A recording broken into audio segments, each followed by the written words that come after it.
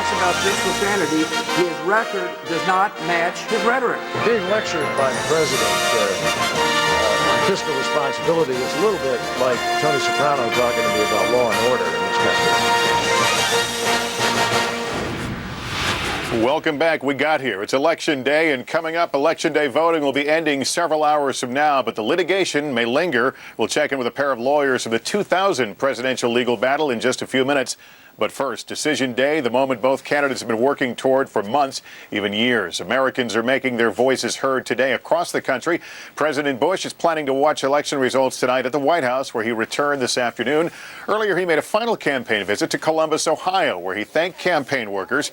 He told supporters he's confident of a win in their state. The president voted this morning near his ranch in Crawford, Texas. Senator Kerry is spending much of this election day in Boston.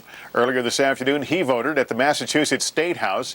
By most accounts, the senator is energized and confident. Tonight he attends an election night celebration, as the campaign is calling it, in Boston's Copley Square, where he'll be watching the results with family members. 4 years ago, Tim Russert said the election was all about Florida, Florida, Florida. This time around, many are saying the results could balance on a different state, Ohio, ×3. MSNBC's Chris Jansing is in Cleveland today, monitoring the action in this key battleground state. Chris, what's it look like? Well, it's looking pretty good so far, Lester. There was a flurry of last-minute lawsuits. There was a report of some harsh words exchange at one polling place this morning. One polling worker said he tried that someone tried to throw him out. But basically, the main problem seems to be too many people want to get out and exercise their right to vote. Joining me to talk about the state of the race in Ohio is Bob Bennett. He is the Republican chairman of Ohio. Thanks for joining us. Have you ever seen anything like this? I mean, I hear about lines everywhere. I think we're going to have a record turnout. We do have lines everywhere, but we've dispatched additional voting devices into our precincts where the lines are the heaviest, and I anticipate that anybody that's in line at 7:30 will be permitted to vote, and I expect that we're going to have a record turnout here. 7:30 is when the polls close, so if you're in line, you will get to vote no matter if it's still another hour or two away. So Anybody how long before the returns start coming back here? Well, I think that you're going to have to anticipate probably be 9:30, 10 o'clock before we get the first returns in here this evening. So we're probably, hopefully we'll be finished counting about midnight. We're getting to be about the time when people are leaving work. This is traditionally when the longest lines form anyway. Are you concerned that if we have 2 and 3 hour lines at 2 o'clock in the afternoon, what it might be like? The surprising thing is we know, for instance, that a large percentage of our voters are voted or have already voted. So, and it's clear across the county, so there's no one dominant area that's coming out. They're coming out steadily, not only here in Cuyahoga County, but clear across the state. So it's a very heavy turnout. As you and I talked several times this year, it's all about the ground game, who gets their voters to the polls. This is going to be all about the ground game. It looks like it's working on both sides. Now, I've talked to a lot of people this week, and they said one of their biggest concerns is that it will be another deadlocked race. Would you like to see, and you're obviously a huge George Bush supporter, go one way or another? I think that the result will be President Bush will be reelected beyond the margin of error in Ohio this evening. Spoken like a true Republican chairman, Bob Bennett. Thanks very much. Thanks. Again, this is going to be sort of the nerve center where the votes are going to be counted. Cleveland, absolutely critical to John Kerry's chances here in Ohio. They need to keep their margins up. Maybe 170,000 votes here if they have a chance to win Ohio. Lester? Chris Jansing in Cleveland. Chris, thanks. Let me bring in NBC's Andrea Mitchell right now, who has considerable experience reporting on candidates, campaigns, and presidents, and get her perspective at this point on Election Day. Andrea, good to see you. A lot of folks have been asking me, people are asking me, well, what do you know? And I say, we'll know when we know at the end of the evening. But with that in mind, tell me what sort of things should we be looking for tonight as we begin to watch the numbers and look for trends? Give us a viewer's guide, if you will. Well, the one thing that we will not know is turnout. You can gather these things anecdotally, you can see the long lines, but you really don't know turnout until all the raw vote is in and counted. But you can take a look at critical indices of what is happening around the country.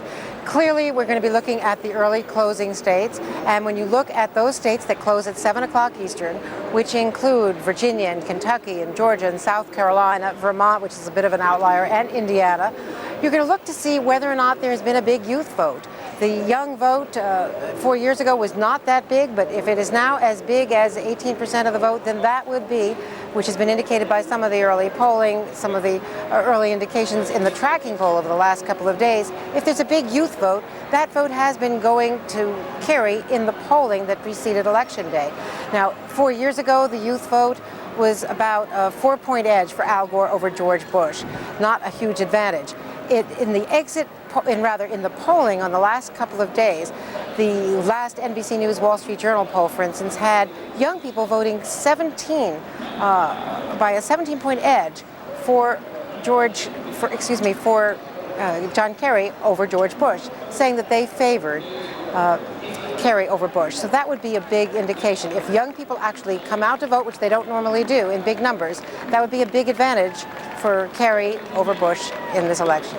And Andrea, right. there is a hypersensitivity naturally after what happened 4 years ago, hypersensitivity to so-called voting problems.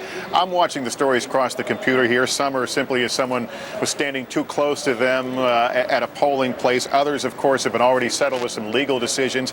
How large will these things loom tonight? Have we seen anything that could alter the way the results or the length of time it takes for results to be certified? We just don't know yet. If there is a state that is close, if Ohio turns out to be close, then all of these legal issues, which we've seen back and forth with judges ruling overnight and then this recent ruling that you were talking to Pete Williams about an hour ago about, if that takes place and it's a close election, then of course you will get into a situation where one side or the other will ask for a count of provisional ballots and where you will also be counting the absentee ballots.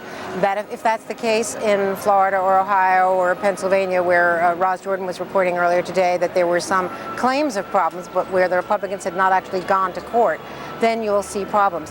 One of the things about this new decision that came down in Ohio is that lawyers are telling us that it came down so late in the day that it probably won't have a big impact because by the time they get all of the names and check on all of these addresses, the voting will probably be over. So unless we see some major breakdown, but so far, one of the big advantages of early voting apparently in Florida is that as many as 1 in 5 voters actually voted early. And if that's the case, they worked out a lot of the kinks in those machines before we got to the crunch of Election Day. Lester. All right, Andrea Mitchell. Andrea, we'll look for your reporting and insight throughout the evening. Thanks for talking with us. Thank you.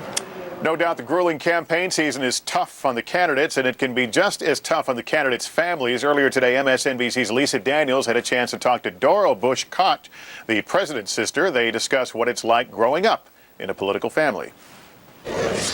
It's really been a privilege to see history from the front row. This president has been so generous about including me in so many historic things that really it's a huge honor. Plus, we have a great family, and so with those two things, it couldn't be any better. I feel really like a lucky person. We're just looking at some pictures of your nieces. Did you give them any advice before they hit the campaign trail? You know, my nieces, I am so proud of them. I spent the last 2 days traveling with Jenna and Barbara, and I am so proud of the job they've done for their dad. They are so poised. They're smart girls. They've attracted a whole new group of people to our party, and so they didn't need a lot of advice from me. They've done a great job. Well, you're the baby in the family. You grew up with 4 brothers. What was that like? 4 Bush brothers. You know, you can imagine 4 older brothers. At first, it wasn't so great, and then of course now they treat me, you know, like the most special sister ever. So it's a lot of fun. And in a few moments, we'll have a conversation with Vanessa Carey, Senator Carey's daughter, about what it's been like for her on this campaign and her feelings going into tonight. Also coming up on MSNBC, voting continues across the country with the first polls due to close in a little more than 2 hours. Up next, we'll check back in with some of our correspondents out across America. Stay with our Decision 2004 coverage here at Democracy Plaza.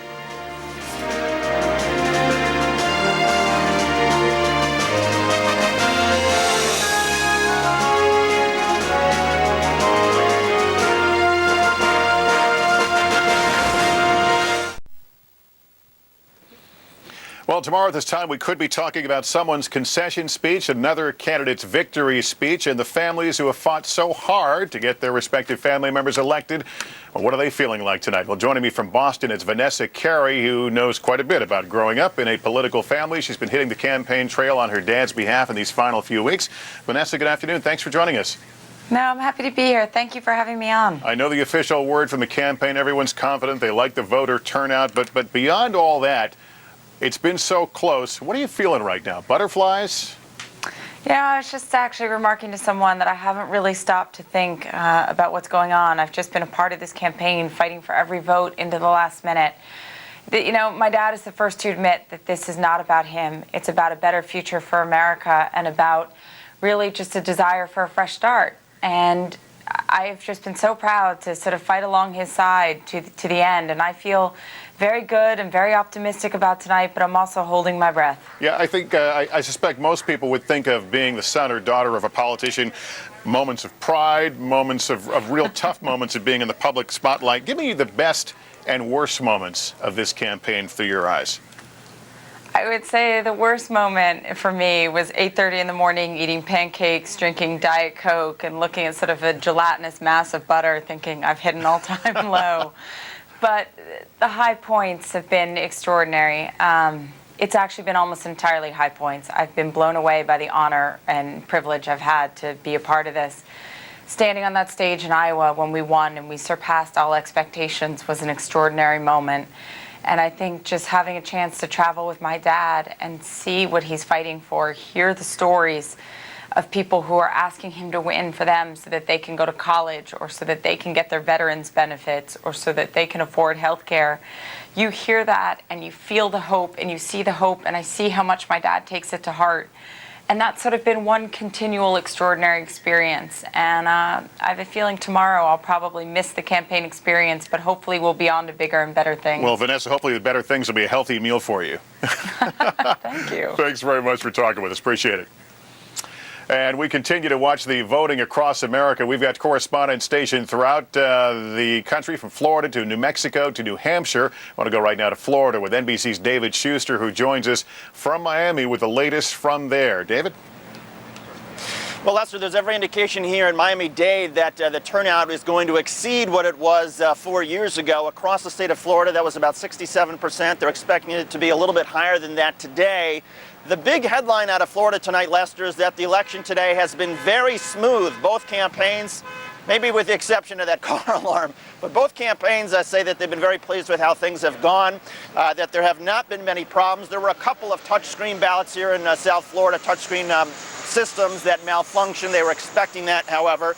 There were also a few people who went to the wrong precinct, and instead of being directed to the proper precinct, they were given a provisional ballot, which is not supposed to happen. But all in all, despite all of the lawyers that are here, the Carrie Edwards campaign of Florida is saying that less than 20 people were actually challenged as far as their certification, their qualification for voting today, and that's across the entire state. And the number of Florida voters that had to file provisional ballots because their name was not on a registration list and they had to sign an affidavit and sign one of these provisional ballots, that number is less than 1,000. And again, that number is also very small. So by all accounts, it was a clean election. The biggest change, of course, from 4 years ago is that here in South Florida, in the biggest counties, they're using touchscreens instead of the punch card, Chad-producing types of ballots. And again, the results expected to come in very late tonight from South Florida. But of course, Florida is not the only battleground state where they're fighting for every vote. I will turn now to my colleague, Josh Mankiewicz, who is in Santa Fe, New Mexico. Josh? David, good afternoon from the land of enchantment. You know, New Mexico has been a kind of a bellwether state over the years. It's voted with the presidential winner in almost every election since 1948, except two. And one of those two was the last time in 2000, when New Mexico went for Al Gore by just 366 votes, which was the closest margin in the nation. Now, there is every indication that the vote this time is going to be that close. A lot of polls have come out showing the two candidates very evenly matched, and almost all polls are within the margin of error. Election officials here are predicting a very high turnout. Almost 40% of the state's electorate has already voted early. That said, we still may not have anything by late tonight. Governor Bill Richardson, who's a huge John Kerry supporter, was just on MSNBC a few minutes ago predicting a win here for John Kerry, but a win here by only 1%. So far, the reports are that the election here has been going very smoothly. There have been scattered reports, 6 reports so far of 6 separate voting machines that went offline, didn't work, had to be taken down, but no votes were lost. The votes were all read and new machines put in their place. So the good news from New Mexico is that the election's moving smoothly. It may be some time, though, and we may be in for a very long night. Now we'll go to Rob Stafford in Concord, New Hampshire. Thanks, Josh. This afternoon it is rainy and chilly, but here at the State House, the Secretary of State says the voter turnout is very high despite the weather. He is predicting 75% turnout, with 75,000 new voters registering to vote today. In a state of just 1.3 million people, that's a lot of voters. Of course, the Democrats say the big voter turnout would favor Senator Kerry. Republicans counter that voter turnout today is cross-party lines. In Republican precincts, there have been lines around the block. In Rochester, New Hampshire, typically a Republican stronghold, they were worried about running out of ballots, requested some more ballots from the Secretary of State, which were delivered. According to political analysts in the state of New Hampshire, the key city to watch tonight is Manchester, New Hampshire, the largest city in the state at about 107,000 people. They say what happens in Manchester should be a good indicator of what happens statewide. If it is very close in Manchester, it's going to be a long night of vote counting. If somebody pulls ahead of Manchester, they could take the state. That's the situation here in Concord, New Hampshire. Lester, back to you. Rob, thanks very much. This election day was just a few hours old when the first talk of lawsuits surfaced from Ohio to Florida to South Dakota. There could be much more litigation to come. Reported polling problems in a number of states could mean lawyers will once again play a significant role in the election. Joining us now is David Boyce, an attorney who represented Al Gore in the last presidential race. He's now an NBC analyst. David, good evening to you. Good evening. We've already seen, David, some legal challenges and resolutions with courts ruling on issues involving absentee ballots and provisional ballots and poll watchers and the like. The fact that there's been so much legal action ahead of the vote outcome, does that lessen the likelihood of challenges after the fact? I think it is. I think one of the things that happened in this election that is good is that both sides tried to get their issues resolved ahead of Election Day. And I think the courts cooperated. In fact, yesterday you saw cases going from a district court to the Court of Appeals to United States Supreme Court Justice, all within 24 or 36 hours.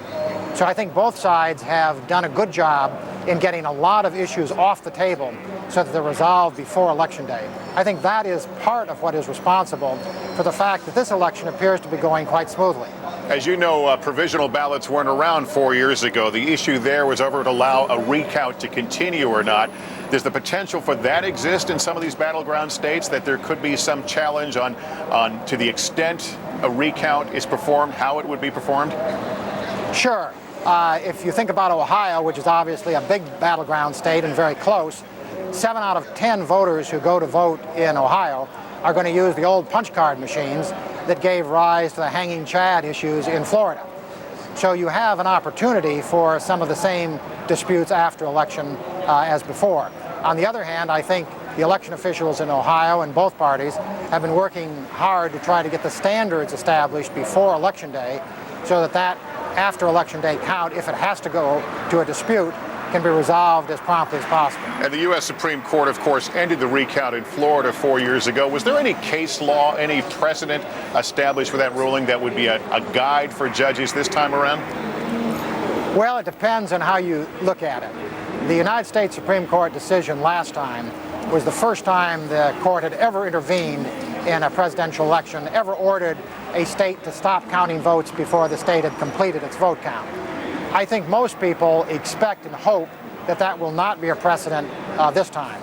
And I think if you look at the court opinions that have come out, some favoring the Democrats, some favoring the Republicans, have all gone in the direction of trying to make sure that all the votes get counted and counted accurately. And I think that's the right direction for them to be taking. David Boyce, good to talk to you. Thank you very much. Good. Thank you. Just ahead, as we continue on MSNBC, we drop by MSNBC's Bloggers Cafe for an update on the impact of the internet and of Generation E on today's presidential election. Hope you can stay with us.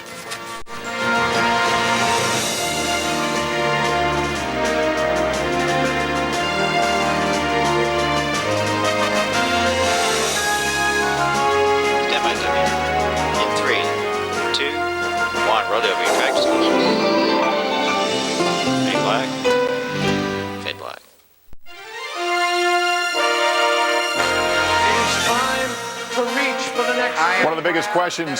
Our country remains the hope of the Our oppressed. best days are still to come. America, Where everything is still possible. and the greatest force for good on this The earth. election of 2004 is one of the most important, not just in our lives, but in our history.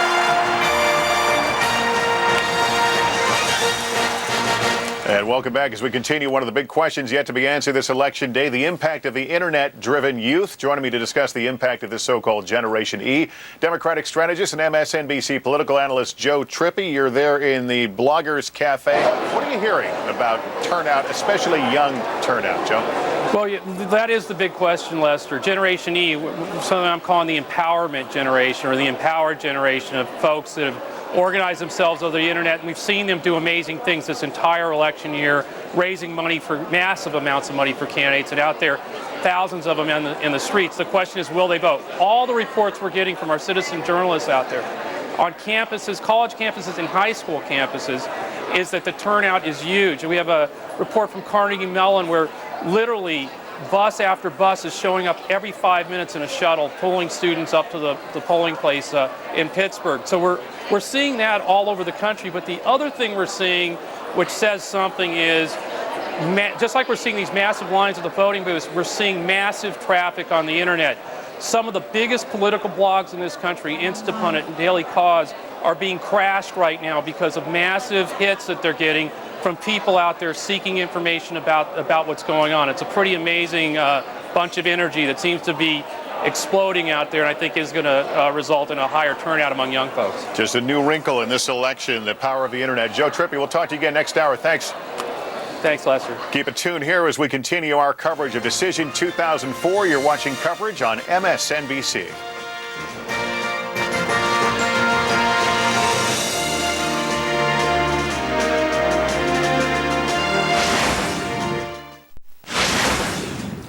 I'm Lester Holt right now on MSNBC. They're the pictures that describe the day. Long lines of determined voters turning out across the country to help decide a tightly contested presidential election. The polls begin closing on the East Coast in just 2 hours. President Bush voted earlier today in Crawford, Texas, before returning to the White House, where he'll watch and wait for the results.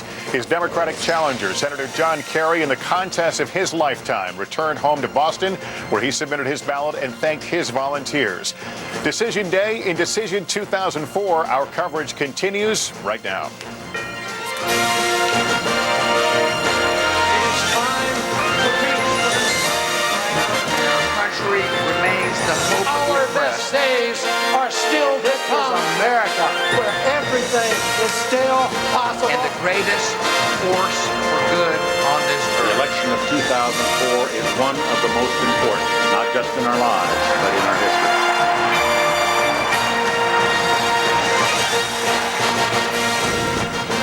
Welcome back, 5 p.m. Eastern Time, and that's the view of Democracy Plaza in Midtown Manhattan. Rush hour all across the East Coast right now. Many of these workers heading home and will cast their ballots before the night is over. One of the sources of valuable information we're getting this election day, along with, of course, the final tally, is what people are telling us at the exit polls, giving us the reasons why they voted and some other useful information. At our tracking center tonight, as he will be all night long, is NBC's Brian Williams. Brian? And Lester, while the following data does not speak to the direction of the election, it is the first data we are giving out of the evening here in the tracking center. We're following the voting process itself. We're now getting some answers to the question, how worried are voters about the accuracy of the vote count in the states where they live?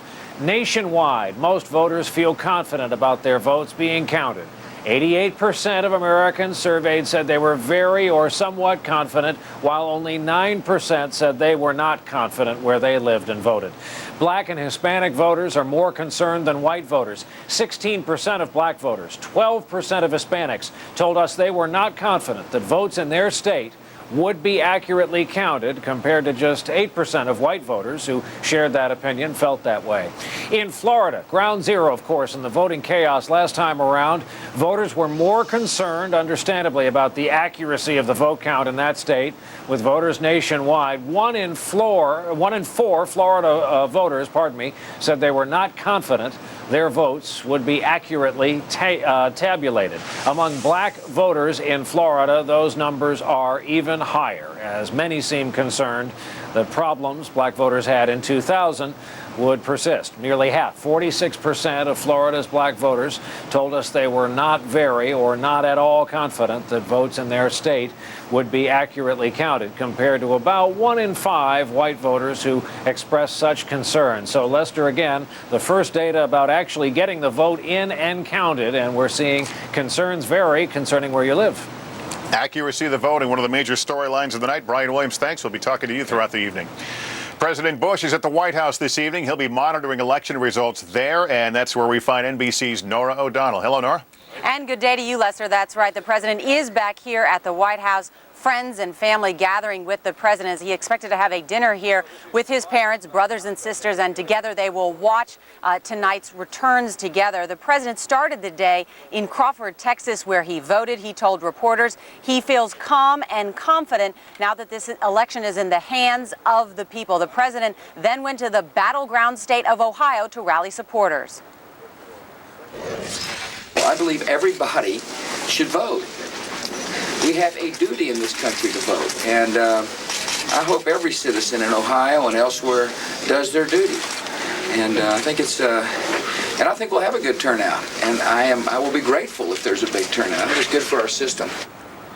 Now, the fact that the president went to Ohio is a sign how this campaign views that state as a must-win state. No Republican has won the White House without winning Ohio, so the president made that last-minute trip there today in order to rally supporters. He did make a couple of phone calls himself in order to get people out to the polls. The president, when he returned here to the White House, was greeted on the South Lawn by hundreds of flag-waving administration officials as Marine One landed and he exited with First Lady Laura Bush and with his daughters and top campaign advisors as well, who had come back here to the White House after this last day, if you will, of campaigning. He has said that he feels at ease. He said that he has done everything he can in terms of campaigning. His advisors are predicting a victory. However, privately, there is some anxiety within the campaign because it's all up to getting out the vote. They don't know the results yet. They're sort of monitoring all the last-minute data yet, trying to read the tea leaves, if you will. But for now, there is a dinner planned for the family here. And then later tonight, the president will head over to the Ronald Reagan building to address supporters. It's noteworthy, advisors all this week, if we've talked to them, have said that the president does not think about losing this election. And yet his two top speechwriters have been with him the past several days, writing an acceptance speech and writing another speech. That other speech, of course, in case he does not win. Lester? Norah O'Donnell at the White House, as she will be all evening long. Norah, thanks. Sure. Now let's turn to the Kerry campaign. We want to go to NBC's Carl Quintanilla. He's in Boston, where the senator voted earlier this afternoon, and we'll be watching the results tonight and what his campaign is billing an election night celebration. Carl, good evening.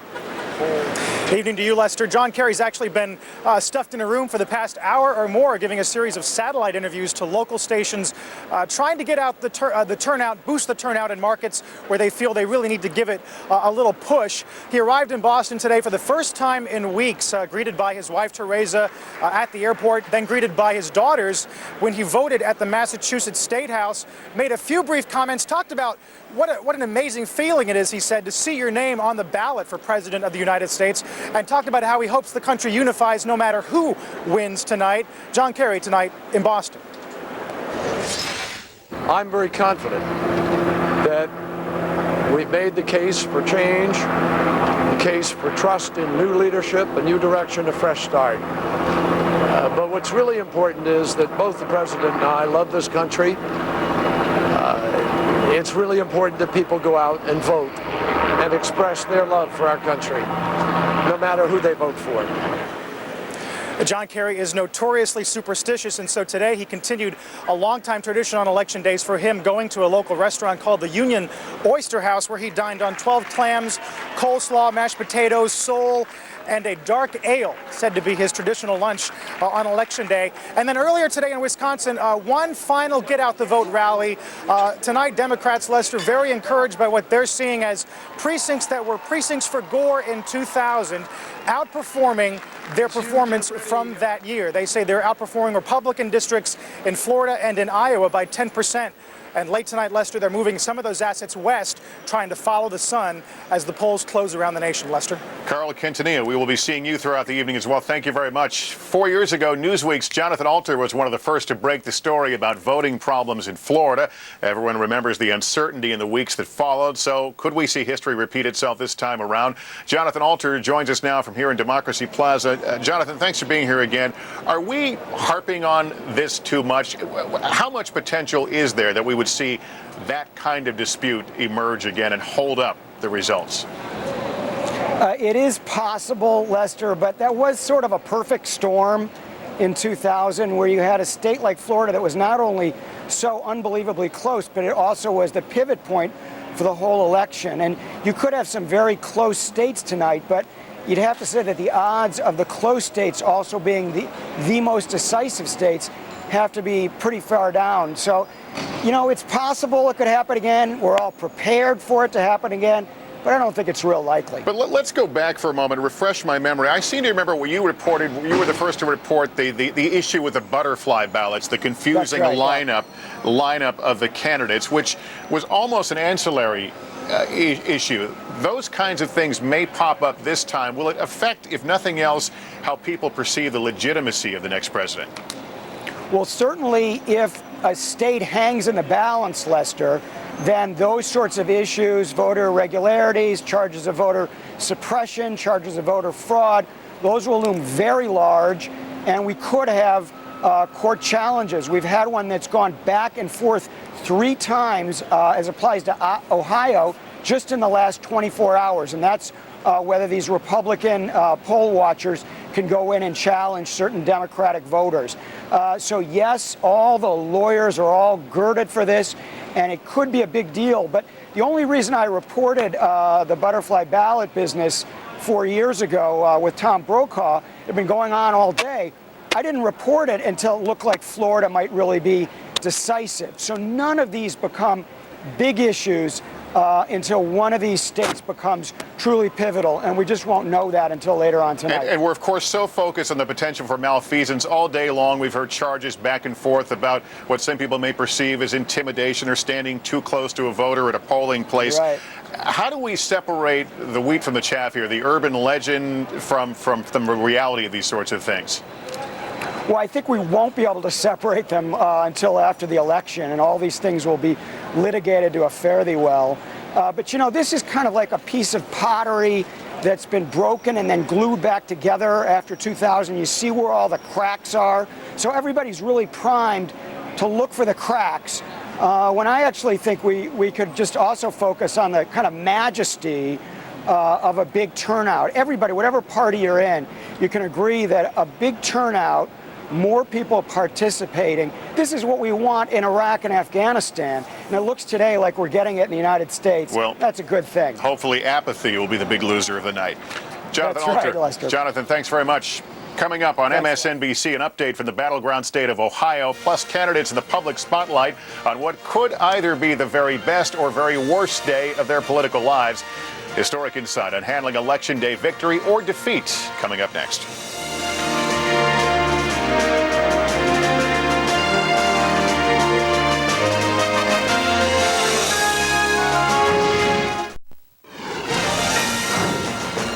Live view of Democracy Plaza, the big screen where many people will watch the votes come in here with us at Democracy Plaza in Midtown Manhattan tonight. Welcome back, everyone. I'm Lester Holt. All eyes are on a few key states today. Up next, we'll get reports of several states crucial to the election. But first, we go to the key battleground state of Ohio. It's been a major stop for both campaigns and a focus of concerns over possible voting problems. For the latest on how things are going, let's turn to MSNBC's Chris Jansing in Cleveland. Chris? Thanks very much, Lester. Well, in spite of all these predictions of potential doom and gloom, thousands of lawyers and even more poll watchers at precincts around the state and even a flurry of last-minute lawsuits. I've talked to officials from both the Republican and the Democratic side. They say things are going more smoothly than they did in 2000, with one notable exception, and that is long lines all across the state.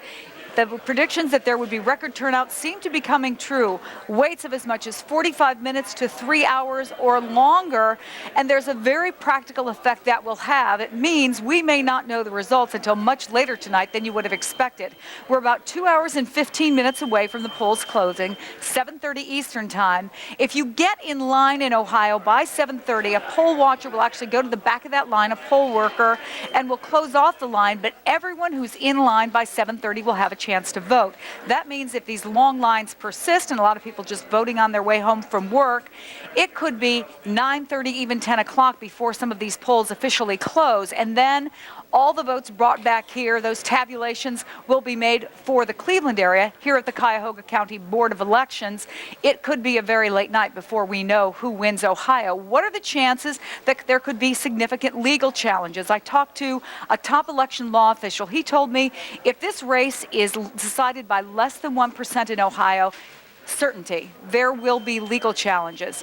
If it's 4% or higher, if it's a pretty substantial win by one candidate or the other, almost no chance that there will be any legal challenges. But there is that gray area in the middle between 1% and 4%, which a lot of people think is where this race could be. And then it may well depend on where Ohio fits into the big picture of the United States. If these 20 electoral votes could be decisive, expect the lawyers to go to work. If not, if this race is tilting one way or another, it may not matter. Lester? Chris Jansing, thank you very much. After all the votes are counted, many campaign-weary Americans hope not recounted. One man will be inaugurated President of the United States, the other will not. For some perspective on victory and loss on a presidential scale, we want to bring in Douglas Brinkley, presidential historian and NBC News analyst. Douglas, good evening to you. Good evening, Lester. Obviously, you've come to know Senator Kerry a lot better than President Bush, but just talk it out for a moment how these two men would handle defeat. Well, of course, if John Kerry lost, he would remain in the U.S. Senate representing Massachusetts, be one of the senior Democrats, and certainly somebody that's a leader in his party. If President Bush loses after one term, he goes into that exclusive club of ex-presidents and has to, in many ways, repackage his life. Constantly in American history, you see that presidents that leave office after losing election try to come back either in a new guise. Andrew Johnson, after his impeachment, became a senator from Tennessee. William Howard Taft, after losing, became a U.S. Supreme Court justice. There are many examples like that. Jimmy Carter, of course, a one-term president who had some rough news near the end of his presidency. He kind of went off the scene for a long time and rediscovered himself in a different way, didn't he? Well, losing's tough, and Carter was devastated. He pushed through after losing to Ronald Reagan in '80. His last bit of agenda, the Alaska Lands Act, which saved a lot of pristine Arctic wilderness. But then he went back to Plains and basically had to rebuild his house, a modest home in Plains, Georgia, and was really depressed until late of 1981. And it was when Sadat got assassinated, the president of Egypt, who was part of Camp David, that Carter realized Sadat gave his life for peace. He would dedicate his life as an ex-president for peace, created the Carter Center, and of course, most recently won the Nobel Peace Prize, which is an honor in some ways as great as being president. Let's talk about defeat for Senator Kerry tonight. Does he come back? Does he take another shot at it? It's possible. I mean, I think right now it's only he knows that, his family. It's for both of these candidates, they've been through a really rough time. But remember, 4 years ago, Al Gore had been a vice president for 8 years, so he had no job to go back to. He had to go back to Tennessee, a state he lost. Kerry's winning his home state of Massachusetts. Nobody's debating that. And Gore had to kind of find a new role, and he's struggling with it still. Kerry will be right back on the Senate floor leading the Democrats in either a bipartisan effort with guys like John McCain, Chuck Hagel, and Lugar, others that are friends of his. So you won't see the end of John Kerry in public life if he loses. It's all academic until the votes are all counted. Douglas Brinkley, thanks for talking with us. Hey, thanks, Lester. We've had 4 reporters closely tracking the candidates for the past 15 months. Straight ahead, we'll talk about the experiences on this election day. Our Decision 2004 coverage from Democracy Plaza in New York continues right after a short break.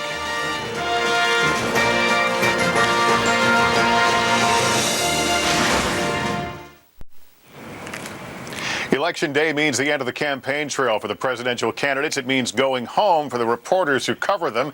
They join me now to reflect on life on the road during a presidential election. Becky Diamond's been with the Kerry campaign from day one. Felix Shine has covered both the Howard Dean and the Kerry campaigns. And joining us by phone is Priya David. She's been covering the campaigns of Richard Gephardt and Vice President Dick Cheney.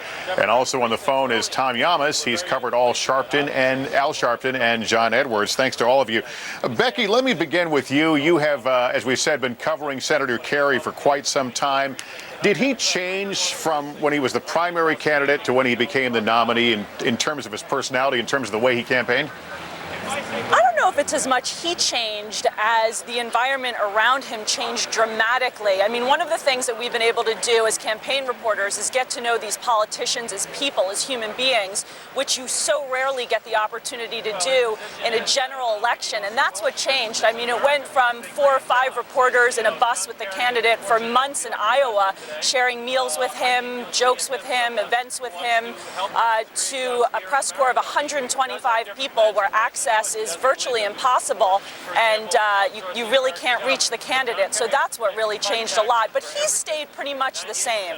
Right. We're looking at some of the video, the snowball fights. I know he had fun with the press corps at some point, but I want to also ask you about the technology. You and all of our embeds, you were carrying around these small little DV cameras. You weren't there with the 2- and 3-person camera crews, which allowed you to get a different kind of access. Did it happen overnight that his campaign became comfortable with someone who could be rolling at any time? Well, I'll tell you, Lester, the DV camera with a candidate like Senator Kerry is critical because this is a candidate who, frankly, doesn't like to do television. He would say that's probably not true, but he is not comfortable on camera with attention on him. And with the small DV camera, he opened up a lot more.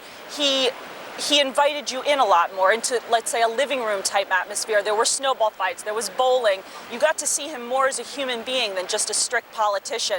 And I think that never would have happened with a 3-person camera crew. And let me ask Felix, I know you of course covered Governor Dean, and then I went on to the Kerry campaign as well. So what was the most memorable moment of the campaign trails for you? The holy day of obligation. Oh, that's a toss-up, Lester. I mean, certainly you have the Dean scream, which for all intents and purposes ended that campaign. That was certainly a highlight. Howard Dean's campaign was unique in that it started with so much momentum early on. Huge rallies in the summer of '03, which was really sort of unexpected and lent him a lot of momentum. And we were asked whether or not we thought we would be here in Boston today, and I have to quite honestly say no, that I don't think any of us thought we would be here in Boston. Burlington was certainly a good option. For Senator Kerry, this is an art form running for president. We're in a cycle of spin, obviously, with a number of people talking on television, with a number of folks out in the field knocking on doors. It's hard to cut through that. And I think that'll probably be my lasting memory from the Kerry campaign, just the general intensity on the trail. And so I'm not surprised at the turnout today, Lester, not at all. Yeah, and let me turn, if I can, to Tom Yamas. He's on the telephone. And Tom, you've, of course, been covering Senator Edwards as a vice presidential candidate. Before that, you were covering the Al Sharpton primary campaign. Talk about making that kind of a transition. Well, they were both 2 completely different candidates, 2 completely different campaigns. What they both had in common, though, Lester, was raw talent.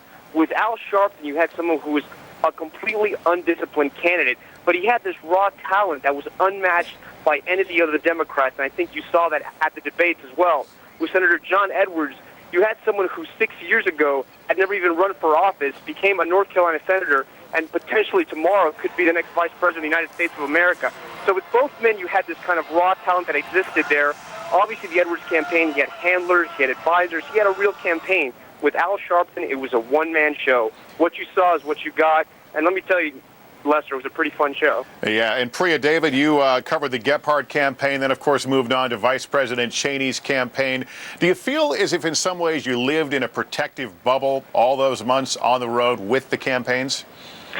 You certainly do. I mean, when you go to these stops, Lester, you get to talk to very few people who are actually at the rallies or at the events, maybe 1 or 2, but you have very limited access to the people who attend because you're hopping in and out of cars to go to the different events with the candidates. And with Vice President Cheney, for example, while he's up working the rope line and shaking hands, you're already being hustled into the vans to get into the motorcade so that we can jet off to the next place.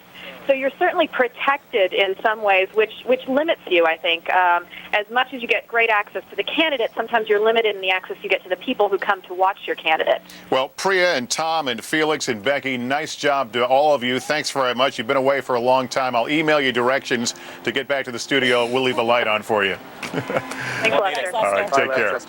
Coming up as we continue on MSNBC, we go live to the key states that may decide this election. You're watching our coverage of Decision 2004 live from Democracy Plaza in New York. We'll be right back.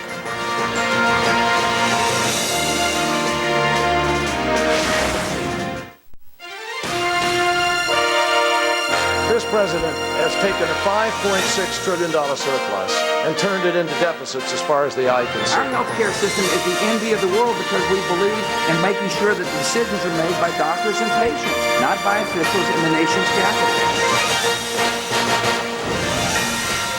It is a little after 5:30 p.m. Eastern Time. A live picture, high shot looking down onto Democracy Plaza at our NBC News World Headquarters. There is the map of the United States on the ice rink. And before the night is out, many of those states will be filled with either red or blue as we watch the election results come in together. A night of high drama here. We're glad you're joining us for our coverage. Just hours to go until the polls close across the country.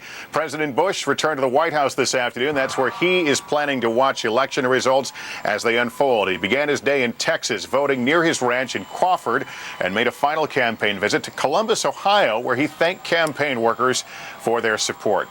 Meantime, in the Copley Square section of Boston, the Kerry Edwards campaign is preparing for what it is calling an election night celebration, win or lose. The senator voted. You said it'd been down this road more than twice. He was high on intellectualism. Rick. I've never been there, but the brochure looks nice. And that is Sheryl Crow, who's rehearsing there in Copley Plaza, where they will have the Kerry campaign will mark the night. The senator voted earlier today at the State House, followed by his traditional Election Day lunch at the Oyster House. He'll be watching the results tonight with his family. Time to get you caught up on the latest news from some of the key states that may well decide this election. We have correspondents stationed throughout the U.S. We begin in Wisconsin with NBC's Martin Savage in Madison. Martin? Good evening to you, Lester. About 3.5 hours left of voting here in the state of Wisconsin. Polls will close here at 8 o'clock Central Time, 9 o'clock Eastern Time. For the most part, no major problems being reported here. Voter turnout is heavy, and they project possibly a new record. They had projected about a 75% voter turnout here in this particular state. There have been some problems, though, especially in the Milwaukee area.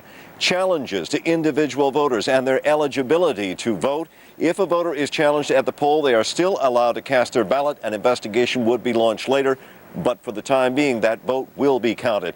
And lastly, in Milwaukee, early this morning, 30 Republican vehicles that were going to be used to transport people to and from the polls were vandalized. Their tires were slashed, essentially making the vehicles inoperable to take people. Authorities are investigating right now, they say, and cannot say, actually, whether this was politically motivated. Now let's go now to Tampa, Florida, at NBC's Mark Potter. Mark?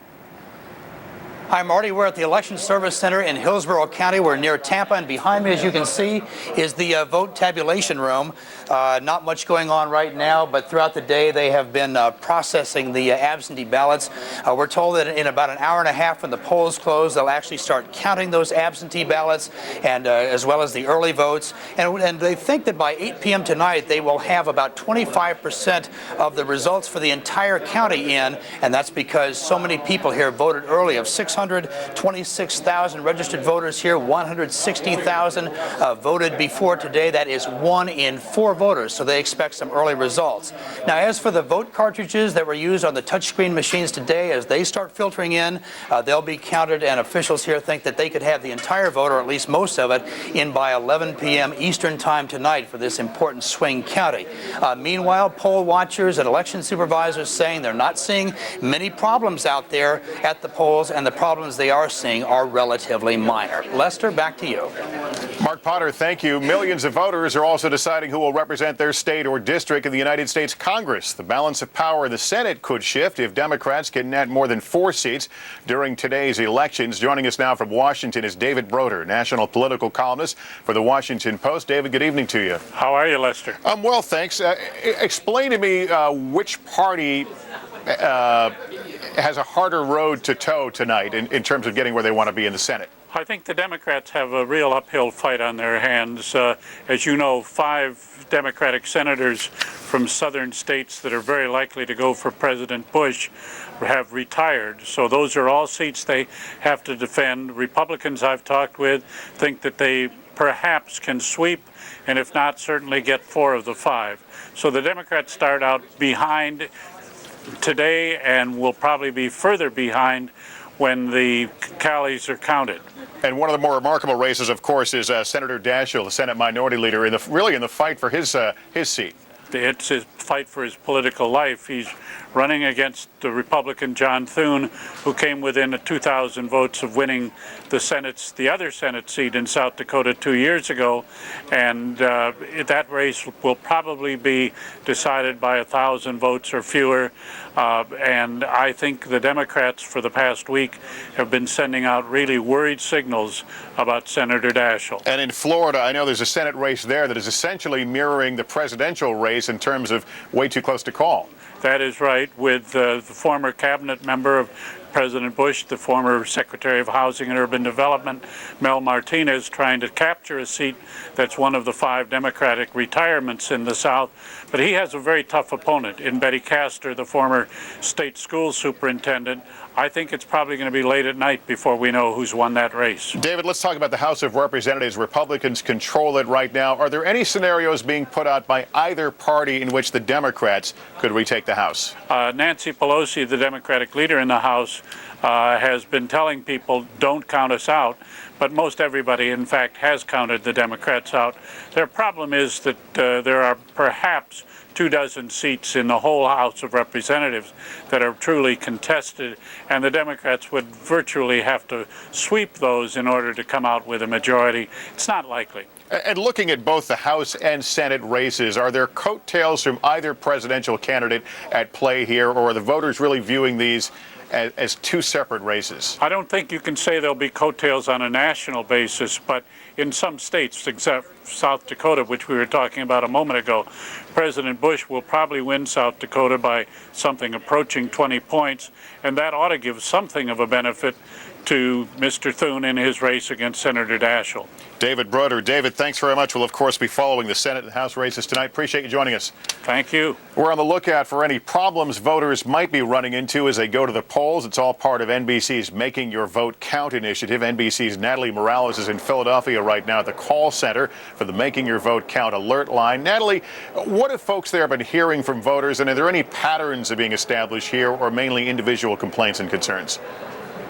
Lester, I think that's the piece of good news that we're seeing here so far, is that there are really no big trends. There's no huge butterfly ballot issue that's glaringly apparent this time around. What we are seeing is the system is largely being overwhelmed by callers wanting to know specifically where they need to go to vote. So these are registration calls, polling location calls, or people who do have some problems. Some 170,000 phone calls to date, we should tell you, since the system has been up and running since October 23rd. 44,530 or so of those calls have been with people who have left messages regarding some certain problem or complaint that they may have had as they hit the polls today. But all of this data is so important and is being collected by these 50 graduate students behind me from the Fels Institute of Government for the University of Pennsylvania. And Swati Agarwal is the project associate here, and she is a first-year graduate student. And I know you've been working so hard on this ever since you started here at UPenn.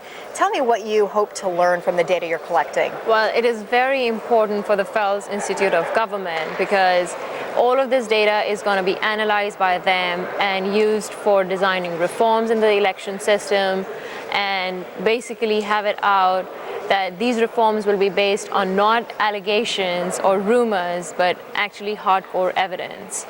What about in terms of the call volume that you've seen here today? Is it in line with what you expected? I know this is the first time you do something like this. Right. We did not have a perspective as to how much we could expect in terms of call volume because it's the first time, but the last time I had a count, it was around 5,000 an hour that we had. So it's pretty significant then. It has been pretty significant till now. And what do you think is, we're reporting a lot of people calling mostly to find out where they need to go to vote. How important do you think that is that they have a system like this that they've been able to turn to?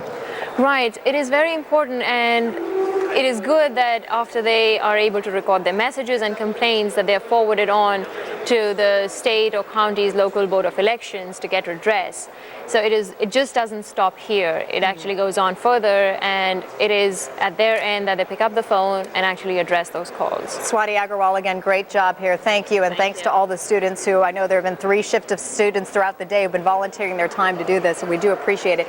It is important information, Lester, particularly in this election where people expect it to be fairly close. If once again voting irregularities loom over the outcome of this election, people will certainly be looking at the data they're collecting here, Lester. It's a great resource. Natalie, thanks for keeping us up to date on it. Appreciate it. We'll talk to you. A reminder, if you're having any trouble voting on this election day, you can get help by dialing the Voter Alert line. There's the number on your screen, 1-866-MY-VOTE-1. A lot more to talk about as we continue this evening. Still ahead on MSNBC, citizen journalists are filing Election Day reports from around the country. We'll get an update when we continue. But first, your closing bell report from CNBC. I'm Leslie LaRoche reporting from the NASDAQ. It was a volatile day in the markets with the Dow Jones Industrial Average ending 18 points lower to finish at 10,035. The S&P 500 fell from its peaks to be flat on the session at 1130, while the NASDAQ added 5 points today to finish at 1984. And the polls will soon be closing in parts of the East Coast here. We're coming to you from Democracy Plaza here in Midtown Manhattan, headquarters for NBC News and MSNBC election coverage throughout the night and perhaps likely into the early morning. Let's talk about how Wall Street is viewing all this. On a day that investors grabbed profits late in the day, the markets went south just a few hours before the session ended. CNBC's Leslie LaRoche brings us the latest on your money from the NASDAQ market site in New York. Lester, as Americans headed to the polls today, investors headed into tech stocks. At one point, the NASDAQ was up by more than 1%, and the Dow Jones Industrial Average did well as well. Except then we had this election uncertainty creep into the markets in the afternoon, and we saw the markets fall from their peaks. The NASDAQ ended in positive territory. The Dow Jones Industrial Average headed south for the session. Now, CNBC has confirmed that Time Warner's America Online division, AOL, is planning to cut 700 jobs. The company is declining to comment, but the information we have says that AOL is preparing to fire the workers in December. This is all part of a cost-cutting drive to fight off a fall-off in subscribers.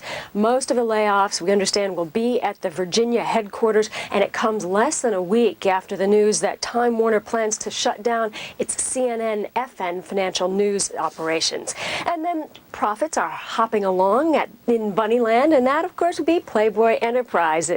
They reversed losses from a year ago to rebound in the third quarter as advertising surged at the company's flagship magazine. That would be Playboy magazine. Sales were very bouncy in the entertainment group as well on the launch of new networks in Britain and the rollout of video-on-demand services in the United States. Lester, back to you. Leslie LaRoche, the NASDAQ market site. The internet has played a major role in this election, and here at MSNBC, we've asked you to become citizen journalists by posting reports of things you've seen or done on our Citizens Journalist webpage. It's been a fascinating exercise, and joining me now is Democratic strategist and MSNBC analyst Joe Trippi. Joe, is this a totally different vein of information? Are we seeing things we just wouldn't normally get through traditional reporting?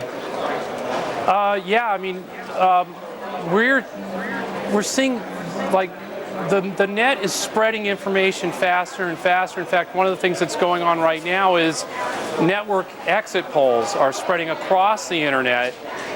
And so people are going to these sites and they're actually reading what we're not going to talk about till much later tonight. And it's kind of a total switch in how information is getting disseminated that we're seeing out there. But the other thing that we're getting is all these reports of bad things happening at polling booths. Our citizen journalists are reporting back to us, not just what the turnout is, but problems out there in the polls that we never would have heard about before. So we're getting quite a big difference out there in terms of the kind of information that's being reported to us. Yeah, has anybody honed in on any patterns of problems here, or are they some of the usual problems that just become under a bigger microscope this election? Lester, I can't hear you. Well, okay, Joe, understand. It's Joe is down there at Democracy Plaza. A lot of folks have gathered here behind us tonight to watch election coverage. The man who will be leading it on NBC News is anchorman Tom Brokaw. Tom, good evening to you. Good evening, Lester. How are you? Good. I want to pick up on what Joe Trippi said. Some information trickling out over the blogs here. It's a good point to talk about how you'll lead the coverage tonight, what information we'll be sharing and how we'll be sharing it. Can you give us kind of a viewer's guide?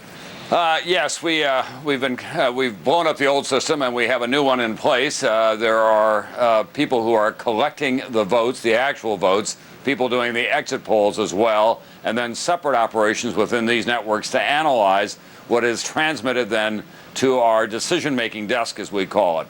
We've got a lot of computer experts who've been at this a long time. I was just with them a few moments ago looking at the large screens in what we call the early waves, the first reports that we get based just on exit polls.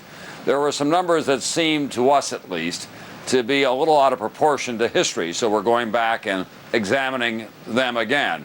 And everyone is doing that across the board. So when we go on the air tonight, patience will be the watchword. We're not going to say anything until we're very confident that it does hold up, given the new universe in which we're operating with all these new registrants, people with cell phones that you couldn't register, that you couldn't reach before, and especially young voters who may not be in our models. And Tom, I'd be remiss to not mention this will be the last NBC News presidential election coverage that you will anchor. What are your thoughts tonight? Gosh, that came as news to me. Is that true? I saw it on the Today Show. It must be true. In fact, my thoughts are this. This is my idea. I've had a wonderful run here. These are my favorite evenings in so many ways because they are so reaffirming to me when this country, with all of its disparate parts, gets together on one day and decides on a course of action for the future and chooses its leaders, not just for president, but also in the Senate and the U.S. House. And we do that without troops or tanks in the street. And at the end of the day, even for those people who have great passions about politics and lose, they go forward. And that, for me, has been really quite a remarkable and, as I say, always renewing idea, as I've sat here every 4 years now since 1976 at this desk and since 1984 in the anchor chair. I've loved every moment of it. It's time now for Brian Williams and a new generation of NBC News people to take over. Well said, Tom, and it'll be an honor to be part of your broadcast tonight. Thanks very much. I'll be seeing a lot of you this evening. Okay, Lester.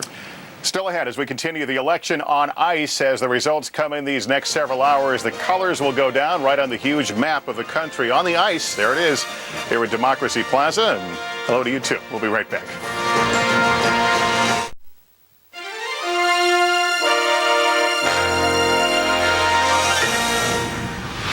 Candidates have been doing a lot of talking these last several months. Now we, the voters, are doing our talking in voting places across the country. Turnout in many places has been heavy, a lot of long lines here. But as I noted earlier in the broadcast, apathy could be the big loser of this election. I want to quickly show you before we end this part of our coverage and move on into the next hour with our prime time coverage.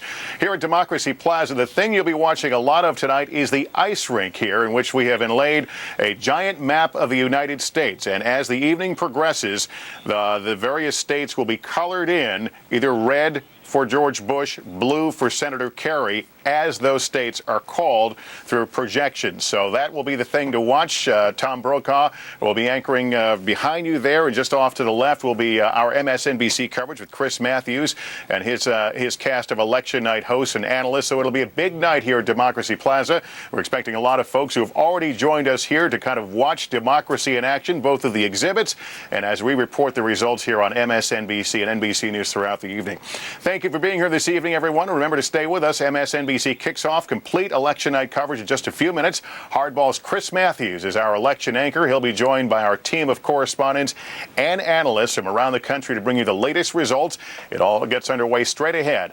I'm Lester Holt. I'll see you back here again tomorrow at 4 Eastern, 1 Pacific. I'll also see you this evening as I report from the decision desk during our extensive coverage on both NBC and MSNBC here on cable. So long for now.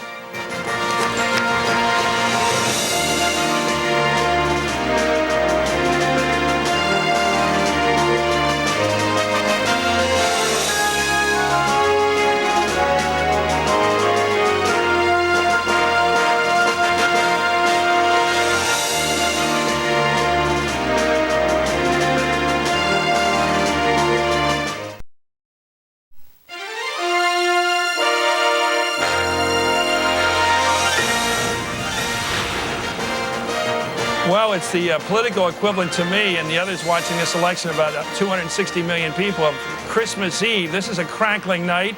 There's going to be some victory tonight, perhaps, and there's going to be some defeat tonight, maybe some concessions tonight, maybe early tomorrow morning. But it's all going to happen right here tonight at Democracy Plaza at Rockefeller Center. MSNBC is covering from right here. What an exciting location. I'm joined by an old friend and a supreme pro, Andrea Mitchell, by Ron Reagan, a new friend relatively, by an old pro, another one, I'm sorry, a youthful, wonderful guy, Willie Brown, who knows California politics and has never been beaten, and Joe Scarborough, a man who understands one of the more interesting states better than anybody here. Let's start with Andrea. It's going to be a long evening. Everybody indicates, everybody thinks about, there's been exit polls and all that we can't even talk about, but they give some indication. But looking at everything for the last couple weeks, what's going to tell you tonight who's going to win? Voter turnout.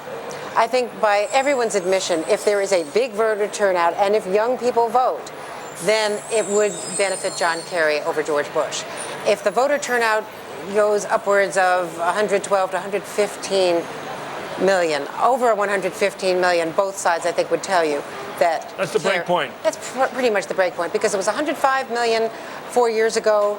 Then you have to add normal population growth. 110 million would be the equivalent race. So if it's upwards of 115 million. But then you look at the battleground states. And in those states, we've got some states that have been so close all along. We don't know how those will turn out. We don't know how many people are voting after 5 o'clock, which tend to be Democratic voters, workers who get off shift.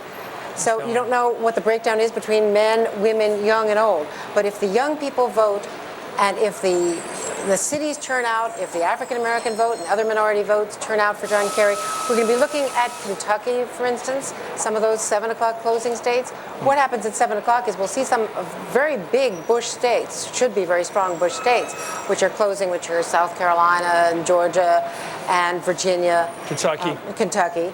And when you look at those states, how is Bush doing in those states? Is he holding his own? Is he doing well in Virginia? If he's not doing well in Virginia, if John Kerry is beginning to edge into what should be a Bush vote, if he's doing well in the suburbs, Kerry, then you begin to think that maybe this is a Kerry kind of night. In Kentucky, as we referred to earlier, there is that Senate race. You heard Keith Olbermann talking about that. That Senate race between the incumbent Jim Bunning and Dan Mangiardo, the challenger. If Jim Bunning, who lost a big lead in the early polling a couple of weeks ago, if he's doing well, then that's pretty good for the Senate, for the Republicans. Ron Reagan, do you agree with the young voter being the critical factor here? Yeah, many young voters, of course, newly registered. They're doubtless being challenged in some polling places, but Andrea is exactly right. It's turnout. And now these first states, Georgia, Indiana, Kentucky, Virginia, South Carolina in particular, we know how they're going to go. We know that Bush will almost certainly win those states, but what's the margin in those states? In Virginia, for instance, is it close? Is Kerry closing in? Vermont, of course, is going to go to Kerry. He's a neighbor boy there, and he'll take that. But again, what are the margins?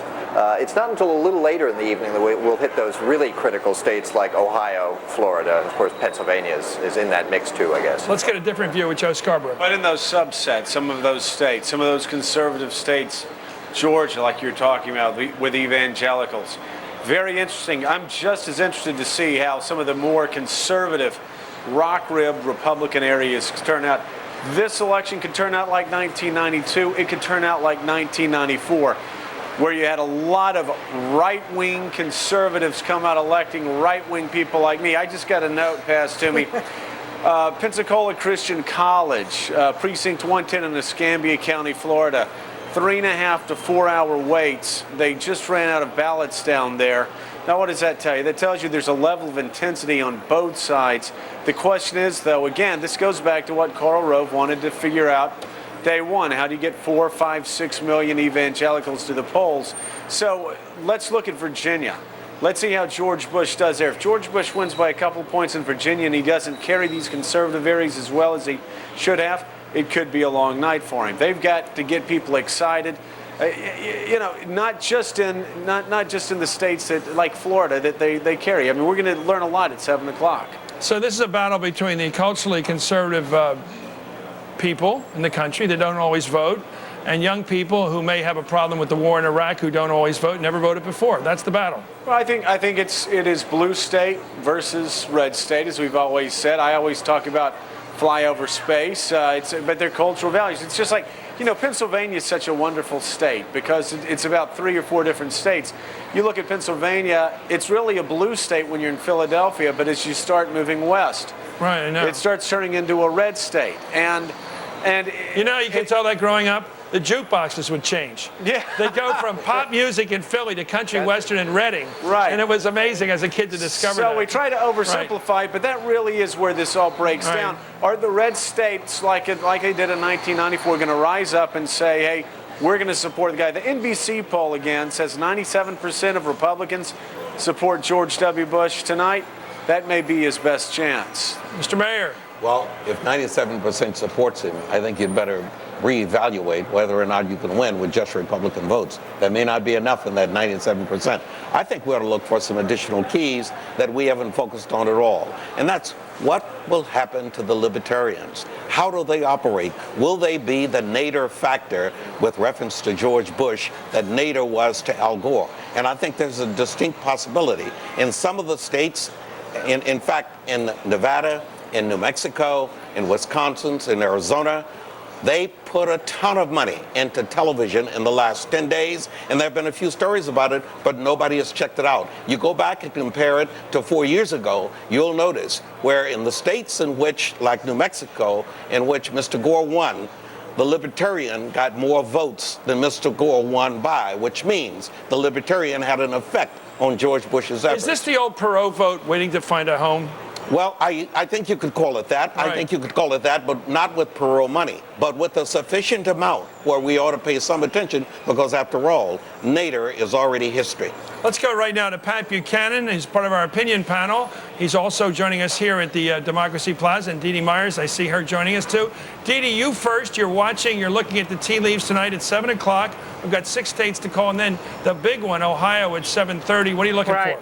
Well, at 7 o'clock, I think a couple of things. Again, to repeat some of the things other people said, the margin, particularly in Virginia, which will be the closest of the states that President Bush is expected to win. If it's close, if it's too close to call in the early hours, that may portend very well for Senator Kerry. I also think the Senate race in Kentucky is interesting, not just in and of itself, but I'm wondering if maybe there's a little bit of an anti-incumbent thing working out in the country tonight. There seems to be a lot of energy for change. We'll see how that pans out, but we'll be looking at the Bunning race as perhaps an indicator of that. In Ohio, not only will we be looking at Cuyahoga County, which is a traditional Democratic area, but there's a couple of swing counties, Stark County and Montgomery County, which tend to be bellwethers. President Clinton won them both in 1996. President Bush won Stark County in 2000. How will those go? That'll be very interesting. And of course, in Florida, we're looking at the I-4 corridor, which goes up the middle of the state, where there's a lot of new voters there. It may cut into the president's lead in the northern part of the state. So I'll be looking closely for numbers there, as well as the rest of that state. Okay, Patrick, what are you looking at? What do you see in your big eye and big history bringing into this campaign? Well, I'll tell you, Chris, I took a nap after I did IMUS this morning, and when I initially got up, the Dow Jones was in very healthy shape, about 80 points up, and the NASDAQ was rising. A couple hours later, after a sandwich, the whole thing had gone wobbly. I think some of the nervousness that maybe that folks see at the White House, obviously the investor community saw. I agree with the folks who say, take a look at the margins in those southern states which are going to go for Bush at 7 o'clock. But if the voters are coming out of northern Virginia, that means one thing. If they're coming out of central southern Virginia, another. course, Northern Virginia, where I live, is more heavily or more evenly Democratic. But Chris, it all comes down, I don't care, talk about turnout, minority vote, women voters, how long the lines are. If Bush holds Ohio and Florida, which are dead even on all the pre-election polls, if he holds those two, it is hard to see how Kerry gets uphill and wins. I don't care if he wins the popular vote. If Bush loses both of those, he's gone. If he loses one, then we are in the Minnesota, Iowa, Wisconsin, New Mexico bin, if you will, and the president would have to make up about 10 electoral votes there. So I think Ohio and Florida and Pennsylvania, which we'll know at 8 o'clock, and we may be out of here earlier than you think. Why did you suggest in your commentary there that there's a possibility that John Kerry would win the popular vote but lose the electoral? What made you say that? Because the long lines, the energy, the talk of good turnouts in California and New York, heavy Kerry states, as I mentioned the other night, Chris, if you take Illinois, New York, and California, three of the five largest states, they're going to go overwhelmingly for Kerry, but they're blue states. And so you can win huge popular votes there, and it doesn't help you win the election. Whereas I think in some of these other states, if the president wins these two other big states, Ohio and Florida, very narrowly, in the five big ones, he might have lost hugely in the popular vote, but he might still be the next president of the United States. Well, maybe about 2 o'clock this morning, we're all going to be wrangling about the same kind of sets of numbers you're so far ahead of us on. But look, I'm going to come back with Andrew and everyone else after this break. Our big thought tonight and the moments ahead is looking at that first real sample of the election tonight, a real piece of actual voting at 7 o'clock. Let's come back and talk about it, and let's get those results at 7 here on MSNBC at Democracy Plaza.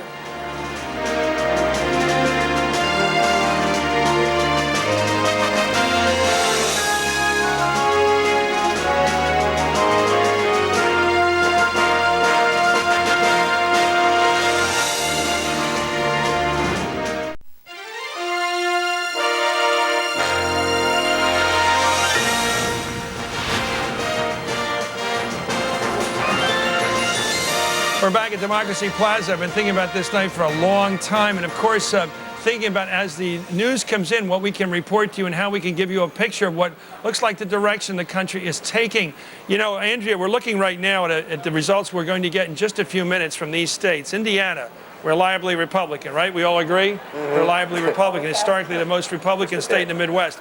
Kentucky, Jim Bunning. I grew up rooting for this guy. He won 100 games in the National League, 100 games in the American League. He was a Philly. He was an All-American, and rather a Hall of Famer. No-hitter in 1964. An amazing guy who's been saying some strange things lately, such as, these aren't partisan comments, they're kind of odd comments. I haven't read a newspaper in 6 weeks. I have been watching Fox News, but I have no idea what you're talking about when this news item came up of American reservists resisting orders. That race will be interesting to tell, because if he wins, it shows the power of the Republican Party in Kentucky and probably the president's party. Georgia, that's a state the president will probably get.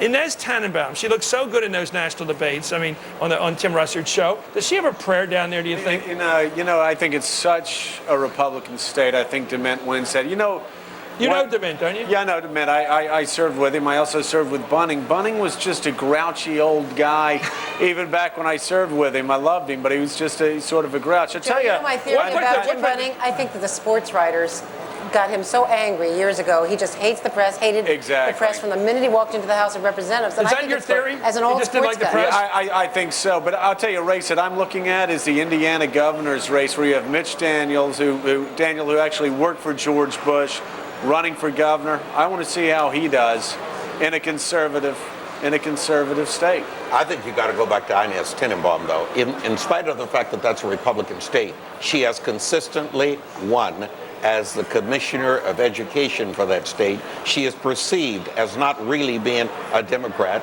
She said, I will represent and organize with the Democrats, but only for the benefit of my state. Otherwise, most of my actions, George Bush. She sounded like she was the Bush candidate. She ran away from John Kerry. Absolutely. So this woman may very well upset the apple cart. Well, we'll see. We'll see. I mean, it's so hard for her. I mean, and it's really unfair to judge her ability as a candidate as a female losing in South Carolina in a Senate race. It certainly has always been, as we all know, a firewall for the Republican establishment in primaries, and I think we'll probably see the same thing tonight. You know, one thing you could be able to determine, though, from Georgia, South Carolina, is the level of enthusiasm for John Kerry of the African American vote. Are the urban areas turning out? So that is a key thing that we ought to be looking for. I love the Virginia discussion, by the way, because we all of us who work in Washington or spend time there know that Northern Virginia is not really the southern state. It's a very much a sort of a middle Atlantic state. Northern Virginia, highly educated, a lot of government employees, a lot of military people. But you do wonder when the Democrats are going to crack that in a presidential campaign. And some people thought a few months ago, you know, just like they were talking about the Republicans were going to crack New Jersey, they talked about the Democrats. You're smiling because neither are probably going to happen. But it is interesting which states are about to change. But you certainly would think, would you not, that Democrats would have a better chance of cracking Virginia than Republicans New Jersey, again, just because of northern Virginia. I mean, it probably won't happen this time, but you have a fairly moderate to conservative Democratic governor in Virginia who positioned himself wonderfully in the last campaign. I think you look at margins of 10% in some of these states. I mean, Bush should win by 10% or more in a Georgia and in Indiana. If it's much below that, then I think you say advantage Kerry. Mark Warner, the governor of Virginia, pleaded with John Kerry not to pull money out of Virginia, Democratic money, and they did pull down their advertising budget, and otherwise maybe it would have been closer. We're trying to read a lot into a little now because it's early in the evening. It's sort of like the Academy Awards when you're waiting to do supporting actor or some supporting actress. Let's go. I've got to go to Pat Buchanan. He feels he's off stage now, and Dee Dee Myers. Your own thoughts, again, your second shot at the early returns. What do you make of them? What should we see here? First, Dee Dee. Well, I think the high turnout rate is fascinating, and we'll continue to watch that, obviously. 1 in 7 voters appears to be a new voter. We're going to look at how those people vote throughout the night. I also think it's an interesting way to compare the strategies of the two campaigns. The Kerry campaign set out to reach into the middle a little bit to drive up turnout in the base and also among independents. And obviously Karl Rove's strategy was to drive it up among the evangelicals. So we'll be watching to see if there is an increased turnout among the evangelicals. But one of the great sort of areas that's going to be examined over the coming days is how well the 527s did in achieving their objectives. They set out to register voters and turn them out. They spent a lot of money. They built big organizations on the ground in places like Ohio and Florida. I think it's going to be fascinating to see how that all plays itself out. Also, in Ohio, we haven't mentioned yet tonight, there is that ballot initiative which would ban gay marriage, State Initiative 1. And we'll be watching closely to see what the margins are in that initiative and how well, because clearly the voters who turn out and vote for that will help President Bush almost certainly. Let me go right now to Mark Potter. Pat, we'll get back to you in just a minute. Sure. Let's go to Mark Potter, who's in Central Florida, with some big news about turnout. Mark. Well, in the important political swing counties in Central Florida, they have been reporting a large turnout. Even though the polls are about to close in a few minutes, they're saying that at many of the precincts there are long lines and it could take several more hours to get everyone to the machines before they officially close down those offices. Here in Hillsborough County, the prediction is for an 80% turnout, and it may take another 2 hours, as I said, to get all those people inside. Here at the Election Tabulation Center, you can see they're just getting ready to start the count in a few minutes. This area that you're looking at right now is where they're going to be processing the absentee ballots and the early voting totals. Officials say that they could have 25% of the entire county vote tabulated within this hour, and that's because so many people here voted early. 1 in 4 voters went to the polls before the official election day, 160,000 people in this county alone. So we think we're going to start seeing numbers here, and despite those numbers, they say that there were very few problems out there, and the problems that they saw were minor. Back to you. Any sense more of the Mel Martinez vote down there and how it's going, Mark? There is no sense of it. Everybody has been saying it's too close to call. Of course, in this area, he's in Orlando. Betty Castor, his opponent, is here in Tampa. They're watching it very closely. Again, another important race along this famed I-4 corridor, but no one can say with any certainty at all. It's a pure guess as to what's going to happen there. Okay, thank you very much, Mark Parr. Let's go back to Pat Buchanan as we approach the 7 o'clock first big tranche of returns we're going to be able to give you. Pat, what to look for in your home state, the Old Dominion? Well, in Virginia, as I say, Chris, it's going to be diluted by Northern Virginia. We won't know where those votes came from. But I'll tell you this, you have a pure red state in South Carolina. You've got a red-hot Senate race. You got a Republican candidate who's come out for a sales tax and also is a free trader.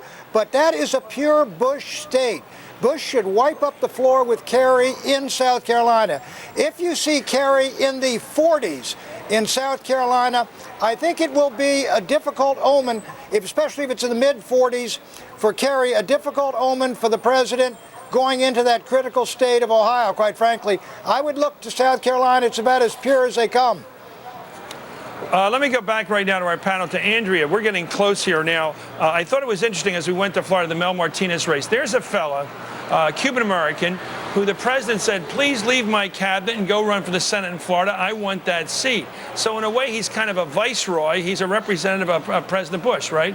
He is, and the calculus was, of course, that having a Cuban-American candidate for the U.S. Senate seat would bring not only Cuban-American votes, which are traditionally Republican votes, but also other Hispanic votes, Puerto Rican votes, Dominican Republican votes out, and bring that vote over to the presidential race that they wouldn't ticket split and have a big turnout for George Bush. Now, the irony is that there might be some division among Cuban-American voters because there was, a July crackdown on the embargoes preventing Cuban-Americans from going back to Havana with money and seeing family. And that's another generational issue, It's another generational issue, and it could have backfired. Younger Cuban-Americans, who may be 2 or 3 generations into this country, want to have relationships with the people on the island. There's also a demographic split also in the Hispanic community in Florida. It used to be that Orange County, where Orlando was, always went Republican.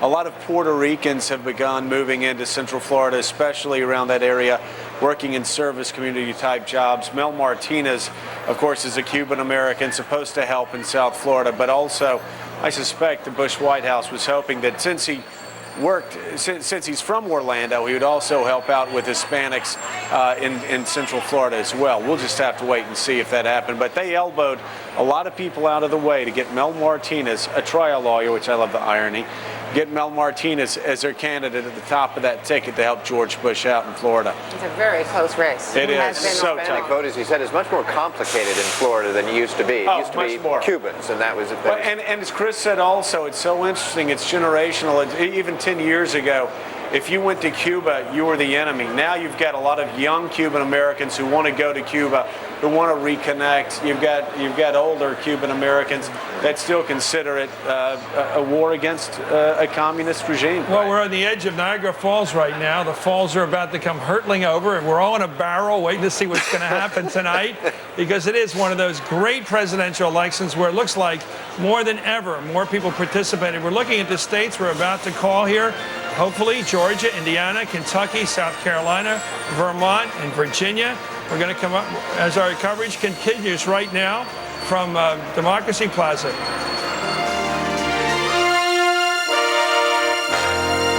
I will never relent in defending this country, whatever it takes. I will lead the world in fighting a smarter, tougher, more strategic war on terror. We stand for marriage and family, which are the foundations of our society. We need a president who can stand up and fight for the middle class and for people struggling to get into I it. will never turn over America's national security decisions to leaders of other countries.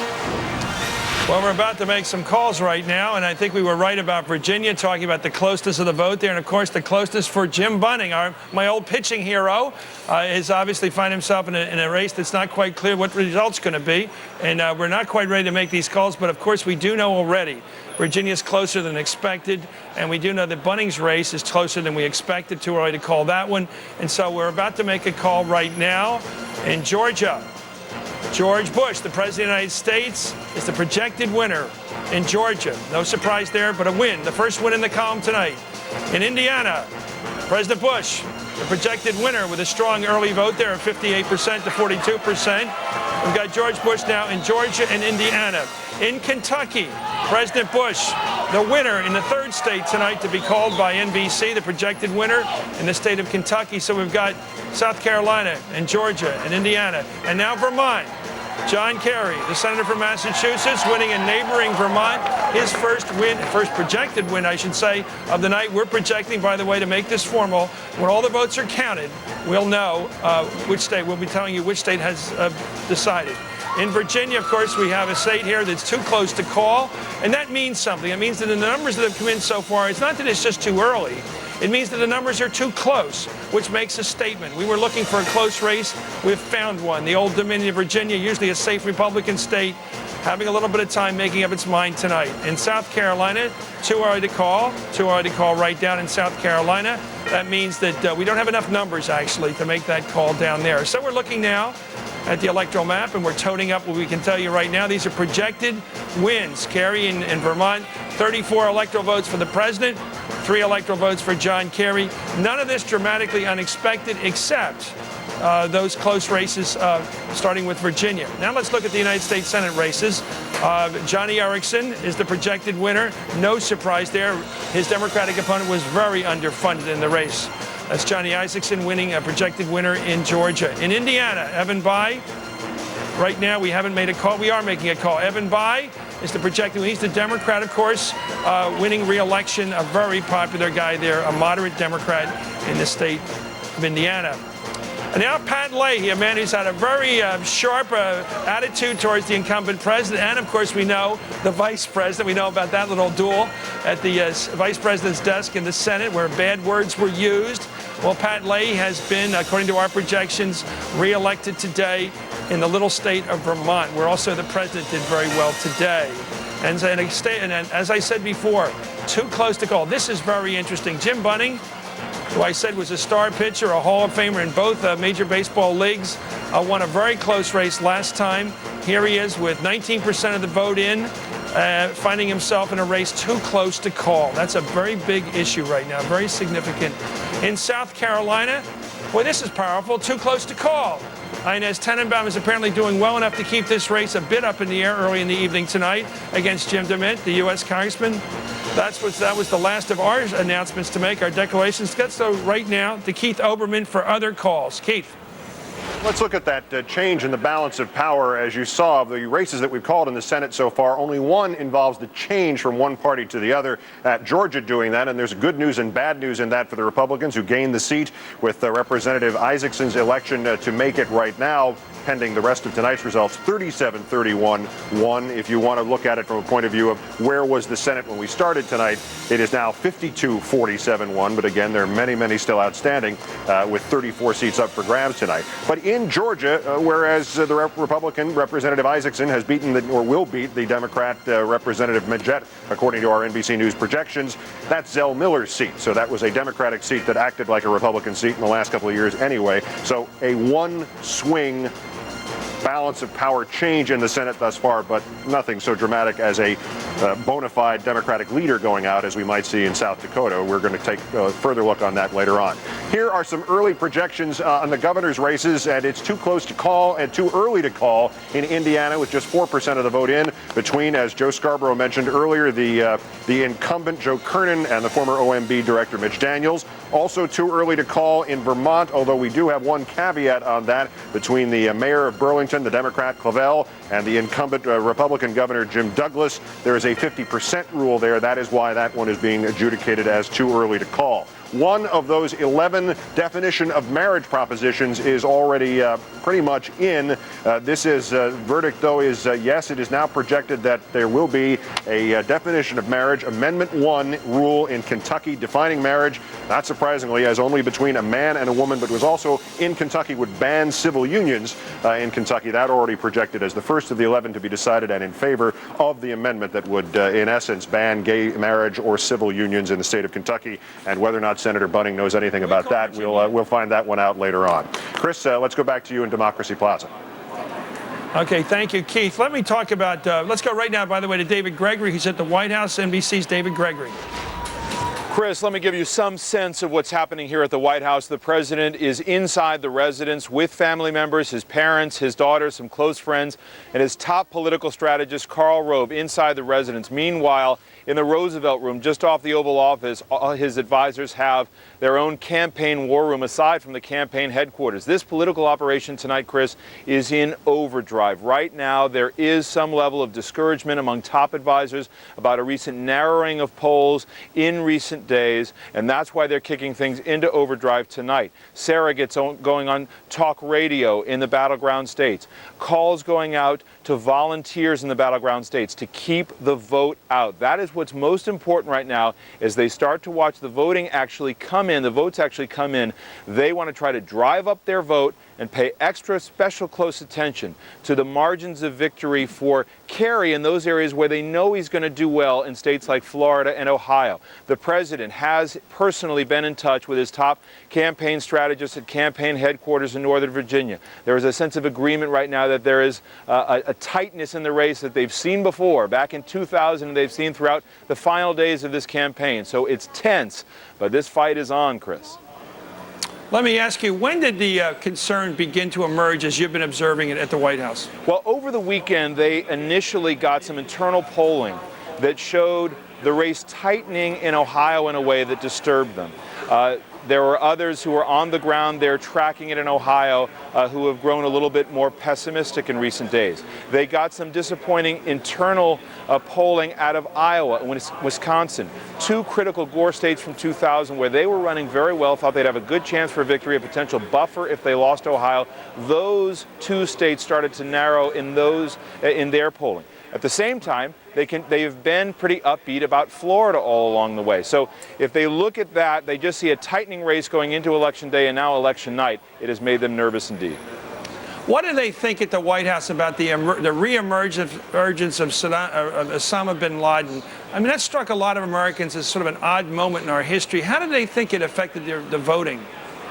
Well, they don't really have a sense of that. I think in the last couple of days they realized, as our poll showed, that people really weren't paying that much attention to it in terms of having it affect their vote. That most people, in fact a majority, 69% our poll showed, had made up their minds even after the convention. So there wasn't a lot of vote to move there. But nevertheless, they thought to whatever extent the campaign debate got joined on the issue of the war on terror, it was good for the president. You saw that initially, and then you saw the Kerry campaign back away from that. The president backed away from going overboard about the tape as well. So I think they saw it sort of settle down a little bit, but they certainly wanted to talk about the war on terror down the stretch. That story that the New York Times broke a week or so before the election, is that going to be seen as a major factor should the president come up short tonight? The fact that for a week then, a media-driven story driven by CBS and the New York Times, hitting at the heart of the president's management of the war. Will the White House take that as a media attack on them?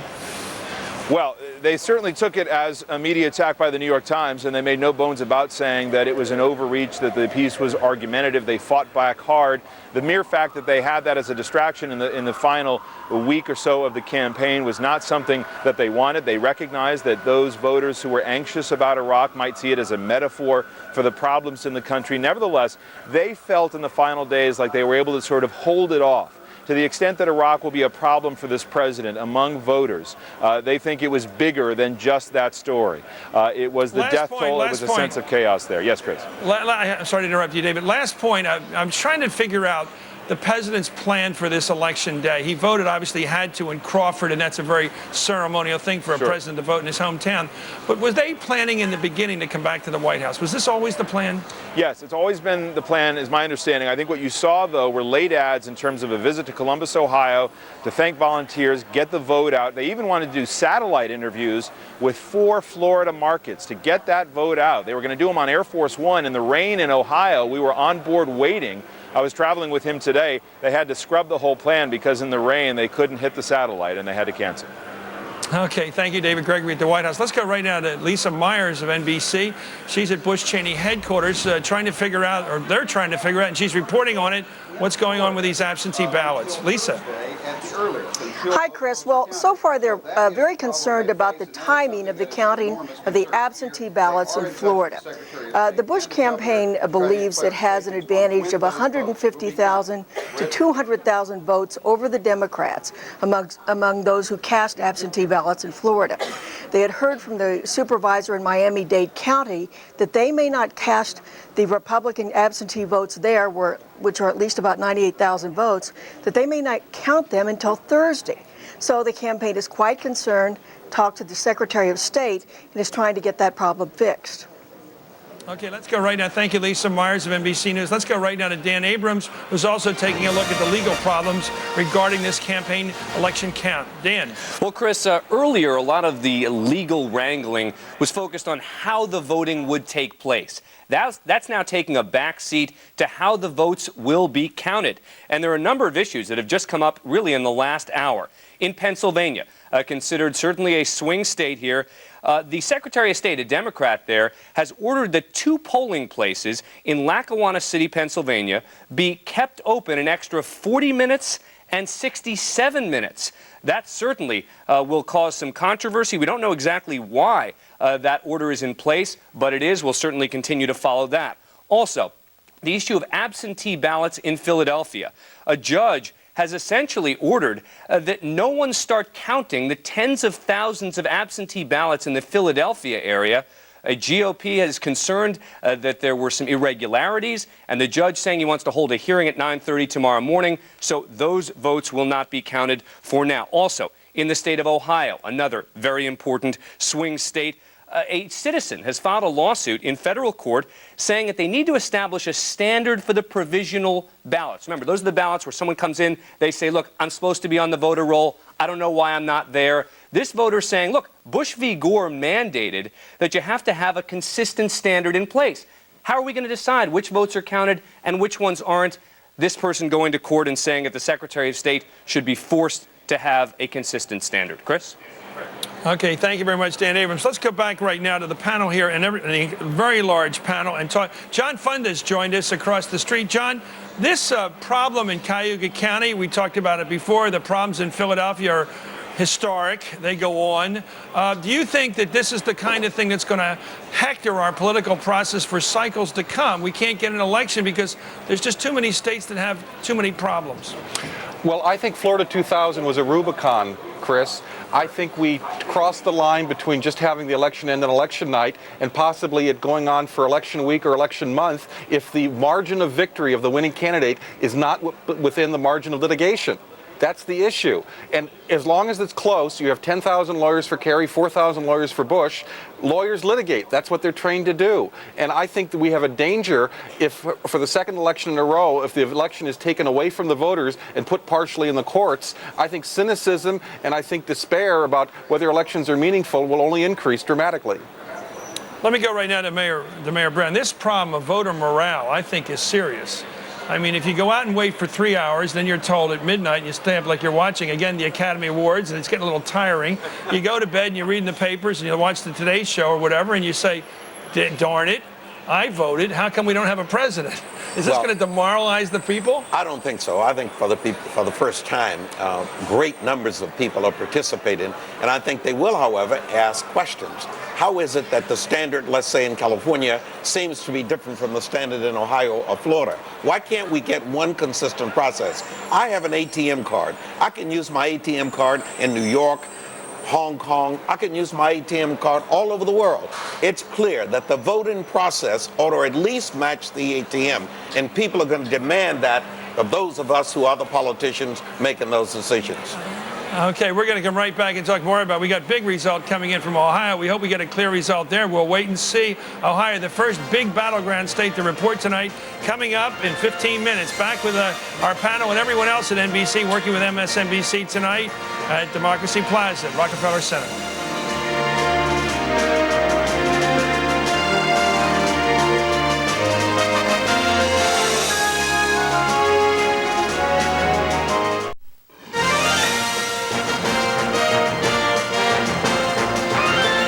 Something rather dramatic now. Look at that building. That's 30 Rockefeller Center here in New York, the head of NBC News and all of NBC, I should say, overlooking the skating rink. And we're watching the electoral vote tally as it climbs up the wall there. And don't be fooled. It's going to apparently be a much closer election than these numbers suggest. But we've got 3 votes from Vermont for John Kerry and the other votes, of course, for the president. We're also, if you look down on the ice there, where everybody likes to come and watch the beautiful skaters because they are pros, some of these people here. You're watching the emergence of our electoral map. You're seeing it being colored in. The red states there, of course, for the president, and the blue state up there, Vermont, of course, little old Vermont, for John Kerry. But stay tuned. This is going to be a very close election. By the way, let's take a look at something that's kind of a novelty. Let's go look at the headquarters now of the Bush-Cheney War Room, so-called. And we're taking a look at there. There's a shot where they're quiet, intent. Look at these people. It looks like a vote count. They're all watching to see how their campaign effort is going out. They're giving advice to people, of course, in terms of continuous efforts to try to get the Republican vote out tonight. Andrea. Well, one of the things that David Gregory was pointing out is that what they're doing is calling people from the Roosevelt Room of the White House and trying to get people to report in to get to the polls. They're trying to produce their vote right now. Also, on the other side of the coin, we've got a report from Tom Lamas from MSNBC, who is with the Edwards campaign. And John Edwards has held on his airplane in Orlando rather than flying up to Boston to rejoin John Kerry. He's in Orlando on the phone making calls to radio stations in North Carolina, trying to rally the vote for Erskine Bowles, their Senate candidate there, because that race is apparently so tight. Chris, listen to this. I mean, it's amazing. It reminds me of 2000. The governor of Florida at 6 o'clock called a local radio station in Pensacola. It's called the Luke McCoy Show. And the governor told people to get out and start voting, that Florida was going to be closer than they could ever imagine. And people literally, again, started going out there. A lot of people learned from 2000 that those last second pitches made all the difference in the world in Florida, and now we're seeing it repeated in state after state. So you're to tell me, after Joe, state. there are actually people, and Andrea, who are sitting home all day during the most important election of their lifetime, and they get goosed about, 10 minutes before closing time, and they say, okay, I guess I will vote. I mean, who are these people? I'll tell you who these people are. These people are a single mother who woke up in the morning, their kid may have been sick, and they had to take them to daycare, and then when they had to come home early, threw up all over them, said I can't do something. I mean, you know what? There are a lot of people out there that don't live and breathe politics 24 hours a day who really care. Why do they go when they're called then? Because again, it's just that final push. Sometimes you learn, especially if they're called by somebody that you know, that final push, and they say, maybe my next door neighbor can take care of my baby girl, and I'll go down and I'll cast a vote that's going to make a difference in her life. You've been involved in these polling operations. Yeah, Chris, and you will recall this. In 1980, when Jimmy Carter was going down to defeat, out in California, the word came forth about 4:30 or 5 o'clock in the afternoon. We ended up losing a couple of congressional seats because Democrats proceeded to stay at home when they were not told, you got it, you still need to go. And so now, no party, neither of the parties will take the chance. They literally put their big guns on the horn for the very last minute, no matter what the circumstances. Think about how slim these margins are. You got 10.3 or so registered voters in Florida, and the margin last time was 537 votes. If you can goose just a fraction of 1%, that could be the difference. And that's when all of a sudden having a guy who may be the next vice president of the United States picking up the phone and making a phone call in North Carolina could make a real difference. You know, we should also point out that when you talk about a long night, some of the smart people at NBC check back. Last time around, 4 years ago, at 6 in the morning, they still had not counted 3% of the raw vote in Ohio. If Ohio is close, that's why this is going to be a long night. It takes that long to count the vote. Yeah. It's amazing all the money spent on television advertisement. I mean, millions and millions of dollars, hundreds of millions, and in the end it becomes a retail campaign. It's like calling it, would you buy my Fuller brush, please? I'd really like you to come over to my gas station and buy some gas. It's pretty old is new again. It's pretty primitive. Let's go. Let's get Didi and Pat. Pat, join us. This kind of polling operation at the last minute is kind of stirring in a way. It shows that individual votes matter. Well, I think it does, Chris. It certainly does. I think the story Joe told just now is critical. After Florida, I think everyone, but especially in those swing states, and of course, I think by now they all know this. I mean, we've covered this wall to wall for close to a year. I think this country, especially in the battleground states, is really attuned to the importance of it. Okay, let's talk about the election right now. We've got an intense set of reports coming up right now at 23 after the hour. Brian Williams is going to come. we'll be having in a moment. We're going to hear from Brian Williams. Now, you know that one thing people are learning over these election cycles is that in addition to the actual polling, the networks do a lot of interviewing of people as they vote during the day to try to find out so that the next day they can report in the newspapers. This is the primary purpose of it, and on the networks. What were people thinking? What were the messages they're trying to send? For example, where do people stand on the importance of terrorism? Where do they stand on the issue of whether we should have gone to war with Iraq? Where do people stand on abortion rights? How are women voting compared to men? Is there still a gender gap? And those are the kinds of things that Brian Williams of NBC News has his hands on right now. Let's go to Brian.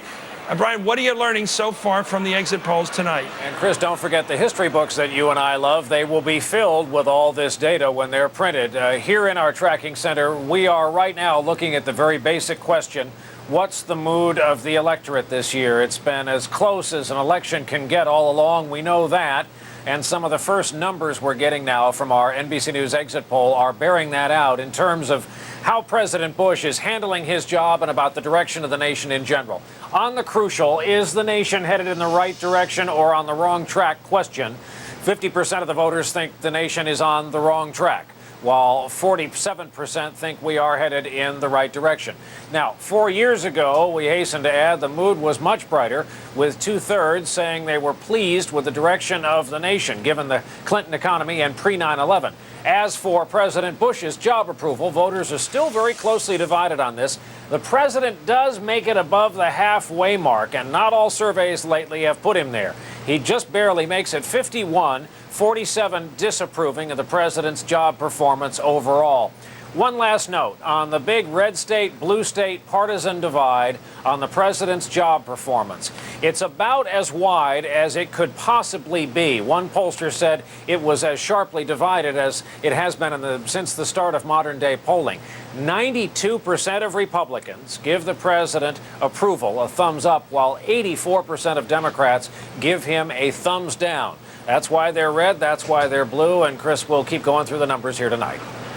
Thank you very much, Brian Williams. We will be back with you throughout the evening. Let's go right now to David Schuster, who's in all-important Miami, Florida. David.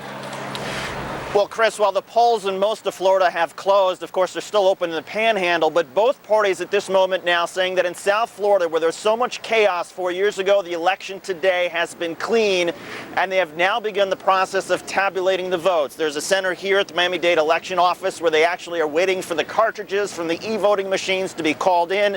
There you can see some of the officials moving into the office where they will start the process of counting the votes. Again, a clean election here in South Florida. Chris? Okay, thank you very much, David Schuster. We're about to have here at MSNBC headquarters about the biggest news to announce this early in the evening, and that is the results coming out of Ohio.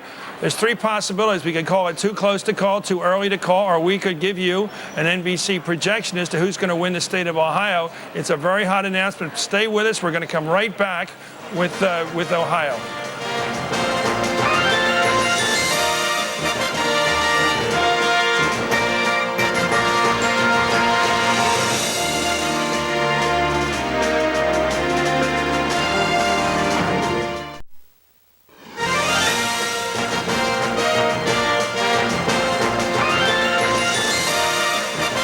We're about to make an announcement in just a few minutes about Ohio, the Buckeye State, which is playing such an enormous role in this campaign. It's sort of the Florida of the year 2004 election so far. Let's go to Pat Buchanan. Pat, give me a short estimate of the importance of Ohio in this election. Well, let's do this, Chris. If the president loses Ohio, he goes from 278 electoral votes back to 258. He'll need 12 votes to get up to 270. He can do it with Iowa and New Mexico. But it means he can't lose New Hampshire, and if he does, he's got to win Hawaii. So this is critical. But however, if the president is still in fighting shape in Minnesota and Wisconsin, he's got what Karl Rove would call an insurance policy. But Ohio, he can lose and win. I think it's much tougher to see how he could lose Florida and win, Chris. Okay, thank you, Pat. We're going to have the Ohio results right now.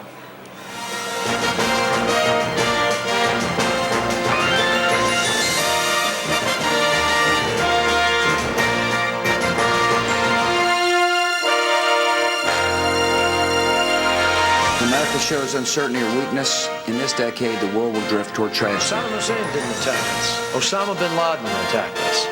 Al-Qaeda attacked us. First of all, what my opponent wants you to forget is that he voted to authorize the use of force and now says it's the wrong work, the wrong time, at the wrong place. Iraq was not even close to the center of the war on terror before the president invaded.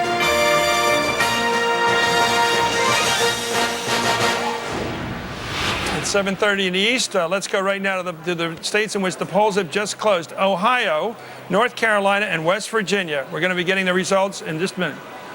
Ohio is now, unfortunately, too close to call, and that is a big moment in this election process, Ron Reagan. Really big, yeah. I mean, that's absolutely right. I think Bush critically needs Ohio, but of course, so does Kerry. They both need Ohio. And one thing to remember, too, when these poll numbers start to come in, most states are not simply red or blue. They're both. And it depends on what counties, what precincts are reporting first, which numbers are coming in first. So we have to be a little careful when you see 1% of the vote in. Let's go with the other calls right now. That was Ohio, too close to call in the presidential race. In North Carolina, too close to call in the presidential race. Now that is interesting bit of information. The North Carolina vote had been expected to be a strong and early win for the president. It's not that case at all. North Carolina is too close to call, the Tar Heel state. West Virginia, well, this one is too early to call. That's a function of how many votes we have now, to count right now. No reason to conclude it's going to be close at the end of the evening, but not enough votes to count. 0% of the vote in there in West Virginia. In Virginia, we'll go back to that state, too close to call. That is significant with 1% of the vote in, but we have other indications that suggest that's going to be a close vote. The Old Dominion, surprisingly, this election has a lot of close calls right now. Virginia, too close to call, according to NBC.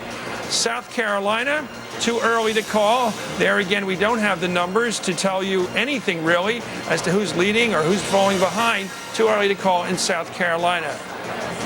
And we're looking right now at the Electoral College. No changes. You can see the red there for the president and a little Vermont up there at the top. Georgia, of course, was solid for the president. And we have Indiana solid for the president. And we have West Virginia. Anyway, we're going to come back and talk about that. But the best, let's take a look right now at the close races in the United States Senate right now. In Ohio, George Voinovich, the former governor, the veteran politician in that state, according to our projections, will be reelected when all the votes are counted in Ohio. So that's one clear result already coming out of the Buckeye State. In North Carolina, still too close to call. That's a race that was closed. The voting stopped there just at 7:30 Eastern time in the Tar Heel State. Erskine Bowles was, of course, chief of staff to President Bill Clinton. In a very important race there, two very impressive candidates, Richard Burr and Erskine Bowles. Either man is going to be an important senator should he pull this out. Still too close to call in Kentucky, and that is very significant with 40% of the vote in an early count and a lot of count already, 40%. And Jim Bunning, who a week or two ago, I think we can all agree, was expected to win by 10 points at least, finding himself in a real horse race with Dr. Mangiardo. Very close. It depends, of course, in that state, like it does with others, where the vote's coming in from. That could be a city vote, not a rural vote. South Carolina, another one. There's another heroic contest going on. Inez Tenenbaum, the Democrat, who has accepted many of the president's positions on issues such as the war, etc., in many ways doing what often Southern Democrats do, and that's accepting the leadership of the president, if it's a Republican president, on conservative issues. Let's go right now to Chris Jansing, who's in Cleveland, Ohio, one of the states that we just can't call yet. It's too close. Yeah, nobody here is ready to call it either. I got to tell you, Chris, I've been talking to top officials in both the Kerry and the Bush campaigns here in Ohio. They've been nervous all day. They've been telling me almost consistently for 6 or 8 months now that they thought this was going to come down to the wire and it would eventually be a ground game. Now, here's what's different from 2000. Remember, this is what Democrats call the tragic mistake by Al Gore. He was down double digits, so he basically pulled out of Ohio about a month before the election. He ended up losing by just 3.6%. It taught the Democrats a lesson, but also the Republicans. What they believe is that the reason the Democrats were able to close so close and make them nervous is because they had a superior ground game. Karl Rove and Ken Mehlman were determined that was not going to happen this time around. They have worked on this for 4 straight years, and both sides told me earlier tonight that they are even surprised at the success of the ground game on both the Democratic and Republican side. That's why even in the cold, in the rain, we've seen lines of 3 to 4 hours, people waiting, not getting out of line. Both sides think they have done what they set out to do years ago here in Ohio, and as a result, this race is too close to call. Both sides right now, Chris, very nervous. Okay, thank you, Chris Jansen. We'll be back to you time and again tonight in Cleveland, Ohio. I want to go right now to Joe Scarborough. Joe, I know it's early in the night, and we knew we're looking at this schedule for days now that we'd have possibly an early call in Ohio. We're not going to have one there. And we have, of course, coming up Florida and Pennsylvania in the next half hour. We've got New Mexico. Why did I say that? New Hampshire, another one that Kerry may pick up for the president. New Hampshire's a very important state. Yeah. Why is that? Well, I think obviously for economic reasons. If this is going to be an issue, a campaign that George Bush is hurt because of economic issues, and New Hampshire would be a bellwether state. I wanted to pick up on something, though, that Chris Jansen said, because this is so interesting.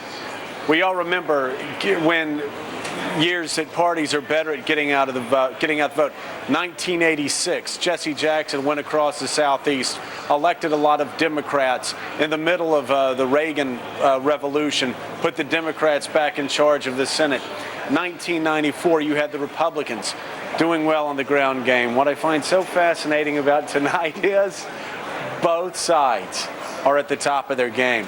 And we've got Democratic operatives and Republican operatives who have been at the top of their games. The get out the vote machines are as well oiled. Nobody got caught off guard. You know, 2002, Karl Rove, George Bush shocked a lot of people with their get out the vote operation. And I think prepared Democrats for 2004, understanding that you couldn't just call up your local union leader and say, hey, I need you to get guys to the polls for us. That they needed to do more than that. So now you've got these 527s going up against Karl Rove and the machine, and you have the absolute best. This is the Yankees versus the Red Sox, Game 7, and let's just hope that the right team wins. Well, it's interesting, Mayor Brown, that is it because, I think Joe's right, but is it because both parties assumed, despite the big lead for the president at certain times and the big lead for Kerry at certain times, that this was going to be a very squeaker race, and therefore it was going to be decided not by the best TV ad or the best debate performance. It was going to be decided by these polling operations sometimes at 7 o'clock at night. Well, the science of politicking now and doing campaign activities has grown tremendously since Jesse Jackson did his number in 1986. You're now at the stage where you can literally pinpoint every voter in the whole United States of America. You can address materials to every voter by first name. People don't like to hear this. I know that, but it is a reality. But you know what's so interesting? And I still talking to friends that do campaigns, and what's still interesting is the most important thing is somebody knocking on your door, handing you a piece of literature, and say you need to get out tomorrow and vote for Senator Kerry or vote for George W. Bush. That's what's going on all over But they America. know more than just where you live. They know how you think. They know how you think. They know where your kids go to school. They know what you eat for dinner. And believe me, you have to have talented people. Karl Rove's people are talented, and the 527 people are talented. The Democrats are talented. You can't send just the old union leader. You've got to send a guy who will know that he's looking at Chris Matthews, not Joe Scarborough. Okay, let's really scare people early this evening. We're all watching, so they really know how bad it really is. What would they know about somebody like yourself if you weren't a public figure? They'd know where you buy your clothes. No, they would know better than that. They would probably know exactly where I go to church. Right. They would know where my kids go to school. Right. They would know who my friends are. They would know How would they know that?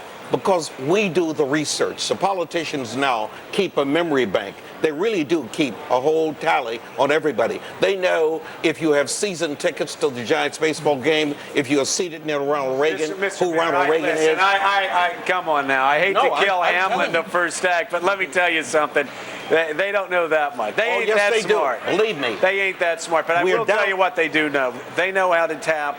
Joe, Where you go to church, that's correct. You're thinking congressional, you're thinking U.S. thinking Senate. I'm talking about legislative races. The common denominator, the lowest common denominator politically in this nation would be people who run for state office, people who become a representative. And believe me, they are your retail politicians. They're almost just like mayors. They know people by first name, what church you go to, when your kid is graduating. You get a birthday card, you get a bar mitzvah card, you get attendance at funerals, you get the whole bit all year round. You get a flag day, you get a white feather day, you get everything. And believe me, all of that goes. It's an outgrowth of marketing technology. No question. Same way they can sell you soda pop and anything else. Same technology. Let me tell you, neighborhood by neighborhood, block by block, address by address. They also know what Maybe petition not you boxers and sign. briefs, but They know exactly what petition you sign for an initiative that may go on the ballot.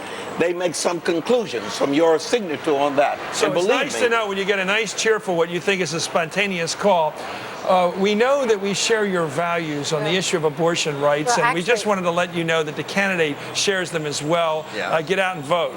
Chris, one of the real techniques used in the early voting by both parties was having accumulated this data. Then they would know where to go to try to get the early voters that would be sure bets for their candidate and where to stay away. So it was a way of You don't want to disturb the enemy. Exactly. Let's go right now to it's Keith Oberman, who has some information about some big developments on the governor's races. Let's go down to Keith. Chris, yeah, there are 11 open tonight, and several of them are key, and we're ready to give you likely results on 2 of them. Let's go to the boards in West Virginia, where the Secretary of State, Joe Manchin, has been projected as the winner by NBC News over the former Army Colonel and businessman Monty Warner.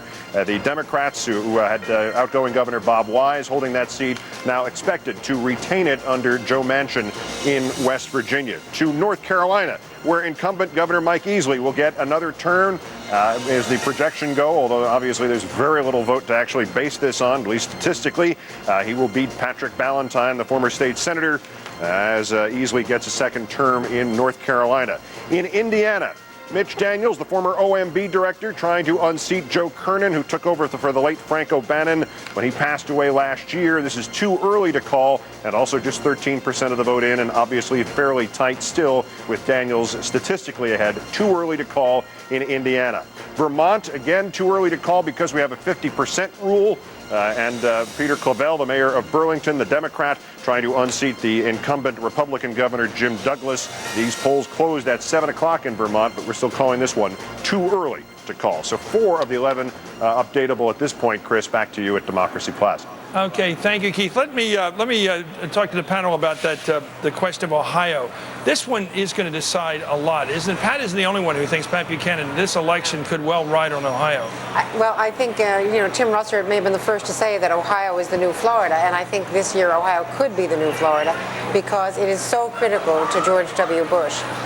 He's got to win Ohio unless he does very well in the upper Midwest, in Iowa, Minnesota, there in Wisconsin. If he does well in those 3 states, then that would offset a loss in Ohio, especially with Florida as close as we expect and know it to be from all of the polling before Election Day, and especially with the inherent carry advantage in states like Pennsylvania. Let's face it, everybody's been talking about Minnesota, Wisconsin for a while. I mean, Minnesota's been breaking John Kerry's way for the past week. Wisconsin still may be close. So that's why if George W. Bush loses Ohio, he's going to have to pick up New Mexico, Nevada, which is still in the undecided column. But George Bush's numbers, it appears over the past few days, have been dropping in the upper Midwest. We're going to have to try. We'll come back. Excuse me, everybody. We're going to come back after this commercial break to talk about Ohio because we're going to get lots of new information coming up at 8 o'clock from Pennsylvania. We might make a call there. And also New Hampshire. These are states that are going to really decide this election. And it's all coming up in the next few minutes.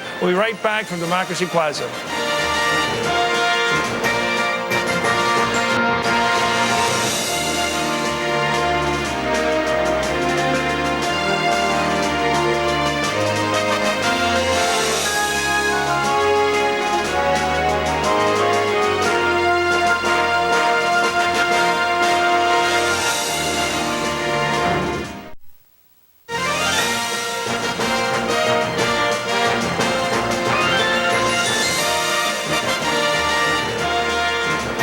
We're back at Democracy Plaza. We have a call to make in the state of West Virginia in the presidential race.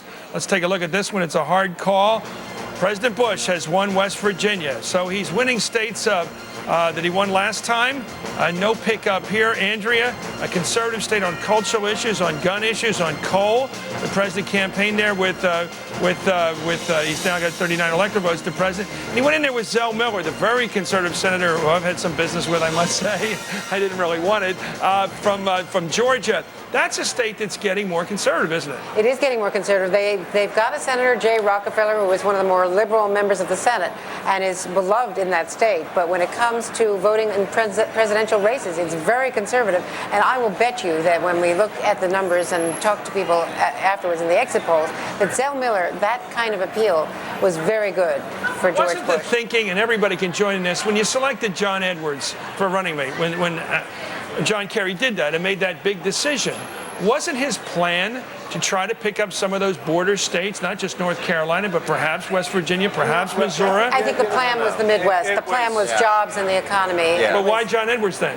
John Edwards, because he was the Two America candidate, because he was going to appeal to Michigan, Ohio. It was also a broader question of energy nationally. He was such an effective campaigner during the But wouldn't Dick Gephardt have made more sense if you were trying to win Ohio and Missouri and Iowa? If I could dissent, it used to be that we would pick our candidates because of states. Now you have blue state candidates picking red state candidates. John Edwards was going to be the red state candidate. Remember, they took him around to all of the small towns. Right. He'd sit on the front porch, I'm one of you, and, kind of, hey, y'all. He had the kids.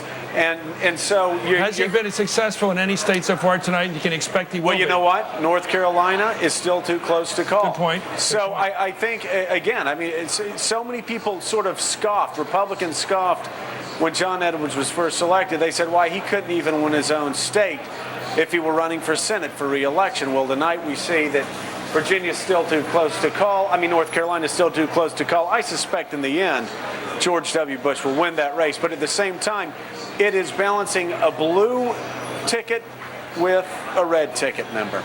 I think John Edwards was also selected because you wanted something fresh and something new in the world of politics nationally. You wanted young people to see that there would be opportunities. There is an opportunity. John Edwards does not embody any of being inside of the Beltway. He's from outside of the Beltway, so to speak. He's young, vibrant, and really a part of the hip generation, at least by perception. John Edwards was selected to show that this is a fresh new day, and he represented change. But he don't play in West Virginia, though. Pardon me? I said, but he don't play in West Virginia. Why not? Well, you look at him. He just doesn't play in West Virginia. He's not rough looking enough? He's not. You know what? They'd rather hang out with W shooting guns. He's got the Brett girl problem. It's the Brett girl. Born in South Carolina. Let's go right now to Roz Jordan, who's in my home city of Philadelphia. Roz. Hello, Chris, from the city of brotherly love, where tonight there is some concern about whether or not all of the votes that have been cast in today's election are actually going to be counted. In this particular case, we are talking about potentially tens of thousands of absentee ballots cast by people who are Philadelphia residents. The Republican Party went to federal judge William Yon late this morning and said that the Philadelphia Board of Elections did not provide the party with a complete and accurate list of people who had obtained an absentee ballot so that they could go ahead and try to challenge people at the polls for perhaps voting twice. The judge, after hearing a discussion about it all afternoon, decided that there could be a problem here, so he has issued a temporary restraining order, meaning that none of the absentee ballots that were cast as of 8 o'clock Eastern Time will be included in tonight's unofficial tally of the vote in the entire Commonwealth of Pennsylvania. There will be a hearing tomorrow morning at 9:30 Eastern in Judge Yon's chambers, in courtroom. However, this could affect, as I said, the tally of, or victory of, the margin of victory, I should say, for either John Kerry or George W. Bush. This is a situation where the Board of Elections has decided not to appeal the judge's decision and try to go into court tomorrow to make a good faith argument. The Democratic Party late this afternoon tried to make itself a party to this dispute. That was turned down. So basically, there could be tens of thousands of votes that are not included in the Pennsylvania tally tonight, and that could affect who gets to be the winner of the 21 electoral votes that Pennsylvania brings to the table. Chris. Are the Republican people who are making this an issue, are they afraid that the Democrats are going to try to vote people twice in Philadelphia? Once as absentees and once as people who vote on Election Day? No, as I understand it, the concern really was, Chris, about the margin of victory. There is a truism in Pennsylvania that if John Kerry could pick up a margin of victory of at least 350,000 votes, that's according to Mayor John Street, or perhaps at least 400,000 votes margin of victory in the city of Philadelphia, experts here say that they could consider this a bellwether that John Kerry would win Pennsylvania. So there has been concern about Republicans trying to hold down the margin of victory in the state's largest city and, of course, the biggest media market. We don't know really yet what the total effect of this order will be from Judge Yon, because we don't really know exactly how many absentee ballots were actually given out, how many people are supposed to be on that list. Thank you very much, Raj Jordan. In Philadelphia, quickly, what does that mean in terms of the history of Philadelphia, this fight between the city and the rest of the state? Well, they've got to bring at least 350,000 out of Philadelphia in order to carry the state. I think they've been so optimistic. You've talked to the governor, Eddie Rendell, so optimistic about Democratic voting, big Democratic voting in Pennsylvania, that I don't suspect it's going to be a big problem overall.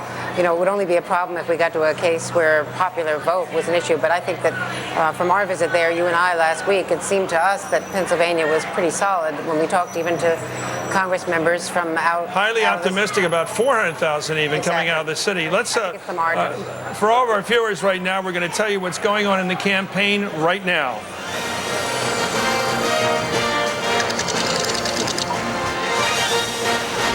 And what's going on right now in the campaign is going on in Ohio. Let's go to Brian Williams to analyze the exit polling. It'll tell you what's causing that conflict, that closeness of the campaign and the election count in Ohio.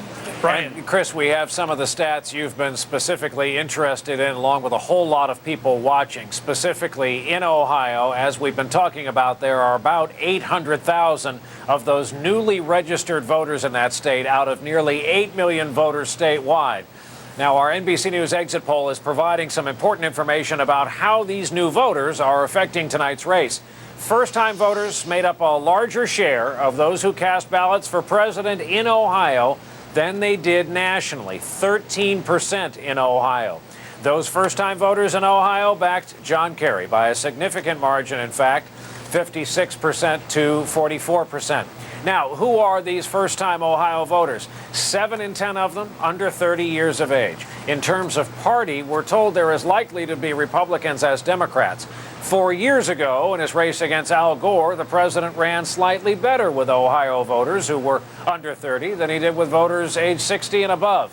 This year, totally different story. Kerry is capturing the under 30 vote in Ohio by 58 to 41, making them the strongest single age group for John Kerry. President Bush's best age group in Ohio, age 60 and older. They backed the president by a margin of 56-44. Now, one other place where young voters may be helping John Kerry tonight, we've talked about North Carolina. The president won big in 2000. It is still close tonight. Part of the reason 1 in 7 voters there today were under the age of 30. John Kerry is getting 60% of that vote in all these states we're watching tonight. Chris? Okay, thank you very much, Brian Williams. Let's go right now to Chip Reed at Make Your Vote Count nationwide voting program. Let's go to Chip. Hi, Chris. We have had just a smattering of problems all across the country today, but most of them have been relatively minor. Lots of long lines, lots of polls staying open a little bit late, a number of polls opened early. We have had some serious problems. In Milwaukee, for example, there's a criminal investigation right now. Apparently 30 vans that were going to be used for the Republican Get Out the vote effort had their tires slashed. Here in Detroit, two things. Number one, they lost power at a voting place and they had to vote in the dark. And now we are told the NAACP has filed suit to keep some of the polls open in Detroit, alleging that voters have been intimidated on the basis of race. And that is something that's in court as we speak. And one other interesting thing, Chris, you see this cover, this fuchsia or magenta color all over the map. That is electronic voting. In fact, significantly down here in southern Florida, of course, Palm Beach, Broward, and Miami-Dade counties, there have been relatively few problems with that. A lot of people thought the big story today might be problems with electronic voting. It has not been. Chris? Okay, thank you, Chip Reed. Let's go back to David Gregory at the White House with some info about the president's brother and his location tonight and what it means. David.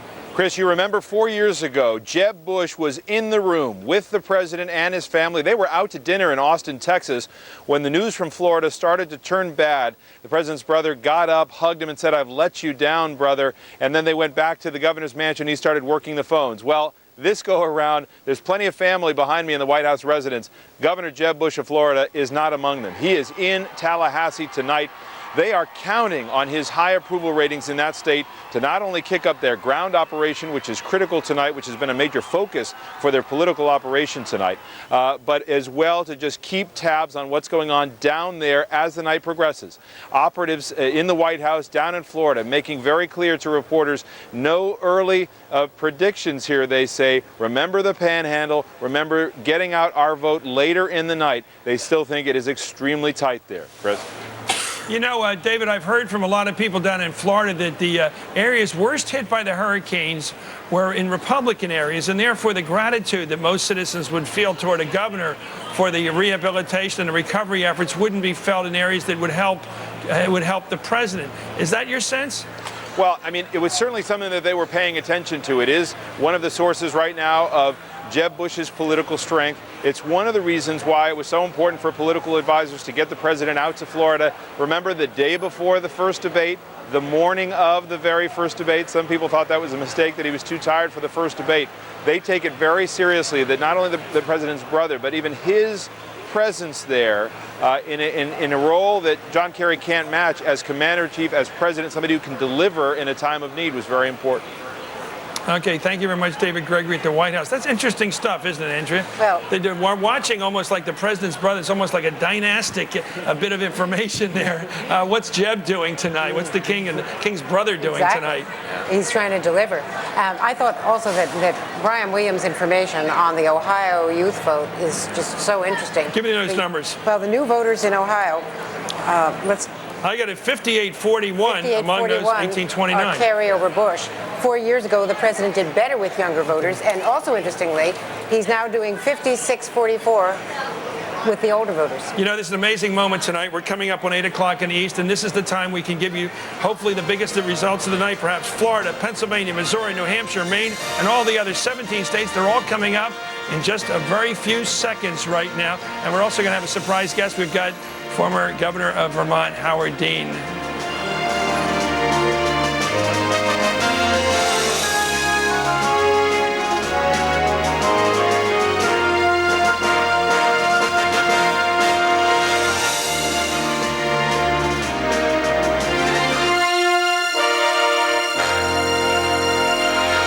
America shows uncertainty or weakness. In this decade, the world will drift toward tragedy. Saddam Hussein didn't attack us. Osama bin Laden attacked us. Al-Qaeda attacked us. First of all, what my opponent wants you to forget is that he voted to authorize the use of force and now says it's the wrong work, the wrong time, at the wrong place. Iraq was not even close to the center of the war on terror before the president invaded.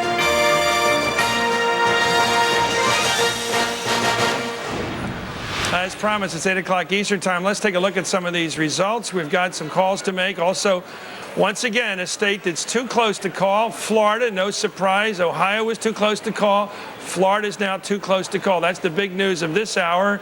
And we're finding a certain pattern here tonight. It's called a close election. Too close to call. Florida, with 16% of the vote counted, a difference of only 133,000 votes between the president and John Kerry. Too close to call the state of Florida. In Illinois, John Kerry has carried Illinois. His first big win of the night, not unexpected. That follows, of course, his victory in Vermont. Illinois, a big state in the big heart of the country. John Kerry, the projected winner in New Jersey. A lot of talk right now. John Kerry, the projected winner in New Jersey. Boy, they were talking about that one for a while. The Republicans hoping to poach that from last time's list. New Jersey, projected to go for John Kerry. Tennessee, President Bush, projected winner in the volunteer state. George Bush, the President of the United States, is projected to carry Tennessee.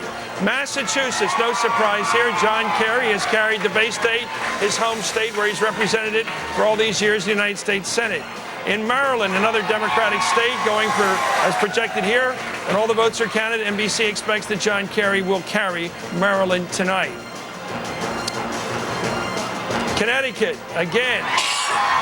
John Kerry, the projected winner in the state of Connecticut. No surprise whatever. That is a state that has been in the expected blue state calm all campaign long. In Alabama, again, no surprise. President Bush has carried, according to our projections, the state of Alabama today. Projected winner, the President of the United States in Alabama. In Oklahoma, President Bush projected to win that state after all the votes are counted. In Oklahoma, the Sooner state, again, no surprise. This is the red and the blue of American life we're watching here tonight.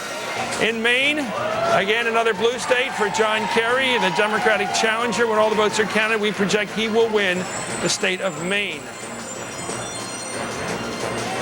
In Delaware, another bellwether state. This is a bellwether state, but usually Democratic. Last time it went for Al Gore. This time it's going, according to our projections, for John Kerry. Delaware, making a lot of calls early tonight here. Let's take a look at the District of Columbia. Absolutely no surprise, heavily Democratic. The District of Columbia has voted, according to our projections, for John Kerry.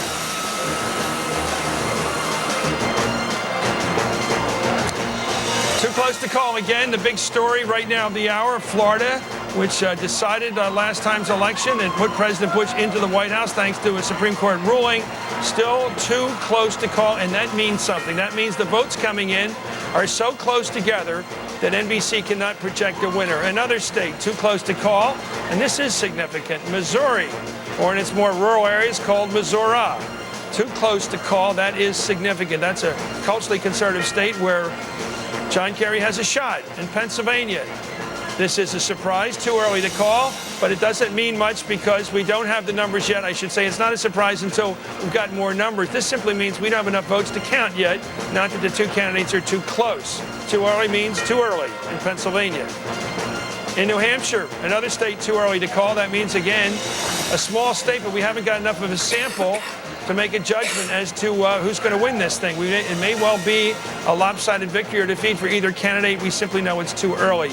Another state too early to call. Don't make any assumptions on this. Mississippi, a long time and predictably, I should say, reliably Republican state. Ohio, once again, I say it again, too close to call. That means that the numbers coming in that we're looking at in our samples and our sample precincts are simply too close together to decide who's going to project, in fact, who's going to win this thing. Too close to call in North Carolina. A big surprise there, I think. Most people would have said that the Tar Heel state would have been safely Republican. As they expected, I think that Virginia would be safely Republican. Too close to call in North Carolina. Too close. Virginia, too close. Interesting along the eastern seaboard how we have these closer races. One possibility tonight, after all the votes are counted, is that Kerry does much better in the east, north, and south than expected. Let's go to South Carolina. Too early to call. We don't have enough votes there to count. You have to understand that everyone's being very cautious this year to make sure that when a call is made, it holds. We're looking at the map right now. 3 for Kerry. Actually, it's going up to 77 for Kerry, thanks to that big one in Illinois, etc., and across the eastern seaboard. You'll notice that Kerry's doing very well along the Atlantic coast there, with the exception, I should say, of Illinois. Most of his votes so far are coming from the eastern seaboard. The president's polling 66. Now let's talk about those all-important races in the U.S. Senate. In Illinois, Barack Obama is the projected winner. There's a popular fellow. Here, what an interesting background. Raised in Hawaii. His mother's from Kansas. His father's from Kenya. What an interesting background he has. Barbara Mikulski, a real veteran of Democratic politics. He comes from Baltimore, as it's pronounced there, Balmer. Barbara Mikulski, the projected winner in Maryland. Let's look at this one. Kit Bond. Christopher Bond, a Republican, been around for a while, former governor of Missouri. He is the projected winner according to our tabulations in the United States Senate race in Missouri. Let's go right now. Richard Shelby in Alabama, another expected winner, a projected winner now thanks to our calculations. Richard Shelby, the projected winner in Alabama.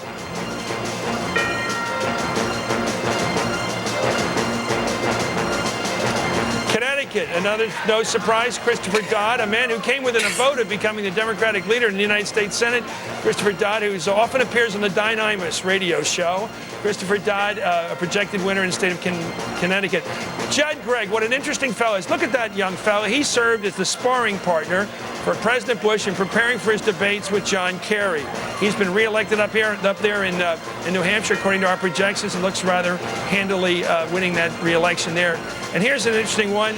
Too close to call. This is big news out of Pennsylvania. Too close. Apparently, Joe Hoppe was fighting a more considerable challenge to Arlen Specter, the longtime veteran in Pennsylvania, than expected. That race is too close to call in my home state of Pennsylvania. Another race too close to call. This is Mel Martinez, the HUD secretary the president got to run for the United States Senate to help bolster his strength in the U.S. Senate. He's having a close race with Betty Castor, the Democratic candidate, with just 17% of the vote reporting. Another close race, either too early to call, I should say, in Oklahoma between Brad Carson, the Democrat, and Tom Coburn, the Republican, the medical doctor. Too early to call. That doesn't mean much, except we don't have the numbers. That may well be a landslide in either direction, although who knows, in Oklahoma, a lot of interesting close-to-call races developing tonight. And this may be one of the great close-to-calls tonight in the Tar Heel State. Richard Burr, Republican, Erskine Bowles, former chief of staff to Bill Clinton. What an interesting race between two very estimable, impressive candidates. I think the Senate will win in either case with those fellas. We've got a too close to call race in Kentucky. Again, Jim Bunning, Hall of Fame pitcher, very popular in the country, very well known, I should say, in the country, finding himself, look at this, 61% of the vote counted, and they're still running too close to call an unknown Mangiardo, the man that was referred to by some in a very unpleasant way on the Republican side. Very nasty campaign there. Too close to call U.S. Senate in South Carolina. Who would have expected this? Inez Tenenbaum, we've seen her debate on Meet the Press. A Democratic woman in the South, a tough race any way you look at it, fighting what looks to be a very close race against the favorite, Jim DeMint. And now let's go right now to a man who may, by many people, have lit the fuse of John Kerry. Howard Dean, you could have been a contender. You could have been it. You were a contender. What do you think? Could you have been here? Could you have gone this far had you won the nomination with your very strong anti-war position? Who knows? Woulda, coulda, shoulda. I think Kerry's doing great, but the thing I want to emphasize on is that this is we got a long way to go. There's still some polls open in places like Oregon, Washington, Hawaii. We got to have people continue to go to the polls. These big crowds are great for John Kerry. We want to keep those big crowds coming. The other night, Tom Brokaw of NBC News asked the president, right face-to-face like we are, is this a referendum on the war in Iraq? And the president said no, it's a referendum on leadership. How did you read that dialogue? I think it is a referendum on three things. It's the president's conduct in general, not just the war in Iraq, it's also the economy. 250,000 jobs lost in Ohio, thousands. Oregon has got one of the highest unemployment rates in America. And the deficits. The deficits are a big issue in places like New Hampshire and in the South, where people know that the deficits are causing the loss of jobs. So I think it is a referendum on leadership. I just think the president's come up somewhat short. Do you think, I hate to ask you this, I'm going to ask you again, should the Democrats have run a clear anti-war candidate like you, or a man who's to some extent managed to fudge the issue, John Kerry? You know, Chris, right now John Kerry is ahead by 11 electoral votes. I think second guessing is probably the wrong thing to do. So in other words, now. he did it the right way. He looks like he's done it the right way. We got a long way to go tonight. We want that turnout to keep cranking out in those tight states where the polls are still open: Colorado, Nevada, Oregon, Hawaii. But right now, things are looking reasonably good. Not to scare the horses, but would you like to be a member of the cabinet of John Kerry? One thing I have learned is A, you never answer that question, and B, people who appoint their cabinets before they win don't get to appoint them after they win. So that one, you're not getting to me anywhere near that. What have you learned watching the general election return so far tonight? West Virginia, it's gone south on the Democrats. Virginia, North Carolina, too close to call. What do you make of that? Well, Virginia and North Carolina, those states are changing a lot. There are a lot of people moving in. They've lost a lot of Northerners moving in. A lot of Northerners moving in, but a lot of jobs lost in the textile industries decimated North Carolina and South Carolina, and people resent that. I think you're going to see a closer race both between John Kerry and George Bush, and I think Inez Tannenbaum has a real shot in South Carolina because of the job loss situation. That's hurting the president everywhere in America. One of the spookiest things to happen in America recently was the reemergence of the visage of Osama bin Laden just before the weekend. What impact do you think that had? Well, at the time, I thought it was going to help the president because I think anytime you mention terrorism, according to the polls, that helped. But you saw the president's collapse in his advantage on terrorism. I think the reappearance of Osama reminded people that he hadn't been caught, and it's been 3 years. A lot of tough talk, not much action on the terrorism front. Is that the way you read it when you first saw it? No, when I first saw it, I thought this was going to be helpful to President Bush, but I don't think it was. Judge Carver, what do you think of that? Let's talk about the visage of this fellow, sort of an apparition in a sense of just a video, no shots fired, no bombs went off, no suicide attacks, just a video.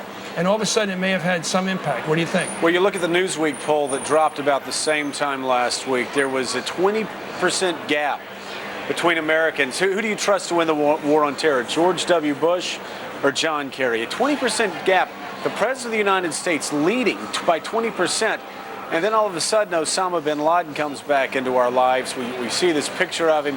And I'll guarantee you, Republicans, Democrats, independents, most everybody I spoke with thought because there had been this 20% gap, and the gap had been that way through the whole campaign, that it was going to have much more of an impact than apparently it's ended up having. Let me ask you about young people, because I think objectively, conservatives, middle of the roaders, and any objective observer would say you turned on the kids, right? And now we were looking at this number, Andrea and I, in Ohio, a state that's going to be very important in the final count. It may decide this election. Among those 18, and you know these kids, 18 to 29, 58 to 41 for Kerry. Did you give them that turkey, that Thanksgiving turkey? What it was, Chris, was intensity.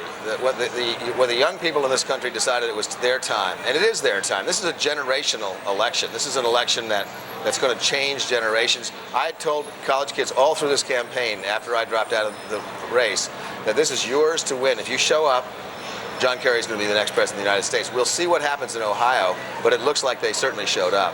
Do you think it's because of the war they showed up? What other issues bother young people? I think they're very worried about the deficits. Interestingly, the deficits don't appear on older people's issues. It's jobs, it's health insurance, it's schools, it's... Did you worry about the deficit when you were 25 years old? This is a different generation, Chris. Why do they worry? It's because they know they're getting the bill.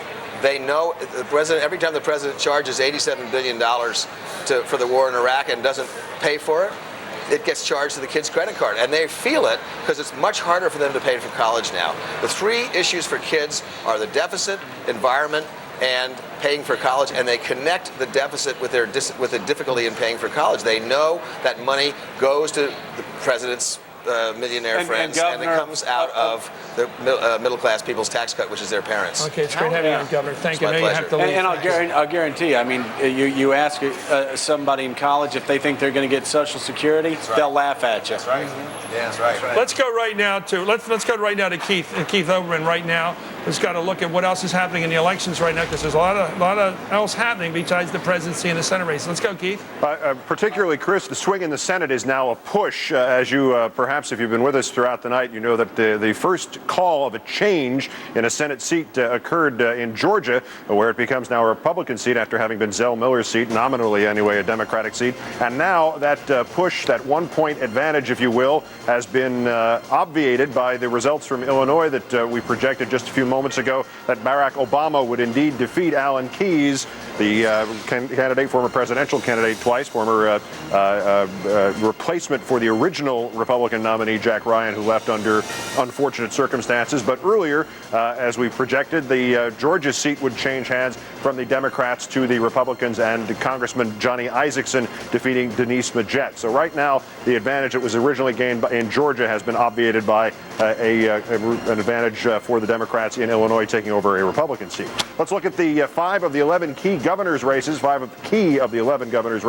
where it's too close to call in Missouri in the race between the Democrat McCaskill, the state auditor, and the Republican, the Secretary of State, Mr. Blunt. In Delaware, where Governor Ruth Ann Minner is the incumbent, is now being challenged by Bill Lee, the Republican, also the repeat of their 2000 competition, and that one is too early to call. In New Hampshire, still too early to call there, between John Lynch, the businessman who is challenging the incumbent governor, Republican Craig Benson. Too early to call in New Hampshire. Too early to call in Vermont, where the mayor of Burlington, Peter Clavelle, is challenging the Republican incumbent Jim Douglas.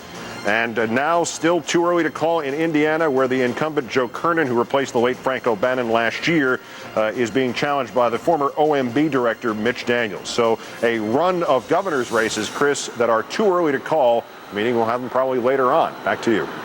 Okay, thank you, Keith. And in Maine, where they do divide up the electoral votes by this congressional district, there's one unknown result there. There's 3 of the 4 electoral votes in Maine are going to go to John Kerry, but there's one still out there that might well go either way at this point right now. Let me go to former governor, actually current governor, Bill Owens of Colorado, who's out in Denver right now. He's a Republican. No, you're still in office, sir. I didn't knock you out. Thank you. Give us a sense of the West, because my hunch is the pattern of the country is going to be uneven as we count the vote tonight.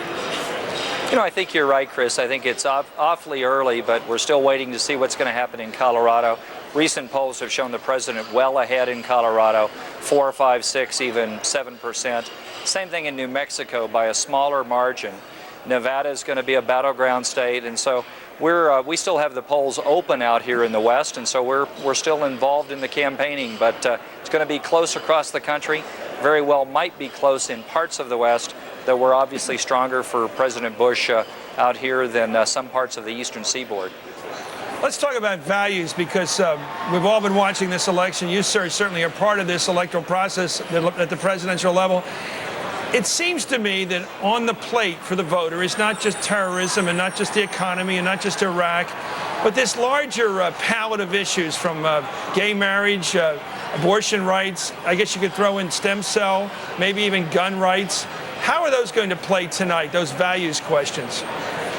Well, again, I think that, and this has been reported from 4 years ago, if you're a regular church attender, if you regularly attend church, you're much more likely to support President Bush. There's a number of those sorts of social issues which divide these two candidates. Much of the Midwest, much of the West is pretty conservative socially, and so I think that's one of the reasons why the president does pretty well out here. I think it's one of the reasons why he's going to do well in Colorado this evening. Which way do you think the impact of the Latino or Hispanic vote is going to be felt? Who's going to win that vote in Colorado, New Mexico, Nevada, Arizona?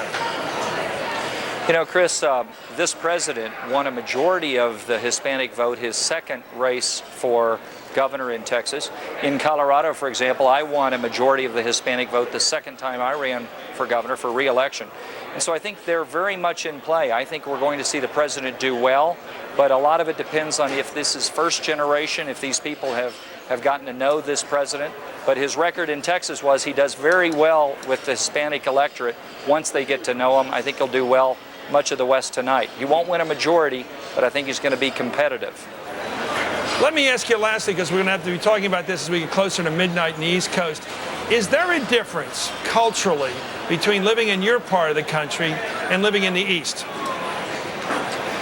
You know, it really is. We have these wide open spaces. We're not quite as crowded. We don't have some of the social issues in terms of the high rates of welfare and even some of the drug dependence that we sometimes see in more populated areas of the country. I think the West is more optimistic. We're more ready to and we're also more nationalistic. We're often more patriotic in one sense. And so I think that this president is going to do very well out here in the West. We actually regard him as a Westerner. Texas is a southwestern state, and in many respects he's a neighbor. So the election is still a long way to go this evening. President Bush is going to win Colorado. I think he's going to do well in much of the West. Are you thinking of the presidency yourself, Governor? You know, I'm not. I've been asked that a few times, but we're going to have some outstanding candidates. We have one election tonight to get past. Then we're going to let these candidates start to prepare for 4 years from now. Okay, it's great having you back on the show. You're always on and always welcome. Thank you very much.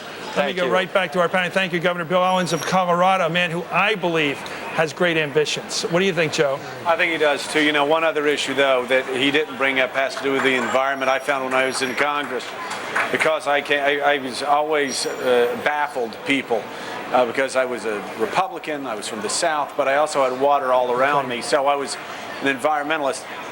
Out west. Hold that thought, Joe. I'm sorry, we got a big call to make right now for NBC, a projection we're about to make right now. In North Carolina, here it comes. President Bush is the projected winner in the Tar Heel State in the presidential race tonight. That was expected. It took a while. He has won. We still want to know, of course, how that Senate race is going in North Carolina between Richard Burr, the Republican, and Erskine Bowles, the former chief of staff to President Clinton. Look at these numbers. Aren't these interesting? There's the president. This is going to be an interesting night as we watch this. So have a cup of coffee, because I think this election's going to look like that throughout the night, neck and neck.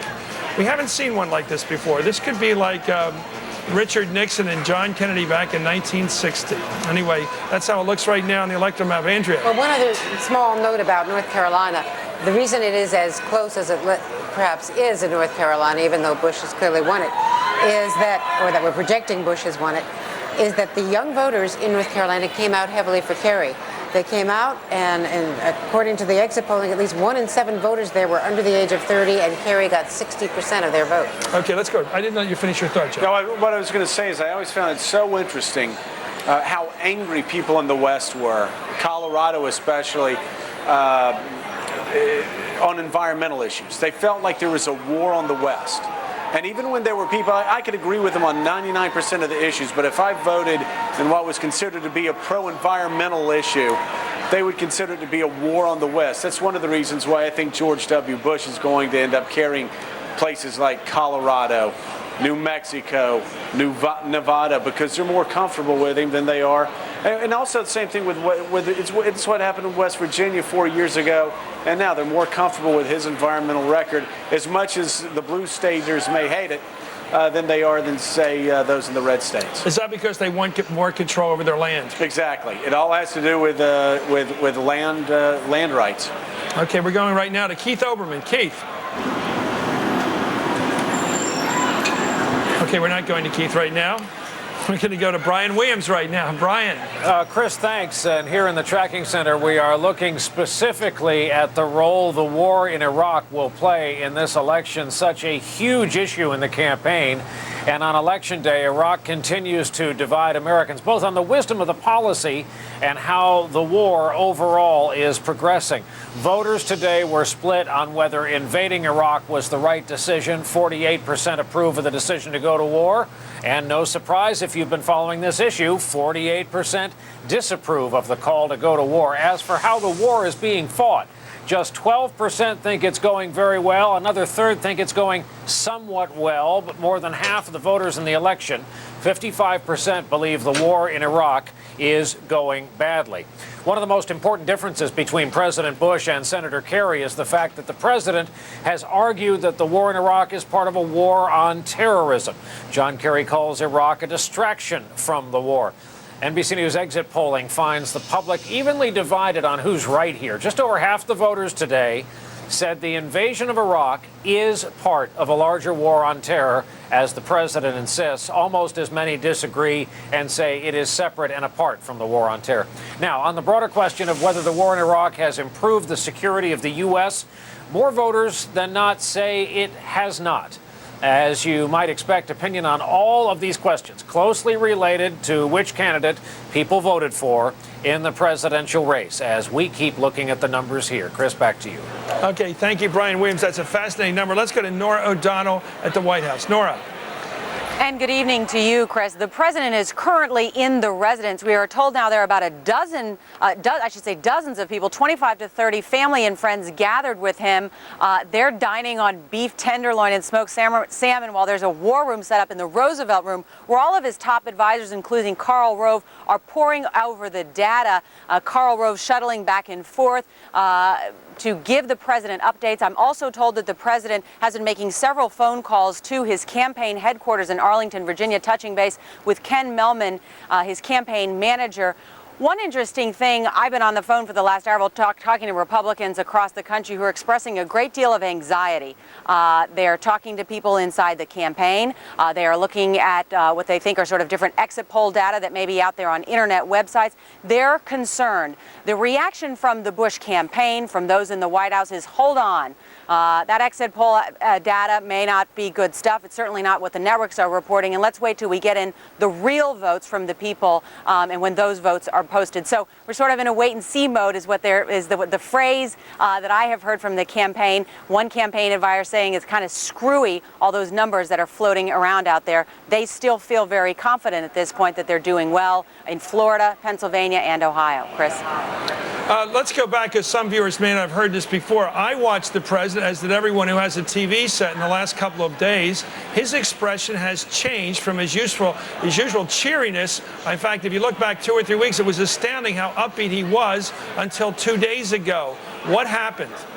The president was enormously upbeat, as was his campaign staff, who on Halloween night donned camouflage jackets and walked off Air Force One to mock and make fun of Senator Kerry. Then, of course, some marathon campaigning, 20-hour-long days. And then this morning, when the president appeared to vote in Crawford, Texas, he looked very tired and a little bit more tense. The First Lady looked like she was forcing a smile, holding the president's hand very tightly. There are pictures of the president's campaign advisors looking on who looked like they had some concern in their face. It may also have been they were very tired. It was a very long day.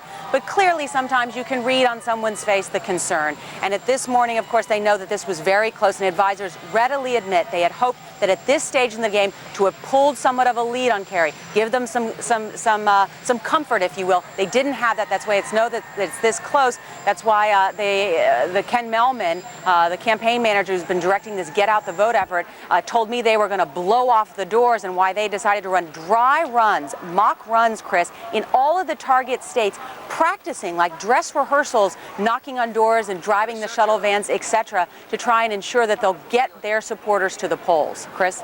Okay, thank you very much, Nora O'Donnell at the White House. Let's go right now to Peter Alexander, who's in Columbus, Ohio, scene of one of the closest contests and perhaps the most important of the contests tonight. Peter. Good evening, Chris. There is a lawsuit that has been filed within the last 2 hours over the long lines in Ohio. We have learned that about an hour ago, a temporary restraining order was granted. Let's make it clear how this works. Democratic lawyers brought this suit in federal district court. It's against the boards of election in Knox County and Franklin County. That's here where we are in Columbus. It's significant because they are blaming the counties for failing to have enough voting machines, causing this new burden on the voters, causing lines that right now are still in excess of 3, in some places 4 hours. Anecdotally, we are hearing about some concerns that there aren't enough polling places within the polling places themselves. There are not enough booths. For example, at the St. Aloysius Church that we visited earlier today, just 3 booths today as opposed to 4 years ago when there were 5 booths. In this lawsuit, they are upset that the lines are too long and the burden is now on those voters. The suit is asking that the people waiting in line will be given paper ballots to remove that burden from them. The Democratic lawyers view that as a victory at this point. It's significant because in some of these places, people could be in line for the next 4 hours, lasting past midnight tonight. We'll keep you up to date on the situation right now, but this should make it possible for everybody who is in line right now to vote, even if there was some concern that some of those people were planning to leave those lines because they were simply so long. Chris? Okay, thank you very much, Peter Alexander. A couple of thoughts. I want to get to Ron Reagan. I was impressed, as you may have been, by Governor Dean, who was just here. Dean, in a way, ignited the Democratic campaign against President Bush. Before he came along, there wasn't a campaign. Everybody's playing it safe. Yeah. What's your assessment as his role in this? I was sad that he left so early because I wanted to give him credit for something. We've been talking about the youth vote here, and in 1972, 18-year-olds got the right to vote and immediately began dragging down the national average of voting. They'd talk a good game, you could get them registered, but they wouldn't go to the polls. Not this time, I don't think. And Howard Dean is partly responsible for that. He made voting, he made involvement cool again. Apathy used to be cool. It is not now. No, it is not. And also, we're going to have an announcement to make here. We've got Arkansas coming up here at the half hour at 8:30 Eastern Time. We're going to be making an announcement in just a very few seconds now.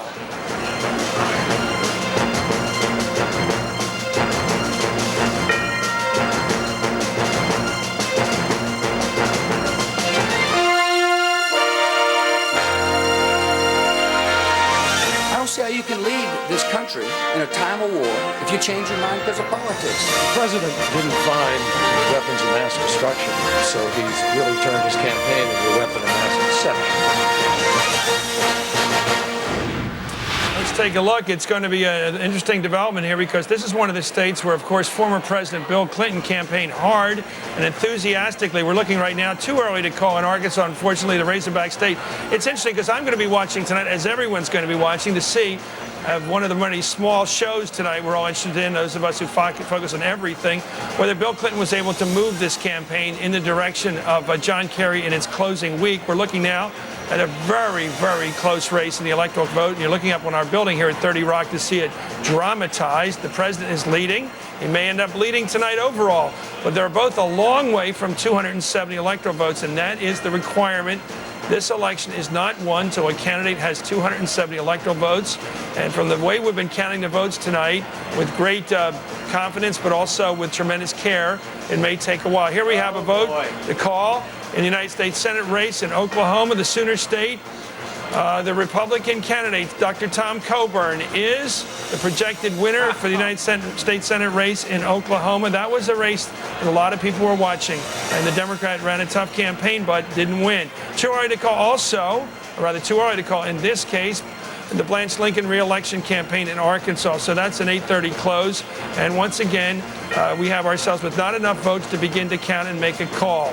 Let's look right now in the Florida race. This is the Mel Martinez race. As I said, the former HUD secretary pushed very heavily by the President Bush, to make that run for senator from Florida to replace Democrat Bob Graham. Too close to call. These are states that are so interesting. Too close to call in North Carolina for Erskine Bowles. Interesting how close these races on the eastern seaboard are. Who would have thought this? Too close to call in Pennsylvania, where you have a veteran, top-notch politician, professional politician like Arlen Specter facing a tough race. Too close to call in Kentucky with 72% of the vote in. Jim Bunning has not locked it up. Too close to call in South Carolina, an extremely conservative state, yet Inez Tenenbaum, the Democratic candidate, holds on in this fight. Too close to call, and that means something. And here we have a new call from NBC to make right now. In the race for president in South Carolina, no surprise here, but it took a while.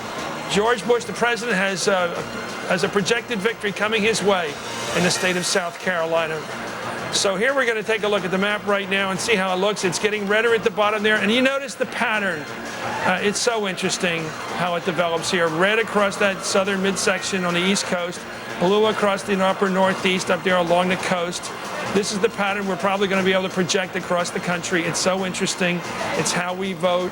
The South is red. The South is conservative. The North is Democratic, and it is fighting a close race between these two regions. And what I think was going to happen tonight, we are going to have an election, most of us think, between North and South that will be decided by the Midwest.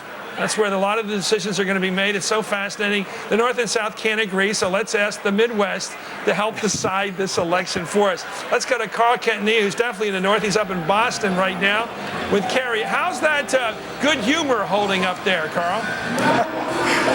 It's holding up, Chris. The South, it really isn't surprising too many Democrats we're talking to at this hour. I was talking to one Democrat who said Georgia was, quote, gone, and that must have been an hour or so ago. A lot of nervous energy on this end, some good energy. One aide to the campaign described it as being up in the third quarter, up by a field goal. Still a long way to go, and the margin really not that high, as you mentioned. Got to remember, the campaign is staffed with a lot of survivors from 2000 who were there when the early exit polls came in and did look good for Gore, only to see things turn later in the night. So being extremely cautious. The Clinton effect, Chris, that you mentioned, they're watching very closely, not only in Arkansas, but also in Florida and in New Mexico, the three big states where the former president campaigned. As one aide said, Chris, there's no towel snapping going on quite yet in the locker rooms of the Kerry campaign, Chris. I love that phrase. Let me ask you about the way they're reading the White House. We just had Nora O'Donnell on from the White House, and she said they're inside plotting and planning to try to squeeze a few more votes out. But they did notice, the correspondents at the White House, including Nora, the rather serious face on the president coming back today and in a couple days ago as well. How are the Kerry people reading the Bush people right now? Well, actually, Bob Shrum, Kerry's main strategist, was asked about that yesterday or the day before. They was asked, what do you make of Karl Rove's bravado? When they come out on the tarmac with camouflage on, making fun of his goose hunting trip in Ohio, and he said that's Strum's line was that's how Republicans work it. They have this philosophy that the appearance of winning leads to winning, which obviously the Democrats are rather negative on. So I think at this point they're taking it with a grain of salt. It almost seems expected on their end. You know why I think, Carl, they don't like it? Because remember 4 years ago, the Bush family all got together in that hotel room, and they all acted like they'd won. They showed confidence, and they sent a message to the country, hey, we won this thing. And a lot of people accepted that as a fact for the month ahead that included all that fighting. Right. On the flip side, though, Chris, I love this psychological war. I'll be back to you again because before we get numbers, we're going to try to figure out who's winning in other ways. Anyway, thank you, Carl Cutney. We're going to take a short break now for a commercial. We're going to come back. We're going to come back with Vanessa Carey, trying to read her psychology and see what she's learned from the various numbers. Also, Joe Trippy's going to give us an update. And this is always a precursor of things to come. The blogs, the websites. What's the buzz out there? What's the chatter out there? Let's read them and find out and give it to you right away. We'll be right back with MSNBC's coverage from Democracy Plaza.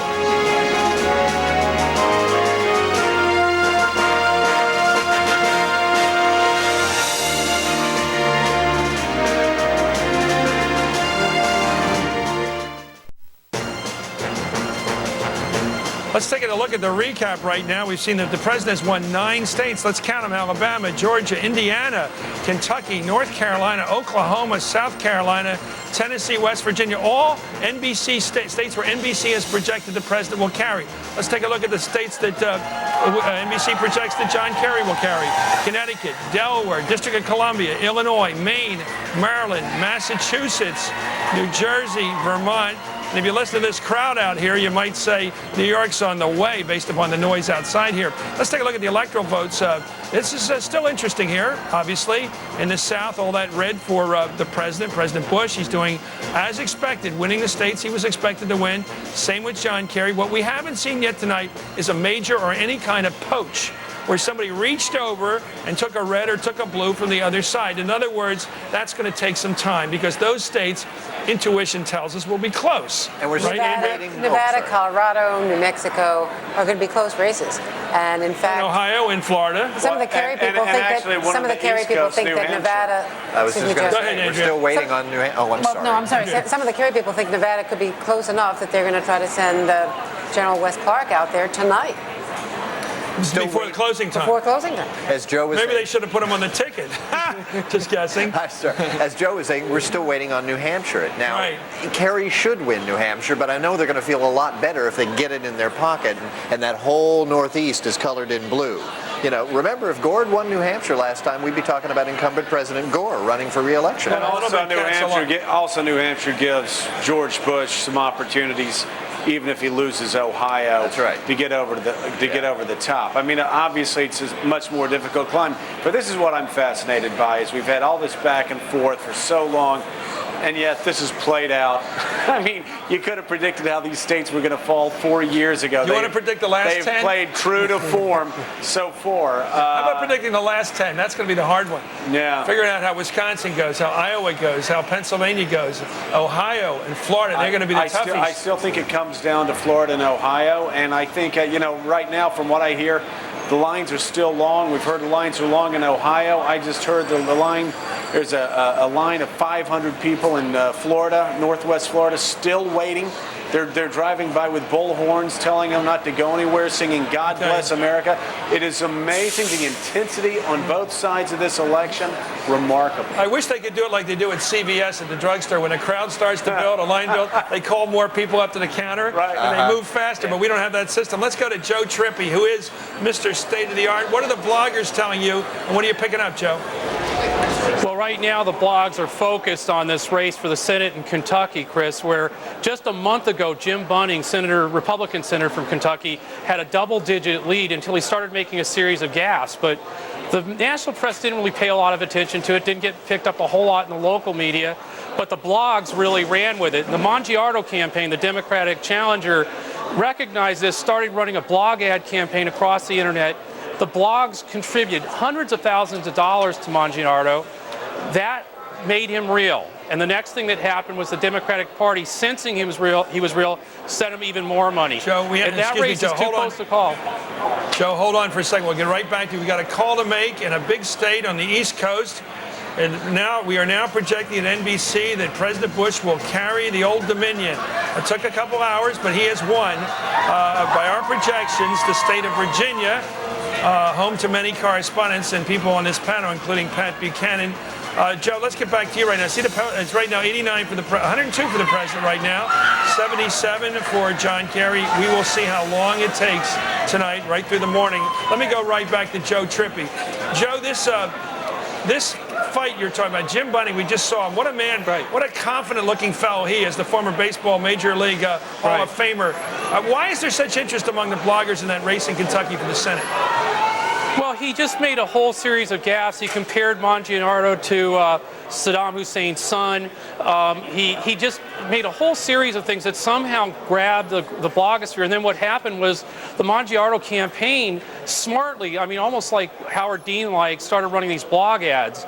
And thousands of people gave Mangiarola money. The real thing here is, I don't know, it's too close to call, but if Mangiarola wins tonight, the Democrats and he owe the blogosphere the victory, because they're the people that rallied around this guy, got him the money, and got him in the race, and paid attention when most of us weren't. Why Mangiarola? Just because he's a Democrat? Is that why the bloggers like him?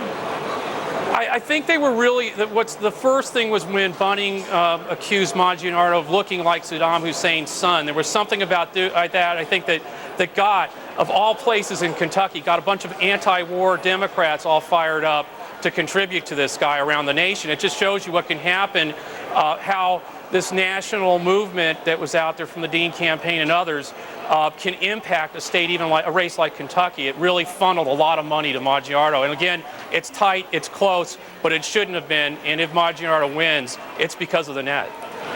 Okay, thank you very much, Joe Trippi. Let's get back talk about Virginia with Pat Buchanan. Pat, you live in Virginia.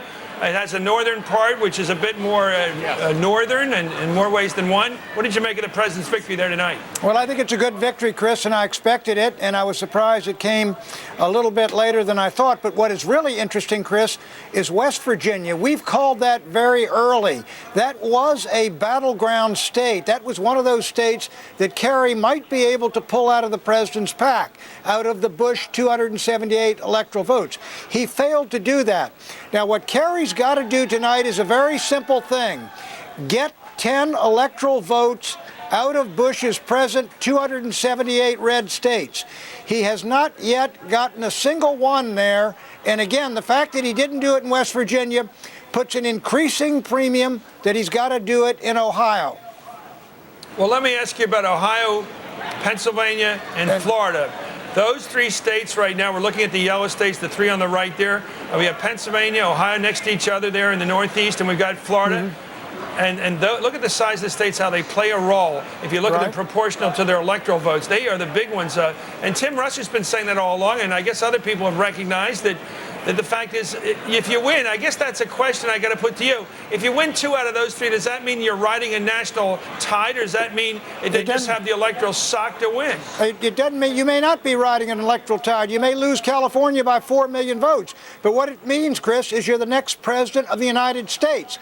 The man, if Bush wins Pennsylvania and Ohio, I believe he's going to be the next president of the United States, or Pennsylvania and Florida. What is interesting about West Virginia, too, Chris, I've been up there in that Weirton area. I was endorsed by those guys at that steel mill. You take that West Virginia steel and coal country, God, gays, and guns, that is identical to southwestern Ohio, the Mahoning Valley and the Mon Valley of western Pennsylvania, where my mother comes from. The movie Deer Hunter. Those are the type guys living up there. And in that little sub-state, they tend to vote the same way. So in a sense, this is good news for the president, not only in holding West Virginia, but in what it may say about southwestern Pennsylvania and southeastern Ohio. That's guns and gays and God. I guess God is positive, guns are positive, gay is negative, right? Well, that depends on your point of view, Chris. Well, I'm just talking about how that parcel gets put together. Anyway, we're going to come back, take a break from Pat Buchanan and this cultural discussion. We're going to come back and talk to Vanessa Carey. She's going to be joining us right after this break.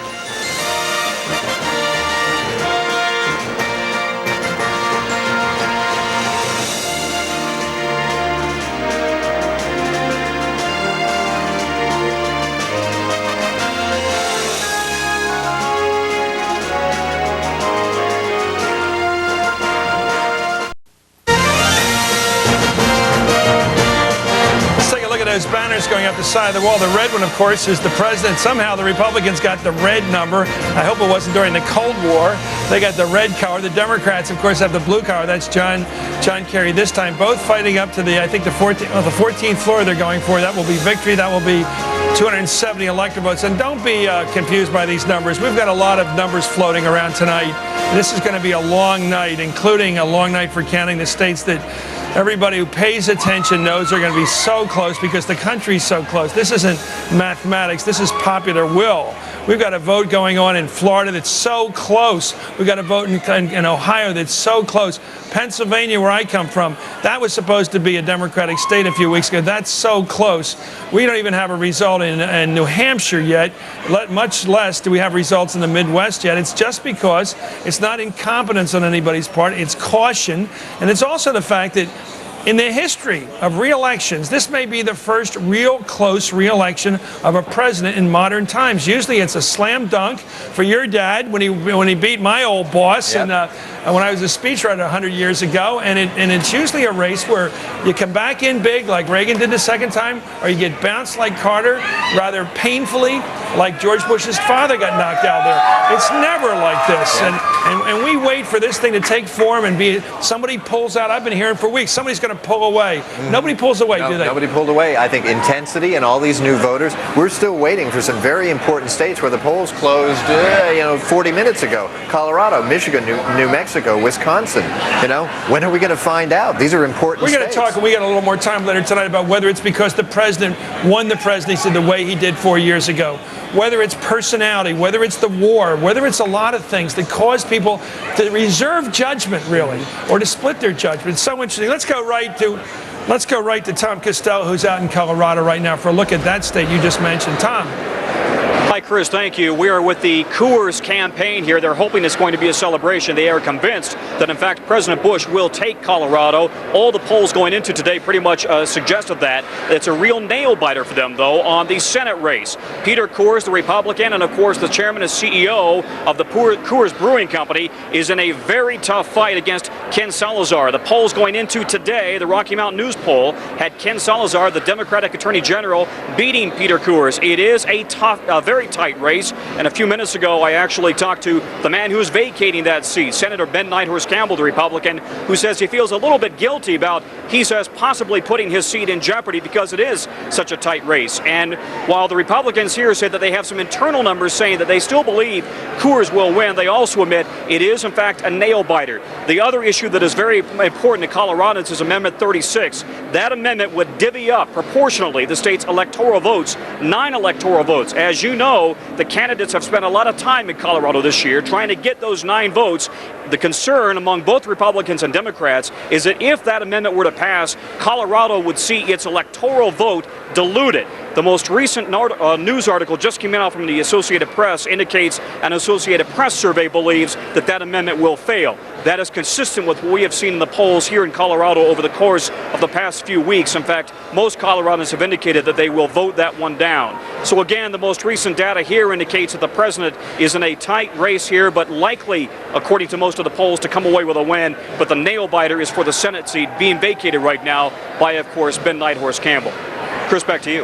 Let me ask you, Tom, a question before we leave you tonight. The Latino vote, how significant is it out there in Colorado tonight? The Latino vote is critical. In fact, I talked to one senior Republican who said that Peter Coors has got to win the Latino vote along the western slope of Colorado, the Mesa counties down in the south and Pueblo County. Being a kid from Denver, I can tell you that the Latino vote has become more and more and more important over the course of the past few years. It is going to be very critical for whoever wins tonight.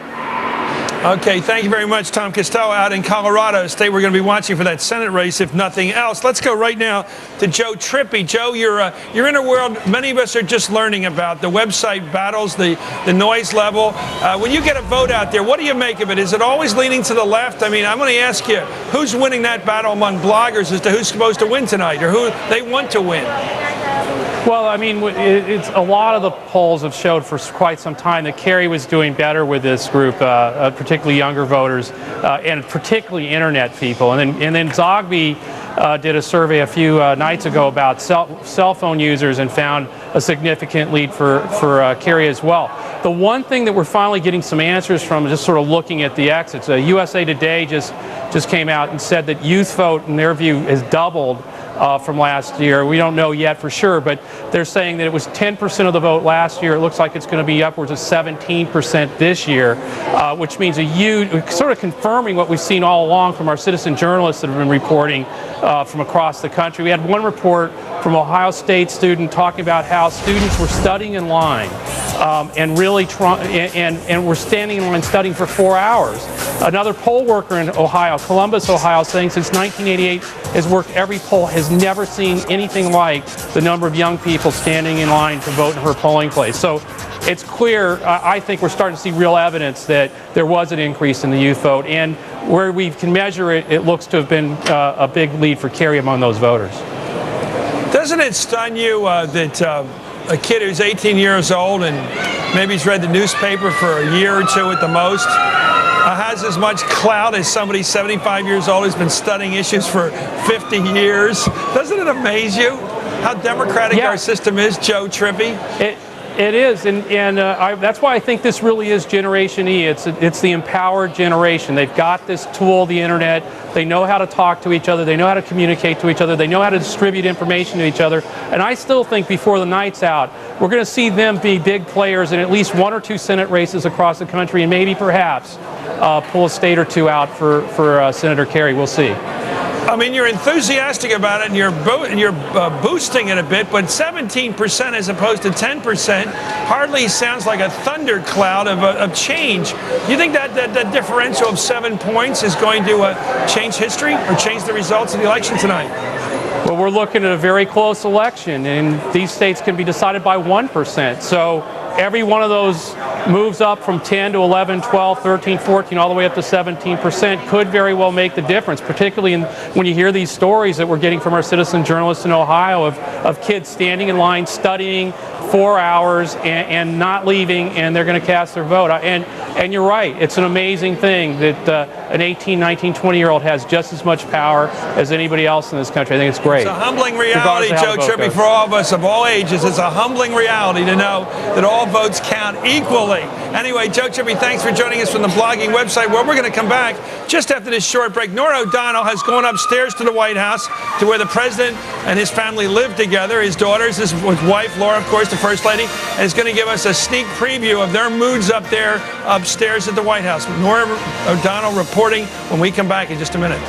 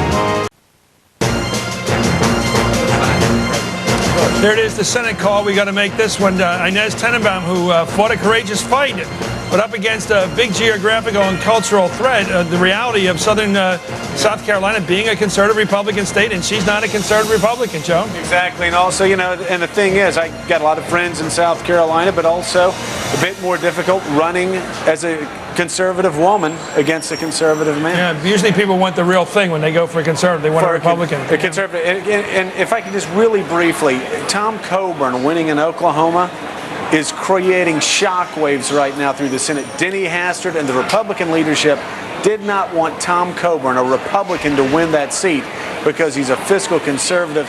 He's going to be raising hell. It's going to be an amazing story there in the Senate. Interesting inside view there of what the people think of him inside. They're taking a look here now at the Bush family. There's the president, his daughter, I guess a boyfriend. It's interesting. What a group. What a comfortable looking picture. There's the president. very formally dressed, of course, so with his white shirt and tie, laughing, smiling to the cameras. Of course, over to the right, Nora O'Donnell, give us a sense of that picture. Well, the president did talk to reporters. I know you can't hear the audio there, but invited the pool up to the yellow room in the residence where there was a sign of confidence that this White House wanted to project. The president saying, I think I will win tonight. The president saying, I think it will be over tonight. This White House, of course, has been fielding a lot of questions about anxiety out in the field from other Republicans, how they're doing in those mega states, Ohio, Pennsylvania, and Florida. This is a White House. This is a campaign that's battling impressions out there. They say that some of the exit poll numbers that are out there are not tracking with the real votes that are coming in. And so they wanted to put the president out in order to send this message that they feel good, that they're not worried. And the president very strongly saying he thinks he's going to win tonight and that there's going to be an announcement. It is still noteworthy that the president is enjoying some family time. You saw he was surrounded there by family, his daughters, his mother, Dora Bush, his brother Neil Bush, and his wife, as well as his twin daughters, of course, and Marvin Bush, all sort of gathered there. But in another room, they're all having a buffet dinner, celebrating with other friends and family, while most of the top advisors are down in the Roosevelt room, the war room, eating pizza and snacks, trying to deliver information as Karl Rove is shuttling between those two places, delivering the president up-to-date information. One other note, Chris, the president's been busy working the phones. I mean, he's not just enjoying himself up there dining on this buffet. He's been calling his campaign manager, Ken Melman, getting the latest on the turnout figures and all matching them up with these exit poll numbers that they think are bunk. In their words, or screwy, as one other official put it. And the president has also been speaking with his brother, who's not here tonight, but is still in Florida, Governor Jeb Bush, who's been feeding what aides say are positive information that he says he thinks they're doing very well in Florida. Chris? Okay, thank you very much, Nora O'Donnell. Let's listen now to what the president had to say in that photo op. Very upbeat, thank you. You're going to get a winner tonight? I believe I will win. Thank you very much. I feel good about it. I'm glad to be able to watch the returns here with my family and friends, and it's going to be an exciting evening. All right, thank you all. Good. Thank you all very much. That's Andrew, you've covered the White House. What do you make of that? It's such an interesting kind of phenomenon. We go and we take it. They give us a peek of the private life, which obviously that's not the way they're sitting during the evening right now. Well, that's to communicate to their supporters some confidence and to reflect, of course, the power of the incumbency. They are there in the White House. They've got the real estate. Chris? Okay, that's called possessed as 90% of the law. Let's go right now to where this campaign election night stands right now. Let's go to Chip Reed right now. He's talking about the long lines in Bucks County, Pennsylvania. Chip Reed. That's right, Chris. There and a lot of other places. You know, some of the terrible things that were predicted for this election day didn't happen. Electronic machines did not go down in a big way. They had little isolated problems here and there, but there was not a disaster on that front. Probably the biggest impression out there for the average voter was the length of the lines. Bucks County, you mentioned, Berks County, Pennsylvania, Amity Township up to 4 hours. Knox County, Ohio, in suburban Columbus, waits of up to 6 hours. Also up to 6 hours in at one polling station near Oberlin, Ohio, up to 3 hours at another. Marvin, North Carolina, a small town, waits up to 5 hours. Clayton County, Georgia, up to 4 hours. Coral Gables, Florida, as Kerry Sanders has been reporting, they may still be there at midnight tonight. Across the country, this has happened, and certainly it's a great sign. People are out there exercising their right to vote. But the bad news is that there have been reports throughout the evening that some people have simply left those lines because they just can't wait that long. Chris? Okay, thank you, Chip Reed. Let's go right now to Brian Williams with the exit information he's been going through all night. Brian. Chris, thanks. And 2 points at this hour. Number one, quickly about the photo op on the residence floor of the White House. The White House was concerned earlier that all available videotape of the president, last night's last rally in Texas, this morning in Crawford, later today his arrival at the White House, showed them in a non-upbeat, somber, well, they were all exhausted. They had made 7 stops yesterday, almost a 20-hour day. So this was obviously, as you mentioned, a way to get him on the videotape record tonight, knowing we would all pump it out the minute we got the videotape and show a kind of new image of the president for tonight's news cycle. Now, as to the exit polling, Pennsylvania. Let's talk about that one, among the biggest battleground states we have to discuss tonight, with the 21 electoral votes that are going to be key to someone's victory. In 2000, Pennsylvania went by a slim margin to Al Gore. Now, of course, it is too early to make a call as we sit here tonight, but our exit polls are telling us what Pennsylvanians were thinking about as they voted throughout this day and tonight. President Bush drawing strong support from several key groups in Pennsylvania. 60% of gun owners going for President Bush, white Protestants, residents of the central and northern parts of the state. Senator Kerry drawing his strongest support from young voters, over 60% there. Union households, also over 60. Black voters, Philadelphia residents, 84% each. Remember those 4 golden counties around metropolitan Philadelphia? That's about 1/5 of the entire vote for the state if you get those 4 counties. Now to the issues. Pennsylvania voters concerned with terrorism or moral values were especially likely to go with the incumbent. 83% of those who said terrorism was the issue that mattered most to them as they went to the polls went for President Bush, as did 81% of those who selected moral values as the issue of primary concern to them. For John Kerry, war in Iraq, health care, jobs, the economy, those were the issues that worked most strongly in his favor. Among Pennsylvania voters who said the war in Iraq was on their mind the most, 75% of those thinking of the war voted for John Kerry today, as did 83% who selected health care, 84% of the people who said the economy and jobs, in that blue-collar vein that runs right through the state of Pennsylvania, that all trended heavily John Kerry. Chris? Okay, thank you, Brian Williams. Let's go right now to David Schuster with some information on the raw vote, the actual vote coming in from Florida. David. Well, Chris, when you look at the raw vote numbers, the race is actually even tighter than the numbers on the screen right now, because when you look at more than half of the state of Florida reporting, the counties that have not yet reported include Miami-Dade, none of the precincts have been reported to the state, and Palm Beach. The reason these 2 counties are so significant is because based on Al Gore's results 4 years ago, the Kerry campaign believes that they will pick up somewhere between 160 and 170,000 votes on the margin that President Bush has right now. The bad news for the Kerry campaign is that most of Broward County, their strongest county, those numbers are in. The Kerry campaign cannot expect to pick up much more based on Broward County.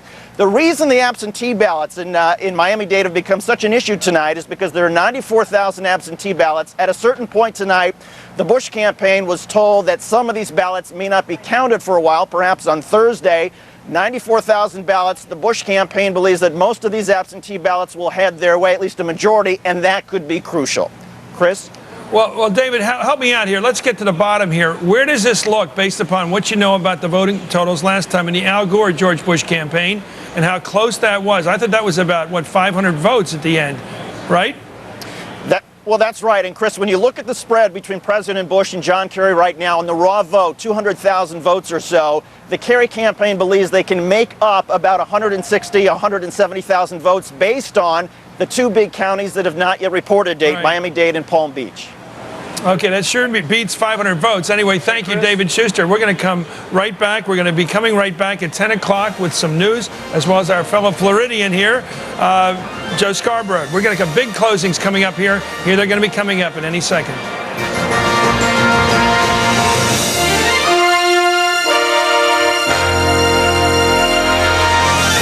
This president has made, I regret to say, a colossal error of judgment. We will fight the terrorists around the world so we do not have to face them here at home. He misled the American people when he said we'd go to war as a last resort. We did not go as a last resort. The only thing consistent about my opponent's position is that he's been inconsistent. Right back now. Unfortunately, once again, we've been stymied a bit. We don't have any dramatic news, if that's what you're looking for. And by the way, the best information on this election has been coming for weeks now. We know which states are going to be close, and they are close. The reporting on this election, because of the very good polling for weeks now, shows where the difficulty is going to be in getting the votes counted tonight because it's so darn close. Let's take a look at Utah. That's no surprise. The president is the projected winner in Utah, a stalwart Republican state. In Iowa, no call. Too close to call. That's a state just like Ohio, just like Pennsylvania, just like Florida. The states we've been watching are so close they cannot be called at this point. You're going to have to be patient tonight to get a result. Nevada, another state on the longer list of battleground states. Nevada, where the Democrats have been hoping to pick up that state, to poach that state. They may have to do it by necessity if they want to get the 270 votes for John Kerry tonight. Montana, too early to call. Don't bet that's a close one. Historically, Montana is a Republican state, a reliably won. No projection there because it's simply too early with the numbers. Again, we reiterate, and how's this for bad news for those who want to go to bed tonight? 77% of the vote in. Still too close to call. In Florida, we're waiting to hear, we don't have the Miami vote in there to count with the other parts of that incredibly interesting state of Florida. We're going to have Joe talk about that in a minute. Too close to call in Ohio, as I said. We're reiterating that with about a quarter of the vote in. Kerry struggling with the president there in Ohio, Pennsylvania, Florida, Missouri. Too close to call. That's a surprise, I think. Most people would have thought by now that Missouri, which is culturally conservative and really hasn't been on the list of any of the Democratic advertising buys, they haven't been spending money out in Missouri, yet with almost a fifth of the vote in there, still 19% of the precincts, I have to keep reminding you, not the actual vote, too close to call in Missouri. In Colorado, another state on the long list of battleground states, too close to call. Too close to call in New Mexico, another state which is going to be with us on the battleground list throughout the evening. And too early to call in Pennsylvania with 35% of the precincts in. It's still too early to call there. I'm not sure what that is about. It may be about some of these irregularities because I hear that Philadelphia is turning in a superlative performance for the Democratic Party and John Kerry tonight. Michigan, another state too early to call. We'll have to figure out why that's the case. Those polls have been closed for a while now. Michigan, too early to call. Minnesota, too early to call. We don't have enough votes there to decide who was the projected winner. Wisconsin, too early to call. Again, not that they're close. It's that it's too early. Not enough numbers in yet. And Arizona, another state where we got polls closed, but we still don't know enough information to begin to make a projection. Arkansas, where President Bill Clinton, former President Bill Clinton, campaigned for John Kerry, too early to call down there. New Hampshire, with 38% of the precincts in, too early to call. Well, it's a small state, but an important one. Many people have said here earlier tonight, including Ron Reagan, that John Kerry better win that state if he wants to win tonight, for all kinds of reasons. So now we're looking at a map which, despite what seems to be a slowness of reporting the more tricky states to call, is growing in filling out that continental United States. Kerry, 112 electoral votes.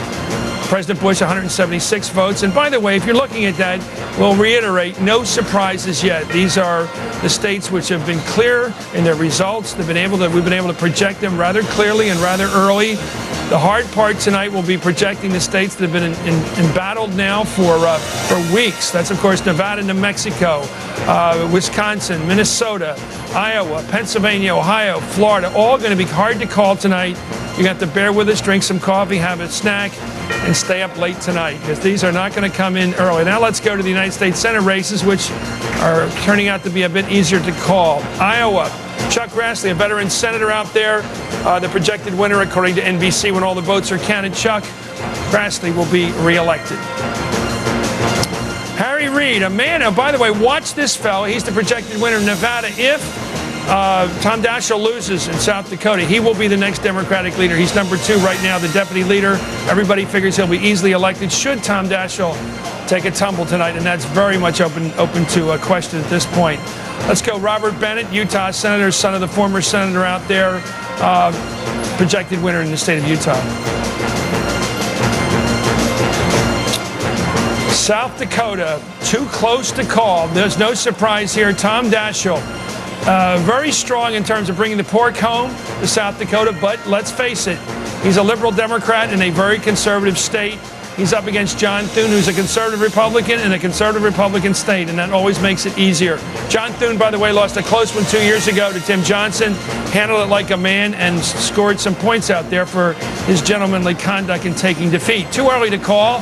United States Senate race in Colorado. There's a very well-known to anybody who drinks beer, Pete Coors. He's the chairman of that company, up against the, I should say, the Latino Attorney General of that state. He's very well known, and he is going to be a very prominent member of the United States Senate simply because he will be one of the few Latinos. Jim Bunning, too close to call. Extremely well known, with 99% of the vote in Kentucky. This incumbent senator has not been able to beat a political unknown just 2 weeks ago, Daniel Mangiardo, who many Republicans were openly mocking just till recently. Let's go to Pennsylvania. What a surprise this is. Joe Hoffman, with very little money, taking on the incredibly powerful incumbent Arlen Specter, who, by the way, this is very important, has enjoyed huge support from organized labor despite his Republican affiliation. He had everything going for him, and yet that race is still too close to call. Another one too close to call, Mel Martinez, the former HUD secretary, battling Betty Castor, with 77% of the precincts reporting. That is a pretty strong report, and yet we can't call that one. North Carolina, Richard Burr, as I said before, two very impressive candidates. Erskine Bowles, the former chief of staff to President Clinton, in a very close race, 38% of the precincts reporting there, and still too close to call. This Senate battle tonight is very interesting. So many races too close to call. Here's one too early to call. This is Louisiana, very interesting state. Not exactly the typical southern state. They have a rule down there, by the way, which is so much of Louisiana is unique. They have a rule down there that you have to have 50% in order to avoid a runoff. Let's go right now. We have a presidential call in the presidential contest. Let's take a look at what we've got right now. Arkansas. The president has become the projected winner in the Razorback State. You know, it's so interesting that Bill Clinton went down there and campaigned. He thought he could carry it for his friend John Kerry. Unsuccessful. Times change quickly in politics. Let's look at these numbers. 182 votes, electoral votes for President Bush, projected. They're all projected now. And 112 votes for John Kerry. This is very interesting. The president is clearly taking a lead here in the electoral votes. You cannot deny that. But that said, nobody has poached on anybody's territory. Nobody's pulled up a blue state. No Republicans want a blue. The Republican president hasn't won a blue state, and the Democratic challenger has not won a red state. Look at these opening gray states. We call them the gray states for good reason. They're gray tonight. Let's look at this. This is fascinating. Look at, I think he's the window washing equipment we got going up and down the wall here, pulling these tapestries up, these drapes that are moving up. There's the vote as you see it, with Kerry behind it, 112, trying to catch up. Interesting to watch that right now. Let's go to something just as dramatic. Keith Oberman, who's got all the governorships as well as the Senate tote board right now. Let's go to Keith right now.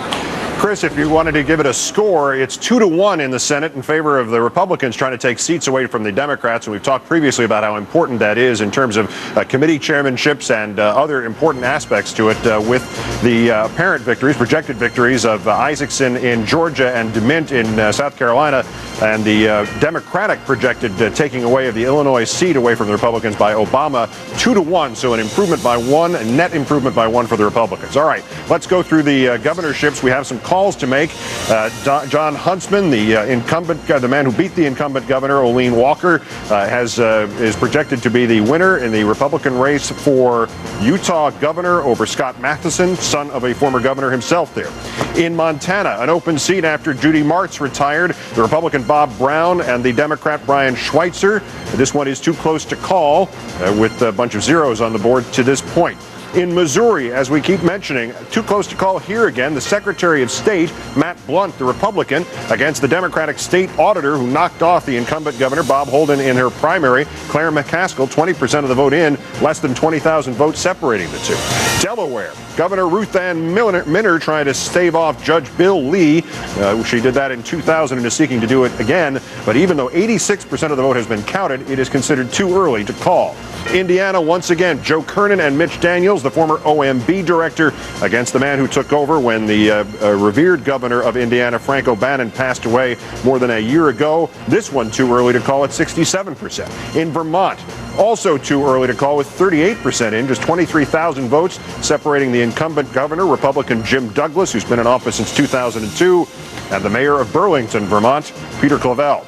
And continuing in the Northeast in New Hampshire, and this one still too early to call with 41% in and a 3,000 vote difference between incumbent Republican Governor Craig Benson and the Democratic challenger businessman John Lynch. Let's check a few of the congressional seats of import. The Speaker of the House, Dennis Hastert, seeking re-election in District 14. This one a little bit too early to call to this stage, although he has a significant lead over Ruben Zamora in the early counting. And now Tom DeLay, the incumbent House Majority Leader. Since 1984 in District 22 in Texas, NBC News has projected his re-election and, more importantly, perhaps, the impact that he may have on the redistricting in Texas, where 5 incumbent Democrats were rendered vulnerable by the redistricting at Mr. DeLay's insistence in Texas. Before we turn it back to you, Chris, let's run some of the propositions, and particularly the same-sex marriage bans are on the ballot in 11 states. 7 of them have now, according to our NBC News projections, passed. Arkansas, Amendment 3 has passed with a 73-27 majority so far. In Georgia, it's Amendment 1, asking whether the state constitution should be amended. And it would, in fact, be a man and a woman defining as the only people involved in a marriage. This one supported by the Senator Zell Miller, who is going out, and this is passing. In Mississippi, again, the perfect record continues with a huge majority with the early stage in here on Amendment 1 that would define marriage as a constitutional amendment, marriage as a union of a man and a woman. Heavy victory in Mississippi projected by NBC News. It is also Amendment 1 in Ohio, defining marriage as between a man and a woman. Ohio, that's going to pass too by 2/3, it looks like. North Dakota's marriage definition, Amendment 1. No other domestic union will be given the same legal effect in North Dakota. And this one we're projecting it is also going to pass. And just in, perhaps the most significant of the ballot measures tonight, that Amendment 36 in Colorado, which would split the Electoral College vote between the winner and the loser, in all practicality giving the winner, the presidential winner, including the presidential winner tonight, 5 votes in the Electoral College, and giving the loser in the state 4 votes. That one is on its way to defeat, according to our NBC News projection. So none of the controversies, Chris, that we would be expecting if Colorado decided to change the electoral vote rulings there tonight will apparently be dealt with. And we'll go back to you. Okay, Keith, thank you. Let's go back to a political smart observer we haven't had on yet tonight, Jonathan Alder of Newsweek. Jonathan, it's kind of frustrating because the elections we didn't think would be close have all been decided, and the ones we thought would be close are too close to call. Absolutely. You know, the president said about 15 minutes ago that he thought this was going to be decided tonight, that he would win tonight. He could be right, but with all due respect to President Bush, he is in the distinct minority. Most analysts who are on the ground in these states on both sides believe this will go into tomorrow at the earliest. It will be, therefore, one of only 5 elections in the last 50 years that have not been decided on Election Day. You know, you have 1948, the last time an incumbent was in a really tough race. 1960 wasn't decided until the next day. 1968 until the next day. 76, and then 2000. So this joins a very small group of elections, Chris, that are not decided on Election Day. Do you think we'll get results in those states where there's not a lot of litigation, like the Midwestern states? Yeah, I think we will get a lot of results in the next couple of hours, and it's possible. I shouldn't rule out this getting resolved in the next couple of hours. But if you add up the challenges in Miami-Dade with the absentee ballots, counting being delayed, the challenges in Ohio, the long lines you're still seeing in polling places, all of the lawyers on the ground. If you take that all and bundle it together, it suggests delay. It doesn't necessarily mean it's 2000 all over again, but it's going to be at least into tomorrow by most sensible speculation now. Okay, thank you. We'll be back to you later, Jonathan Alder. Let's go right now to the 2 top lawyers we've got working with us tonight who really do know the answer to this question. Let's go to David Boies first, then Ben Ginsberg. David, do you think, I hate to say the 2 words, Supreme Court, but do you see any litigative situations right now in either Ohio or Philadelphia or elsewhere that might suggest that they might be arriving on the scene? The Supremes. I don't really. I don't see any litigation that's now on the horizon that would end up in the Supreme Court. Now, of course, I said that in 2000. I was wrong. But even looking at the kind of issues that we have in the courts right now, I don't see any of those getting to the United States Supreme Court. Do you see this extending, as Jonathan Alder just mentioned? Do you think this could extend these situations we have in Philadelphia with the absentee ballots, with the problems in Cuyahoga County and elsewhere in Ohio? Do you think they could hold off us knowing who won those states for more than tomorrow, for example? If the number of provisional ballots plus the number of absentee ballots are larger than the margin of victory, then it's going to drag on for a few days, because you know that those are not going to be counted until a few days from now. So if the margin of victory is that small, it's going to drag on. Ben, your view of the same question. Yeah, I agree with David. I mean, I think that any cases that end up in the Supreme Court are really a function of the margin of victory in specific states. And that really is up to the fickle finger of fate, Chris, that we know really only starts to point in the wee morning hours usually. Do we have any creative state Supreme Courts that might be knocking down statutory laws that caused the problem last time? We had a problem in Florida where we had a Supreme Court that said certain rules apply, certain other rules don't apply. Is that a problem we might face again, Ben? Well, it's always sort of the chance of litigation that you never quite know the answer to. Hopefully, other state Supreme Courts saw what happened in Florida and would learn some lessons from that instance. Yeah, I think I really ought to take issue with the premise of your question, though, and that was that the Florida Supreme Court did something different last time. The Florida Supreme Court did exactly what they did for 80 years. We have to do what we do first here tonight. Let's make a call, and here it is right now.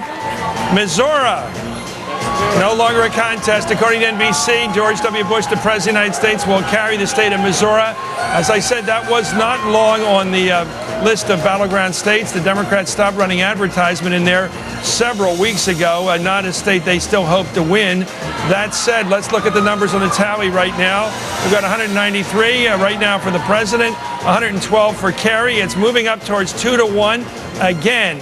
Look at that map with the gray states on it. Florida, Ohio, Pennsylvania, Wisconsin, Minnesota, Iowa. Lots of states to be deciding tonight. NBC has made no projections in any of those states. Here's one of the bright lights in one of the political parties, Barack Obama. They're being congratulated on his projected victory in the Senate race in Illinois.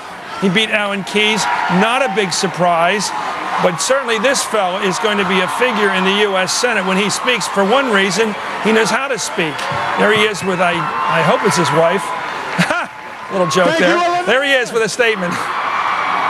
Here he is with a victory statement. Obama is a fascinating guy. He grew up in Hawaii. Thank you, Illinois. I don't know about you, but I'm still fired up. I am fired up. Look at this crowd.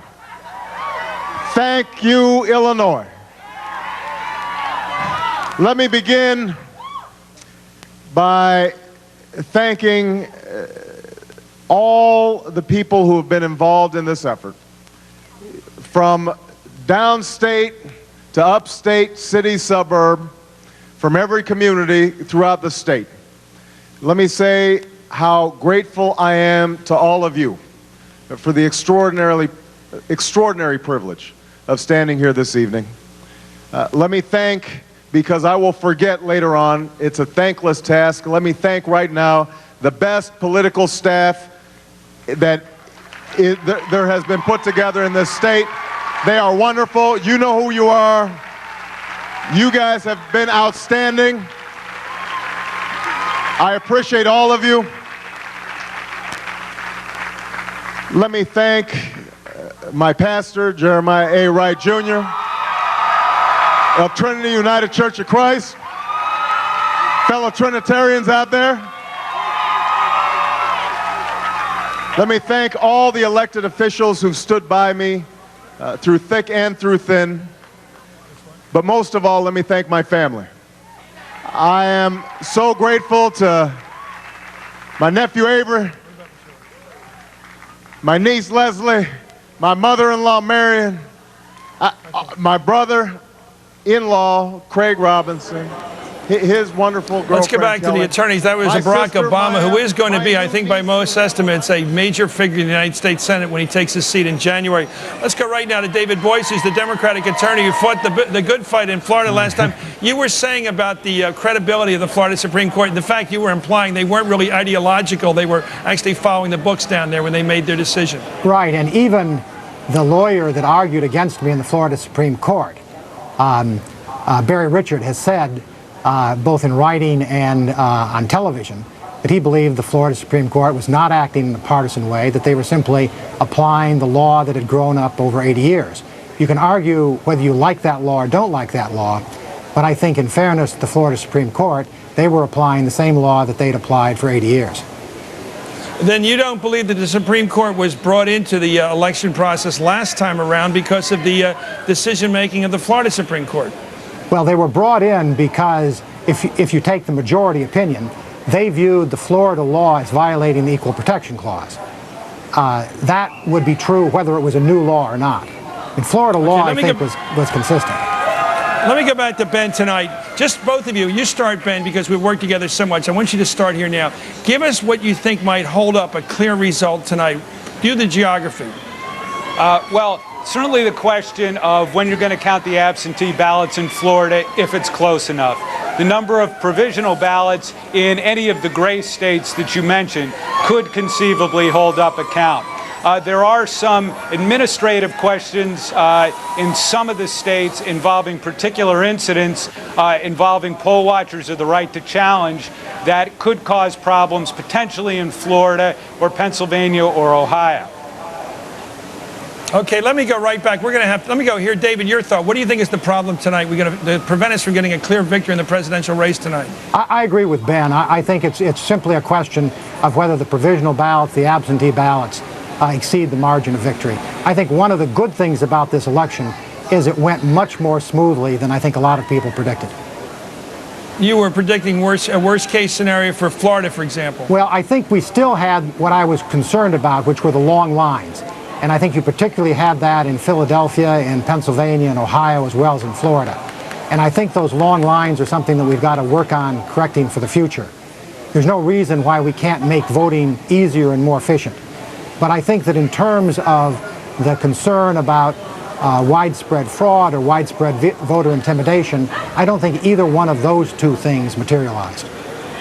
Do you think that long lines are something that the municipalities and precincts should fix? Yes, so we don't have these 4-hour waits? Absolutely. And that's not a Republican issue or a Democrat issue. That's just a good government issue. That's the kind of thing that both parties ought to unite to correct. Yeah, I would agree. We're going to be coming. I want to thank David Boyce for joining us, and you'll be back, Ben Ginsberg, both of you, as the evening progresses. Let me go right now to what's happening right now.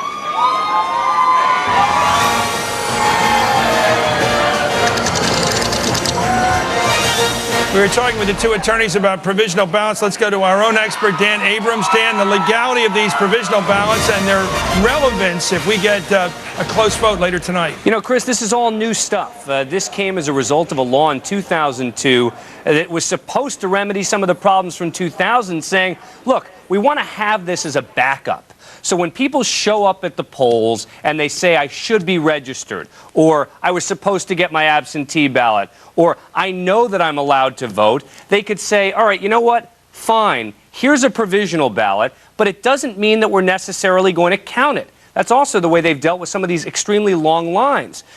They've said, you know, for example, in one county, fine, fill in these provisional ballots, and then they can decide later if there's a challenge, for example, and someone says those should never have counted. That's why this is going to become so important when it comes to the litigation. In a sense, what they've done is they've delayed the fights, because rather than fight about whether these people are eligible now, they're saying, take these ballots, vote, we'll deal with the problems later. And that's why it's so important, as Ben Ginsberg and David Boyce are pointing out, how many of these provisional ballots come in could determine whether there's going to be a fight. For example, there's a voter in Ohio who's suing, saying, look, we ought to know how you're going to go about counting these provisional ballots. What's going to be the standard for whether you use it or you don't use it? Saying we ought to know that at this point. And of course, remember, there was another ruling in Ohio earlier today, a federal judge saying if you had asked for an absentee ballot, you didn't get it, you came in, you still get a provisional ballot. Chris? Is this simply kicking the can down the road, giving provisional ballots out? Absolutely. I mean, look, it's important in the sense that it protects you from having problems you can't remedy. But there's no question that it's just delaying possible fights if it's going to come down to these provisional ballots. Tom Brokaw was talking to both presidential candidates, including the president, recently, and they seemed to both showed a strong sentiment. They both showed a strong sentiment for fixing our system and finding some way of unifying and uniformizing all the voting in the country for federal elections. Is that constitutional? Can we do that, or do we have to change the Constitution to do that? No, you wouldn't have to change the Constitution to have a unified system. Now, you might have some problems if there were mandates as to how states had to do things, because generally the way we do these presidential elections is we say it's up to the states. But we could certainly reach an agreement where all the states say, look, here's how we're going to do it. For example, the winner-take-all system in the Electoral College. Sure, there are a couple of states that don't completely do it, but basically all of the states have said we want to play by the same rules. And I don't think there's any reason that they can't come up with a system, a uniform system throughout the country, and they could eventually eliminate the Electoral College. Well, maybe after tonight things will change. Anyway, thank you very much, Dan Abrams, for that. Let's go to Lisa Myers right now for a report on how the Bush camp is looking at the numbers right now. Lisa. Hi, Chris. Well, the Bush campaign continues to crunch the numbers, comparing the exit poll data with the actual votes as they are coming in. And what they've concluded, according to a senior campaign official, is that there is a 3 to 4% undercount of Republican votes across the board in the exit poll data. Now, specifically, their analysis is based on the votes in Virginia, North Carolina, and South Carolina. But they have concluded there is a much broader problem that 3 to 4% of their vote is not getting counted in the exit poll data. They're also feeling increasingly good about Florida. They believe they're doing better than expected in the swing areas. They're doing better than expected in the Democratic areas, and they are seeing very large turnout numbers in the Panhandle, which is a traditionally Republican territory. Now, no one's doing high fives here, but there's a lot more smiles than there were 2 to 3 hours ago. There's still no predictions here about Ohio, but they're feeling much better about Florida and also about the race nationally because of what they see as a significant flaw in the exit polls. Chris. Okay, thank you very much, Lisa Myers, reporting on the Bush campaign. Let's go to Lester Holt, who's in Ohio, is going to give us a sense of what's happening there. Lester. All right, Chris, the situation in Ohio right now is it's going to take some time. Here's why. This is the decision desk behind me, the NBC News decision desk, where they're looking at a number of different scenarios as they look at all the computer models, and they've come up with 2 models right now. One swings toward President Bush, the other swings toward Senator Kerry. 2 different stories. Each campaign can take some optimism and some pessimism there, but all this means right now it could be a very long wait as we wait to see the results in Ohio. 2 models, 2 different stories. Chris? Thank you very much, Lester Holt. Let me start with Joe. You had thoughts about Florida. What are your thoughts about the numbers down there? I want to talk about the numbers. With 77% of the vote in, George Bush is 256,000 votes ahead.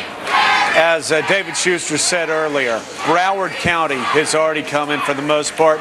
Republicans have always called Broward County, home of Fort Lauderdale, the killing fields because they always lose by up to 200,000 votes. What that means is they've got to pick up 256,000 votes from George Bush from Palm Beach County, where 2 hurricanes went through, and also Miami-Dade. The Bushes usually do better in Miami-Dade than most Republican candidates. One final thing. Northwest Florida, my home area, that really gave him the election last time, still not being counted yet. Those votes are just now starting to come in. They're going to come in 60, 65%. Joe, look at the board. What do you make of that board right now? 3 million for the president, a couple 100,000 less for John Kerry. Yeah, so we're 200,000 votes. Broward's already come in. Northwest Florida's being counted. They haven't counted absentee votes in South Florida, which usually trend Republican. And he's outperforming Mel Martinez by about 200,000 votes right now. They wanted Martinez, obviously, to help with the Hispanic vote. I think that's probably worked for George W. Bush. It doesn't work the other way. Broward County, again, known as the killing fields. If George Bush is 200,000 votes ahead without him counting North Florida, and with Broward already in the bank, it's going to be awfully tough for them to carry Florida. You know, it's interesting, Joe. I just got the word that if you look at that number, hold that board up there, 85% voted in your state of Florida. That's how many votes were or total in the presidential last time around. So you're going to get a big turnout. What's that do to the state? These big numbers keep coming in. Yeah, it really does. And again, it's a lot of it's going to depend on what happens in Northwest Florida, whether they get the vote out the way they wanted to get the vote out. Again, there's still people standing in line in Northwest Florida to vote. Of course, we've got the issues in South Florida also, but the most heavily Democratic county in Palm Beach County, the second most Democratic county, again, hit by 2 hurricanes over the past month or two. Again, as the polls that Keith was talking about before told us, that obviously had a significant impact on people that were voting. Mayor Brown. Well, I would tell you this, that I would assume that no one has yet measured the Jewish vote.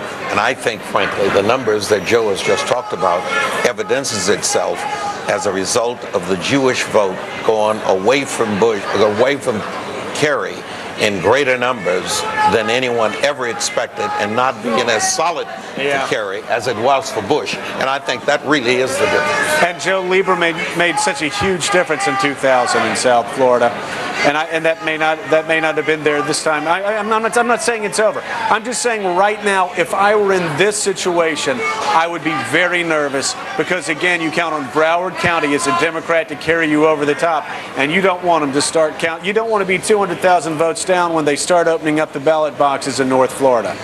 Your thoughts, anyone? No, I think it's absolutely true, and we don't know yet how that vote is breaking, but clearly the president's position on Israel, his strong embrace of Ariel Sharon, has helped him with the Jewish vote around the country, at least anecdotally. And we'll have to see what happens in Florida. This has got to be very encouraging, though, especially to the White House. This may be one of the reasons why they had so much. Well, you know, I look at these numbers and I see Florida perhaps, I noticed Lisa Myers in her report from the Bush camp that they're more optimistic about Florida.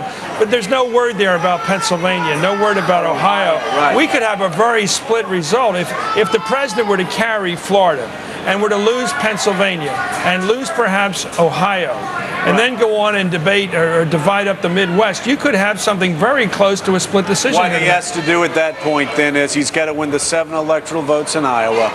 He's got to win the 5 electoral votes in Nevada. He's got to win the 5 electoral votes in New Mexico. And when that happens, at that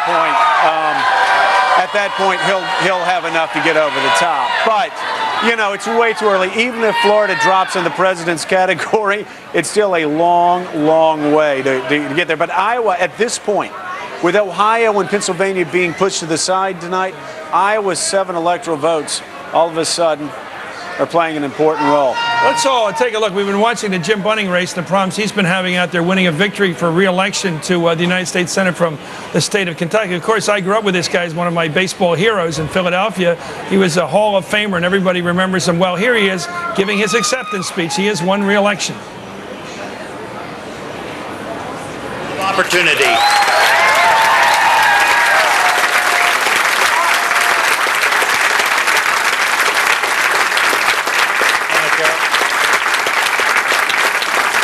We know there are people out there who want to destroy our very way of life.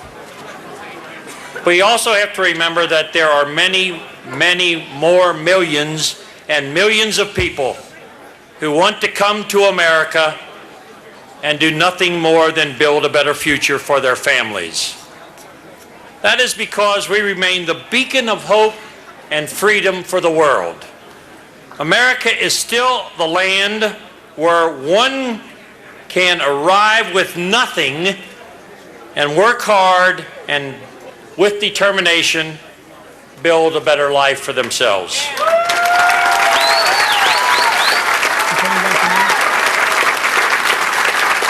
MSNBC coverage of Decision 2004 brought to you by Bank of America.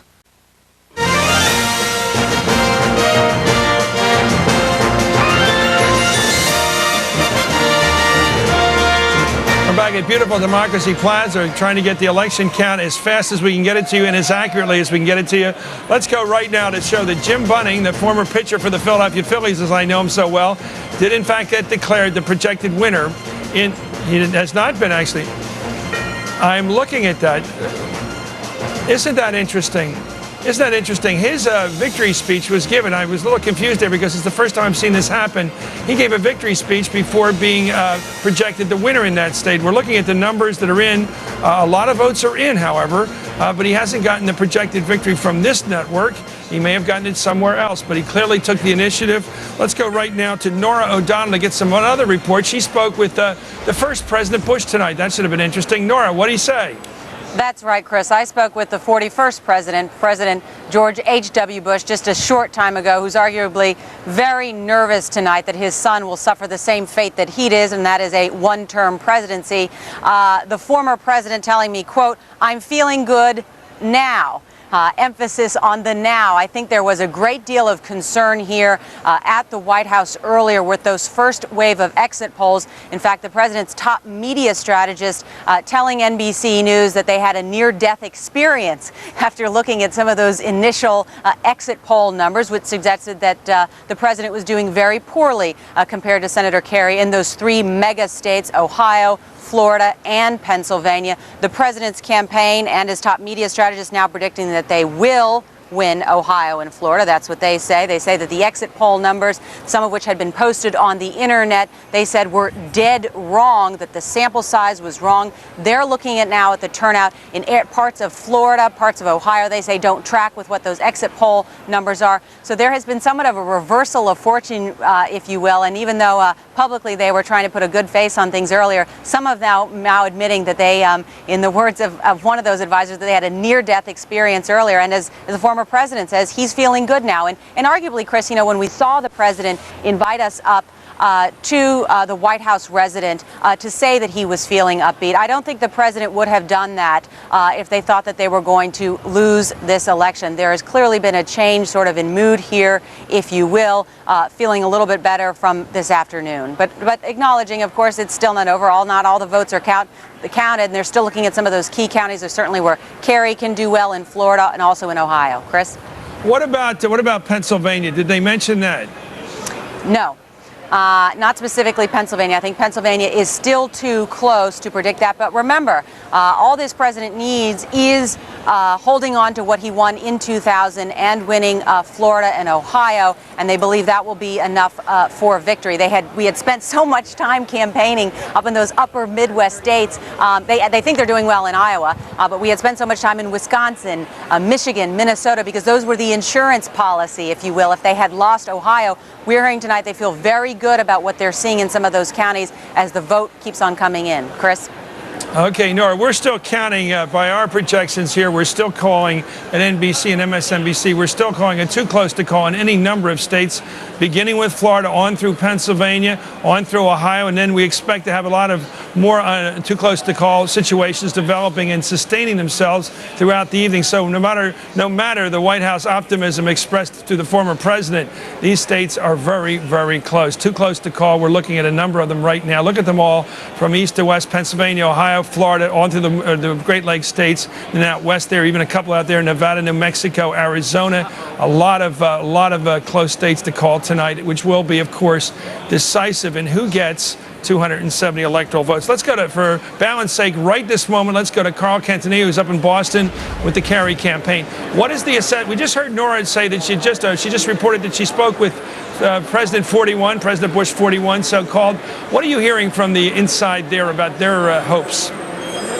Well, it's interesting, Chris. I mean, just as optimism has clearly gained some steam as the night's gone on, the early enthusiasm on this end probably dampened somewhat by the numbers they're beginning to show. Actually, on screens here in Copley Square in Boston, they just showed the Florida numbers, and it got very quiet here very quickly, although the posturing does continue. Joe Lockhart just talked to reporters a few minutes ago and continues to insist that they will win Florida, saying that there's limited counting so far in heavily Democratic counties, that they were heavily favored on the early vote in Florida, and they think Ohio too will flip for the Democrats as well. So obviously we don't know a lot, but the Kerry campaign continued to insist that those two big states will fall to them. And Pennsylvania, they're very confident about, especially given the action and the heavy turnout in the southeastern part of that state. John Edwards is actually across the street right now. He just came to the Westin Hotel a few minutes ago.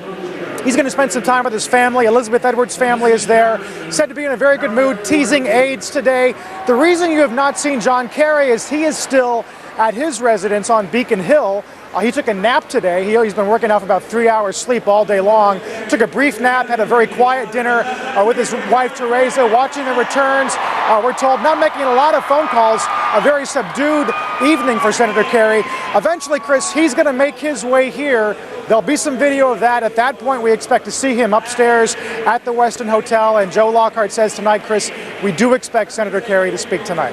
Chris? Okay, thank you. Carl Kentney is with the Kerry campaign up in Boston. Let's go right now to Santa Fe, New Mexico, to Josh Mankiewicz, where they unfortunately have another absentee ballot situation developing. Josh, why it's daytime out there. What's going on out there, Josh?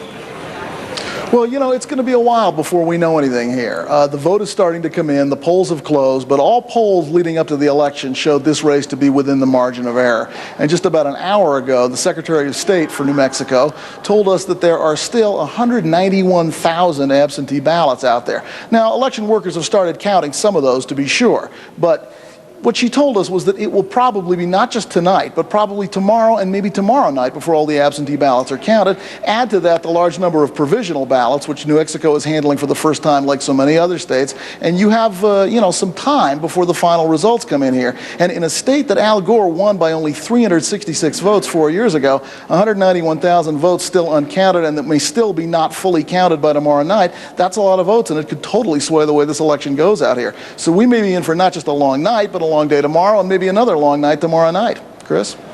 Was this foreseen a couple of days ago, or is this just the madcap reality of election night 2004?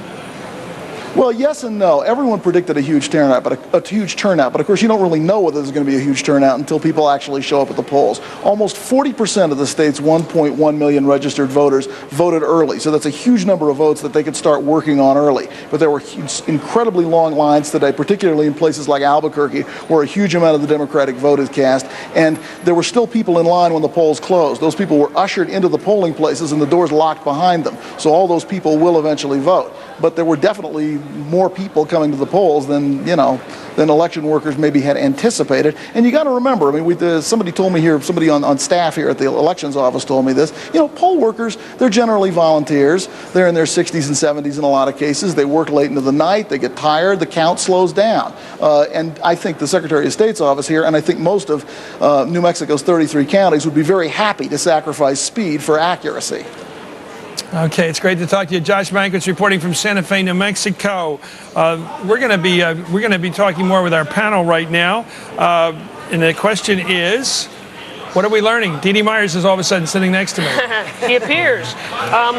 We're learning that this is going to be a long night, that there are a lot of questions, that there are a lot of uncertainties as we go forward. It seemed like it was breaking one direction earlier in the evening, and that conventional wisdom is clearly dissipated. What is this spin coming out of the White House that they're going to win Florida, they're going to win Ohio, they may not win Pennsylvania, then the spin coming out of the Kerry campaign, or whatever you want to call it, this is a saying the reaction same to 4 exact years ago, thing. which is that both campaigns want to be in a position to declare victory if things get tight at the end, because the Gore people really feel they suffered from the final call being that Bush had won, and Gore looking like a sore loser throughout that 35-day overtime 4 years ago. So both campaigns are setting it up so that they can plausibly declare victory. So when the president spoke with his family surrounding him that was to set up, we won. Absolutely, and to replace the pictures earlier, because clearly this morning they can say he was tired, they can say a million things, but the truth was he was looking anxious, he was looking nervous. Kerry looked a lot more confident this morning than the president. They wanted to replace that picture, that image, with the president looking like he feels like he's going to win. So we're going to see a man with a vanilla barn jacket showing up sometime tonight in Boston. In the next hour, he'll wade through that crowd. Red Sox cap, smiling, saying victory. The four-leaf clover. So we can't even count on victory statements anymore. By the way, we just heard from Jim Bunny. I found that fascinating. I misspoke because I looked at that picture, that board as we call it, coming up with the results, thinking, my God, of course he got the check mark because look, he's out there. What did you make of that? You're an old veteran. That may be one of the reasons why one of his local newspapers suggested in an editorial that he seeks psychiatric help. I sure wouldn't go out there under that case. Let me say this, though, about George W. Bush, though. And we all remember 4 years ago when they took the cameras in there. George Bush ain't a good actor. I mean, 4 years ago when they took the cameras in there, and Jeb was in there, looked like they had put a stun gun on him. George Bush is feeling comfortable tonight. He doesn't hide his emotions very well on election night. I'm not saying that as a Republican or a Democrat. I'm saying to somebody that's observed George W. Bush, he does not let you in the inner sanctum unless he feels good, like Nora said, unless he felt very comfortable that he was going to win. Because usually when he does that, like I said, yeah, they're back in the hunt. That they found out these tracking polls were off, and they're feeling great about Florida. Can I suggest a middle case? Remember the old joke about the guy who was hitting himself with a hammer, and somebody said, "Why are you doing that?" And he said, "Because it feels so good when I stop." Could it be that he's just going through a hell of a couple of hours, and then all of a sudden it feels a little better? I think they thought a couple days ago when the Osama bin Laden tape broke, they were going to win by 3 to 4 points. I think they woke up this morning, they were up by 1 point. They were very nervous about Florida. They were very nervous about Ohio.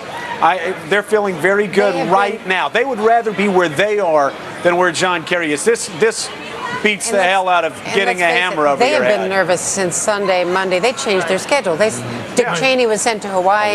The First Lady went off separately to go to battleground states. And look today, at the states, today on the way back from Texas, the president stopped in Ohio. It is not normal. He stopped in Columbus, and Hamilton County is actually turning out to be stronger for Bush than they expected. Exactly. These are the states we're waiting to come in, though. All right? Iowa. Obviously, Florida and Ohio. But Iowa, a Gore state they think they can win. Minnesota, Wisconsin, a state they think they can win. New Mexico, another Gore state they think they're going to win. I mean, right now the numbers are looking... I'm not so sure they think they can win those states, but they are feeling lucky. What state don't you think they can win? I'm not so sure. New Mexico? No, I'm not so sure that they think that they can win Wisconsin. Iowa? Wisconsin, Iowa, and New Mexico are all in play right now. I'm saying, and that's all I'm saying. All I'm saying right now is, I don't know why you're shaking your head, because if you look at the map, you've got Florida, Ohio, and then you've got states that Al Gore Joe, won we got 40 it. We years got a ago. new one. Let's join in. Let's put in some news now. We got a presidential call to make this moment. In the state of Arizona, the projected winner, George W. Bush, the President of the United States, has won in Arizona. Big call there. And we got another one right now to give you right now, right on the heels of that one. A big one. Pennsylvania, John Kerry is the winner in Pennsylvania. By our projections, that removes, by our projections, when all the votes are counted, a win in Pennsylvania for John Kerry. Very interesting, because that now leaves two of the big three. The deal maker for the president now is probably having to win two. Maybe having to, what do you think, Joe? He has to win two now, the president get reelected? Well, does he have to win Florida and Ohio, or just one? The president needs to win Florida, and then he needs to win a combination of those states that I talked about. He needs to win Iowa, New Mexico, Nevada, some of these other states that are still hanging out there. As Pat Buchanan pointed out several hours ago, because of redistricting, I think about 8 electoral votes went from the Gore column to the Bush column over the past 4 years. I don't think either of these results are very surprising, though, Arizona or Pennsylvania. Nothing has been surprising. Nothing has. No. And that's the most exactly as we expected. Nobody remembers in this business 3 days ago, Pennsylvania in a lot of polls was leaning toward the president. I read these polls every day. So it wasn't surprising given the last 24 hours, but given a week ago. Well, but you know, people on the ground were talking to people on the ground that Pennsylvania. Because they're going to dump $1 million in street money and turn the thing never broke a sweat. And they had so much money in Philly, they poured it into Montgomery County. We know too much here. It's like I say, no, there's been no poaching so far. The interesting point tonight, the president of the blue party is carrying blue states. The challenger of the red party is carrying red states. And the no man's land of these states we've called the battleground are still there. And we're going to come back and we're going to come out and talk about whether or not, and maybe not, the youth vote failed to weather the storm today and get out there and vote. We'll see the good news or the bad news for the Kerry campaign. If it didn't get out there, they're going to have a problem tonight. We'll be right back with a big question. Did the kids vote?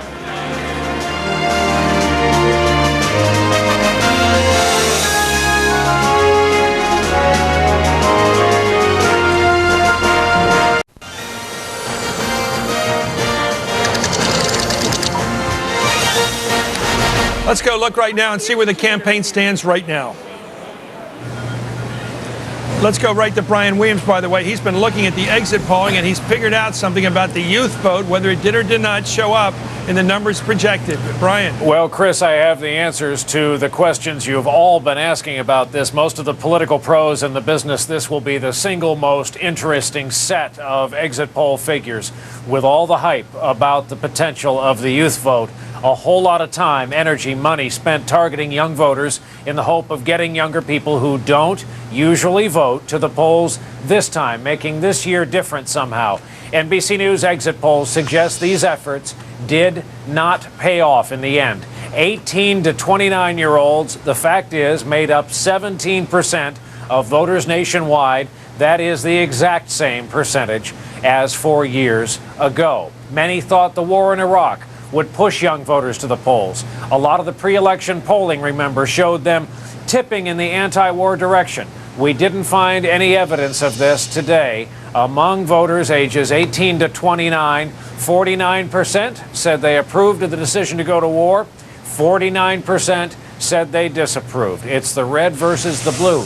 As for how the young voters were breaking in the presidential race, they are going for Kerry. In the choice, they are going 56-42 Kerry over Bush. That's a departure from 2000, when the younger voters split pretty much evenly between Bush and Gore. So, Chris, there you have it, a coveted category, a talked about category, and the answers appear clear, at least from exit polling tonight.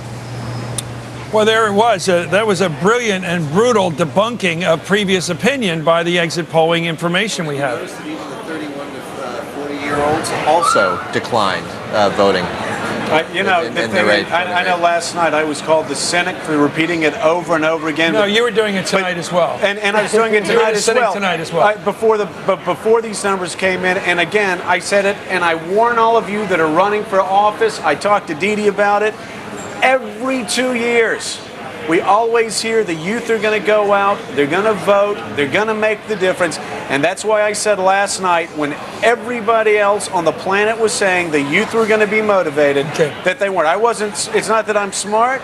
It was just a reality check. Didi will tell you, the youth leave you at the altar every time. Except you're smart and cynical. Okay, let's go to Chris Dancing for more. Let's go to Chris Dancing out in Cleveland. This is a state we're all watching, Ohio. Chris. Thanks very much. I was just talking to Bob Bennett, the GOP chairman here. He's been watching very closely here. This is an area that the Democrats have targeted. In fact, Cuyahoga County, the Cleveland area, Chris, has its own organization. It's almost like a state organization. It has its own communications director. It has its own staff. That's how seriously they take the Cleveland area among the John Kerry campaign. Here's why. This is a heavily Democratic area. They wanted to get the numbers up, particularly among African Americans, but with half of the precincts reporting now, John Kerry has 60% of the vote. That is below what Al Gore had 4 years ago, and he lost Ohio, as you know, by about 3.6%.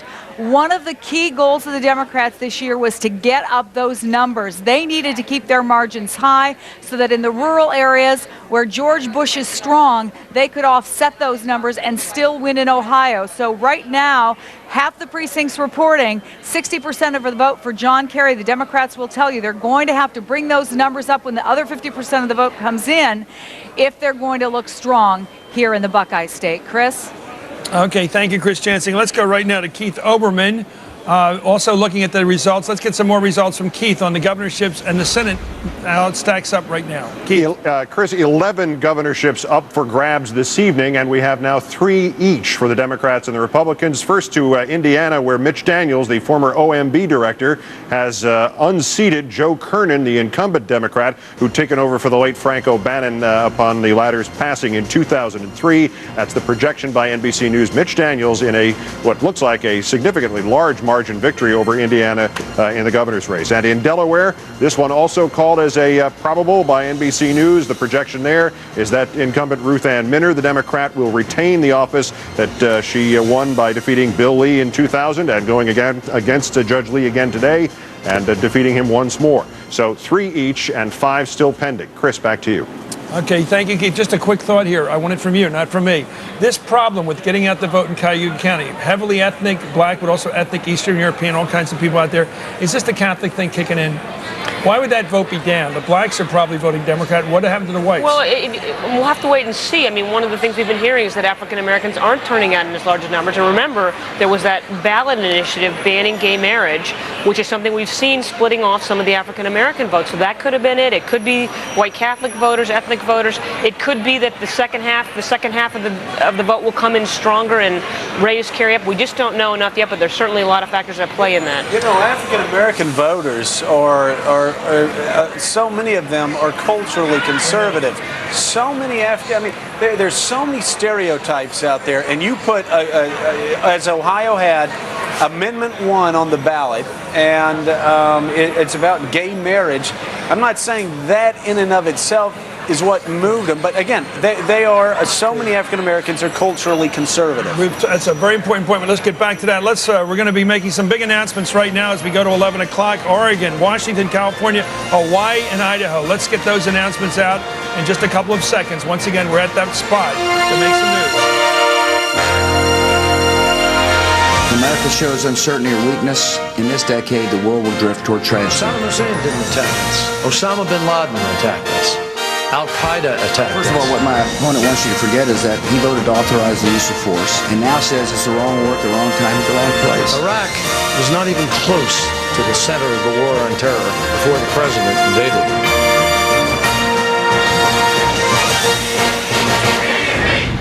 Okay, here they are, the big calls. Of course, starting with the biggest state, California. We're going to have that result in just a second. Here it is.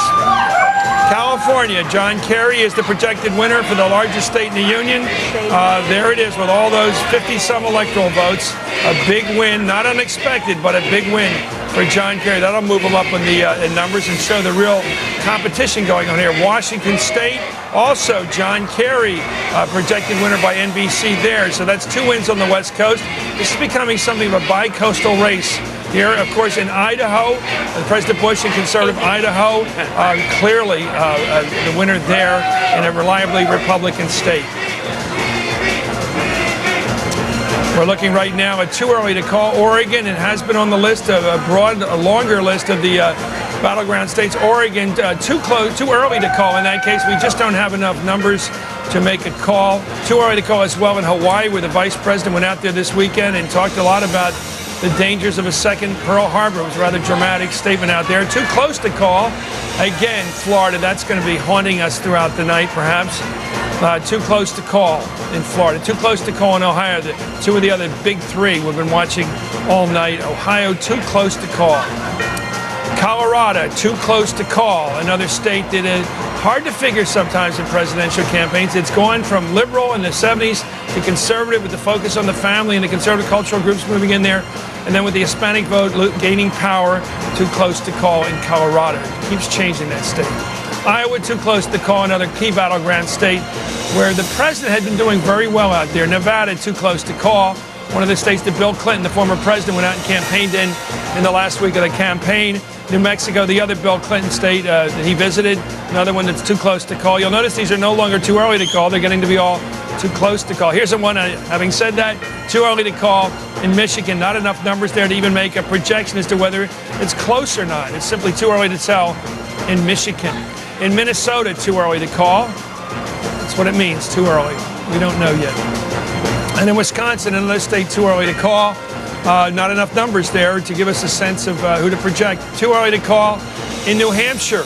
Again, no indication of whether it's going to be close or not. It's simply too early to call, and it's late. Too early to call in Montana. That's usually a Republican state. I wouldn't go by that as indicative of a close contest. Let's look right now at the Electoral College votes. Whoa, there it is, close now because of California's big 50-plus electoral votes. 199 electoral votes for challenger John Kerry. 207 for the President of the United States. 207 to 199.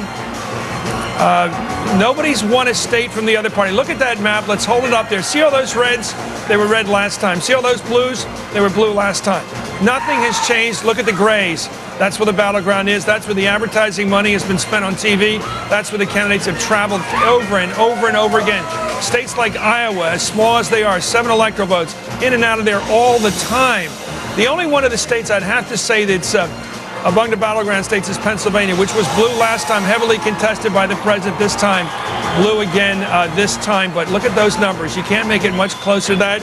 It's 11 o'clock at night, and it's 199 to 207. Let's go to Keith Olbermann for more results right now. Keith. Oh, more. We've got more Senate races right now. Barbara Boxer has done it again, her third election to the United States Senate. She just keeps doing it. Barbara Boxer. Bill Jones, a major opponent this time. Patty Murray, another woman in the United States Senate from Washington State. She's won, according to our projections, re-election.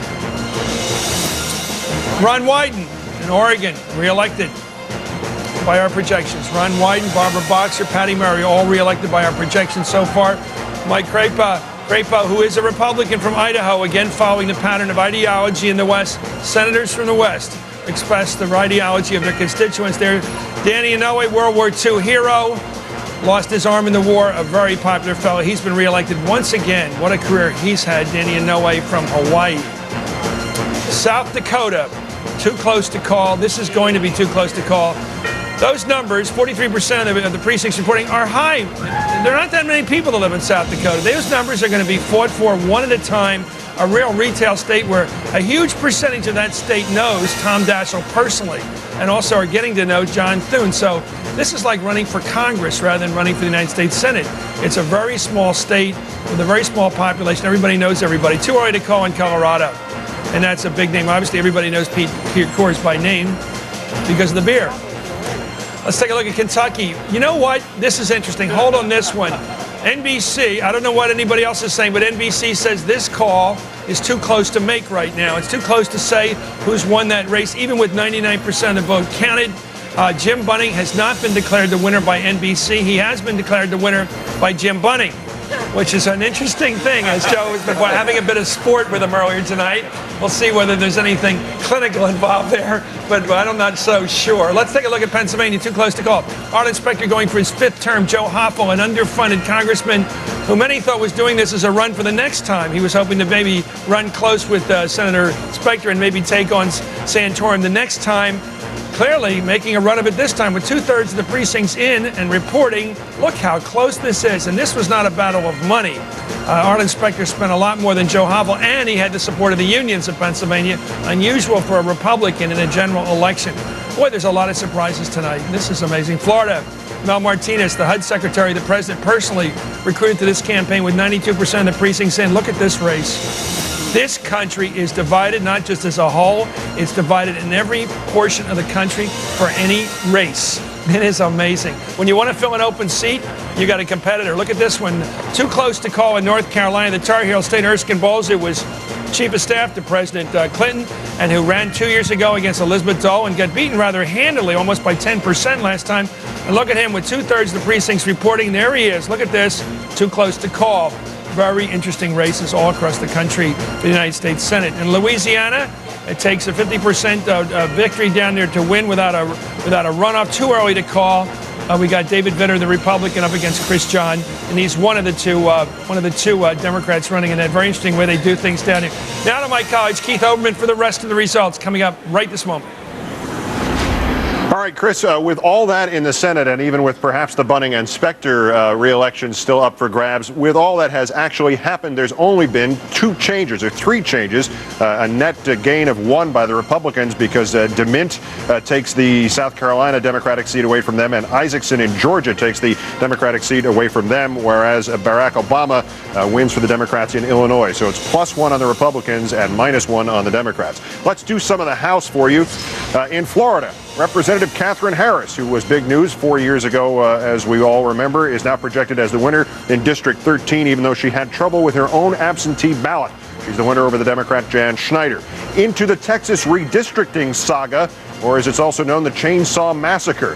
One of them, Max Sandlin, a redistricted incumbent, is projected as the loser in District 1 to Louis Gohmert, the former appeals court judge. In District 19, where we had two incumbents fighting each other, Randy Neugebauer, the Republican, is going to, according to our NBC News projection, defeat Charlie Stenholm, the Democrat. That's in District 19 by a handy margin, if that holds up.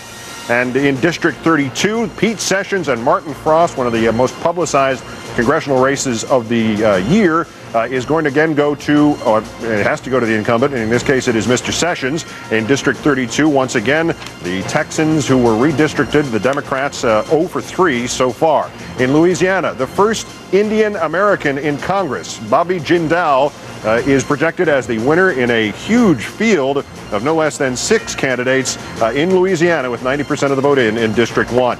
And in a District 2 Connecticut vote, which we present to you because the Democrats thought they had a shot at this seat, taking it away from incumbent Rob Simmons, and that was part of the keystone of their hopes of getting the balance of power back, or at least closer in the House.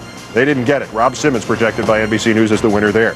Some gubernatorial races. It's too early to call the bid to replace Governor Gary Locke in Washington with the Democrat Gregoire and the Republican Rossi neck and neck very early on in the counting. In Missouri, it is still, though half the vote is in, still too early to call, with a 23,000 vote difference between State Auditor McCaskill and Secretary of State Blunt. It is too early to call still in Vermont, even though the polls closed 4 hours and 7 minutes ago, where Jim Douglas is seeking to fend off the challenge of the mayor of Burlington, Peter Clavell. And it is still too early to call in New Hampshire, where it is the Republican incumbent Craig Benson hoping to stave off the John Lynch challenge, and Lynch with a marginal lead, even though 60% of the vote in. Way too early to call, which I guess is the mantra. We could all say it together, Chris, in all the races so far. Way too early to call. Back to you. Way too early, Keith. That's correct in all the races. But where we have seen a decisive victory by the Republican parties in the Lone Star State of Texas, where Tom DeLay, the Republican leader of the House, the majority leader of the House, has done what he wanted to do. What did he do today? What he did, he redistricted. There's a big battle over it, redistricting Texas. You have 3 incumbents. This never happens. I always joke that the turnover rate in the United States House is less than it used to be in the old Soviet Politburo, except it's not a joke, it's the truth. But tonight we saw 3 veterans, 3 Democratic veterans. Charlie Stenholm, a conservative Democrat who's been there for well over a decade. Martin Frost, who used to run the DCCC, another Democrat, down to defeat. Max Sandlin, another Texas Democrat that's been in the House, I think, for 6-8 years. I think he came in when I did. I mean, Tom DeLay has been successful and has done what hardly anybody is able to do. He has knocked off 3 incumbents. With incumbents. They lost incumbents. With incumbents. And Charlie Stenholm was actually one of the original boll weevils when Ronald Reagan was putting together his original budget deals. That's how long he's been Blue Dog. Oh, yeah. What we're Very seeing important is on those budget issues. Continuing trend of moderates being replaced. Moderates being replaced by ideologues on both sides of the party. So instead of having sort of moderate Democrats, centrist Democrats, we're now going to have conservative Republicans, which is going to just trend toward a more divided Congress. Another way of putting that less delicately is to say it's the end of the conservative Southern Democrat, because Charlie Stenholm used to lead them in the House. He did, but let me tell you what, and this is very destructive for democracy. I'm not talking about Tom DeLay or Republicans or Democrats, but you can talk about him. But let me say, this is what's so destructive about democracy right now in America. They have the computer models. They figure out how to gerrymander districts. If you're a Democrat, I'm going to give you all my Democrats. You're going to give me all of your Republicans. I'm going to be able to be as extreme of a Republican as I want. You're going to be as extreme of as a Democrat as you want. We are untouchables, virtually untouchable, because of the way the gerrymandering goes. Now, what DeLay did, and it feeds the partisanship, and it feeds the gridlock. And that's why the House of Representatives is so dysfunctional, because both sides are doing it. And I'll tell you what, African Americans have been hurt over the past decade, because what they'll do is, what Republicans will do is they'll go to one African American candidate and say, I'll tell you what, we're going to pile all the African Americans, going to make your district look like a snake. Like North Carolina was the classic case. Exactly. They do it in Florida. They do it all across the South. We're going to give you your seat for life.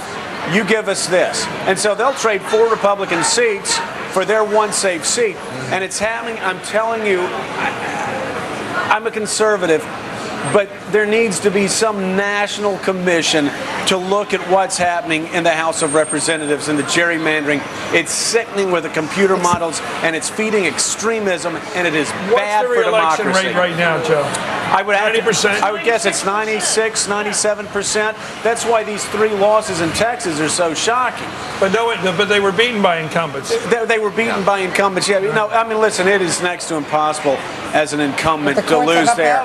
And I'm sorry. I just want to get into some big news because we are looking at these 3 states all night, and I want to be observant of what people out there like me are wanting to know right now is who's going to win this election. Let's go right now to Chip Reed, who's in Cleveland. Chip, what's going on out there with that big turnout? Well, actually, I'm in the Making Your Vote Count Center here in New York, but I'm going to be talking about Ohio, Chris. Let's take a look at what's happening in Ohio now. 5.8 million people are estimated to have voted this year in Ohio. Some are still standing in line. Now, that's compared to 4.8 million last year in 2000, an absolutely enormous increase. And let me take a look at the 2 counties, get back in here, where they are really having problems now. Franklin County and Knox County. In Knox County, people have been standing in line for 9 hours. In Franklin County, 3 to 4 hours, 5, 6 hours. We've heard a variety of reports. So what happened is the Democratic lawyers went to court and said, this is not fair. There ought to be some alternative way for these people to vote. So the judge said, okay, we'll allow them to vote on a paper ballot or some other alternative way that you can come up with. A lot of people thought the Court of Appeals would say, no, that's just too creative. We're not going to allow it. The Court of Appeals has now affirmed that decision, and they are now expecting in Knox or Franklin, maybe both, they will actually allow people to vote on these creative ballots, whatever the election officials can come up with. Alternative voting, they're calling it. So they're going to extremes in Ohio to make sure that everybody gets to vote. Chris? Chip, do you know how long it's going to take to count those paper ballots? Do they even have the people trained to do it? Well, they're just going to improvise as they go, and I don't think anybody's expecting the counting to go real quick. I mean, don't forget, down in Florida, Glenda Hood, the Secretary of State, is saying she thinks it's going to take till Thursday to count their absentee ballots. So there is the possibility there's going to be some counting going on in Ohio and Florida for some time to come. Okay, thank you, Chip Reed, who's here. He's not out in Cleveland, but he's following Cleveland. Let's go right now to a not unexpected result. That's the Illinois Senate race, and Alan Keyes is giving his concession speech. I knew when I got into this race that it was going to be a hard slog. There was no doubt about it. But you know what you have to do when you want to build a house and you want to build it strong and tall? The Lord has told us clear that you must find a place where you can lay the foundation in solid rock. Well, in Illinois, we have gathered from every corner of the state the solid rock of people who act on behalf of the common good, who act on behalf of their faith, who act on behalf of an idea that is not corrupted by their own selfish interest. And on that rock, we shall build a house of integrity in politics for the people of Illinois. So let the word go out to all of those who hung back and equivocated, to all of those who lied and did not deliver on their promises in the Republican Party, to all of those who heard the truth and could not bear the ring of it. Let them know that Alan Keyes has said tonight, on behalf of every heart that supported him in this state and around the country, we have just begun to fight.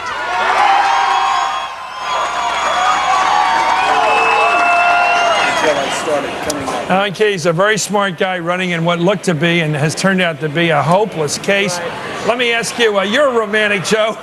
Why did he go in that race? I'm not that much of a romantic. Why did he take that risk? Well, I have absolutely no idea. Maybe he liked the attention. I personally, though, if I were Alan Keyes and had criticized Hillary Clinton for being a Chicago resident running for Senate in New York, I don't think I would have been a Maryland resident jumping over to Illinois. It seemed a bit hypocritical from the very beginning. It's attention. It was an opportunity for him to have a platform to talk about the issues that he cares about, and there was something deeply cynical about the whole thing too. Let's find an African American who's well known and parachute him into. Well, they went through they tried to find better every candidates, conservative that they could. They just ran out of options. But Barack Obama automatically becomes one of the few Democratic stars we've seen tonight already, elected to the Senate. And he is clearly, from his keynote address, you know what I predict? That Fitzgibbons will The guy who's in there now. What's his name? The incumbent?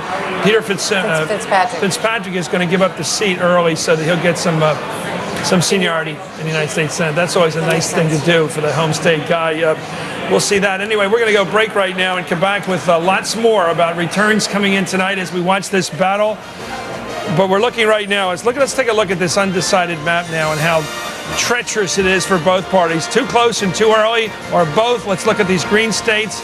We have a new color now to look at, green states, and they're going to decide who's the next president. It's that close. It's that exciting. So many close contests tonight, especially the big one for president.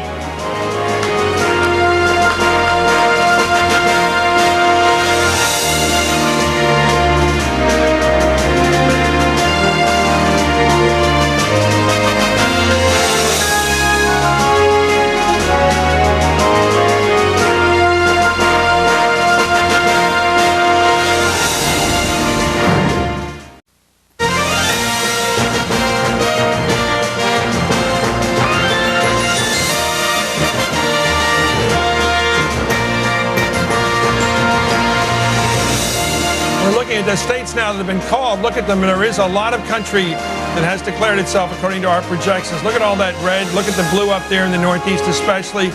It's beginning to take shape very much like the 2000 election, of course, for those who paid attention last time and recall this map. But of course we have these other states up there, Oregon and Nevada. They're just working our way eastward.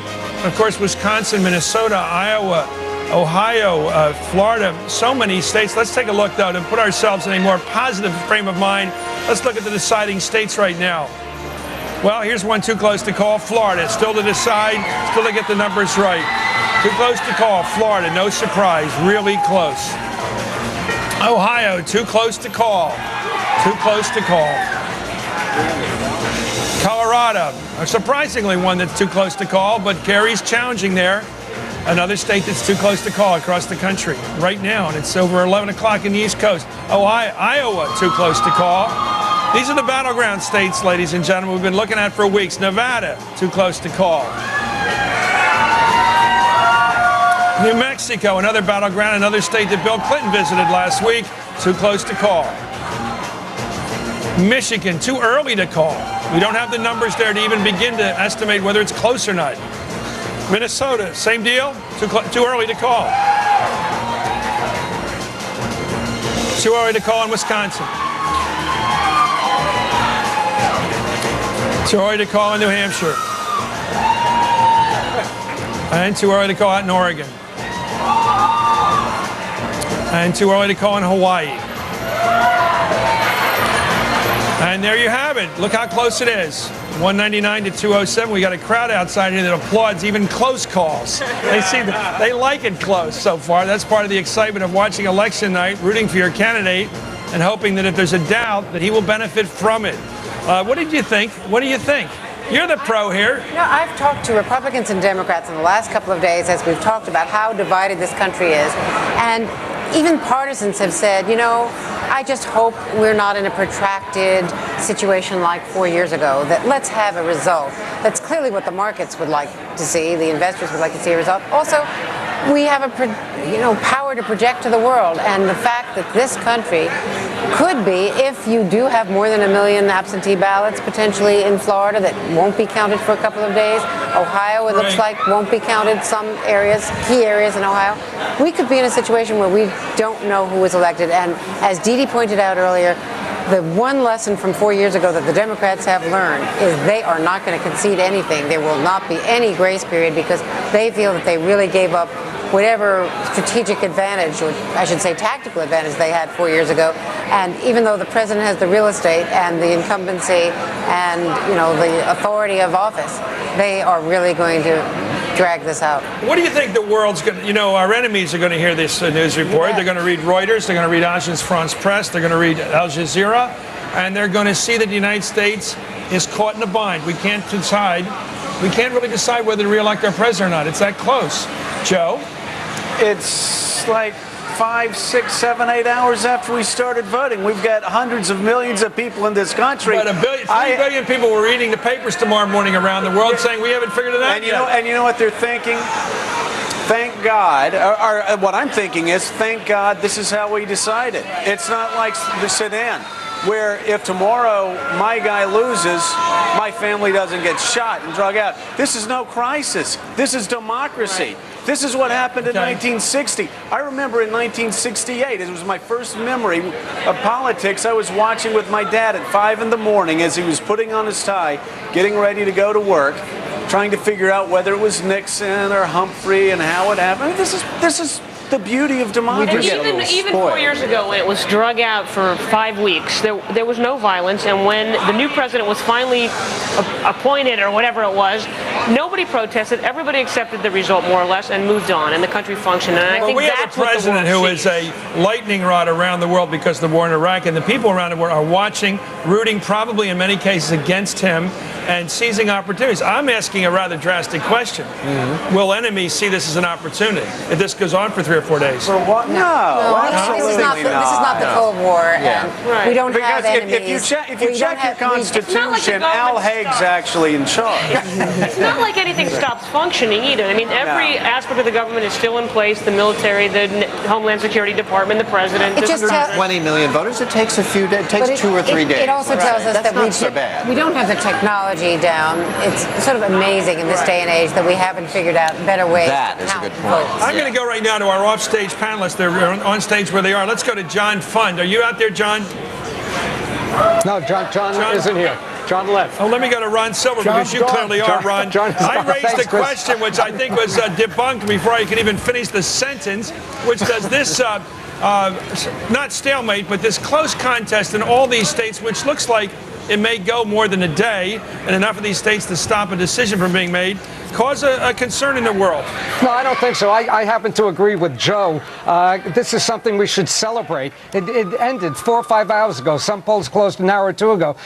Think of it as a very nuanced election. We have early balloting. We have absentee balloting. We've had provisional ballots. And now we find in some counties in Ohio, we're going to have improvised ballots. We're in a litigation situation here in Ohio, if not elsewhere. But I think this speaks well of us, actually. Pat Buchanan. Yeah, Chris, look, California is a state that has about, 35, 40 million people, an economy that's as large as 5 or 6 countries. The polls have been closed for an hour, and I don't think people around the world are going to get what is going on in America if it takes us a few hours to figure out how this is all sorted out. You got 110 million or something like that folks voting. So I think that I think we ought to be proud of what we're doing. We got nothing here I've seen to apologize for. But, Chris, there's an interesting scenario developing. Assume the president wins Ohio and Florida. If he then loses Nevada and New Hampshire, you got a 269-269 tie. That just assumes the other red and blue states go the way you expect. So Kerry, even if he's a little bit down about Ohio, they have a mild possible insurance policy themselves. But, Chris, one other thing. It's clear tonight that no man who prevails tonight is going to have a mandate. And whoever does become the president, I hope to God that they recognize they don't have a mandate, that we have a very divided country here, and they rule appropriately. Well said. We want to come back and talk about that because this is the first re-election situation going back way into history where you had a re-election which was so close that you really couldn't say that the president was being dumped or the president wasn't being reanointed. It was very close to almost deny the kind of mandate you're talking about, and it does suggest maybe we'll have to have a new kind of coalition perhaps ruling the country. Let's go right now to Mark Potter down in Florida on what's called I-4, that track of highway down there that defines the politics of Florida. Mark Potter, what's happening down there? Who's winning? Well, as you know, Chris, political analysts have long said that if you want to win Florida, you have to win the I-4 corridor, that stretch of 14 counties in central Florida going from Tampa through Orlando to Daytona Beach. And as it stands right now, we've been looking at the numbers, and it seems that there is a very clear trend here in favor of the Republicans. Not all the votes are in yet, most of them, but not all. But it seems that only 2 counties of the 14 are solidly Democratic. They are Orange, where we find Orlando, and Volusia, home to Daytona Beach. There's a close call in Pinellas County, home to St. Petersburg, but that is the Republicans have that just by a little bit, again, completing that trend. The rest of the counties along the I-4 corridor right now are coming down clearly in favor of President Bush. Both candidates recognize the importance of this area. They visited here many times, and their campaign staffs are clearly watching these election results right now. And by the way, behind me here in Hillsborough County in the Tampa area, they are continuing to count the votes. They're almost done, and right now the trend continues here in the Tampa area with George Bush receiving 53% of the vote and John Kerry in this county 46%. Back to you. Mark, is this vote for the president, has it been enhanced in any way by the very popular way in which his brother dealt with the recovery from the hurricanes? There's a lot of feeling that that's the case. Jeb Bush stayed here, as you know, through the convention. He's here now. He was very active. The president visited this area many times. That couldn't hurt. Okay, thank you very much, Mark Potter down at I-4. Talking about Florida, and help us out with the political geography down there. Well, again, you've got three states. You've got North Florida, where I'm from. Some call it the Redneck Riviera. Very conservative culturally. You've got the I-4 corridor, which again, it's the swing region of the area. And then you've got South Florida, which again trends more heavily Democratic. The I-4 corridor, usually as the I-4 corridor goes, so goes the state. Hillsborough County that Mark was reporting from, very important.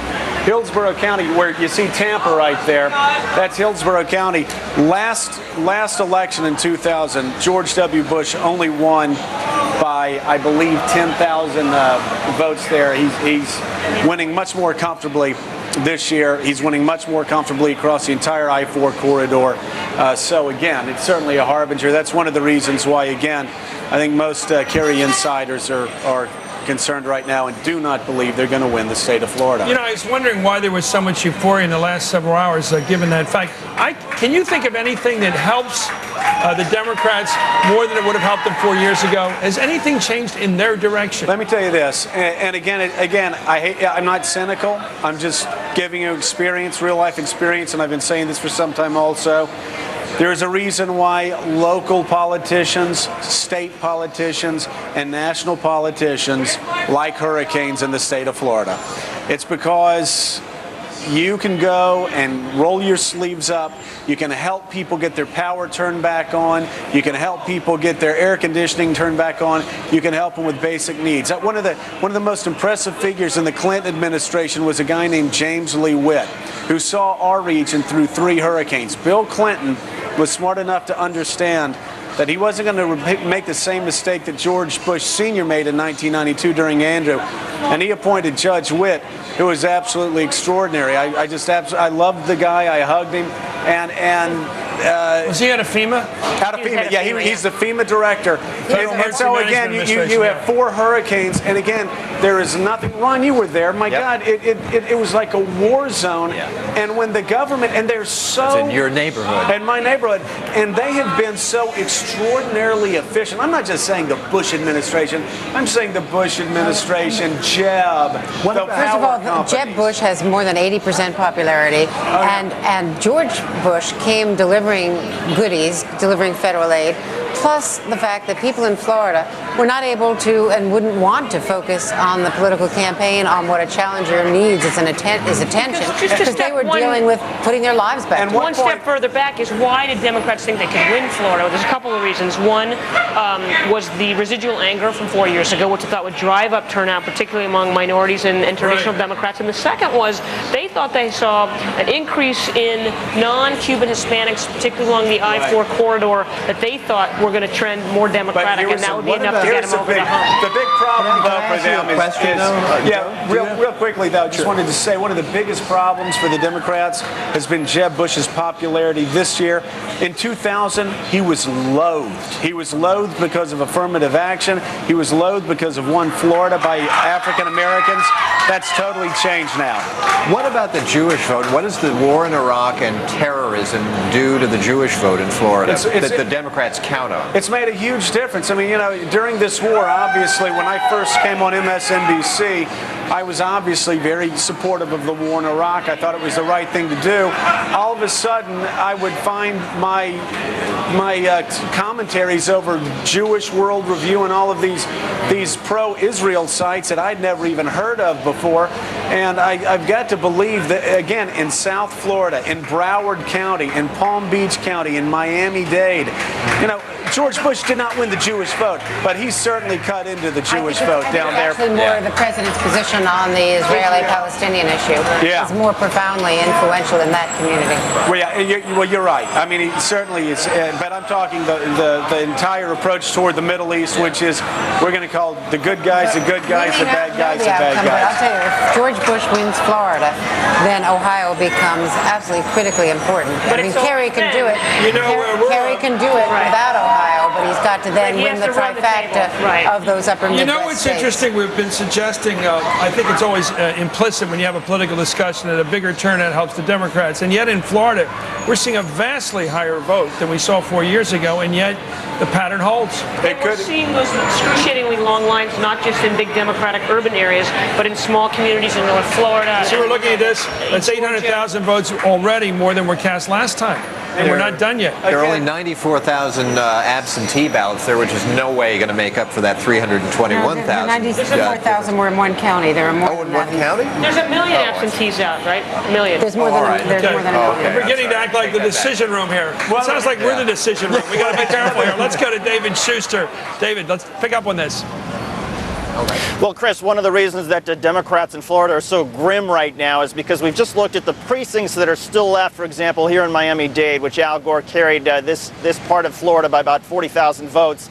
The precincts that are left in Miami-Dade, John Kerry may be able to close the gap a little bit by a few thousand votes, but there are also some Republican precincts. So he squeezed about as much out of Miami-Dade, Florida as he can.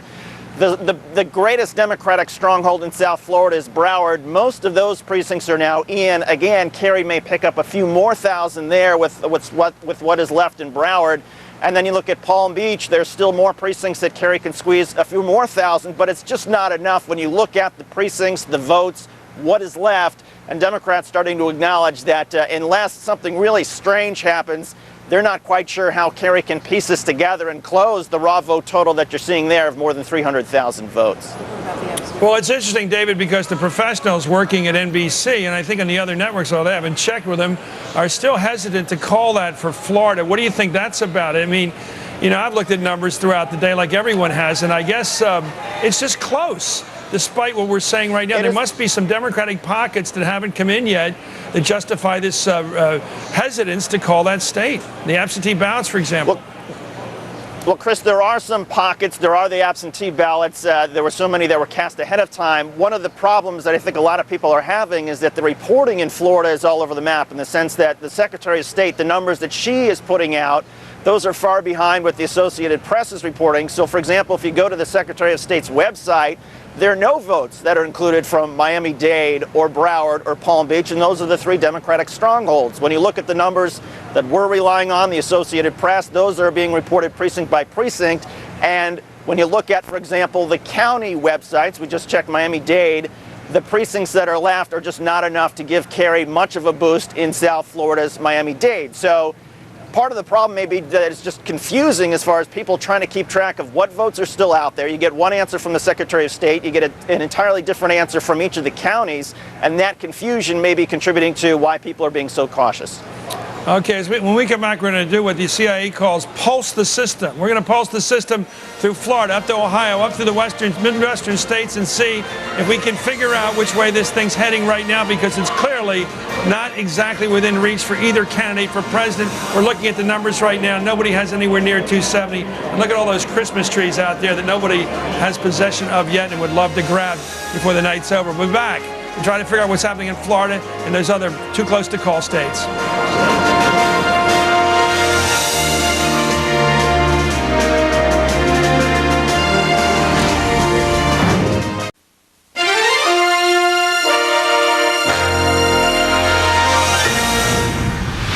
We're back at Democracy Plaza counting the votes with everyone else in the country. Let's go right now to Keith Oberman, my colleague in the count. Keith. All right, Chris, the Senate balance has not significantly changed tonight, but we've had the swapping of 2 Democratic seats for 1 Republican seat as the changes occurred in Illinois, where the outgoing senator has been replaced by Barack Obama, who defeats Alan Keyes by a significant margin. The projection is in already in Illinois. Barack Obama thus making Alan Keyes and former MSNBC hosts 0 for 1 on the senatorial votes for tonight. But as we said, that is the only Democratic pickup of a Republican seat thus far, and there are 2 that have gone the other way. In Georgia, Representative Johnny Isakson has beaten Denise Majette to get to Zell Miller's Democratic, theoretically Democratic stronghold. And the other victory for the Republicans, grabbing a formerly Democratic seat, the one belonging to Fritz Hollings, who is retiring, goes to the Congressman Jim DeMint, who will beat Inez Tenenbaum, according to NBC News projections. Let's give you some of the key House of Representatives right now. There was a virtual toss-up believed to be existing in District 4 in Connecticut, where the veteran Republican Chris Shays was challenged by a select woman from Westport, Connecticut, Diane Farrell. And our projection there is that Representative Shays has withheld that position against the challenge. In District 8 in Indiana, this is relevant because John Hostetler has staved off John Jennings, who, among other things, was raised for him by Larry Bird, the former Boston Celtics star and Indiana Pacers executive. In Vermont, in the gubernatorial races that are still in play, we've now called Jim Douglas, the incumbent, in a what looks like a significant victory on the way over the mayor of Burlington, Peter Clavelle. 50% rule. Looks like he's going to clear it. Missouri, though, is still too close to call, with 55% of the vote in against the woman who knocked off the incumbent, Governor Bob Holden. State Auditor Claire McCaskill against Secretary of State Matt Blunt. Too close to call. Too close to call in Montana, where Secretary of State Bob Brown and Brian Schweitzer, who ran for the Senate in 2000, are locked up in a too close to call race for the governor's race there. And continuing our run through of the 11 gubernatorial spots open, the incumbent Craig Benson in New Hampshire is leading or trailing slightly John Lynch, but that one is still too early to call. And one more with Gary Locke, the Democrat, leaving in Washington.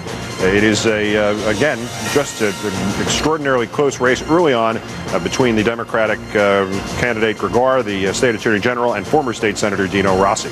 So that's some of the other races. Chris, back to you in Democracy Plaza.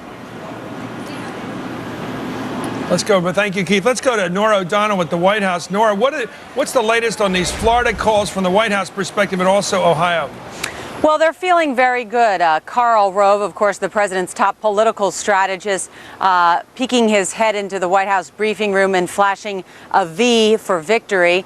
They are trying to project confidence here at the White House. Karl Rove has been briefing all of the top members of the staff, the strategists, as well as the president, giving him very frequent updates about the status of the race. It is noteworthy, sort of this emotional roller coaster that has gone on here at the White House and certainly at the president's campaign. One top advisor to the president saying they had a near-death experience this afternoon when they looked at some of those exit poll numbers, which suggested a very strong lead for Senator Kerry. They now say that those exit poll numbers were dead wrong. That, according to the Bush-Cheney campaign. But they're looking at Florida, which they feel very, very good in. Of course, Kerry has captured Pennsylvania. Now Ohio, it's down to that. And their internal numbers, what they're showing is that they are outperforming in the counties that they wanted to. And this is so important, Chris, as we dissect sort of this race about how each of these campaigns waged this race. Very noteworthy that Karl Rove went into this campaign with a very untraditional, unprecedented way of waging this campaign. Their goal was to go to areas, Republican areas, that they had won in 2000, but that they underperformed, where perhaps they didn't get as many people turning out to the polls as they thought. They looked at those areas and they said, we do well there. Those people like us, but they just don't turn out to the polls.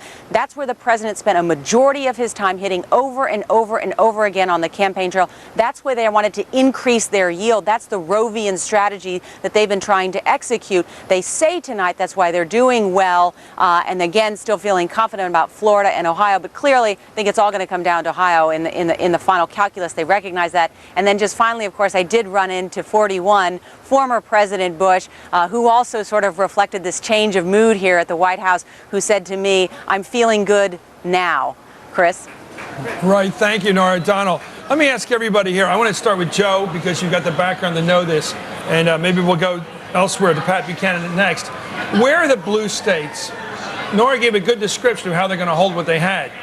But you know, the president spent a lot of time the last 4 years going to Pennsylvania, more than 40 trips up there. He spent a lot of time going to Wisconsin. I'm not sure the Rove strategy is quite so brilliant when you come down to the states they're trying to pick up as it has been in holding what they had the last time. Karl Rove's interested in doing one thing, making sure that Bush 43 doesn't follow Bush 41's pathway. And I think he understood that we did have a divided country. I mean, they weren't going to win Illinois. They weren't going to win Massachusetts. Sure, but what are the targets of Massachusetts. opportunity for the president to pick up another state besides the red states last time? Well, we still have them out. Minnesota, Wisconsin, New Mexico, Iowa. I mean, all the states we're talking about. Nevada. I mean, he won that 4 years ago. Oh, yeah. Nevada's. But again, exactly what we've been talking about. I think what the Democrats, if the Democrats end up losing tonight, and it is so early, but let's just say the White House is right now.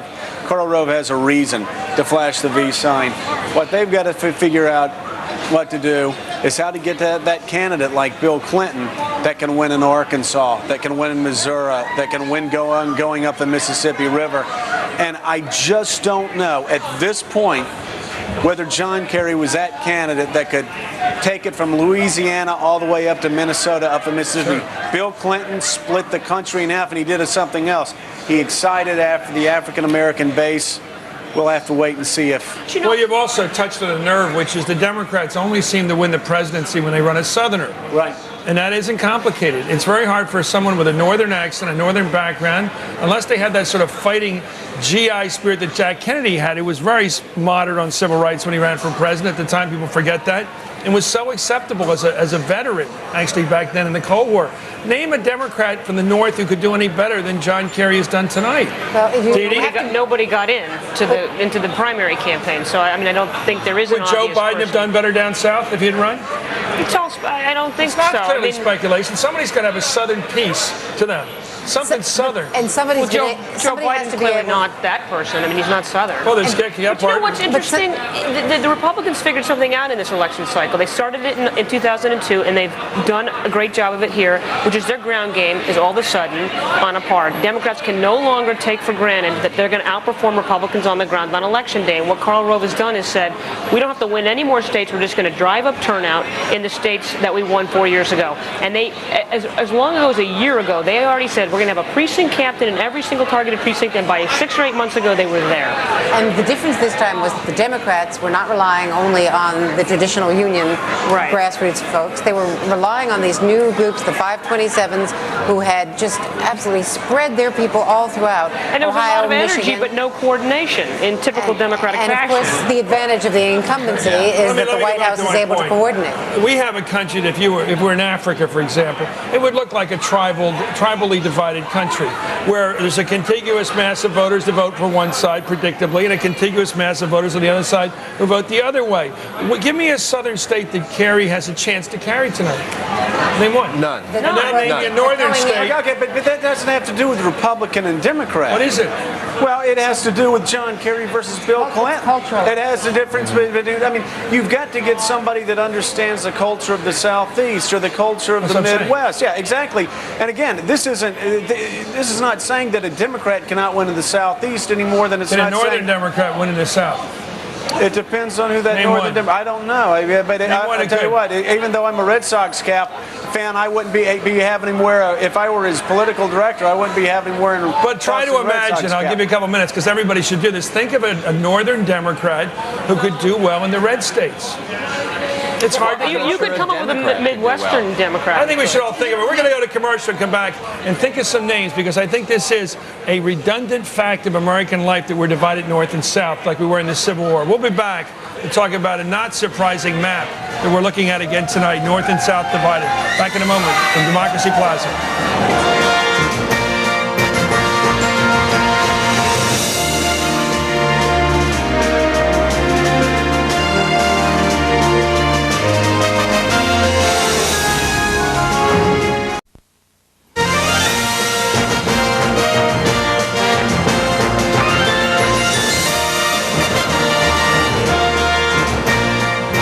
see where we're going in the campaign and the election night right now. Let's go to Keith Olbermann.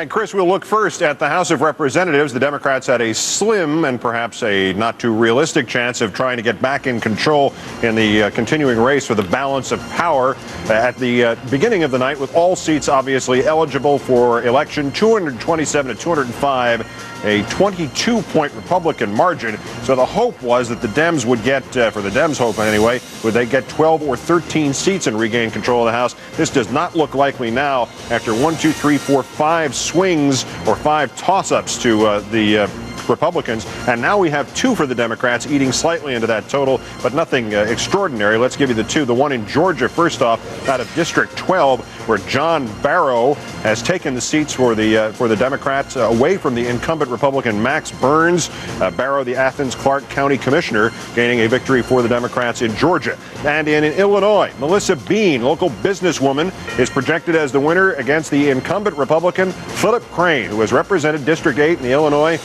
in the House of Representatives since 1969. He first entered Congress to replace Donald Rumsfeld, but now he is going out in a most unexpected outcome in Illinois. Quick look at the House. Chris, back to you. Phil Crane, his brother lost the seat because of an embarrassment several years ago. Why did Phil Crane lose?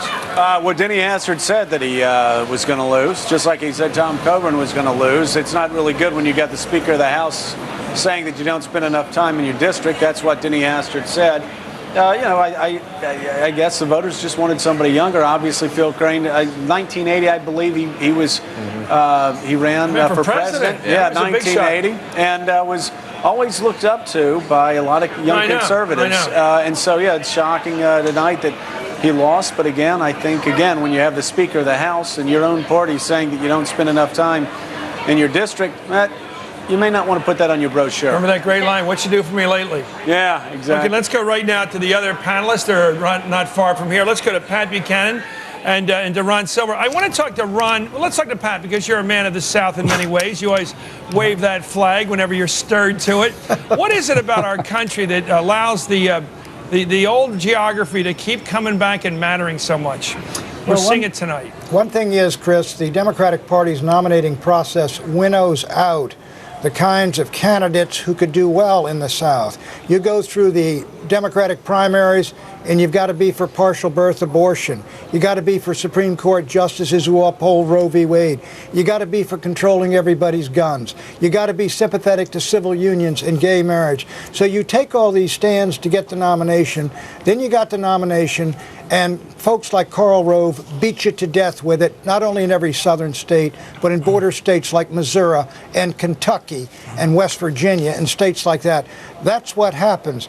But Chris, in the last analysis tonight, John Kerry has not lost this race at all yet. In my judgment, we've got a ways to go here. The president's got to win Ohio, and I think some of these other states, if Kerry picks up 2 small states, you are virtually in a dead heat. So I think the president's running a lot stronger than these exit polls, and I think there's been too much hype of this youth vote. But this thing is not over by a long, long shot.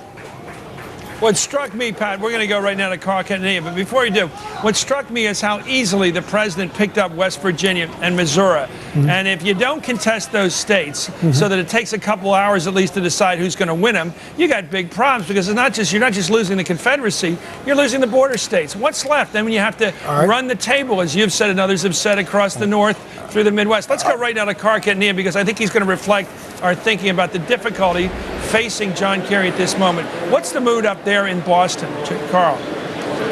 Well, Chris, as we've pointed out in the past hour or so, it's relatively quiet for a rally that was supposed to really get going at this point in the evening. John Edwards has been across the street at the Western Hotel for the better part of an hour.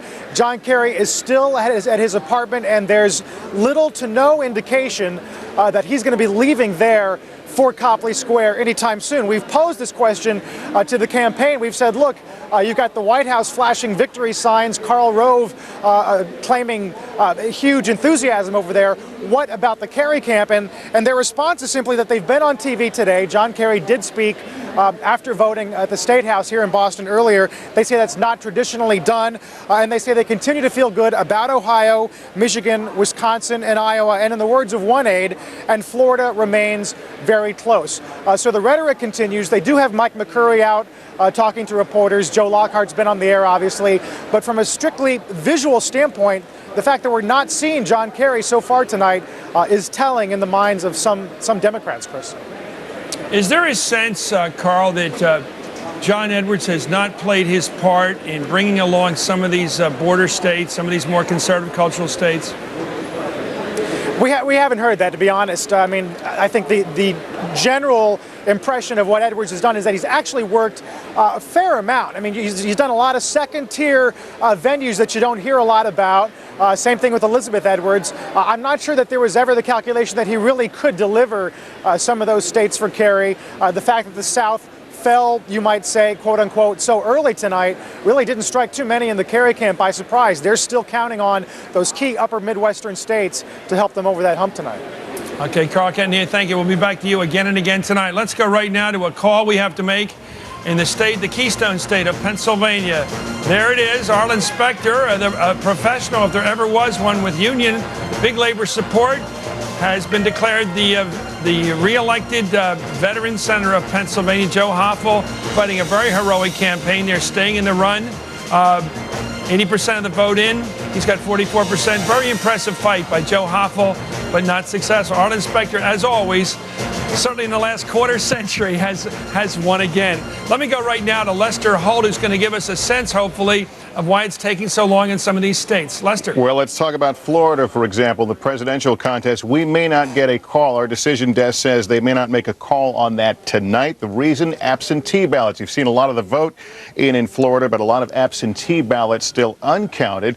And the sense is a lot of those may be coming from heavily Democratic areas. Thus, we're not prepared to make a call at the decision desk at this time. Ohio, we had talked about that a bit earlier. That was a situation where our decision desk was looking at two distinct models, one that favored a George Bush victory, the other that favored a Senator Kerry victory right now.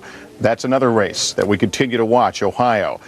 We've also been taking a look in the Kentucky Senate race. Jim Bunning, the Republican incumbent, slightly there, but very, very close. 99% of the vote in. That's another call that we continue to wait because it is so close. That's what we got right now, Chris. Okay, what do you think, sitting there, Lester, about this the evening as we're progressing it? Some of the people are making bedtime plans right now. Do you think they should get ready to go to bed and get up at 4 in the morning, or stick with this thing? I'm asking about it. Have you got any word about Wisconsin, for example, those kinds of states? No, I don't have that information right now. But as far as Florida and Ohio has been a difficult one all night, and I don't think there's any surprise here, Chris. I think a lot of us thought we would be right in this position right now, watching Ohio very carefully. People still voting there right now. And then to be faced with two models that tell opposite stories, it's going to be a long night. This may be one where you're going to have to wake up in the morning and see what happened. Okay, Lester Holt, thank you very much. That's an interesting report because it explains the delay, and I like to see that, especially there's two models. Does somebody want to explain that a little bit?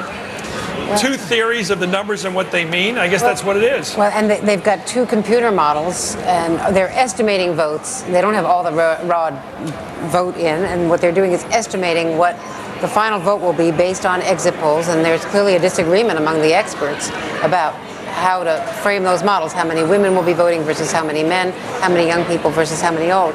You know, Pat Buchanan made a really good point, that John Kerry, depending on what happens in Ohio, number one, but depending on what happens in Wisconsin and Minnesota and Iowa, still is in this game. This is a close race still being tightly fought.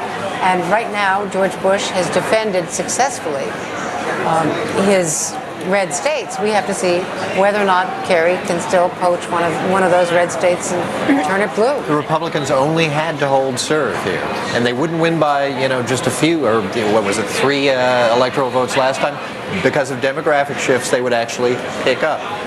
Kerry has to win a red state. He has to win a red state. And the question here is, who's going to poach a state from the other guy? And he might have to win more than one, depending, because he needs to pick up a net of loss in demographics. Nevada won't do it alone. Exactly. If he loses Ohio. If he loses Ohio, exactly. So he has to win New Hampshire. He has to hold Pennsylvania, which he's done. Doesn't he have to pick up Ohio, to be blunt about it? Yes. In reality, he does. Theoretically, he could win Nevada and Iowa and Wisconsin and everything else, basically run the board and come up with, I think, Hold that thought, Didi. We've got a presidential call. Well, then we get got the precedent tie. in this program. Let's go right now to a new call in Pennsylvania. Oregon. Kerry, the projected winner in the state of Oregon. One of the outside battleground states in the long list of battleground states. Oregon, he's won a state that Al Gore won last time. Another blue state, there it is, filling it in out there. Balancing out the numbers. It's certainly turned on the crowd behind us. Look at this, Kyle. Look at this. This is one of the historic campaigns for president. This is going to be going down in the history books as a close one so far. You know, I want to start with Ron. Ron Silver's been all over the place, especially at the Republican convention. You got to speak there, Ron. It was a hell of a speech, by the way, for a newcomer to this political business. A very impressive speech. Why do you think? Now, I know this is tough because you've supported the president. Most re-election campaigns, either the guy says, I can't win it, I'm not running, like Harry Truman or Lyndon Johnson. They try to run for re-election, they get their keister handed to them like Jimmy Carter or George Bush Sr., or they win triumphant re-election. This one seems to be outside any of those lists. Yeah, because I think it's unprecedented what happened to us on 9/11, and all the punditry and all the historical precedents are kind of out the window. When you look at some of these polls, he rates on the war on terror 85-15, on moral values 85-15, but in Iraq the numbers are flipped. So I think it's kind of unprecedented, the situation we're in. Also, the polarization of the electorate, I think you have, particularly with these exit polls, is a lot of people lying to people. You can be in a certain profession, and you can be of a certain ethnicity, and you can be in a certain family, when it's much easier to vote for George Bush and walk out of the booth and tell your children, your friends, your family, and your colleagues that you voted for Kerry. So I think these numbers are very suspect. In terms of the Jewish vote, I think you'll see 19% go to at least an admitted 25 to 30%, which will make a difference, particularly in Florida. Apropos of your southern remark before, I think John Kerry made a tremendous mistake when he laid out a strategy for winning this election without winning one southern state. He more or less wrote them off, and he told the country how I can win it without you. Also, Jack Kennedy, when he dealt with the South, it was a different Democratic Party down South, not simply a different personality. So I think for a variety of reasons that this election is kind of sui generis. Chris, can I say a word about Karl Rove in his defense? Sure. What Karl Rove did and what the president did, it doesn't look like they're going to win Minnesota, Wisconsin, Iowa, but what they did is they put those blue states in play. They imperiled them so that Kerry had to go back and defend his imperiled terrain, leaving the president's red state base basically unchallenged except for Ohio and Florida. So even if he doesn't win those states, if he wins this election, he has forced Edwards and Kerry to defend their blue state base, and it was a successful strategy. I'm just talking about a couple states, Pat. This is history, not conjecture. Right. The Karl Rove had the president take more than 40 visits to Pennsylvania. Listen, he picked Tom Ridge as his Homeland Security Secretary. He picked Tommy Thompson from Wisconsin as his HHS secretary, and made many trips up there. In those particular salients, they were like Robert E. Lee. They didn't work, right? Well, we'll have to see about Wisconsin. It appears that Pennsylvania, really, it appears the president should have spent more time in Michigan from the numbers, Chris, where they didn't spend much time than in Pennsylvania. It might be that Pennsylvania was like Al Gore's Ohio for George Bush, you know, where he put in, but Michigan is more like it, where the president didn't put in the time, and if he had, he could have picked up those votes and forgotten the 44 trips to Pennsylvania. Pat, let me ask you a question about traditional voting patterns. The history of you and my memory goes back, but we can't remember when it wasn't a truism that the bigger the vote, the better the Democratic chances. Look at Florida, 1 million more votes cast today than the last time, and yet the results look so far more pronouncedly Republican. Right. Well, Chris, let me talk to that. I was astonished that we have our reporters and things. They're down in Broward County and Palm Beach County and Dade County, and they're looking at all these lines, and you hear it's 4 hours of wait.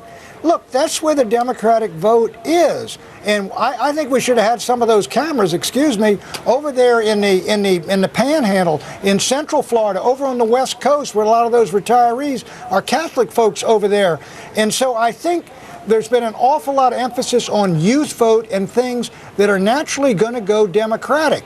And the exit polls, Chris, from what we found today, I mean, there was a demoralization. You saw it on the president's face and everything. Somebody's got to figure out what was wrong with these exit polls that looked like, you know, John Kerry was going to have a sweep tonight.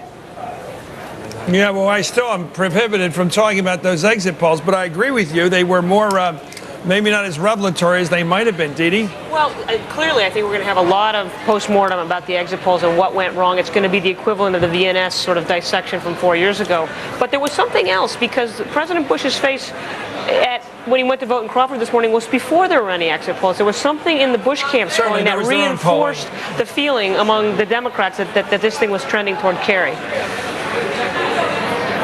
Well, I think that's the question. I think we're going to be going through this. Andrew's been through this before, and I have. And I want to ask about, I want to go back to Ron Silver again, because he's so good on this thing. You know, you think a lot of people don't tell pollsters the truth. I know they don't. I know it for a fact. I mean, if it wasn't, a breach of confidence, I know a lot of people in my professions that are voting for the president, and they've contributed to John Kerry's campaign, and they're out on the campaign trail for him. I know people. Do you think show business is intolerant of Republicans?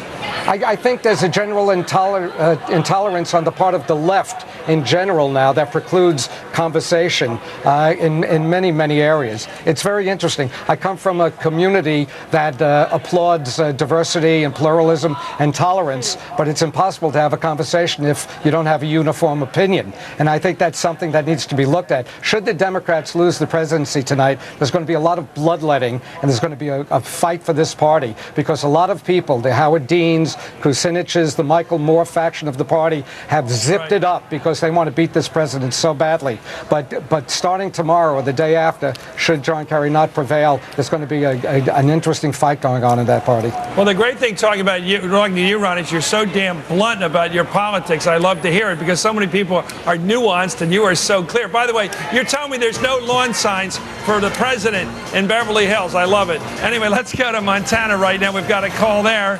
The president of the United States is the projected winner in the state of Montana. These states are falling into line, folks. Hey, Chris, they're falling into the traditional pattern of last time around. Look at this map. Balkanized America here. It's a pod. It's a reproduction. It's a cloning of last time around. I wanted to follow up on what Ron Silver said, because I had several pollsters say it to me privately and also come onto my show and tell me that, you know how sometimes if you have an African-American run in a suburban area. Doug Wilder. Yeah, they'll always say, yeah, I'm voting for the African-American. Sure, race doesn't matter. And then, of course, they underperform. I had more than 2 or 3 pollsters say they expected that to happen to George W. Bush this year. And Ron Silver's exactly right. People were actually embarrassed to tell the pollster that they were going to vote for George W. Bush. But I had people saying, expecting to possibly underperform by 2 to 3 points. And I think, you know what, I think Ron's right.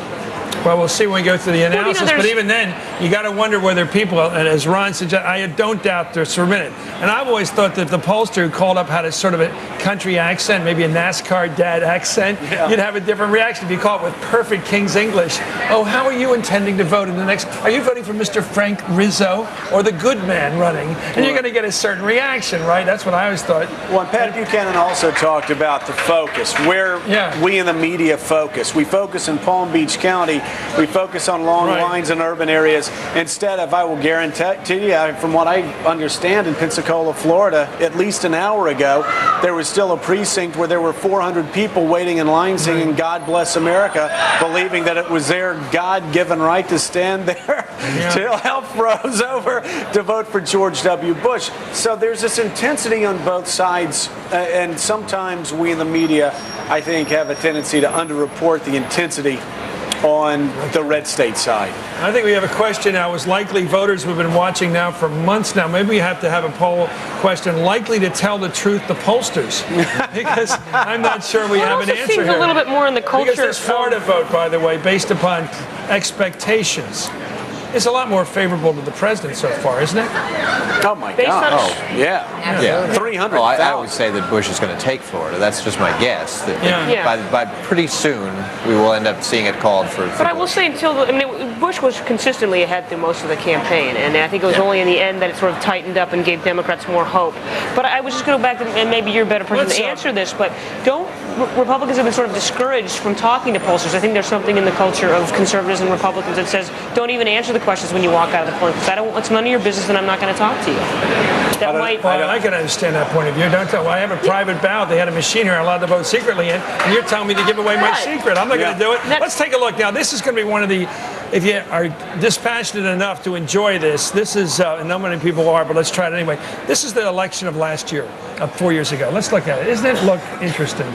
And you see it's contiguous, by the way. I used to say that Al Gore could have won the presidency by winning New Hampshire and flown all the way from Andrews Air Force Base all the way across the country without bumping into a state he carried.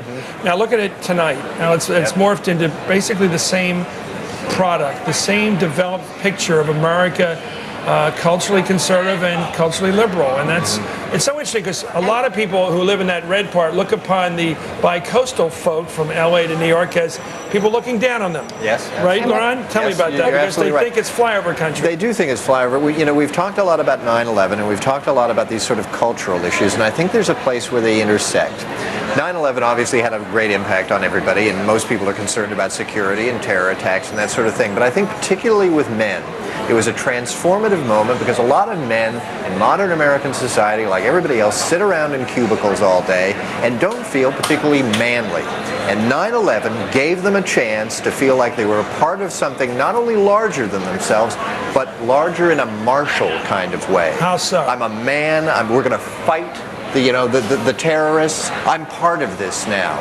Ron Silver, I think, is a good example. Are you picking a fight with Ron Silver? No. But you know that Ron Silver's big issue is Iraq and the war on terror. Right. On social issues, he'll admit, frankly, environment and things. He's over on my end. Could this not be a rational reaction to being attacked?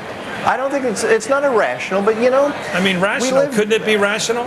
Well, I don't know that's the thing I'm talking about is rational, but it is psychological. Let's talk about a huge issue, and it's a huge issue not only in this election, not only for the reason why Democrats can't crack the Southeast, but also why Europeans don't like this president, and it comes down to faith. John Kerry never understood that you had to do more than just say that you were an altar boy growing up. Faith plays such an extraordinarily important role between New Jersey and Nevada. And the numbers show it. I mean, you look at the polling numbers and break it down. That's one of the reasons also why Europeans don't like this president. He is a man driven by faith. It's what also helps drive voters in the red states to the polls for him. Okay, that's tricky territory. I may disagree and others might, but let's move on. I want to go to Tucker Eskew of the Bush campaign. When we come back from this commercial, we're going right to the Bush campaign for an update from the president's point of view. Karl Rove came into the Roosevelt room where the senior staff had gathered, and he said, "We're going to win Florida," and we have.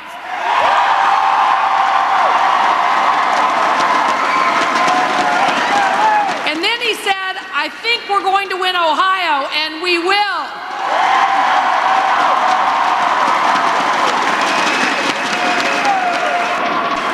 We're going to win because we have a terrific leader, someone we can all be proud to call our president. And I know that he would want me to say thank you to each one of you because we also have terrific supporters. It was really heartwarming today. We stopped in Ohio. Karen Hughes, of course, a very close advisor to the president. We wanted you to hear this. It's a hot bit of the night. Where the volunteers there had made 1.1 million calls in the last 3 or 4 days. And I know many of you and many of our supporters around the country have done the same thing. And the president would want me to tell you how grateful he is for all your help, for all your hard work. And I hope later tonight he'll be able to come over here and tell you thank you himself.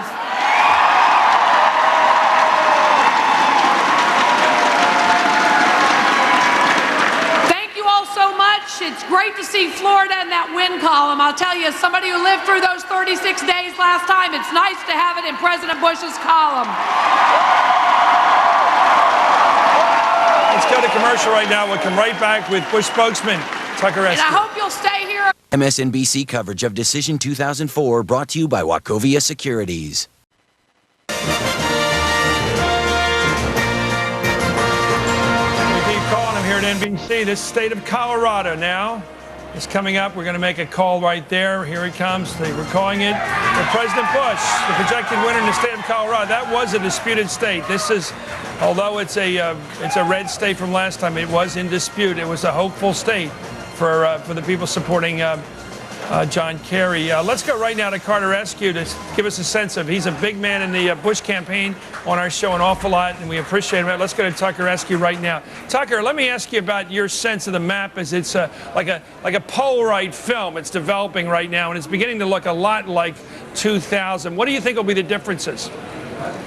Well, we're not quite ready to shake it like a Polaroid, Chris, but it feels good around here. It feels like the differences this year, well, the differences are, you look in the state of Florida, for example, and go from Palm Beach up north, and you see county after county where we've outperformed our numbers and really outperformed our own goals for this year. You look at some of what's happening in Ohio, and you see us outperforming. You see us moving up with Catholics in Wisconsin. You see us moving up with Hispanics in Florida. So yes, I say we've outperformed ourselves. It's been a tough and still remains obviously a tough fight all the way, but we've done something outside the view of a lot of people. You were talking earlier about what happened. Did this go on beneath radar or beneath the planes over flyover country?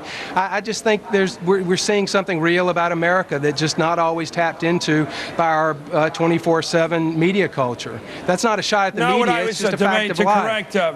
Just to correct you, Tucker, what I was talking about is the sense of people, that people have in the middle of the country, that the people flying over them may sense a sense of superiority over those people. Oh, no, and the no, people Chris, flying I over. understand you. That was what I wasn't talking about, not understanding. What I want to know from you now, since we're on the aggressive here, let me ask you, Tucker, seriously, the president spent a lot of time in Pennsylvania, more than 40 trips up there. Why no go? Same in Wisconsin, or are you hopeful about Wisconsin tonight?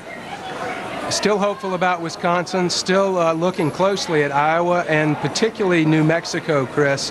And I think Pennsylvania is an example of a political strategy that made the other side put a lot of resources in on defense. It's true, it hadn't gone our way. And if I can take just a moment, Chris, I agree with you. I understand exactly what you meant about flyover country, and in fact was sort of elaborating on that point. I think there's just a way sometimes for all of us who are so close to it to sometimes not see what's developing out there, and President Bush taps into something real with people. He's developed a bond with most Americans, and those bonds aren't built on just doing what's popular, so he doesn't enjoy 70-80% approval rating consistently across this whole term, but those bonds are real, and it's because he wears his heart on his sleeve. People think they know him, and they do, and he has a good sense of himself without being selfish. Those are, I think, the qualities that are helping us tonight.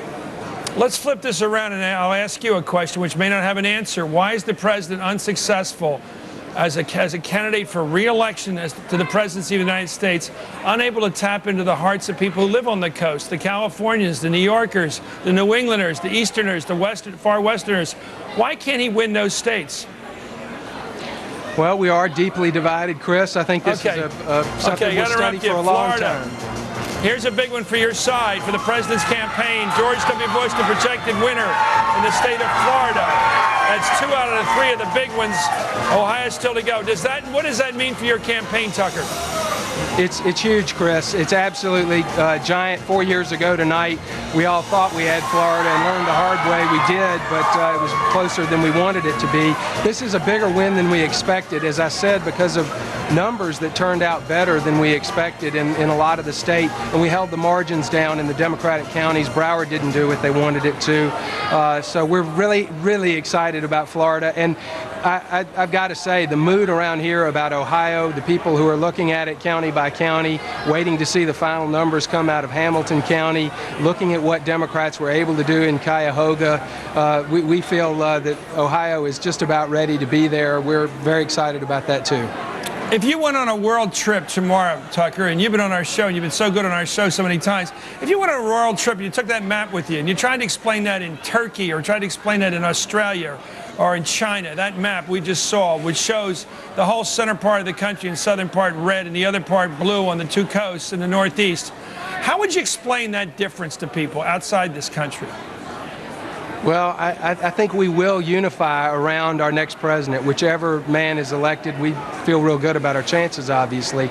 I think it's a tapestry. The stars and stripes together make up a diverse and beautiful and strong country that's expressed itself powerfully with high turnout in the purest, freest expression of a democracy.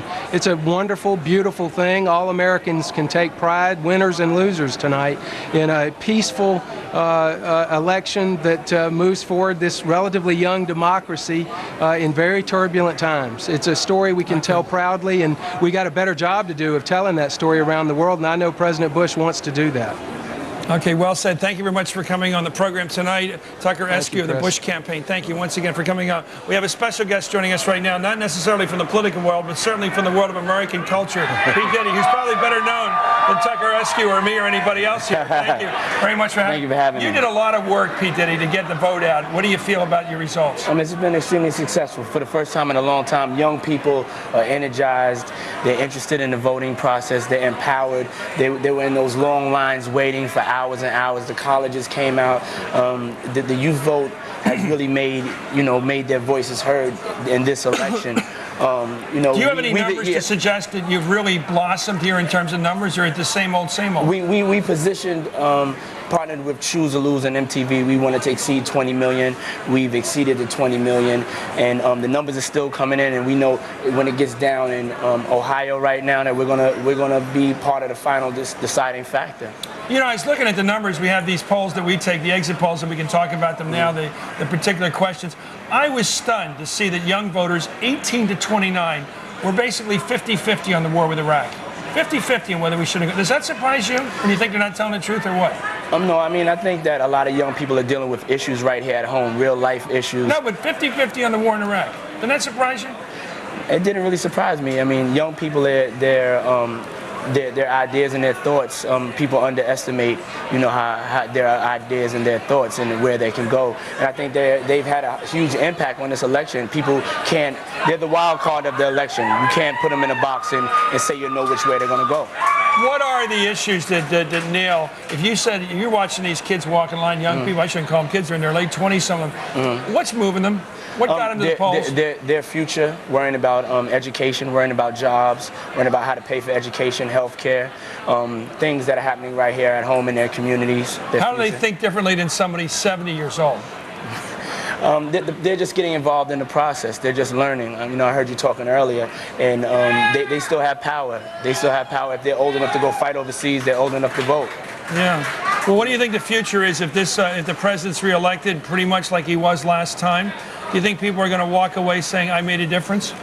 I think that all the numbers have to come in, and the numbers are going to speak for themselves, And I know that our voting community was up this year, just like all voting communities were. And, it's going to come down to the final numbers. We'll have to wait till later on tonight or tomorrow. How much you put into this in terms of time and money? I put a lot. Anything I do, I give my all to it. I believe that... your name's been associated with this in terms of putting this together for months, if not years now. When did you get started with it? No, it's only been a couple of months. It's only been a couple of months. And, I started it because I'm from Harlem, New York, an inner city community, and things are not changing there. I didn't feel either candidate had an urban agenda, so I went after the youth and minority vote, and I think that we were able to bring them out and get them interested, and I think the numbers are going to speak for itself, and I think we're going to have a final impact on this election. It's close, and we're the wild card, Speaking of minority vote, I saw something, and a lot of us have talked about it, about the Democrats not getting the usual black vote, about 90-some%. They got less than that because they pushed some of these avant-garde,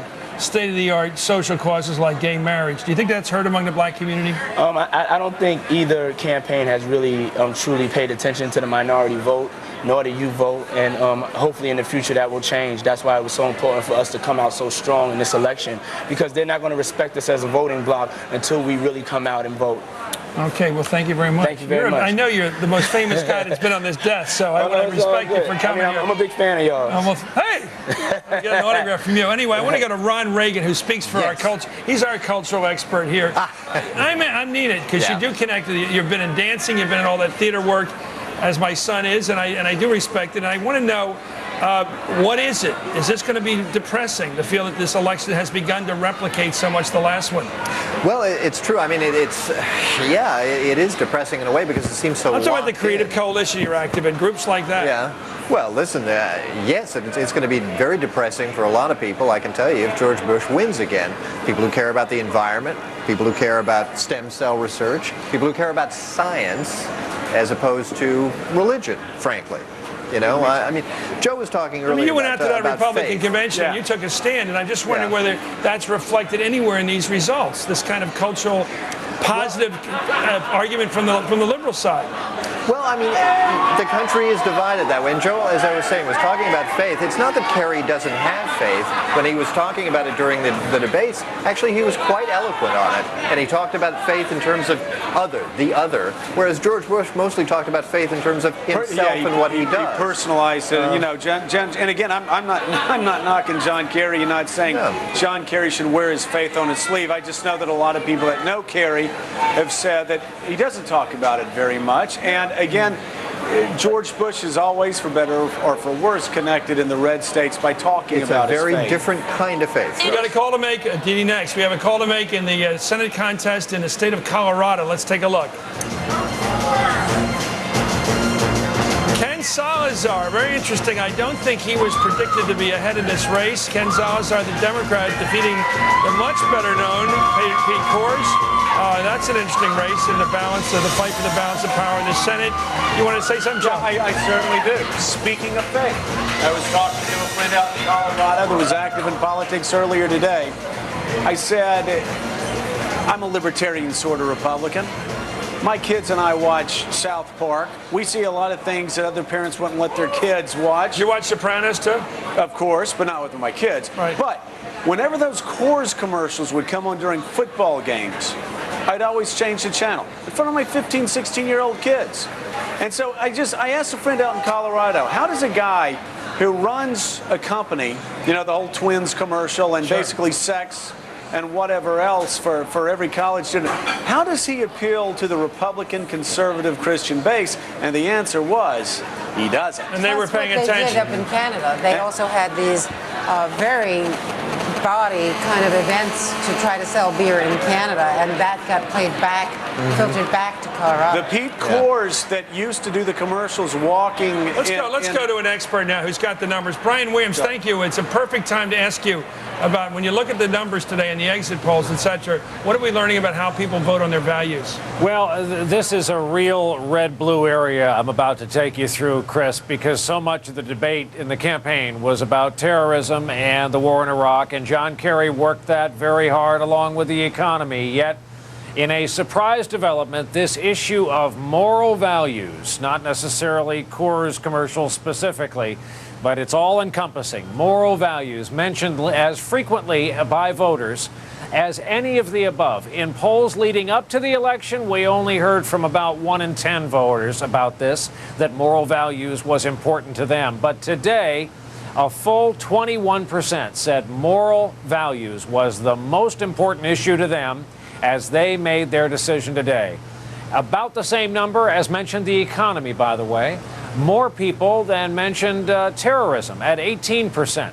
And voters who pick moral values as their own overwhelmingly voted today for George W. Bush. 78% went for the president. Just 19% of the moral value vote, if we can call it that, went for John Kerry. Moral values were especially important today to one of the key components of President Bush's base, white evangelical Protestants. They turned out to vote as they promised to. They made up more than 1 in 5 voters today. These voters were especially likely to mention moral values when they got to the polls. Fully 3/4 of them went for Bush. Now to the issue of gay marriage. Both candidates were opposed to it, but it was President Bush that made it an issue, even though passage was impossible, with his support for a constitutional amendment to ban it. Most voters today agreed. Gay and lesbian couples, they say, should not be allowed to legally marry. Only 27% favored gay marriage, but another third approved of something called civil unions.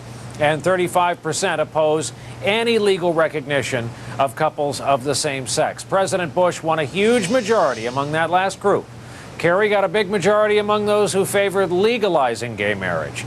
Among those favoring civil unions, an even split between the two candidates. So we're going to talk about this map. We're going to talk about our divided country now, apparently for 4 more years, Chris, and moral values, the new umbrella term emerging right here in our numbers tonight.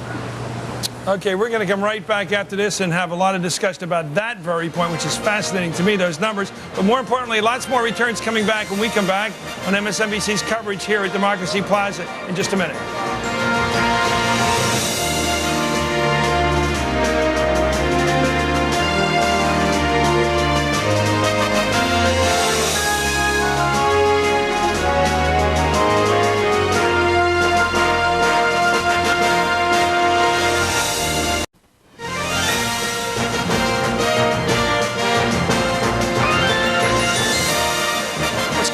John Fund of Wall Street Journal Opinion.com. He's got some insight as to what the president's being told by his top advisors. John. Well, the president was told by Karl Rove a little bit before 11 o'clock tonight that Mr. Rove was convinced that Ohio would go to Mr. Bush, and a little bit later, Mr. Rove told the president that New Mexico would also go to Mr. Bush. And if you look at the numbers, Chris, yes, Cuyahoga County is still out, and Kerry has done very well, especially bringing in a lot of new voters. But Bush has outperformed his 2,000 totals in the rural areas around Columbiana County and also in parts of the suburbs around Franklin County. Any sense from what you've gotten so far? This is great news for us to have. But do you have any sense about what Rove's telling the president about those Great Lakes states? Yes, Michigan, believe it or not, is leaning Kerry, but still in play. Ed Sarpolis, the leading pollster in Michigan, has Michigan at 50-49 ultimately for Kerry. It's within the margin of dispute or litigation. Wisconsin, right now the margin I think is around 14,000 votes in Wisconsin. That's still in play. Kerry can still win, and Kerry may well litigate, but he has to run the table. Okay, let me ask you about the importance of Ohio. You say that Karl Rove has told the president that Ohio is going for him. Let me ask you, does that suggest in itself that the president will win re-election? I think if Ohio and New Mexico, combined with what the president already has, it makes it extremely difficult for Kerry to win. However, remember, there are 14,000 lawyers in this campaign that weren't there in the year 2000. There's going to be lots to litigate. There are provisional ballots to count. There are absentee ballots to count.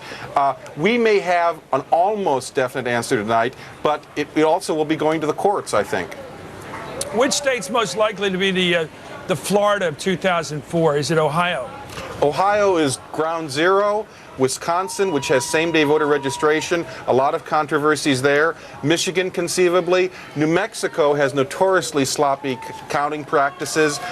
In 2000, it took them 2 weeks to decide that Al Gore won that state by 300 votes. So we're going to see lots of controversy and lots of litigation.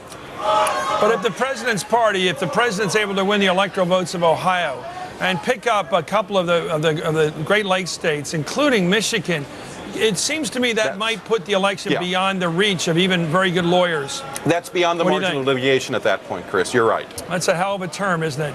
The margin of litigation. Thank you very much, John Fund. We're all using that term right now. Chris, if he wins Ohio, he gets up to 266, and then he's going to win Alaska's 3 electoral votes. That gets him to the 269, and he's re-elected president. So, no, it's a tie if it's 269, 269. Yeah. Right. But then he is, I guess, re-elected. He goes to the House. Let's go to stalwart for John Kerry up in Massachusetts, the headquarters in Boston. Let's go right now to U.S. Congressman Harold Ford, who's up there waiting for us right now. Congressman Ford, what is, well, you have a happy face, sir, but let me ask you, what is your mood about the election right now as the count comes in? It's all about Ohio. I've been listening to your show and your network show and others, and it's obvious that as we wait for these numbers out of this big county there near Cleveland, or Cleveland's encompassed in. I know Joe Scarborough just indicated that with Alaska's votes, and I heard Dee Dee as well make the comment. We remain confident here. You have to remember, Chris, the Red Sox were down 3-0 to the Yankees, and there's still a lot of optimism here in Boston, a lot of optimism in the Kerry camp. It's going to be a long night, and we're prepared for whatever steps and however aggressive we have to be to ensure that all of the votes are counted. When you look at the map, Congressman, it looks so much like the map of 2000. What do you make of that? This country is still very divided on a lot of issues. People are very spirited, and there's a lot of energy around the war and the economy and cultural issues, as we've seen evidence themselves in some of the southern Senate races across the country. But this presidential race, I think, is going to boil down to what happens here in Ohio and how these votes come in over the next few hours. Your network has estimated that come 2, maybe 3 o'clock in the morning East Coast time, we'll get a sense of what the final count is there in Ohio. And that will determine, along with New Mexico and Iowa and Wisconsin, how John Kerry fares. And again, we remain optimistic here in Boston that things will turn out in our favor. Congressman, when we started the evening, we began thinking about it many hours ago. We thought about total turnout as being a decisive factor. Are you sanguine about the number of people that showed up to vote today being enough to elect a Democratic president? You know, it's amazing. As someone that loves politics, I step back for one moment, and I love big turnouts. It's a good thing for the country. Okay, just a minute, Mr. Ford. Congressman, we've got to go now to some bad news for the Democrats, some very good news for the president and his supporters. Ohio, according to NBC's projections, will go at the end of the night when all the votes are counted to the president of the United States. 51 votes up there represent right now, but what a big win. That's, I would say, based upon working here, that's a carefully made projection, Congressman. Like the others before it, there's not going to be any reversals tonight. Look at these numbers. They've filled in there. Again, a state the president carried in his election in 2000. He's carried again according to our projections. Your comment, Congressman. If those numbers are true, then we obviously will face a difficult time, a much more difficult time going forward. We've not concluded that yet here in this headquarters, so it's difficult to say. I know the network has projected what you're projecting, but I'm going to wait and see and hear from those on the ground in Ohio and ensure that we've got the right count. With you again. This news keeps coming, and here it is. Another one could be decisive. Alaska, the projected winner in Alaska is President Bush. We were just hearing from Joe Scarborough about the significance. Joe, you think that's enough now? Well, no, it is enough. I mean, you're at 246 after Florida falls. You had 20 from Ohio. You had the 3 from Alaska. You were at 269. That means the tie goes to the president. And George Bush, if these projections are correct, has just been reelected president of the United States. Let's go back to Congressman Ford. Congressman Ford, on a good night, looking forward, the Democratic challenger could win Wisconsin, Minnesota, Iowa, and could still lose this election. That's a tough night, isn't it? If the numbers hold up as you say, Chris, it is a tough night and certainly presents a difficult mathematical equation for us. All of these numbers have come in since being on the air with you, so I want to wait until we get back in the war room and are able to compute these numbers. But if what you're saying is true and the number, the way you all have projected it, it's a tough time for us at this point. Okay, you're a great guy to come on. You're always welcome on this show, Congressman Ford. By the way, you are the youth of the future, and I keep wondering where was the youth tonight in this vote turnout. Anyway, we'll be right back with you later on tonight if you have more information. Thank you, Joe. Back to you. You've sized up. You've got math there to kill. What's left for the president to pick up? What's his most likely pickup now to take him over the top? With Nevada. He's doing well in New Mexico. That's really all he needs. He needs 4 votes, so he needs 1. Yeah, I mean, if he wins New Mexico or Nevada, he doesn't have to go to the House of Representatives. But regardless, if these numbers hold up again, just so our viewers know what we're talking about, and we're not talking in shorthand, 269 is, I mean, if John Kerry runs the board. He'll have 269. The vote would then go to the House of Representatives. George W. Bush would win that. But it's not going to happen. I mean, Nevada or New Mexico, most likely going to fall George Bush's way. Let's just point out what happens if it were to go to the House of Representatives. Then in the House of Representatives, because it is a Republican-dominated House, the president would have more votes. Let's go right now. We got a big call, a news opportunity now. Norah O'Donnell at the White House. Tell us what's happening. Well, Chris, the vice president's motorcade has been assembled. He has left his residence at the Naval Observatory, presumably headed here or to the Reagan building. The president's motorcade is also starting to assemble, the travel pool, meaning that the president could shortly be headed over to the Ronald Reagan building, where it had been planned there would be a celebration or a speech by the president where he announced that he did not win and deliver his concession speech. So there are things that are starting to move, just a little color about sort of what happens at a time like this. Also, the White House has called up the photographers, the still photographers for the Time magazines, the News Weekly Time magazines. They have been summoned up at the residence. We don't know why yet, but obviously to take pictures of the president, perhaps making a phone call, perhaps with his family, watching the returns. All of that's starting to take place here at the White House. Some of the things that are moving around, as you know, of course, all of these states, significant states, called in the president's favor. It was several hours ago that I ran into the 41st president, former President Bush, who clearly had had a pretty emotional day and said to me that I'm feeling good now. They, of course, were through an emotional roller coaster here at the White House, in part because of those early exit poll numbers, which suggested that Kerry was ahead. Then some of the votes started to start rolling in, the actual votes, and that's when we started hearing from campaign officials, from White House officials, that those exit polls didn't jive with the actual vote counts that they were seeing in counties in Florida and in Ohio, Chris. So some things going on, starting to move here, and it looks like the president at this hour and shortly could be headed over to the Ronald Reagan building to address thousands of supporters that are gathered there to hear him speak tonight. Chris?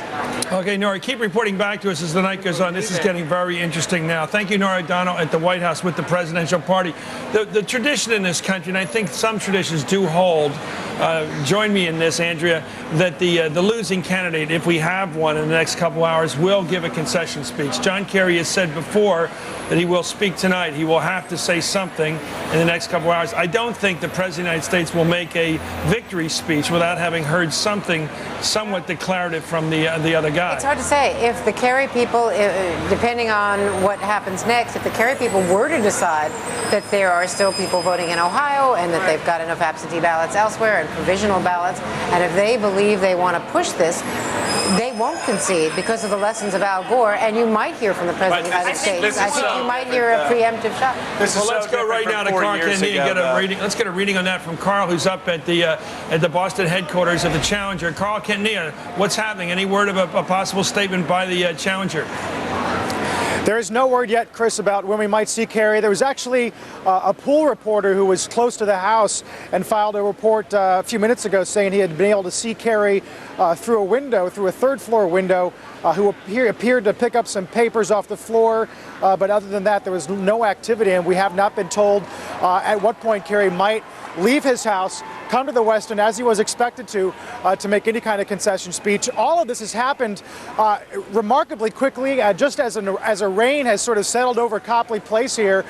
It wasn't too long ago, Chris, that the crowd was chanting, Boston wants a party, Boston wants a party. But once Florida fell, and once the campaign began pointing so strongly to Ohio, and then once Ohio fell, it does appear, at least in the minds of many people here, that party is not coming tonight, Chris. Okay, Carl, we'll be back to you. And whenever we get word from you, you want us back, because this is obviously getting close to an important knowledge for all of us as to who won this election. Let's go right now to Charlie Cook, who's one of the world's great experts on American politics. Charlie, give me a sense of how this thing's going right now. We just saw Ohio fall into the president's column. Is that decisive? Well, we're about one hair short of a trifecta for Republicans. They've held on to the House. They're Right now, they've got 50 seats in the Senate locked down, and there are 5 more to go, three Democratic, 2 Republicans. So they're a hair short of nailing down their majority there. And when you're at 269 with the states you've got left, it's hard to see how they don't pick up something there. So, we're not quite there yet, but it's we're within a hair of this thing of Republicans hitting all 3. What's the next apple to fall from the tree, do you think, for the president? Well, I personally think Nevada, but I haven't watched to see which one's likely to fall over first. But that's the one that I think looks probably the toughest for him. But boy, what's at the Winston Churchill is nothing more exhilarating than having been shot at and missed. And I think Republicans have to feel awfully exhilarated today. Yeah, we're looking at the Nevada numbers. We just showed them. They're even according to the count so far. When you look at this race, it's kind of been a roller coaster ride for both candidates. The president had a bad couple of days. He's obviously looking very happy right now based upon the visual sighting we got of him and also the numbers we're all watching, and he's watching as well. What do you make of the Kerry campaign in the closing days? They seem to have found something in the explosives issue, the fact that explosives were allowed to be lost basically as our troops arrived in Iraq, and that was an issue pushed for a week with the help, I must say, of the New York Times. It was pushed heavily. Do you think that there was any hope there for Kerry in the last couple of weeks, or he was just too far behind? Well, I think they closed well, but I think Democrats they're going to have to come to grips with the fact that they are not doing well with small town and rural voters, and it's not just in the South or border South. But you look at Iowa, Minnesota, Wisconsin, those 3 states went for every Democrat in 1988, in 1992, 1996, 2000, and Kerry's had to fight like hell for these states. And there's, you would think that a Democrat would be doing better in those states, and Al Gore had to fight for him, and Kerry's had an even tougher time. And I think there's just a social, cultural disconnect that Democrats have, that they're seen as sort of too secular a party for these small town rural voters. And I think that's a problem. I think the other thing is that Kerry didn't connect. I mean, if you think about when challengers have successfully beat incumbent presidents in the last 30 years, they've been a very interesting people, interesting or compelling people with perfect messages for the year. Jimmy Carter was a fascinating person, whether you liked him or not. Ronald Reagan was a fascinating person. Bill Clinton was a fascinating person. Each one of them had a perfect message for the year.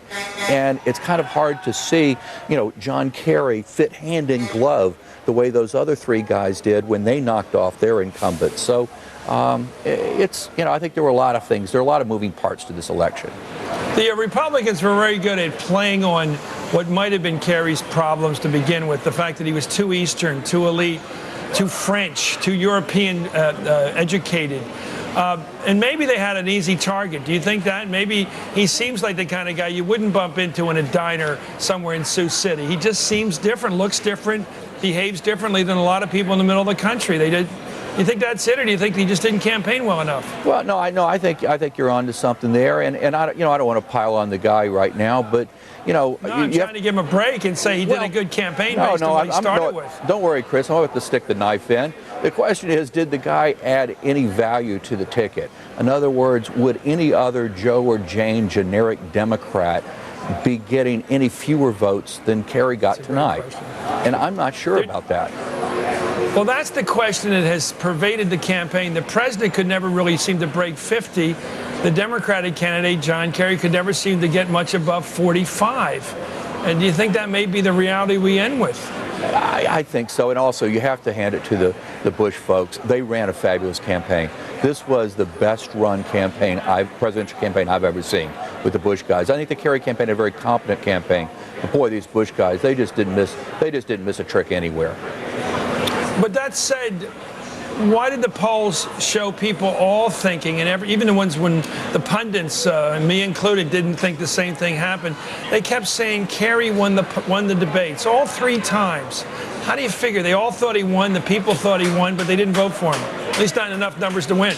Well, the third debate, I think, people responded. I think clearly people think that President Bush jumped up in the polls after the third debate. Now, whether he won or not, he went up. So, I'll give it to him for that.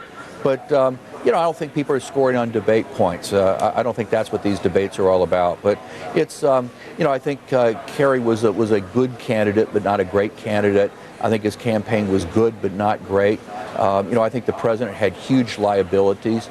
I think another Democrat might have been able to take him tonight, but I think they ran a great campaign. And it's what team do you have on the field, and how do you play that day? And the Bush folks did very, very well. Andrea. I think Charlie is really onto something, especially when you talk about the cultural issues.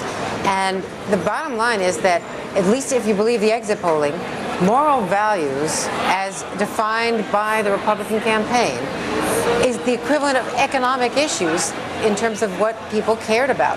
Anytime you've got a campaign where people care as much about moral values than about the economy, especially at a time when the economy has not been perceived by many people as doing that well. This is pretty extraordinary. That is one of the most remarkable numbers, that 21% in the exit polling of NBC select moral values as the number one issue, in economics 20%, and terrorism below that. And let me just complete the thought, because the way the Swift Vote veterans and the other groups define John Kerry early in the campaign is to make him seem as though he was not in sync with moral values because he was, a flip-flopper or whatever. By having defined him that way, they really put him in a box, and it was very hard for him to get out of that box. Right. It's a very interesting moment in our politics, because for most of the last 100 years, our politics have been defined by economic interests, and you could tell, what people's economic interests were by how they vote. That's no longer true. The 20% of people who said the economy was the most important issue probably voted, substantially for Kerry, but nowhere near the numbers of people who said that moral values, moral issues were the most important, voted overwhelmingly for President Bush. That is the most defining basket of issues. I've been saying for some time, I still believe it. I think tonight bears it out. You bring up the Swift vets. It's not about what John Kerry did when he was over there. It's about what he did when he came home. I still believe Vietnam defines the electorate in so many ways. The 1960s defines the electorate in so many ways. The Democratic Party was not able to get around that because they had a candidate that testified in a way that deeply offended many people there. There's something, I think that's largely true, but still, if you go back to the 70s and 80s, economic issues were still better determinants of how people voted. Here we are in 2004, and economic issues no longer can we look at them and say that's going to determine how people vote. There's some other big sea change that we're in the midst of. Well, the economy, though, and listen, the economy in 2004 was not that different from the economy in 1996. This George W. Bush economy is much better than the Bush economy in 1992 that Bill Clinton got elected by. That's one of the reasons why the economics at the end didn't make a big difference. Listen, the unemployment rate, we can argue about how much somebody's getting paid per hour, but with the unemployment rate at about 5.4%, with economic growth around 4% this quarter, listen, that's not the roaring 90s, but that ain't 1992. You take a state like Ohio, where you have a loss of 250,000 plus manufacturing jobs.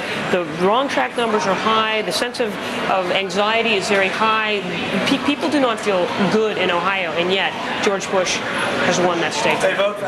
See, that's this moral value question. I think induces people to, in many cases, like in Ohio, vote against their economic interests. I was actually talking to Phil Griffin this morning. We were talking about Vice President, MSNBC, and we were talking about these states, and I said, Phil, it really is a red state. And I was saying, well, I thought Ohio was going to fall for George W. Bush. I said, Pennsylvania, as I said to you earlier, is really a red state if you take out Philadelphia.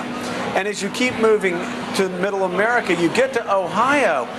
That's where they test market so many products. It is the heartland of America. George W. Bush, it drives people crazy on both the coasts, but George W. Bush plays to the heartland of America, and it's those values that got him elected. Well, something may have done it again, because we're looking right now. Let's take a look right now at the Vice President's motorcade heading from the Vice President's house toward the White House, which is a sign that they're about to group for a final photo op of the night, otherwise known as a victory speech, coming fairly soon now. It looks like they're getting together. They're probably going to have a victory portrait of both families right now. That's, by the way, I drive by there all the time. It's on Massachusetts Avenue. It's about 5 minutes from the White House. Right, they're heading down to Rock Creek Parkway, where they're going to ride all the way to the White House. It's a very familiar route for me. The vice president's clearly going to be part of this victory, and the victory does seem imminent right now. Let me go to some other people. There's Ron Silver and Hillary Rosen we haven't talked to for a while. In fact, we haven't talked to her tonight. Hillary, are you despondent over the fact that apparently the Republican Party has to some extent won this campaign on values? Well, I might be the skunk at the party here, folks, but I just don't see that Ohio is so clearly in the president's camp. I mean, with all due respect to our talented team behind the scenes at NBC News, just as recently as 20 or 25 minutes ago, there were still thousands of people standing in line, handed out, and they were handed out paper ballots. So I will be surprised if the Kerry campaign comes out and concedes Ohio. Do you think they shouldn't? Well, I think that there's going to be a lot of pressure from Democrats around the country for him not to, because I think we have seen in the past what's happened when we prematurely hand them the platform to say that they've won. That gives you a huge psychological advantage that I don't think John Kerry should hand over right now. But unlike 4 years ago, John Kerry, unlike Al Gore, is not approaching 270 electoral votes at this point, and the president is. Isn't that a difference? Well, I don't think it's a difference when you think that, we're likely to see Michigan and Minnesota and Wisconsin and even Iowa fall for Kerry. And so I think those numbers are still there. Okay, let's go to Brian Williams now to go through what may have happened to explain this decision by NBC, actually, and perhaps the reality as well, to give the president the state of Ohio. Brian. Well, all of this, of course, Chris, predicated on the fact that it is a call at this hour, but we like to use these exit polls to go back in and deconstruct what happened there. Again, if this is an apparent big win by the president in Ohio, a state that, by the way, has struggled economically during the Bush years, 16% of its manufacturing jobs lost since March 2001. And our NBC News exit poll in Ohio finds among the voters a high level of unhappiness with the state's economy. When asked to rate economic conditions in their state, 6 in 10 people said not good, while less than 4 in 10 take a positive view. Nonetheless, and this will be talked about and debated if it becomes the fact, John Kerry couldn't capitalize on that and close the deal. When Ohio voters were asked if they trusted the presidential candidates to deal with the economy, equal numbers said they trust each presidential candidate to handle that area, even though incumbents usually get much more of the blame for economic problems and sometimes get hammered. As for who voted, white evangelicals, 25% of the voters in Ohio. President Bush took 3/4 of that group. Chris, these numbers are fascinating when you look at the internals, how people voted, why they voted, which numbers coming out. Back to you. Thank you very much, Brian Williams. Just to show there the power of the fact that much of Ohio is very much part of the Bible Belt, a very Baptist area, very culturally conservative area. It's not all the ethnic people up around the Great Lakes. Anyway, we'll be right back with more analysis and hopefully better understanding of this race, but also a lot more numbers, a lot more state information about Senate races, more results to give you from MSNBC.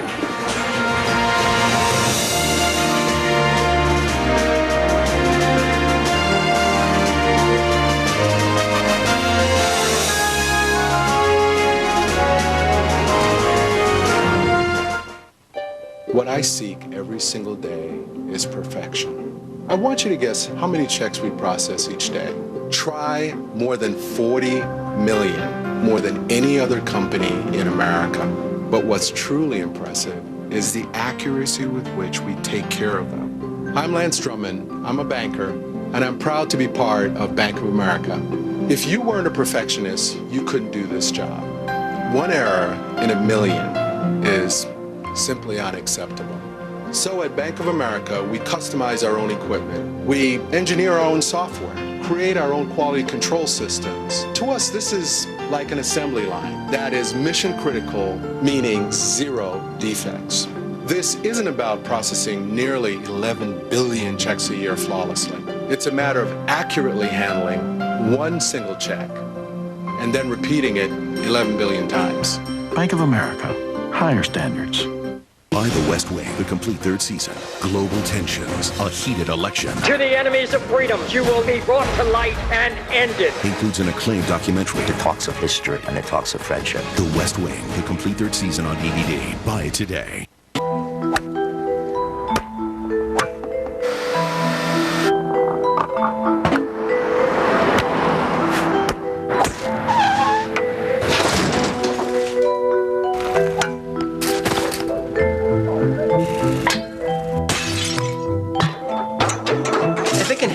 Liberty Mutual is planned for it. We have pre-approved contractors who can make emergency repairs within 24 hours. Liberty Mutual. It's more than insurance. It's insurance in action. By The West Wing, the complete third season. Global tensions, a heated election. To the enemies of freedom, you will be brought to light and ended. Includes an acclaimed documentary. It talks of history and it talks of friendship. The West Wing, the complete third season on DVD. Buy it today.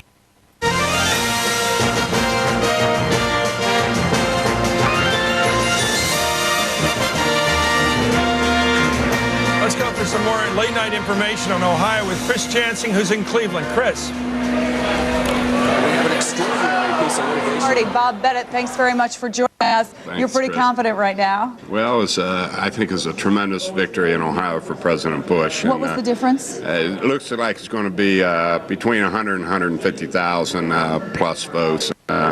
Even with the loss in Cuyahoga County, that's still a tremendous victory for the president. Now, statement, you praised the other side. They had a tremendous ground game. They got out supporters in ways that they've never done before. Why do you think the president still came out ahead? Well, I think that this was an election where I think you're going to see that it was the largest turnout in Ohio's history, and I think everybody's ground game contributed to votes for their candidate. And I wanted to give credit where credit was due, because in the urban counties, particularly, the Democrats did very well in getting their vote out, and in the rural and the smaller counties is where we won it in Ohio, in our ring counties. Do you have the final numbers yet? Are you still waiting for No, the we're still waiting on it, percentages? because the counties that are out are still appear to be the Republican counties that haven't reported to Columbus yet. The major urban counties, all their votes are in. So. This is still a pretty divided state, a very divided nation. You and I were talking about this earlier. How does President Bush, if indeed he wins this election, how does he bring the country back together? I think President Bush will tell you is I think compassionate conservatism again will rule, but I think that any president in his second term will act differently, and I think that you're going to find that the president is going to address the issues that are important to the nation that he discussed in his campaign, and I think that you'll find a Congress will be willing to work with him, and I think going to make a big difference, and I look for good things to happen in the next 4 years. Bob Bennett, Ohio Republican Chairman, thanks very much. Appreciate it. We've been doing this all along. Both sides had Ohio at the top of their must-win list, ground zero for this election, and now called for George W. Bush. Chris? Okay, Chris Jansing, let's go right now to Keith Oberman with some more information and results. Keith. All right, Chris, let's go through the House of Representatives. Obviously a Republican stronghold these last 2 years, and we'll give you all 435 results, not individually, just as a projection. The night began with the Republicans ahead 227 to 205 with one independent. Our NBC News projection is that they will add 8 seats, plus or minus 4 seats. That's a projection indeed. 232, 202, approximately the expected new House. 4 redistricted Democrats already off the board in Texas, as an example, supporting that evidence. So minor gains for the Republicans expected in the House of Representatives. We've been talking all night about the ballot props around the nation. 11 separate ones defining marriage as being between a man and a woman, variously reported as amendments, constitutional amendments. Amendment 2 in Michigan, NBC News projecting it will pass there. Obviously, you see it by 500,000 votes. In Montana, it's C96, requires a state constitution to define marriage between a man and a woman. It's going to pass by about 2 to 1 there. And in Utah, it is Amendment 3, defining marriage simply as a union between a man and a woman, and that is projected as coming out in favor of that, in fact, definition therein. There's one other I wanted to report to you, Chris. South Carolina, the amendment has passed, and liquor can now be sold in forms other than 2-ounce bottles, which sounds like a good idea for all of us here on the panel. Back to you. Thank you very much, Keith. That was an interesting one. You know, it's impossible to look at this. I'm looking right at you, Ron. Yeah. I'm looking right at you. These cultural issues. Stem cell was not a voting issue, and that's your issue. But this other cultural issue of gay marriage, it seems like every time people get in that voting booth, no matter what is said about the polling even we showed tonight, which showed more than a third of the country open to the idea of a gay partnership recognition. Sure. Some kind of legal recognition that doesn't quite meet the definition of marriage. They go very right-wing inside that booth. Yeah, they do. They do. Now, people get very upset when you use the word homophobia, but there is a latent homophobia in this country. You know, but in the secrecy of that booth, it's not like a gay couple living next door to you. It's not like gay teachers' issues. It's just in that booth. They vote against gays getting married. And what do you think that is? Well, I've heard religious reasons for that. I've heard political reasons for supporting these sorts of amendments, and I've heard emotional reasons. I have yet to hear a practical reason why gay marriage hurts anybody. I think why it's the word. Does it matter to, let me suggest, it's the word. Yes, it is. It is the word. Yeah, it's not a rational choice here. It's not somebody going in and saying, well, there will be these consequences, actual practical consequences, if Steve and Bill can marry. They're saying, it just creeps me out and I don't want it and I'm going to vote against it. And of course, John Kerry is against this as well, even though it goes against a key constituency of the Democratic Party. But nobody believes Nobody believed him. So I'm glad you said it, because I said it. No one believes that John Kerry was against gay marriage. The thing is, though, John Kerry, again, on so many issues, tried to have it both ways on this. He talked about this amendment, which I opposed, this gay amendment that Bush really didn't support, but also 1996, we had the Defense of Marriage Act, which would stop one state from forcing another state to recognize a gay marriage. John Kerry opposed that, which was basically the same position that John Kerry took. You're making our point. This time. Well, yeah, what I'm saying is John Kerry, no, what I'm saying, though, is John Kerry was trying to have it both ways on this issue, like so many other issues, because his position, which was let it be up to the individual states, is what he voted against and called homophobic in 1996. We've got some big news developments. If we're interested in following the ritual that's coming before us tonight, and it is taking place right now, Chris Heinz, who's of course Teresa Heinz's son, is getting ready to. There he is, heading toward. Heading toward his father's house, and then we're going to hear from Nora O'Donnell right now about what the trappings of victory are going to look like at the White House and in Washington. Nora. A couple of important points, Chris, some news to report. Mary Beth Cahill, who is the campaign manager for Senator John Kerry, has just released a statement, and I will read it to you. The statement says, the vote count in Ohio has not been completed. There are more than 250,000 remaining votes to be counted. We believe when they are, John Kerry will win Ohio. So clearly, Senator Kerry is not conceding the state of Ohio. At this moment, we're in a wait-and-see pattern, if you will, here at the White House. The president has summoned the news photographers up to his residence, presumably to take pictures of him at a historic or momentous occasion. Also, the president's senior staff, his top advisors, Karl Rove, Karen Hughes, Dan Bartlett, Chief of Staff, all summoned to the president's residence as well to be with him at this moment. Vice President Cheney, his motorcade, has left the vice presidential residence. So there are a bunch of different things that are sort of happening right now, presumably leading to some sort of culmination of this evening. But clearly from the Kerry side, they are not conceding the state of Ohio. And the president, of course, has not yet reached the magical number of 270.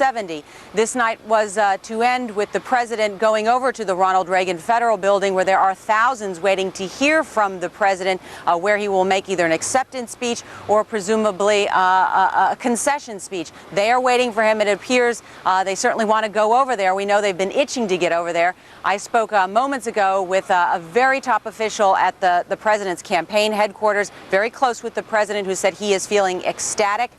They credit where they are at this race right now to a very disciplined candidate, very disciplined campaign. And I think, Chris, when we are able to sort of look back and reflect on what has happened today and what the Bush-Cheney campaign has done, there'll be a very interesting story. And as you know quite well, the Democrats have always beat the Republicans when it comes to turnout. Traditionally, they have always done better. This year and the past several years, the Republicans have been working to reverse that. And they had quite a ground war going on today, and I think that's reflected certainly in some of the states and how they turned out tonight. Chris? Okay, Nora, down at the White House with the plans down there and the trappings perhaps of victory. Let's go to Carl Kentanea and see if it's reciprocated up there in Massachusetts. Carl, are we seeing defiance on the part of the Kerry team? Well, just before that statement came out from Mary Beth Cahill, Chris, we had asked some of the top officials at the campaign whether or not Ohio was finished, and their response was, we don't agree with your assessment of Ohio, meaning ours here on this platform, NBC's. Of course, some of the other networks have not called Ohio yet. They pointed that out. So there is a sense that once that statement was made, it is formal. They believe that once these 250,000 votes are counted, that John Kerry will win the state. This is a keeping in what they had said previously in general terms, and that was that John Kerry would be obviously more reticent to concede anything tonight if the race in fact turned out to be close. He did spend a number of his closing days in Ohio, Youngstown, the last 2 days, Cleveland and Toledo. It was a full-bore effort to win over that state, and clearly, Chris, it's something they're not willing to let go of easily. Who is advising Kerry with regard to this? Is he lawyered up? Is it people like Schrum, the real hard-fighting ideologue of the campaign? Is it Mary Beth? Can you tell who's really saying don't quit? Well, that's unclear, Chris. I mean, he certainly has a number of people who are extremely skilled in the ground game. Michael Hooley, of course, who was with the DNC, John Sasso. Shrum's more of a strategist type. Mary Beth Cahill, though, obviously steering this to some degree. One of the things about this campaign that really differentiated it from his campaign that was faltering back in Iowa late last year was the lack of any kind of strong ground game, a lack of any strong organizational strategy. That may be the strength now they're definitely trying to leverage, Chris. Okay, Carl, thank you very much. Let us know if anything happens there in terms of a statement, because we did hear earlier, Carl, you told us, in fact, that's how we know that Kerry was planning to address the troops sometime tonight or early tomorrow morning. In fact, it is already early tomorrow morning. Thank you very much, Carl Kentanea. Andrea. They are united in not wanting to concede Ohio. They believe that there are enough votes out there, that enough people were still in line late in the game, and that what about the deficit in Cayuga County? But if you consider counting provisional and absentee ballots, they think that they can make it up, or they're going to check. I mean, they are going to insist on a count. This is where are the strong Democratic areas that might reach this goal of, say, 2/3, 2 out of every 3 voters going Democratic? It would have to be in Cleveland. I mean, but I thought they were already facing a shortfall. That's the thing. But they haven't counted absentees. They've already shut down the urban areas for the most part. I mean, it's the rural areas. That's according to the Republican chairman. I mean, that's according to that report. But again, we also heard from Chris Jansing earlier this evening. We also heard, though, from Chris Jansing earlier this evening that Cleveland was underreporting. Exactly. Listen, and Dee Dee's been on the phone all night. The numbers are not adding up. Listen, I got no problem with them holding on as long as they want to hold on. But let's not fool ourselves. This doesn't smell like 2000. We're going to get right back, because there are a lot of other states in the Great Lakes states, certainly Wisconsin, Iowa, Minnesota, haven't been counted yet thoroughly enough for us to make a call. Any 2 of those states could bring the president beyond that 270 necessary to win the Electoral College victory he so much seeks right now tonight. Let's come back with some more numbers to count. We'll be back with my colleague Keith Oberman with more results, more calls, more information on how this country of ours is taking shape. Look at that green out there in the north, up there in the northern Midwest, and over there in the Southwest. More states to count tonight when we come back.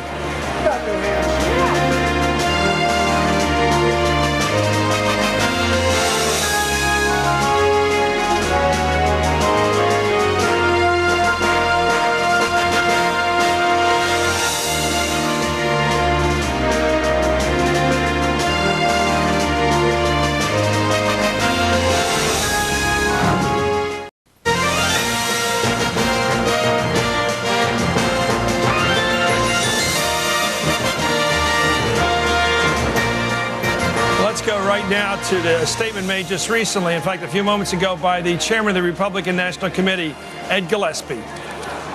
One more update for you on the Electoral College tally with Alaska coming in. Senator John Kerry has 211 Electoral College votes. President George W. Bush now has 269 Electoral College votes.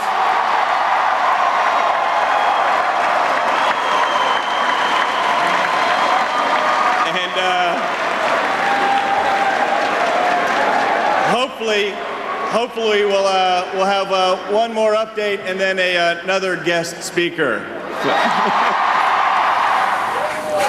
Funny guy. That's Ed Gillespie, the Republican National Committee chairman. They're really pushing the number a little more than NBC's experts are pushing in terms of the strength of the president's electoral position right now. Andrea.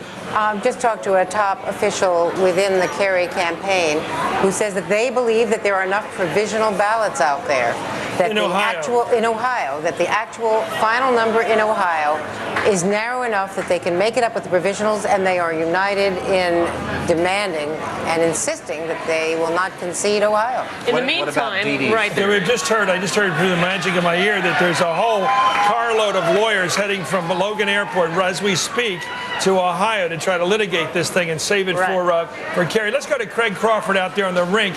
Craig, we're looking at a dispute over how to read numbers that are already in, and that is the question is whether Cuyahoga County, not having met the normal level expected of it to win a statewide race and overcome the out of city vote. And now we're getting arguments about whether the backup ballots are going to be enough to overcome this. What's your sense of the numbers situation right now in Ohio? My sense that it's going to wind up close enough, Chris, that I believe the Kerry people when they've just recently told me they have no intention of conceding Ohio. As a matter of fact, as you said, I just heard they have planes at Logan with lawyers ready to go to Ohio if going to be that tight. They believe. They think that vote in Cleveland that's still coming in is going to get it so tight that a contesting of the election in Ohio is going to make sense, that it's going to be that close. Whether it's as close as 537 votes, we'll have to wait and see, but at least the way they're talking right now, unless somebody shuts them down, it sounds to me like we've got Ohio would be the Florida of 2004. Why do we assume that the tally of provisional votes held by Democrats or that involve Democratic votes is superior to the number held by Republicans?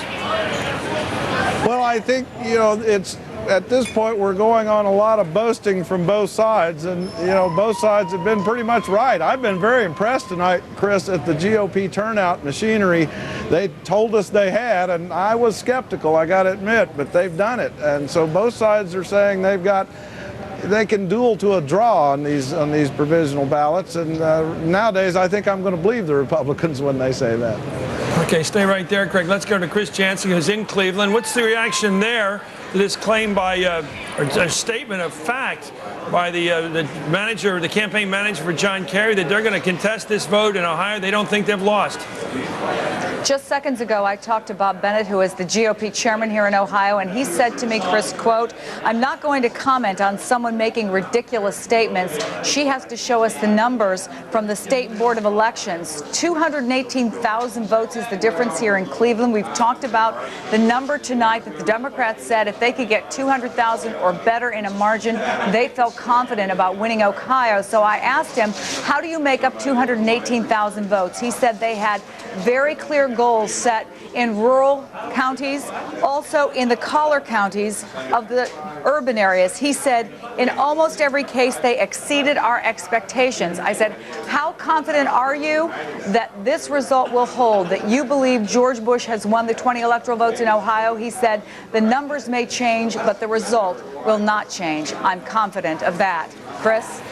Okay, Chris Jansen, thanks for that report from Cleveland. So we have a standoff now tonight, or this morning. It's almost 2 o'clock on the East Coast, and the question has to be, are we going to have the normal ceremony that accompanies an apparent victory for the presidency? You're laughing. I guess we're not going to have Never again. No more gentlemanly conduct, no more handing over the sword. Here's the thing, though. I mean, I know a lot of Republicans out there are saying, why in the world wouldn't John Kerry, if it appears obvious, why wouldn't John Kerry be a gentleman? Because you use the word gentlemanly and concede this race if that, in fact, is what it's looking like. And, the bottom line is he's fought a tough campaign and a long campaign. And I'll tell you what, he certainly owes it to all of his supporters to make sure that every single vote is counted. Now, of course, if the trends are breaking wildly against him, and if what we hear is the truth about these rural counties and these provisional ballots. Now, at that point, it's time to give up the ghost. But you know what? I mean, again, what time is it now? It's 15. It's 1:45. Big deal. You know what? This is a democracy. By the way, there's an alternative route that is clearly laid out for us for a resolution to this campaign. Right. And that is through the Great Lakes. There are other states out there that will be decisive here.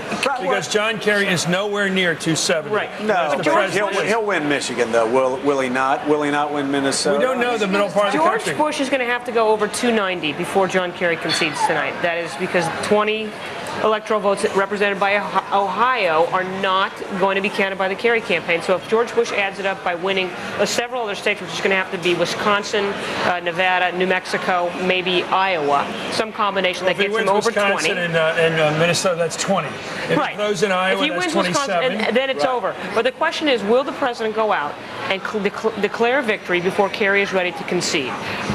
Based on what happened in Florida 4 years ago, the Bush campaign is going to be pressuring him to do that, to go out and say, look, just declare victory. The country's been watching all night. They see that you're ahead in Ohio. They see that they're going to wait for one more state to fall so that they're over 270.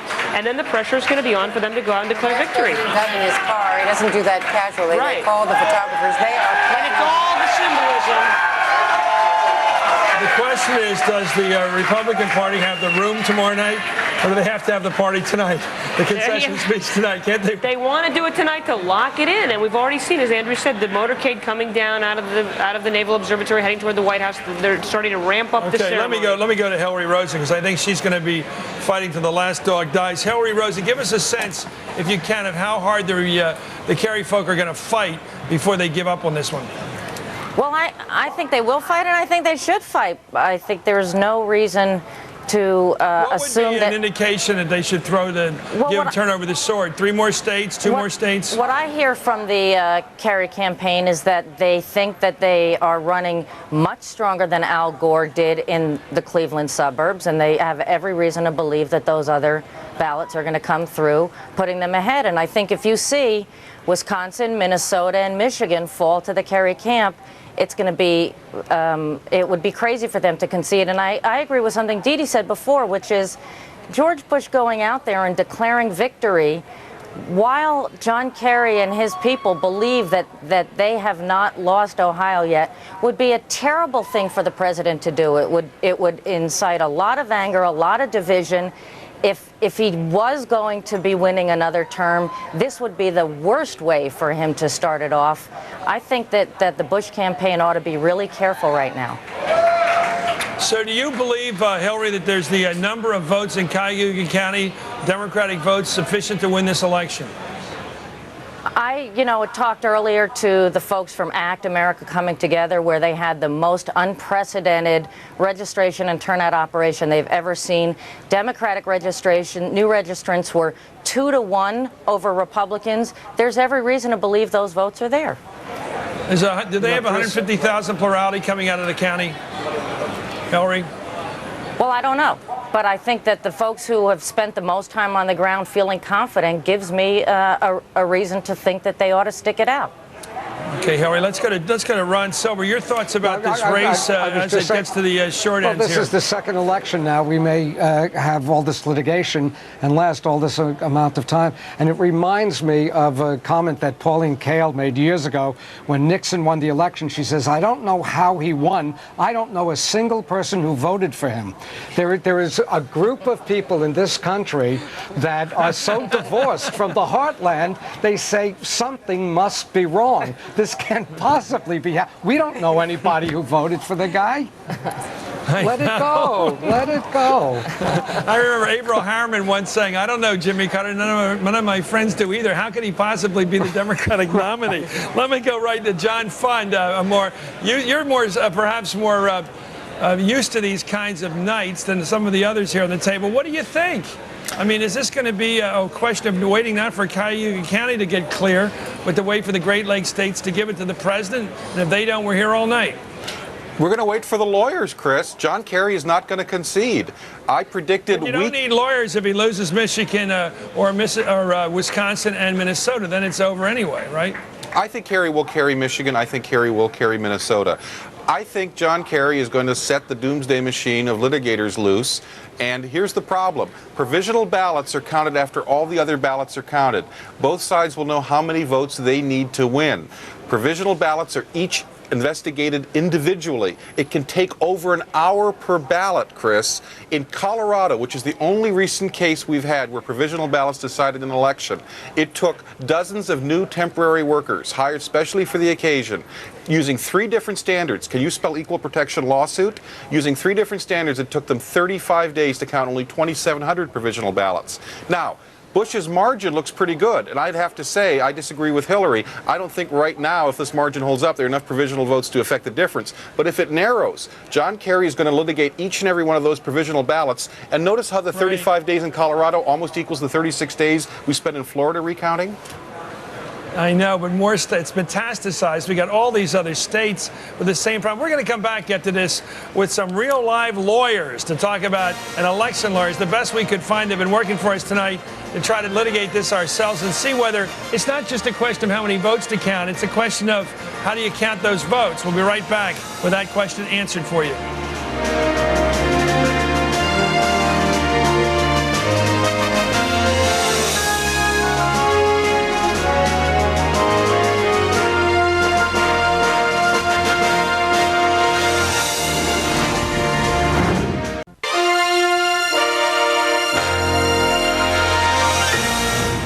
We're talking about the role that Ohio is playing now and how similar it may turn out to be to that of Florida 4 years ago, because the president may have well close to the 270 he needs to win in the Electoral College right now. He's up to 269, based in, to a large extent now on the call by NBC. We've called it at our network that the president has won Ohio. Let's go to Dan Abrams. Could this network be wrong, or is there something we're missing? Well, look, I'm not going to tell you the network could be wrong, but I can tell you what would happen if there were legal fights in Ohio. Look, the issues would first and foremost be these provisional ballots. Remember, a federal court of appeal has already ruled that you have to have voted in the right precinct in order for your vote to count. Now, certainly they could try and continue to litigate that particular issue, but so far that issue appears to have been resolved, and that means that many of those provisional ballots would likely be disqualified. Then there's the possibility of a recount. Can you imagine another recount? In Ohio, you get an automatic recount if it's within 0.25%. That doesn't appear to be the case here. But then either the losing person can still ask for a recount anyway. And again, there is a standard in Ohio, get this, for hanging chads. Can you imagine if we had to litigate hanging chads all over again? But in Ohio, unlike in Florida, they have a standard for what counts. Remember, 70% of the people voting in Ohio were voting with these old punch card systems. And so the issue of hanging chads, they say that if a chad is attached by 3 or 4 corners, a vote shall not be counted for that particular candidate. Meaning, they have actually set out a standard across the state for what counts for hanging chads and what doesn't, to avoid the Bush v. Gore problem. But, it's hard to imagine that this would actually happen again. Okay, let's go right. Thank you, Dan Abrams. Let's go to Chris Chansing, who's in Cleveland right there, where the action's occurring. Chris, is there any way to do the math on this right now? I know it's getting late, but we're hearing that there's 24,000 provisional, from you probably, 24,000 provisional ballots that have been taken by people and filled in, and therefore they should be counted if this is a close race. Can we look at the math and decide whether the provisional ballots can turn the results? Well, if my math is right, and again, I don't know that you can extrapolate Cuyahoga County to the rest of the state, but the number right here in Cuyahoga County is 24,660 provisional ballots that have not yet been counted. As you know, there are 10 days that they have to look at those to see if they're legitimate, decide whether they're to be counted. 12% of registered voters are here in Cuyahoga County. So if you take that number and the 24,660, you're coming up with about 210,000 provisional ballots. Now, again, I want to make it clear that's a guesstimate based on Cuyahoga County, but if what Bob Bennett is telling me is so, that he thinks they'll win the state by 100,000 votes, maybe a little more than that, and we're looking at potentially 200,000 provisional ballots, You decide, Chris. Whether it's reasonable to assume there are that many Democratic votes net coming out of those provisional ballots to overturn the apparent margin of victory as we talk. And there are plenty of lawyers to go at it. Again, they're going to look at these. The whole idea, for people who don't know, you've probably gone over it a million times about provisional ballots. If you go and there's a question about your eligibility to vote, one of the things they wanted to change from 2000 is that people would not be denied that right. So they get this provisional ballot so that they can see if indeed that vote should be counted. Apparently that happened an awful lot in Cuyahoga County. In fact, 24,660 times. We will see what happens in the rest of the state. We'll be looking for those numbers for you. So just to finish up here on the mathematics, those watching now trying to figure out if John Kerry can still win in Ohio, the question is, can you assume that the 24,660 provisional ballots that were filled in Cuyahoga County can be extrapolated to 8 times that number to 210,000 statewide, which would give you enough provisional ballots out there that could be certified and perhaps cast effectively in this race to offset the 100 and some thousand vote plurality the Republicans are now claiming? That's right. Now, we don't have the final numbers, and this is just their projections. There are, because of these long lines, some of the counties, Chris, that are coming in slowly, and we'll have to see what those exact numbers are. But the Democrats will tell you that they thought all along that if there were a high number of provisional ballots, it would favor them, that the people who would be questioned would often be student voters who are voting for John Kerry in pretty overwhelming numbers, and minority voters who are also voting for John Kerry in overwhelming numbers. They feel pretty confident if these provisional ballots are counted, they will go very strongly for the Democrats. Okay, thank you, Chris Jansing. Well, we've got a lot of questions out there now, and I have a sense that we may find it easier to get results in those easier to count, maybe cleaner states like Wisconsin, Minnesota, and Iowa than trying to get a straight vote out of a state like Ohio or Pennsylvania. I'm sorry, I grew up in those kind of states. Yeah. It's very tricky to get a clean vote. And the tricky question is, of course, what do we wait for all night? Let's go to Ben Ginsburg now and be optimistic about getting a count out of Cuyahoga and the rest of that state. You heard that argument we just got. We put it together, basically, Chris Jansing and I, trying to understand the Kerry position, which is if you assume a projection of the number of provisional ballots out there, it's reasonable for the Kerry people to ask for a full count before conceding this election for the presidency after all these years of trying to win it. Well, your thoughts? Well, first of all, a full count is still a little bit premature. I think taking 24,000 provisional ballots in Cuyahoga and extrapolating that to the whole state is probably not accurate, and it's going to be higher in Cuyahoga than it will in the rest of the state. Ken Blackwell, the Secretary of State, has estimated about 140,000 and noted that there was also a very heavy church registration program. So I think the assumption that they're all Kerry votes somehow is probably fallacious, but born of the very difficult situation the Kerry campaign's in. I mean, goodness knows they fought a hard campaign.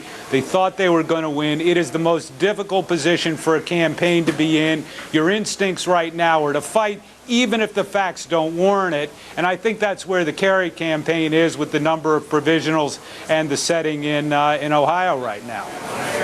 Okay, in fact, I'm trying to do the algebra here, but I think the algebra, even at the simple level that most of us can do algebra, suggests to try to win 100 plus net votes out of 200 votes is very tricky, given the assumption that there's any kind of vote for the Republican. The math doesn't work. Yeah, and you also have to remember, Chris, that someone who comes in the polling place and is given a provisional ballot doesn't appear on the voter registration rolls. In other words, there is already a problem that was discovered that day. And so I think the experience of Ohio and other cities or other states with provisional ballots is that not all those ballots by any stretch of the imagination come in, especially because it's a precinct calculation in Ohio.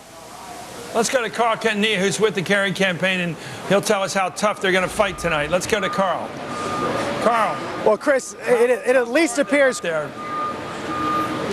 Well, Chris, it at least appears that this is going to play itself out over the next several hours. We're now being told that Kerry is not going to leave the house anytime soon. The pool reporters over who are at his apartment waiting outside his apartment for him to leave. We're told by a press agent earlier tonight that he would be probably preparing to come to the Westin Hotel over here in Copley Square. That is apparently now not happening and will not happen anytime soon. Some aides have described the atmosphere over there as pandemonium as Kerry continues to absorb what we believe to be a flood of calls between his ground team, campaign manager, and other strategists. This is happening all very quickly. Ever since that statement came out from Mary Beth Cahill, any hope that we would have heard from him tonight, which is what Joe Lockhart had told reporters earlier in the evening, is now essentially being invalidated, Chris. So it does appear that the campaign's going to bunker down and let this go well into the morning. Earlier tonight, we had been talking to a top aide who said the closer the race is going to depend.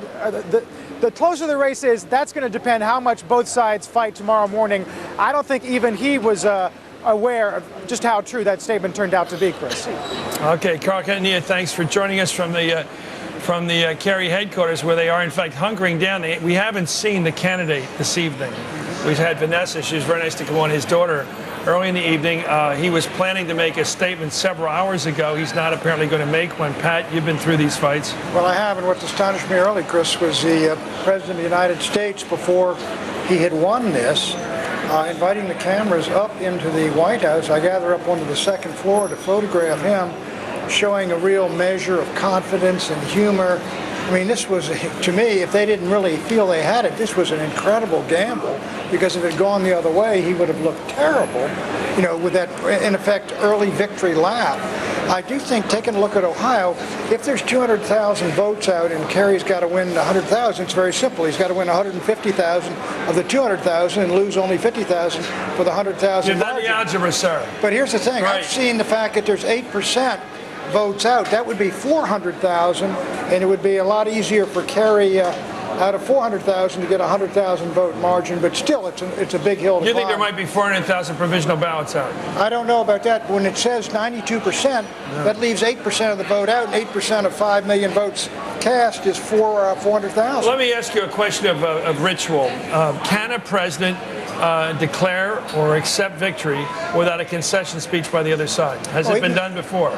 I don't know that it has. Remember, Kennedy waited for Nixon. For the when letter. Nixon came out in 1960, and he said, it looks as though if this thing's going this way, Senator Kennedy will be our next president. But I don't know. But I'll tell you this, if I were Kerry, I wouldn't concede tonight. I wouldn't concede, because you take a look at to get 20 electoral votes, Bush would have to win Iowa, New Mexico, New Hampshire, and Hawaii. If he loses Ohio, and I doubt he's going to do that, and my guess is he's going to lose Minnesota, Michigan, and Wisconsin. So why would, heaven's name, would Kerry concede right now? Unless the margin goes above 20. Unless the margin, and it can't. I don't think it's going to get above 20. Yeah, we'll win Wisconsin and Iowa. You get Wisconsin in there, and then you got something in the mix. Well, at some point, is there a measure that requires that he do give this up, or can he fight this for a couple of weeks? I mean, look, if you've got if it's undecided in Ohio, and without Ohio, the president hadn't won, why would you give it up? Because the networks have told him he's lost. Well, listen, That's why. what's amazing, Don't you accept the fact that it's your job to accept it and salute it? The president of the United States is winning the popular vote by more than 3 million.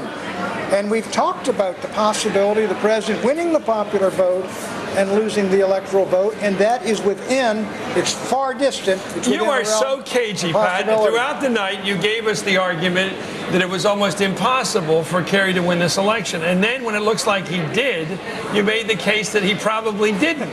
So what's your game here? No, the game here is that all these other states like New Mexico, New Hampshire, Nevada, Hawaii have not come in. Well, but Pat raises a good point, which we haven't talked about, which is that Bush is winning the popular vote by 3 million. One of the things that gave legitimacy to Gore's fight 4 years ago was that he won the popular vote by 500,000. Yeah. So this gives, I think, the Bush campaign additional confidence to go out and declare victory before Senator Kerry concedes. And what does the vote total look like here? I was It's a little over about 107 million. No, I only saw 100 million. Maybe he was walking across the street. He got up to 107. Yeah, maybe but, I'm wrong. Bush is above 50 million. I think this means Bush got more votes, I believe, than Ronald Reagan, who got more than any man. I think we may have more problems tonight because NBC has been so careful in calling. Here we have the hard numbers here: 51, almost 52 million So votes for the 20% president. are out. And John Kerry at 48 million. But 20% are out. Yeah. Or 15%. So we're looking at 110 million. 110 million? Yeah, 16%. A little lower than we thought. We are not looking at the 130 million highest notion of what this campaign could be about. If it's 110 million, it is normal population growth. It is the same kind of election we had last time, the same kind of turnout, if that's the way it turns out. Not since the South Seas bubble has there been so much hope. It's such a bad project anyway, and everybody's going to be young and everybody's going to turn out. Anyway, we're going to get back with Alan Simpson, one of the old sages of the Senate from Sagebrush Country out there in Wyoming. We're going to hear from him, and we're going to get a lot more information about this toughening position of John Kerry and this strengthening position, apparently, of the president as we see all 100 million votes already counted. We'll be right back after this.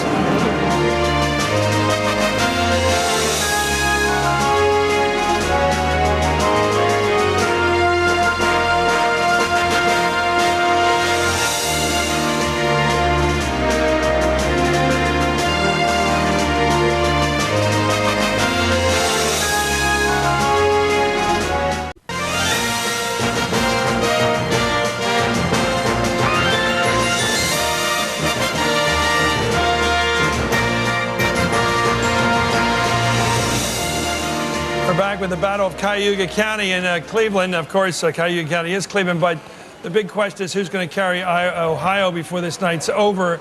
It's come down to Ohio being the new Florida. Let's go right now to Carl Quintanilla. What's the position up there now of the Kerry campaign with regard to this finality of this election? Well, it looks like we're going to find out at least something substantive, Chris. We're told by one source that John Edwards, who's been about 50 yards away in the Westin Hotel for hours now with his wife, his wife's family, and his kids, is going to come across the street and speak here in Copley Square. We're beginning to see some of the pool photographers line up around the perimeter of the stage. No idea what he's going to say, no idea how long he's going to speak, but this will be the first public comment we've heard from either running mate, not just since this statement came out that they're going to try to contest the count in Ohio, but since John Kerry voted today at the State House and made a few brief comments earlier this afternoon. Also, Senator Ted Kennedy, we're told, has just entered Senator Kerry's home. He's still over on Beacon Hill, about a mile or so, 2 miles away. They're obviously discussing what has widely been called among aides to be a rather crazed atmosphere. So we'll be waiting here to see what Senator John Edwards will say, and we'll bring you more details as soon as we get a sense as to when exactly he'll cross the street. Chris. Thank you, Carl Quintanilla. Let's go right now to Lester Holt for an analysis of what he thinks is going on out there at the decision desk. How are they seeing it there in terms of calling and why they did call at NBC Ohio for the president? Well, Chris, the question is where are these additional votes, uncounted votes? Democrats see them in Cuyahoga County, seen a bit differently here at the decision desk. I just went over the numbers, and what they're looking at is about 400,000 votes in Ohio that have yet to be counted. The belief here is that 287,000 of those votes are actually coming from the Cincinnati and Dayton areas that traditionally break the Republican way. So it is not out of the question that the Bush lead you're looking at here on your screen could actually widen before all is said and done. Again, the decision desk at NBC News believes about 400,000 remaining votes to be counted, the majority of those coming from areas that traditionally have broken in the direction of President Bush and the Republicans. Chris? Okay, thank you, Lester Holt. At the decision desk, let's go right now to the White House with Nora O'Donnell. Nora, what's happening there right now in terms of preparing for a victory?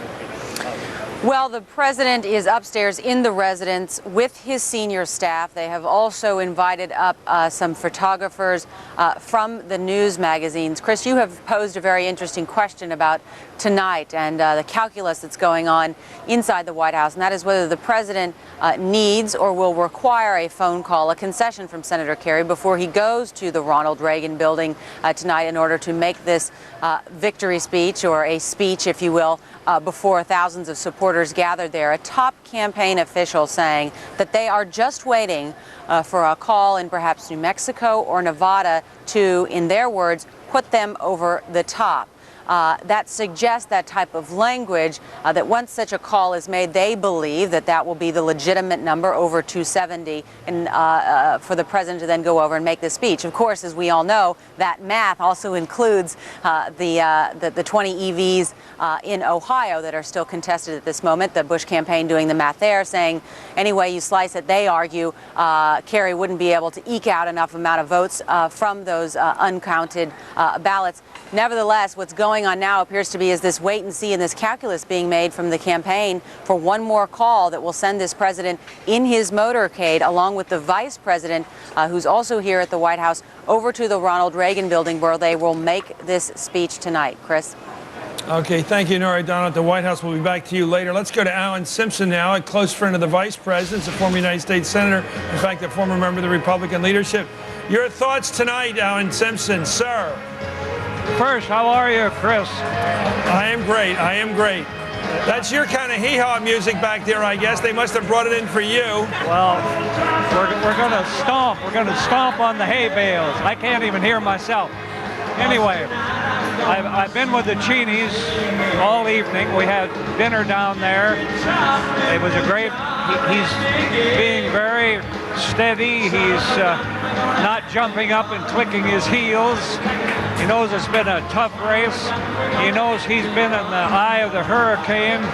He knows they tried desperately to demonize this wonderful man I've known for nearly 40 years, and it didn't work. So he and Lynn, I think, feel very good. Lynn is very pleased. She was ready to click her heels a little. Everybody's tired but elated, and now we're waiting for them both to come here with Laura and Lynn to the Ronald Reagan building. Are they optimistic about catching that state for the president that they went out and got out there in the Pacific Ocean, Hawaii? Well, Dick told me they had a tremendous rally out there. They had about 10,000 people. They've got a Republican governor. They don't scoff at that one. And then there's a great tendency among people in Hawaii to vote for the incumbent. They voted for incumbent Democrats for so long they nearly forgot they had another party, and they are very prone to vote for an incumbent. Let me ask you, you're a master of the gentility of the political sport. Yeah, right. I'm warming you up for this one. Do you have to get a concession speech out of the other guy? You've been through a lot of elections, your dad did too, before you can declare victory. I've been through them all, Chris. I watched my dad win as governor. I watched him defeated for re-election. I watched him win. I watched my brother lose. I was fortunate. I never lost one, but because I believe that politics is a contact sport, and an attack unanswered is an attack believed. And whenever they savaged me, I gave it right back. Now your question, so I can get to it again. Do I believe... Does a gentleman have to have the other side concede before he declares victory? I think in this situation, they're going to do that because Kerry's people, at least, not John, are making noises like Ohio is still in play. I don't believe that. And I don't believe that's just because of the projections. It's just that I've been sitting all evening with the people who are running the strategy. They know exactly where these 350 or 400,000 votes are. And they've been exactly right on Florida, and they've been exactly right on Ohio, and they're going to be exactly right on New Mexico. And that's what I have seen. I can't believe the precision with which they called this stuff 3 hours ago. So I don't think much is going to change. So I think... Does the president need to carry any of the Great Lakes states to win this for sure? Does he need Wisconsin, Minnesota, or Iowa? Well, I think that's a nice insurance policy to stick in your pocket, but I think with Nevada, I still say, and New Mexico, of course, Iowa, that things, he would not need one of those big states, and yet I think he could still pick one up. Okay, we'll go back to your music, Senator. You've had a great night. I'm going to go out here. Congratulations to your Chris, I'm going to go out here and I'll look like a crane in the swamp when I get this dance, flapping my wings. Okay. Good to hear you. Senator Alan Simpson, sir. It's nice to have you join us from Always. that music that sounds like music back there. Anyway. It's just they think Nat King Cole is the deceased pharaoh in Egypt. Thank you, Senator. Let me go back here. Let me get back to the world of sanity and numbers because that was the world of something or other, but it was fun. Let me ask you this. The Republicans, according to the senator, quite clearly, he stated there, Alan Simpson, that the Republican number crunchers have said that the votes still outstanding in Ohio are Republicans, and any talk of a successful recount is nonsense. Well, and in fact, they agree with the NBC decision desk, which says that the outstanding votes are largely Republican votes. But in any case, you've heard from the Kerry campaign that they are not conceding. So this fight is on. I mean, Alan Simpson brings so much to this night because he's not only a great friend, of course, of Dick Cheney's, but he is one of the closest friends of Bush 41, was in the room with 41 and 43 the night that this whole mess erupted 4 years ago with Al Gore refusing to concede. He brings so much history to all of this. Well, let's go through this. Let's pick this apart. And Pat, you're very good at this. Let's go. And Jeannie, let's do the numbers. Chris. Let's do it quite simply here. There's two questions here on the table. One, are there enough votes out there to reverse the count underway right now? Yes or no? Look at Ohio. It says 97% are in. That means 3% are out. 3% of 5 million is 150,000. To what Kerry would have to do is win 125,000 of the 150,000 remaining. Pardon? Well, that doesn't count the provisional. That's the second question. If we continue the count underway, is there any chance Kerry can win? Answer no. Your answer is Kerry would have to get something like 6 out of 7 votes that are counted. That's implausible. 200 provisional ballots and That's why the 150,000. president should wait for one more state. He's exactly right. And then go out and if Kerry doesn't call him, put the moral pressure on this guy, because what Kerry is saying is we're fighting Ohio in the courts, and the president should accept that and say, okay, we accept that. We claim Ohio. But he's got to wait for one more state. What about the practicality of an expeditious count of these provisional ballots to lock it in? It takes an hour per. The law is very specific. They are individually challenged, and you will have that whole issue contested for a month or more. No, you have a 10-day period in which to certify whether the specific provisional ballots are valid.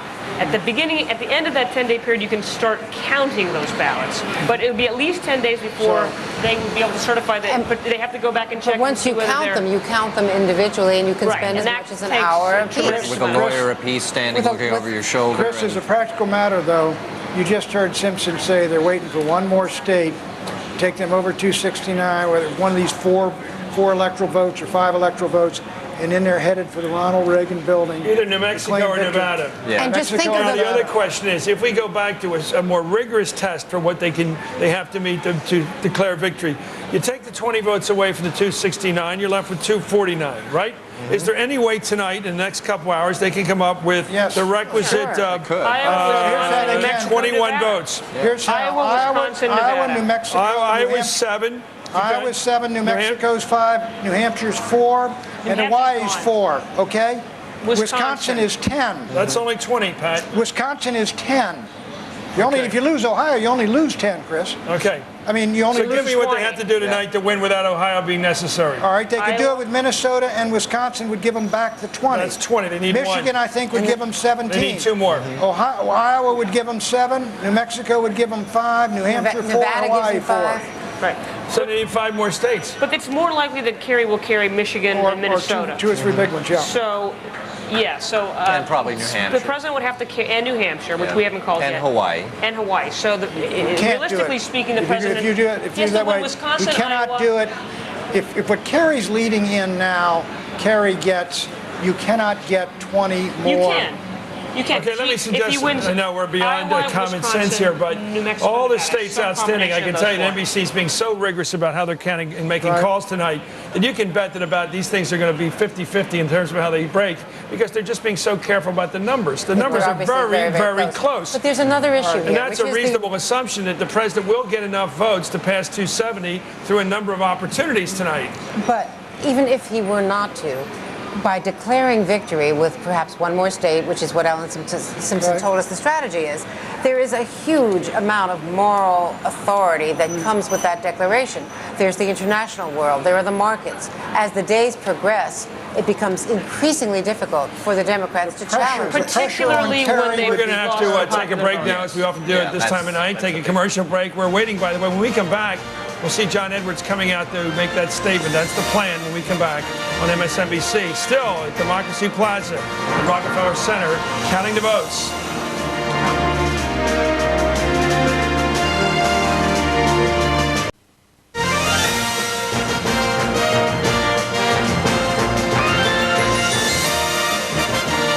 We're hearing Kerry Edwards waiting. We're going to continue to wait until John Edwards, the vice presidential running mate, comes out. He's going to make a statement. I assume it will be a preliminary statement and certainly a statement of hope based upon what we heard from Mary Beth Cahill. They're not about to give up. But look at all those volunteers out there still hoping for Kerry to pull this out tonight. Let's go right now to a piece of tape we just took of the Secretary of State of Ohio, Ken Blackwell.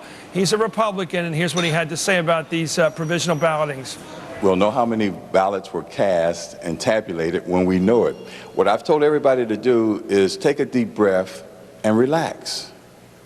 You know, what we're going to give you is a solid tabulation when we give it to you. If it takes 2 hours, 2 days, or 2 weeks, the result that we give you will be a good result that the voters of the state of Ohio can have confidence in. So all of the speculation and all of the projections I don't get into. You know, a lot of folks came into the state expecting to see a lot of confusion, a lot of havoc, but what you got was a well-managed election by 50,000 election officials and poll workers over 88 counties. As I've told many of you, elections are human enterprises, and you're going to have a hiccup here or a hiccup there. What you manage against is chronic choking in the system. We're going to wait just a second to hear from John Edwards, of course, the young running mate of John Kerry, and they're going to have to figure out what his words are going to be. That's probably what's holding him up in the headquarters there in the where they're trying to figure out what to say. Do they say they're going to wait to hear from all the results tonight? Are they going to say they dispute the results of the declaration by NBC and other networks that Ohio has gone for the president? What are they going to say? That's a big question for them to figure out in there tonight, because it is going to be the headline in the papers tomorrow as we get up in the morning. That's going to be the fact, unless we get some quick reporting from the states of Minnesota and Michigan. Here comes John Edwards to tell us where they stand and how hard they're going to fight.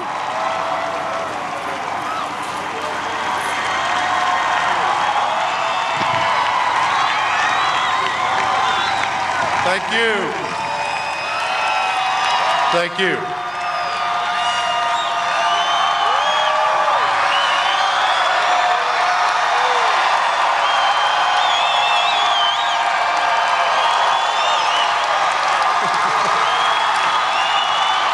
Thank you. It's been a long night, but we've waited 4 years for this victory. We can wait one more night.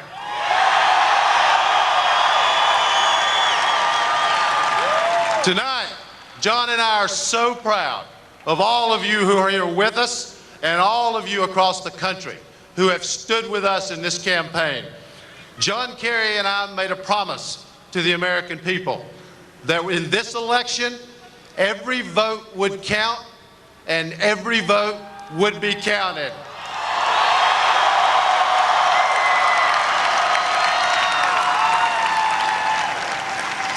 Tonight, we are keeping our word and we will fight for every vote. You deserve no less. Thank you.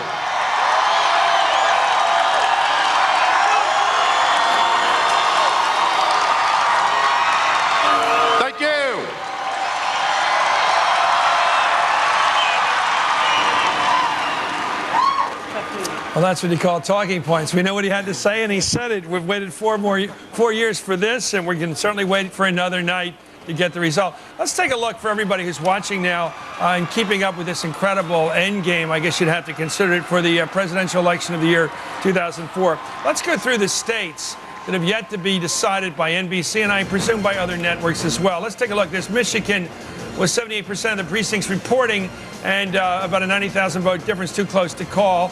There's one, Michigan.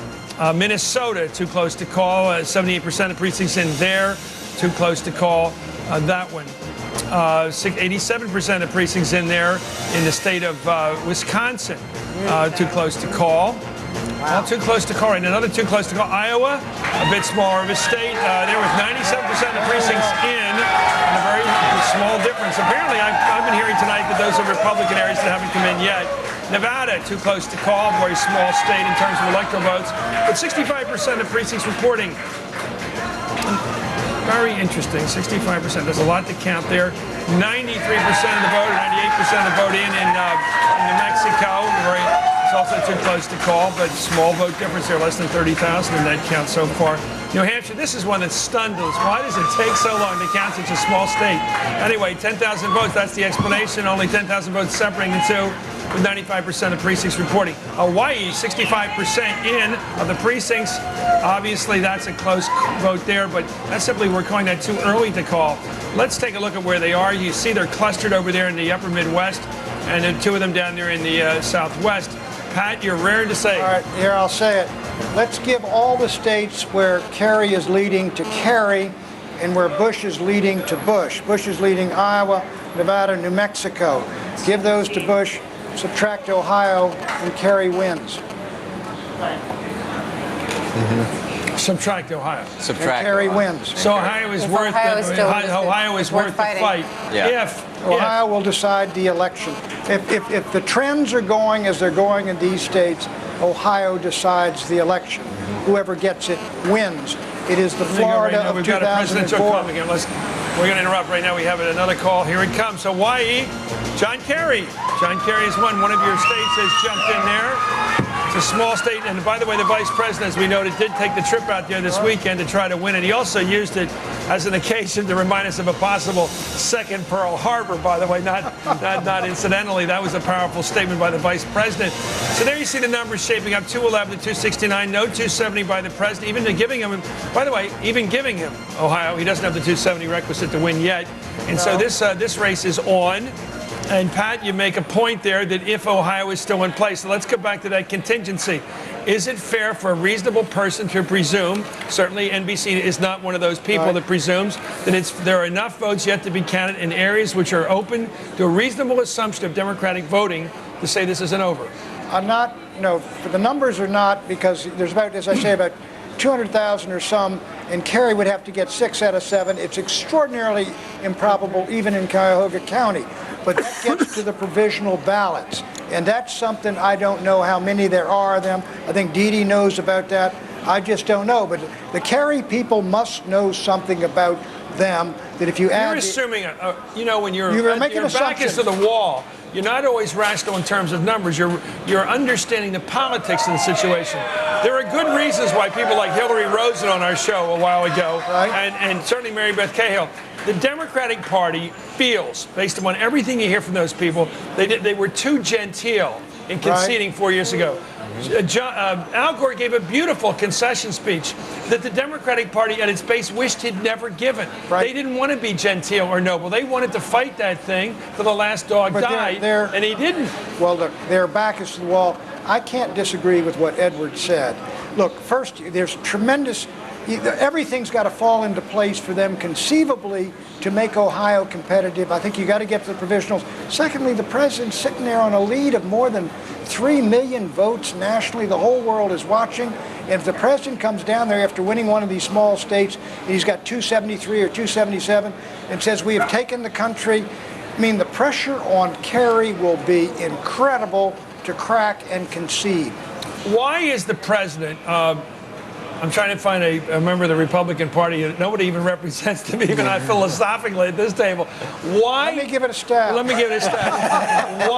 Why can't they just call it a night and wait for the returns to come in? Why do they insist on having a party or some kind of a victory speech tonight? Why is that important politically? If they do not claim victory tonight, they are saying de facto Ohio is in play. And they're not going to say that. Is it also for world consumption? I go back to this argument. It does matter who wins these elections to the world. The Brits are watching. Everybody in the world's watching. To have the president say, I've won, does that close the deal? The president, no, it doesn't close it, but what the president wants is to shift the onus, the burden, not, I mean, suppose the president went out and said, gee, we don't know what's exactly the story here in Ohio, then Kerry would say, you're right, we don't. We got months to go. So what the president is shift the onus of the moral opprobrium on John Kerry, who will not, even though he has lost, concede. He becomes the challenger. He becomes the upstart. He becomes the person to blame if anything goes wrong in the world. That you could then conceivably argue. They say, why don't you do a Nixon? It's not for John Kerry. Do like Nixon did in 1960. Play the man. More problems. Let's go to Iowa. We've got Natalie Allen out there in Des Moines. Let's hear from Natalie about the problems they have in getting a direct count out of that state. Natalie, what's the problem? Chris, that's right. 97% of the votes have been tallied. George Bush is ahead of John Kerry by 11,000 votes, but now there's a snag. 2 counties had their machines break down on them, and between those two there's a potential of 15,000 votes to count. At first we were told by the Secretary of State's office about 30 minutes ago that they would have to get new machines in from the manufacturer over in Nebraska.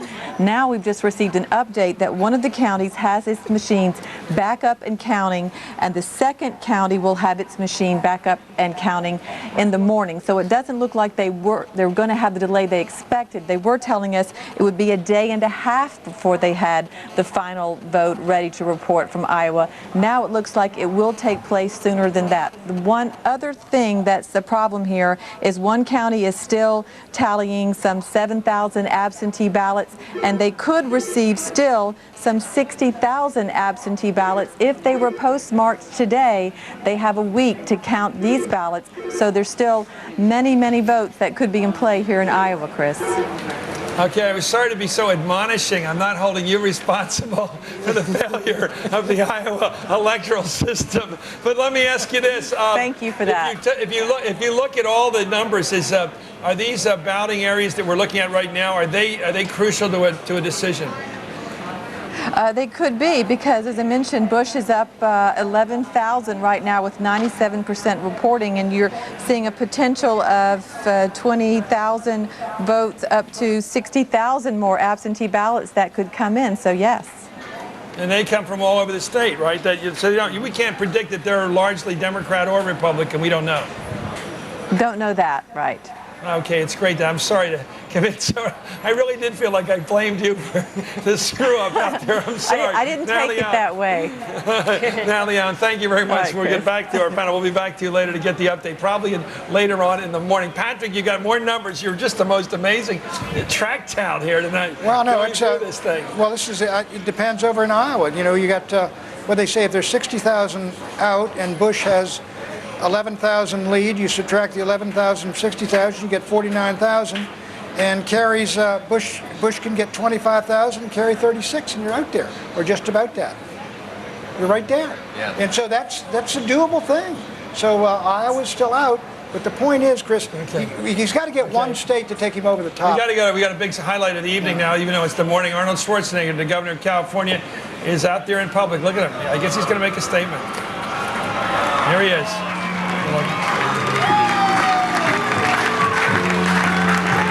He had a ballot initiative on the ballot out there, obviously, and he cared about it. Let's take a look.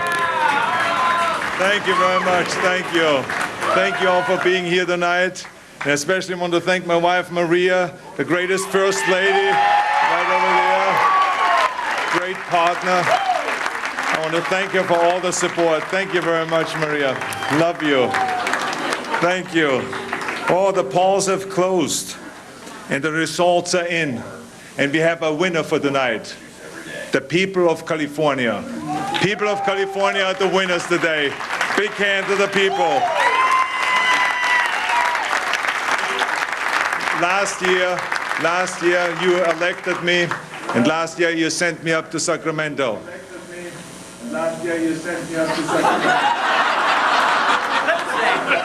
I knew that I was doing the movie Twins, but I did not know.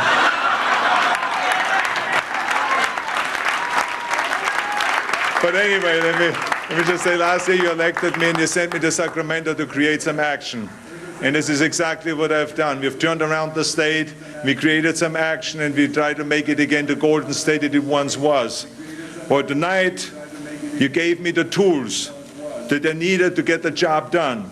And I wanted to thank the people for working so hard. There were thousands and thousands of volunteers that I saw when I traveled up and down the state of California, campaigning for my initiatives and campaigning for the different candidates. I tell you that the kind of work that I've seen was so inspirational, it was uplifting, and I want to thank all those volunteers for putting up the yard signs, for going out handing out leaflets, doing fundraisers, knocking on doors, making phone calls, and campaigning and campaigning and campaigning. So because of all this hard work, I think that people spoke loud and clear. This was a victory that was not a victory for me, but it was a victory from the people of California. So a big hand to the people of California that have spoken out.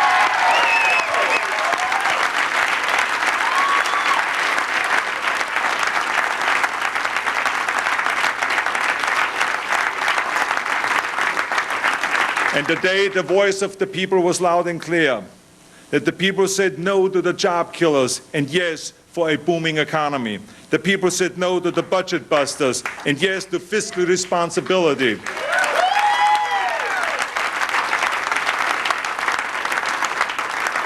The people said no to criminal loopholes and yes for safer streets.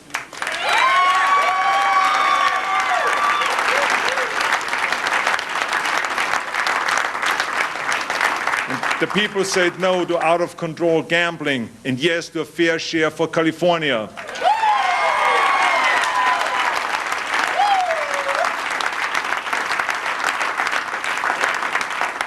And the people once again said no to the special interests and yes for reform.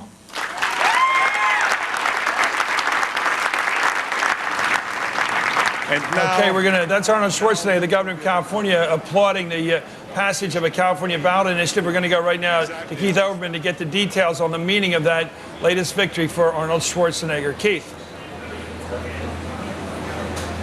It was a proposition in, Chris, yeah, it was Prop 71 in California, a bond issue for stem cell research. If you can imagine a Republican governor of a most populous state coming out in favor, he endorsed this 2 weeks ago, of stem cell research. It would establish $3 billion in stem cell research based on a bond, making California the nation's largest financial backer of stem cell studies. In the middle of the entire debate and the way the numbers turned up in terms of moral issues and how important that was in the exit polling, a Republican governor of a state backs a pro-stem cells research bond. While we've got you here, let's go through the Senate quickly, where the Republicans have taken 3 Senate seats from the Democrats 2 from the Republicans. Ken Salazar in Colorado over Pete Coors. Pete Coors with a concession speech not long ago.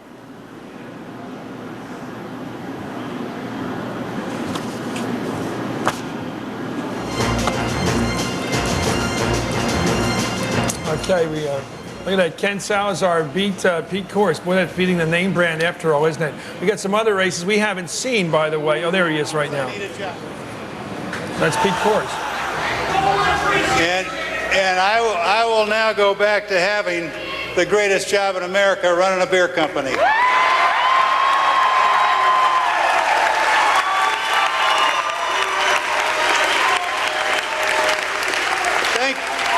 Thank you all very much. I love you. God bless you. Thank you. The Coors battle was one of 9 toss-ups in the Senate tonight. The others, as you see, have been decided with North Carolina, Burr, the Republican, over Erskine Bowles. South Carolina, Jim DeMint beat Inez Tannenbaum, another pickup for the Republicans. In Colorado, the Salazar-Coors outcome you know about, and Tom Coburn in Oklahoma picking up the vacant seat for the Republicans. And still underway with 92% of the vote in, with a 5,000 vote difference. It is too early to call. Too close to call, Daschle Thune in South Dakota. Quickly in Florida, still too early to call, even though it was last Saturday. It was Governor Bush introducing Mel Martinez as Senator-elect Martinez. Hasn't happened yet. 78,000 vote difference. Kentucky, although Jim Bunning gave a victory speech, you asked that question about can you give a victory speech if the other guy hasn't conceded yet. Jim Bunning did that, and it's hours ago. Is he behaving erratically, or is that just the irascible ball player who last smiled on his bubblegum card picture in 1957? Louisiana is still too early to call, even though 99% of the vote is in between the lead Democrat, Chris John, and the lead Republican, David Vitter. You got to get 50% to avoid a runoff. And lastly, Alaska, where the polls just closed an hour and 45 minutes ago, where the senator who was appointed by her governor father, Lisa Murkowski, trying to stave off former Governor Tony Knowles. That's the Everything Else desk. Now back to Chris Matthews and Ohio, already in progress. Chris? Okay, thank you. That's it looks to me like we've got a long list of states yet to be decided in terms of the presidential campaign, all the upper Midwest states, and of course, Pat, you're right. There's enough numbers there to turn this thing. But you know, if you pull back Ohio, and it seems like that's the question. Yeah, there's not only enough. It's hard to see how Bush wins if he does not get Ohio. But let me mention some, Chris. Let's make sure everybody's up to date watching us right now. The assumptions you have to make to deny the president the state that this network and others have given him, which is Ohio, and we're looking at all the numbers right now, you have to assume that the count, the 3% that you can see there hasn't been counted, is going to swing that. That's a lot of votes to turn around. Or you have to assume that these provisional ballots can come in and rescue John Kerry after the formal vote's over. And that's a lot of assuming. It's a lot of assumptions, yeah. One thing we should point out is that at least according to the results that the state Republican-controlled state officials are reporting from Cuyahoga County, the total number of provisional overseas civilian and military ballots and absentee ballots are 26,247 from the Cleveland area, which doesn't seem to be enough.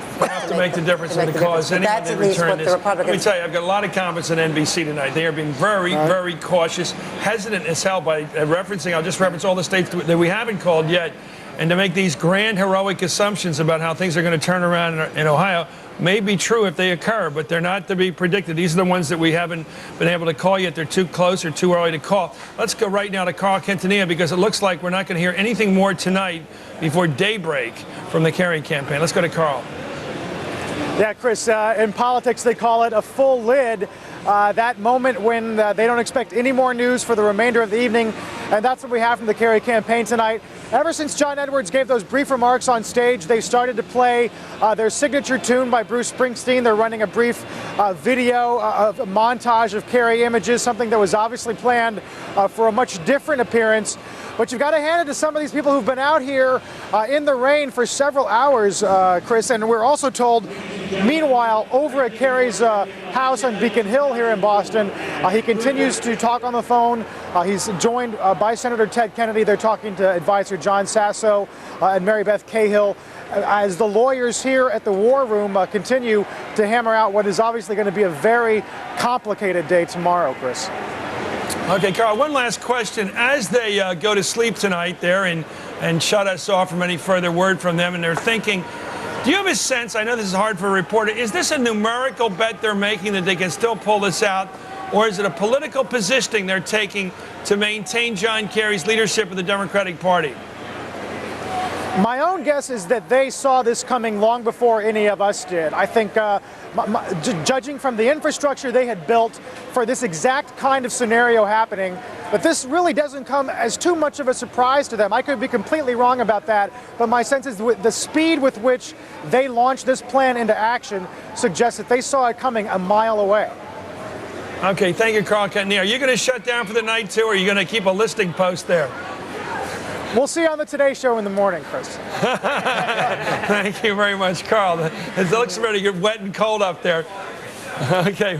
Okay, Imus in the morning. Look, let me ask you this, Patrick. This question here. I'm losing my train of thought finally. Go ahead. Let me raise a point.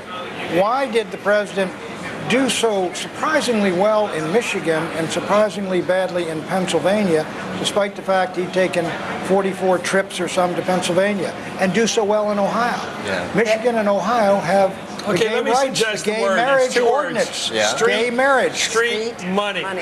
No, gay marriage No, ordinance. street money. Street money in Pennsylvania. Street money. Okay. So let's watch now. We're watching the dispersal of the Kerry loyalists, the stalwarts up there in Massachusetts and Boston, who are finally making their way home. I guess by declaring a media lid. In other words, no more statements out of the campaign. These volunteers realize they won't be learning anything either before dawn. So they're heading home. It's almost like at the end of a football game. And there's a couple minutes left on the clock. And when you say street money, it's sort of a double entendre because it's John Street, the mayor of Philadelphia, and it's street money, walking around money. And he told Chris the other night that they were going to have $1 million. Why did Bush do so well in Michigan, which he rarely visited? According to There's the gay marriage ordinance, Chris, the under the radar stuff. And frankly, the fact that this was put on all these ballots, I'll bet if you go around those states, you will find an increment for Bush in every one of those states. And in addition, you're finding in the exit polls that the voters were split, evenly split on who could better handle the economy, instead of it being an edge for the Democrat. We're fighting on the same line, everybody. We're going to go right now to a U.S. Congresswoman from the state of Ohio who's very much insistent on the viability of Congresswoman Stephanie Tubbs Jones. She's been on the show just recently. Congresswoman, what do you see as the opportunity here surviving of John Kerry winning in Ohio? You have to remember that we still have a significant number of provisional ballots, somewhere close to 200,000 to 300,000 provisional ballots. The fact that there is a controversy operating here, we have the chair of the Bush campaign as the Secretary of State, Kenneth Blackwell, in Cuyahoga County, the chair of the Cuyahoga County Democratic Party, sitting on the Board of Elections. This race is still in play in Ohio, and we believe we have the opportunity to make up the difference in the provisional balloting piece. How do you get that figure, Congresswoman, of 200,000 provisional ballots? I don't think we've been able to come up with that number. Well, I believe that's the number that Secretary Blackwell gave when he was on earlier today, that there are some 200,000 to 300,000 provisional ballots still left to be counted. And a significant number of them come from Northeast Ohio, where John Kerry has a great amount of support. And you believe that the plurality of those, the great mass of those ballots will be validated. They don't count automatically, obviously. They don't count automatically, but one of the problems we had was the failure of many people to be noticed about their absentee ballot location. And so therefore, if they voted, if it is on the state to give them the location they did not, that they have an opportunity to vote. And that's not only in Northeast Ohio, it's in other parts of the state. I think around Franklin County, in fact, they went to paper ballots, even though they traditionally use computer balloting. So we sincerely believe that we have an opportunity to pull out the state of Ohio. So these are people, just to make this clear to everybody, stay with us, Congresswoman, that people who applied for absentee ballots, didn't get them in time to use them, showed up to vote, and they were told that you've already been counted as a voter because you asked for an absentee ballot. These are people who received provisional ballots in those instances. Exactly right. And a judge made a ruling that they were entitled to a provisional ballot if, in fact, they were noticed that they were going to give an absentee ballot and never received it. Okay, well, thank you very much. You're optimistic. In fact, politically, not just numerically, you think this is a fight that the senator should make. Okay, thank you very much, Congresswoman Stephanie Tubbs Jones has been on the show before, and we'll be back again. We're listening to the rally. I think we're listening to the true New York sense behind us. Although the state went for John Kerry, the people that come to us are not afraid to say they're for Bush Cheney. Let me get back, as I always do, to Pat Buchanan at this moment. Right. Well, let me. We got our friends out there, Chris. If there are 175,000 provisional ballots, okay, the Kerry would have to win 150,000 of them by my count and lose 25,000 of them, okay? In other words, you'd have to win them 6-1, and that would wipe out Bush's 125,000 lead. You'd have a dead tie. I mean, to win it, he'd probably have to have virtually every single one of the provisional ballots would have to belong to John Kerry. It's just completely improbable. And that also assumes but they're all that raises a question. You see 97% counted. 3% are not counted. Are those the provisional ballots or those uncounted ballots? No, That's raw vote. That's raw vote. Okay, if that's Cayuga County, it could help carry. And the turnout is 5.8 million, nearly 6 million in Ohio, not 5 million. So that maybe gets Let me a have to keep. I've been reminded this throughout the night. We fall into this habit of saying, when we see those numbers up there, 97% of the actual voting. That's 97% of precincts. Now, it may well correspond for all we know, but there's no reason to believe it. They say that 98 now. There's no reason to believe that refers to absolute numbers. But of course, it's a rough estimate if you assume all precincts are equally sized. Which is a heroic assumption. Now, his lead, Bush's lead just went to 137,000. So he is gaining. That suggests that the fellows that say these are coming from Dayton, these final votes are correct. The Republicans are correct. The more conservative areas of the state. Exactly. Now, if we talk about the other states here, if we give Kerry all the ones that he's ahead and give Bush all the ones that he's ahead, take Ohio off the table, you've got Bush at 266 and Kerry at 252. You can check me on that. It's late. Okay. Yeah, take Ohio away. When I say Ohio, and give Kerry all the ones where he's ahead. Ohio decides it. Ohio decides it. Yeah. So, you know. Well, here we are in downtown or midtown New York in the middle of the night. It's almost 3 o'clock. We got a bunch of people out here making noise who seem to be happy with the results. Don Imus is Why are we arguing with them? It's quite a night. Anyway, we're going to go to break right now and come back. More from Democracy Plaza, well named because this is going to win a lot of democracy here tonight at Rockefeller Center. What a beautiful part of this country to be originating from. We'll be back with more about this very difficult situation for the Kerry folks. They simply look like, well, they went to bed. That seems to be their solution for a while here, and we may have to do the same. We'll be back in a couple of minutes.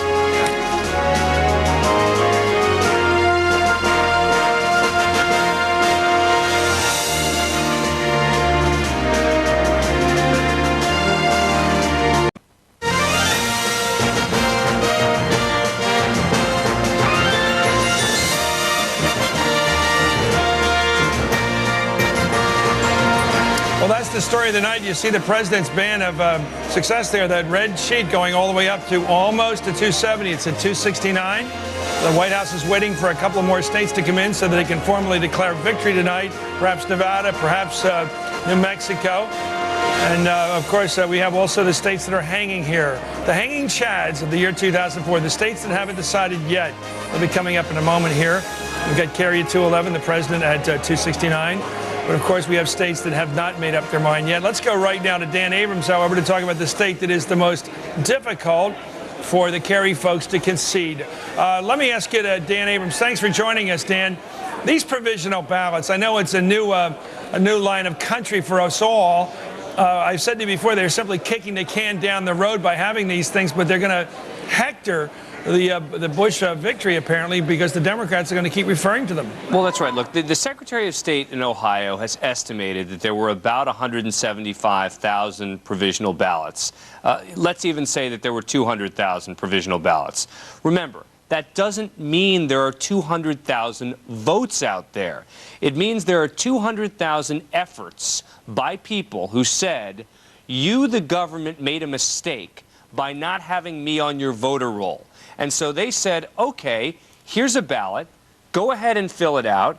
If it turns out you're right, we'll count your vote. But if you're wrong, we won't count your vote. And so there's no way you're talking about having actually 200,000 votes. In fact, in Illinois, one of the few states that used provisional ballots in the past, remember, new law, only 11 to 20% or so of the votes actually counted. Now, it's expected that that number would be higher in this election. But again, we have to be very careful. We're talking about these numbers to not assume that 200,000 provisional ballots is 200,000 votes. And right now, with 98% of the vote in, you have President Bush up by 137,000. Even if that number goes down, as Pat was pointing out a minute ago, you still have a major hurdle to overcome if you're going to avoid litigation, meaning if you're just going to count on having those provisional ballots counted and not deal with lawsuits, boy, do they have an uphill battle.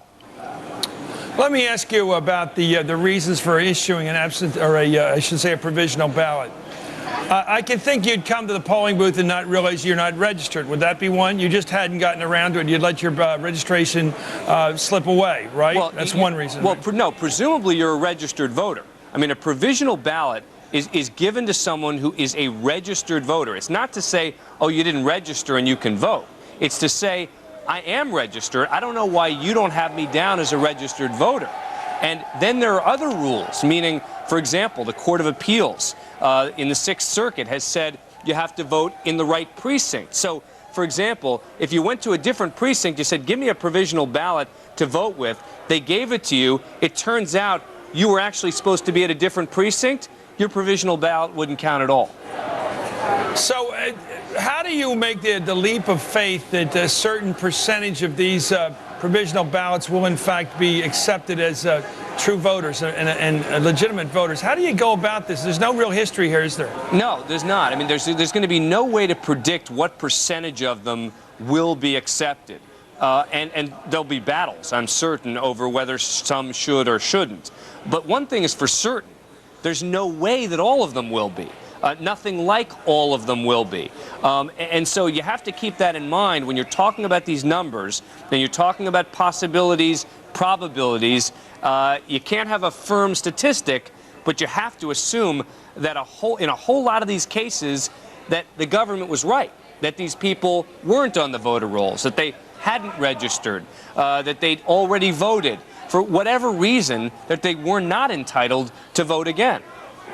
Okay, boy, we're in new territory here, Patrick. Stay with us, Dan. Dan is right on the money. Dan, correct me if I'm wrong. There's 200,000 provisional ballots. Kerry is down by 137,000 votes. 2/3 of the provisional ballots would have to be permitted, and Kerry would have to get every one of them. Right. Right. I mean, it's a real problem. Let me ask you to compare this to the situation we faced in Florida 4 years ago. Is this a cleaner question? You simply decide whether the state, let's forget what we say tonight. Would the state normally go look at all these provisional ballots and assess their validity?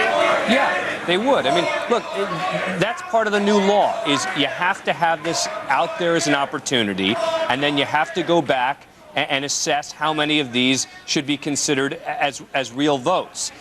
There's no question that would be done. And remember, as Dee Dee pointed out before, you're talking about 11 days before they're going to really get to the process of counting the provisional ballots.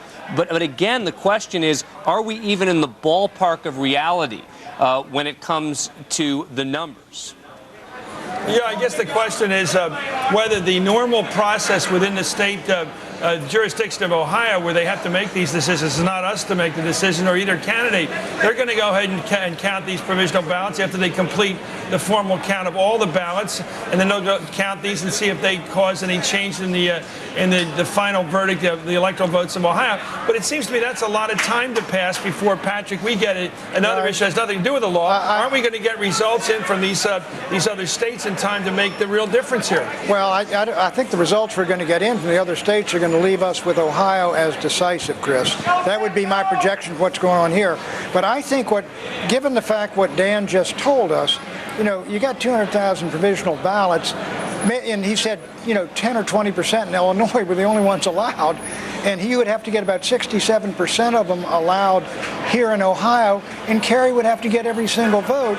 It's going to come to a point where somebody's going to say, John, it is not doable, and they're going to probably say it, my guess is, it ain't going to be a Florida. This could be over by noon tomorrow. I'm not sure you know the culture of the Democrats. Let's go right now to Joe Trippi, who knows his people, and they are the bloggers, the people out there on their websites, many of them political zealots. Let me ask you, Joe, what are the people you know in that world of the internet saying to the Kerry campaign about fighting this?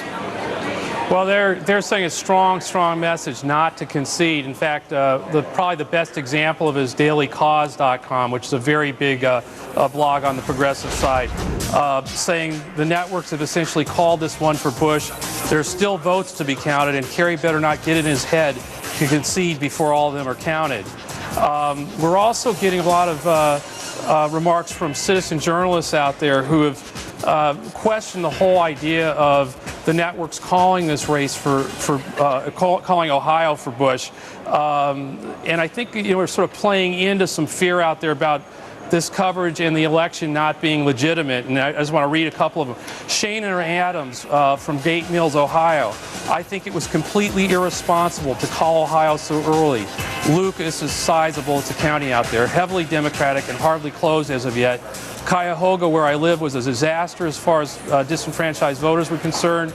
Provisional ballots might very well decide this election. Your station is only giving legitimacy to not counting all the votes here in Ohio. Kim Walker in Los Angeles, another citizen journalist, says, how can you call Ohio for Bush when there are people still in line waiting for a vote? Why aren't you covering Michael Moore entertaining the people who've been waiting in line for hours in Cleveland to cast their votes? You must not help Bush steal another election by not letting all the votes be counted. And where were the paper trails in Florida? I will not believe Bush can win this election without hard proof and every single vote counted. Otherwise, he will never be recognized as legitimate. And when we look at what happened in 2000 and the issues around Florida, it's clear that on the net, there is this legitimacy issue of having every vote counted before we call the race. And everybody out there, particularly on these blogs like Daily Cause, is saying, Kerry, don't give in to this. Make sure every vote's counted before you even think about conceding. Let me ask you, Joe, do you think personally, as a political activist, you've been following this campaign since you were involved with before with Howard Dean, do you think Kerry would be well advised to hold off on any kind of concession? I think the problem here is that you have all these people who really did do a lot. I mean, I know we've been talking about whether young voters voted or not today, but they really did, give this guy $80 million online. A lot of them were out there pounding on doors, and they want every vote counted. And I think it's pretty important for Kerry. I mean, Kerry's sort of in a box right now. He wants. I mean, you want to have every vote counted for these folks and make sure this is the result. At the other time, yeah, I mean, if Ohio keeps moving away from him, it's not gonna play out that well, and it's gonna look bad. So I mean, he's sort of juggling these two things. Obviously, they've got lawyers on the ground. They're gonna think about this long and hard tonight. Maybe that's what they're doing, but on the internet, it's don't concede. Okay, I guess it's back. It reminds me, Pat, so much in a very different time of Dick Nixon's problem back in '60. He hadn't lost the race when he went to bed, and yet he had to be a citizen about it and keep the republic together, and he did what he did. Exactly, and there were 8,000 votes in Illinois, and everybody knew it was a crooked situation there. The votes in Texas with landslide Lyndon. But he could never prove it.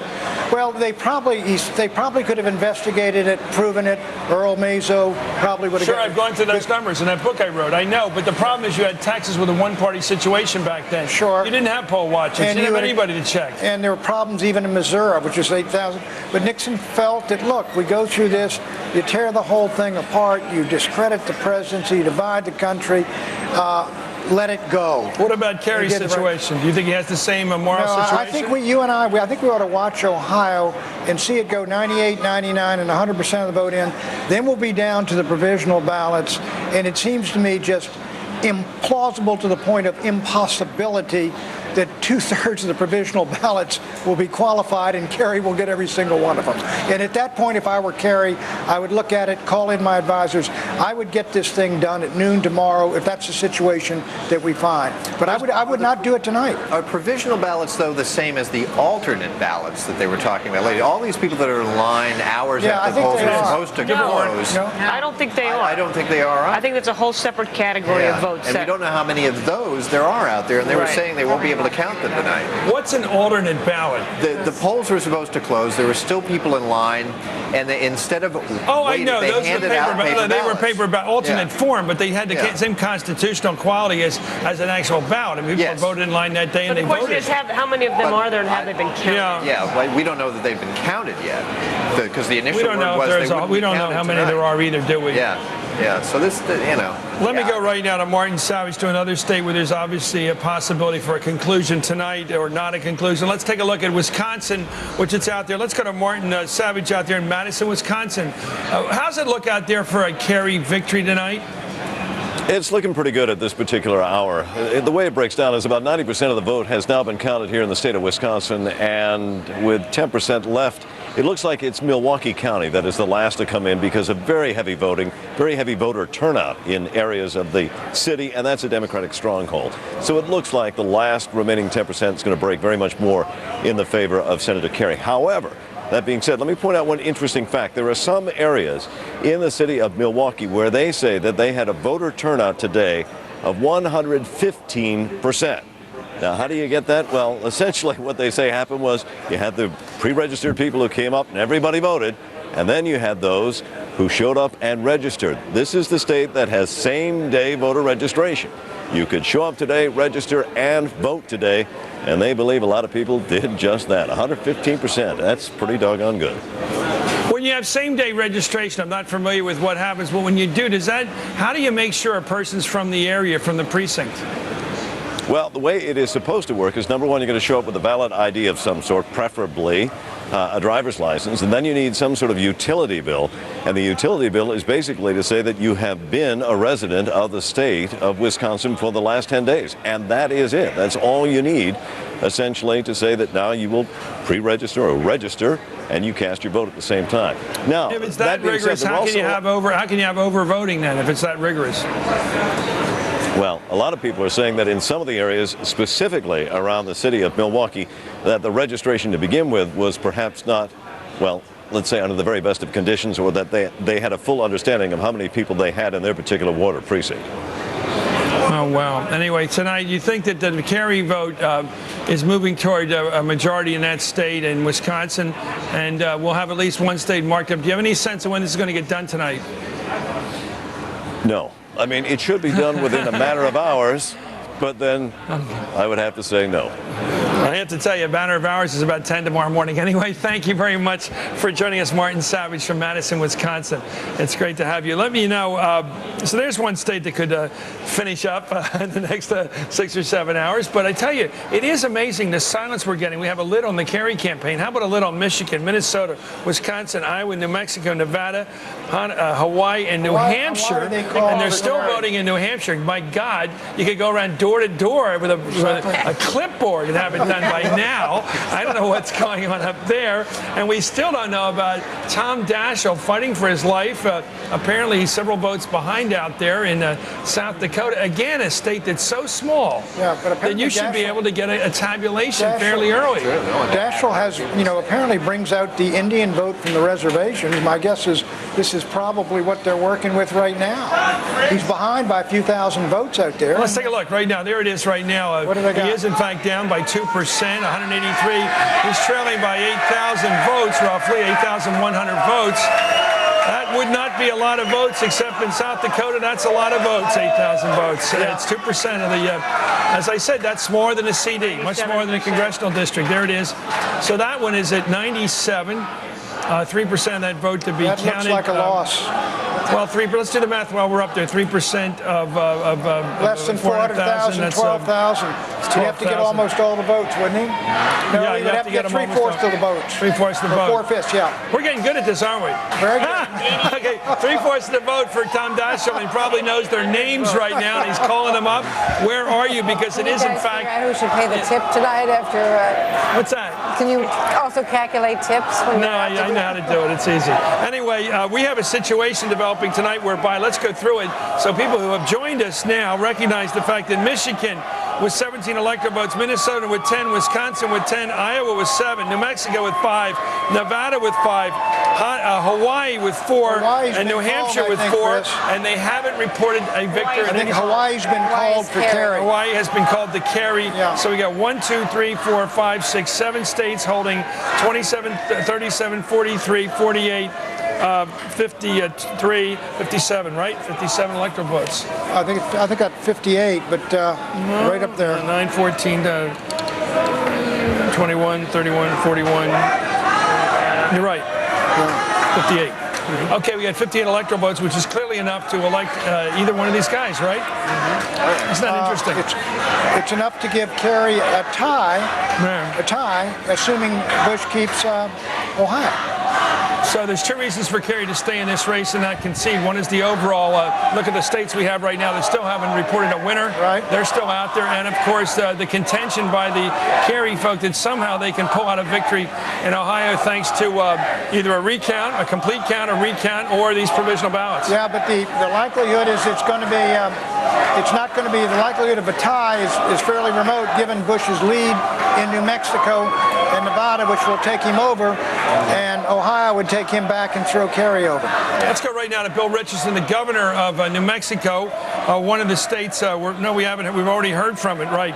Let me go to Governor Richardson. Thank you for joining us, Governor. What happened in New Mexico today? Well, Chris, right now we've just gotten reports. Santa Fe County, which is a very Democratic county, we've picked up close to 24,000 votes in the last few minutes, and that gives us probably 10,000 down from the president. If you look at your projections, I think you had New Mexico down 30,000 votes. We're down maybe. Let's put up that board 7, for New Mexico, and let's, Governor, let me get it up there, and then we'll see. There it is. We have 279,968 to 251,524. It's 28,000. 28,000. We picked up about 20,000 in the last few minutes from new vote counts in Santa Fe County, which previously hadn't been counted. And now some of the precincts in the Navajo reservation, heavy turnout in the Indian areas. So I would expect New Mexico won't be settled tonight, but most likely early in the morning. So I wouldn't count New Mexico out for Senator Kerry. I think we may squeeze it out as we did 4 years ago. I've been in many elections in the state, and those rural, Hispanic, Democratic counties, Native American, Santa Fe, come in way at the end. And there's also some votes out in Las Cruces, which is southern New Mexico, where President Bush has been strong. But if there's one area that is strongest for Democrats, it's Las Cruces because of the large Hispanic population. I see. So you still think there's a prospect to make up this deficiency, Governor, and win it for the senator from Massachusetts? Yes, I do think so, Chris. I do think so. I think that it's too fluid out here. There are too many votes out that haven't been counted. Some absentees, some early voting. It's not over yet here. Okay, let me ask you, before we leave you to Governor on the phone, do you think politically it's important, not just numerically, but politically for John Kerry to keep the fight open and not to concede tonight? Yes, because there is no certainty in all of these numbers that are floating out there, Chris, and I think 4 years ago there was basically a concession too early by our candidate, and Senator Kerry is right to basically say we need to wait till tomorrow. That's what John Edwards said. That makes sense. I can just tell you in New Mexico, it's just not over yet, and most everyone will agree with me. These votes are being monitored by both sides in Santa Fe County, for instance, the ones that I mentioned, where we picked up close to 20,000 votes in the last 30 minutes. So in Ohio, I look at those numbers. You just don't know. There's no question the president has a lead there. But Nevada, I do think these are the states that I've concentrated on in registering Hispanics. Nevada, Colorado, New Mexico, very competitive. Right. These are areas where Democrats need to spend more time in cultivating. And again, that Hispanic vote is moving our way, at least in those 3 states. I don't know about the rest of the country. Okay, it's great to hear from you. Thanks for the call tonight, Governor Bill Richardson of New Mexico. Let's go to Josh Mankiewicz, who's in Santa Fe. Josh, what do you think of that report from the governor about these new votes that have just come in, the 24,000? Is that news to us all? It is news to us here at the Secretary of State's office. That, of course, does not mean that it's not true. Governor Richardson probably knows his state a lot better than the rest of us do, certainly those of us who are just here covering this election. But, you know, this race has been at about a 29,000, 30,000 margin for President Bush for a while now. Governor Richardson always predicted that if they won, if the Kerry forces won, it would only be about a 1% victory. He was never predicting any more than that. The one thing I can add to what the governor said is that the state workers here say that of the 191,000 absentee ballots that were out. Still about 70,000 still have to be counted. So there's a good chance that the sum of that margin could be made up, if not all of it, particularly if Governor Richardson is correct and that margin has now been cut from 30,000 to about 10,000, Chris. Are people, Josh, still voting, still counting out there, I should say, at this time in the night? Oh yeah, they're still counting. In fact, we've been promised some sort of like preliminary number. We haven't even got that yet. I mean, they're still working away at the early vote and the actual returns and the absentee vote, which, as you know, this time was absolutely huge, much bigger than anything New Mexico had ever experienced before. What's not going to be counted tonight are the provisional ballots. There may be more than 10,000 of them. It'll take a while to certify those and add them to the count. But 70,000 absentee ballots were still out there about a half hour ago when I checked with the Secretary of State's office, and that's enough to influence the outcome of a race that's at 30,000 votes, or, if you believe the governor, at 10,000 votes. Okay, thank you very much, Josh Mankiewicz out in Santa Fe, New Mexico. If you got 70,000 out, of those, Kerry would have to win 49,500, leaving Bush with 20,500. That would make up the 30,000, but that's winning basically 5 to 2 for Kerry in the ballots that are out there. It's doable, but not likely, because the last count we just saw go up, Bush went up about 1,000 votes. So they're not coming in the way Richardson says. Yeah, it's coming in more for the president. It seems like these states that we're waiting to hear from and waiting to get a final count from, nothing seems to be turning in directions. You want to take a look at Nevada right now? Yeah. Let's go look at Nevada right now and see how that's doing.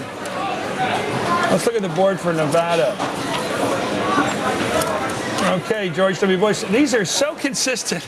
This country is amazing in the way there's a pattern here. 51%, 48%. Obviously, 90% of voting there, 90% of the precincts reporting Bush over Kerry, 51 to 48%, with these again relatively small numbers. The question with Nevada is has Las Vegas reported yet? Because the Las Vegas area really is the blue area, and the rest of the state, all of the rest of the state is red. So unless we've got a bunch of Las Vegas votes yet to come, it's going to be George Bush. Okay, we're going to go right now and go to Keith Olbermann for some updates on the governor's races. And, of course, taking a look once again at that Senate composition that's taking shape right now. Keith? Yeah, Chris, I actually have results, and ones that are not likely to be contested in any way. Let's start with the governor's seat, the open seat in Missouri, after Claire McCaskill, the Democrat, the state auditor, had beaten the incumbent Bob Holden in the primary. She herself is then defeated by the Secretary of State for Missouri, Matt Blunt. That is now called by NBC News a Republican takedown of the governor's chair in Missouri. There are also 3 measures to give final scores on in the Measure 36 balloting in Oregon, which again is a definition of marriage as between a man and a woman, one of 11 propositions nationwide tonight. This one has passed by a comparatively small total, but now you see it. It's 11 for 11. Arkansas, Georgia, Kentucky, Michigan, Mississippi, Montana, North Carolina, Ohio, Oklahoma, Oregon now, and Utah, all of them 11 for 11, approving those same-sex marriage measures. And then one more to report that has been projected by NBC News. In Oregon, medical marijuana, expanding the existing medical marijuana program, has gone down to defeat, according to our projections, with 80% of the actual vote in. So, actual results. Chris, back to you. Thank you very much, Keith Olbermann, my colleague in Counting Tonight. We're going to come right back after this. Let's take a commercial break from here from Democracy Plaza. It's getting a little noisy here, but we're going to persist in the vote count tonight.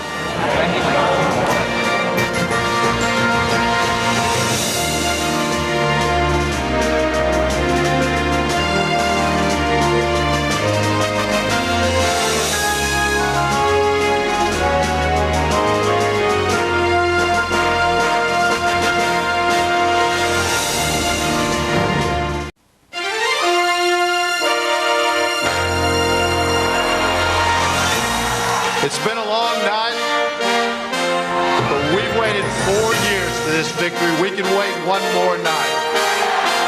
John Kerry and I made a promise to the American people that in this election, every vote would count and every vote would be counted.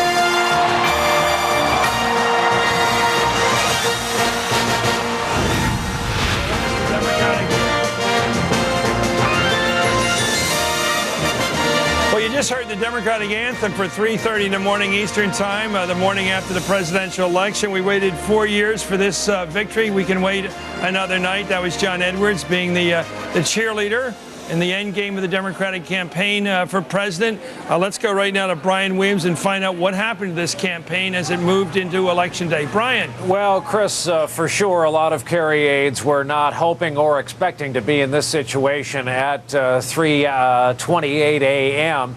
And so we've been deconstructing some of the numbers. We've been looking specifically in our exit polling numbers at an erosion in the traditional Democratic base that hurt John Kerry at the polls today.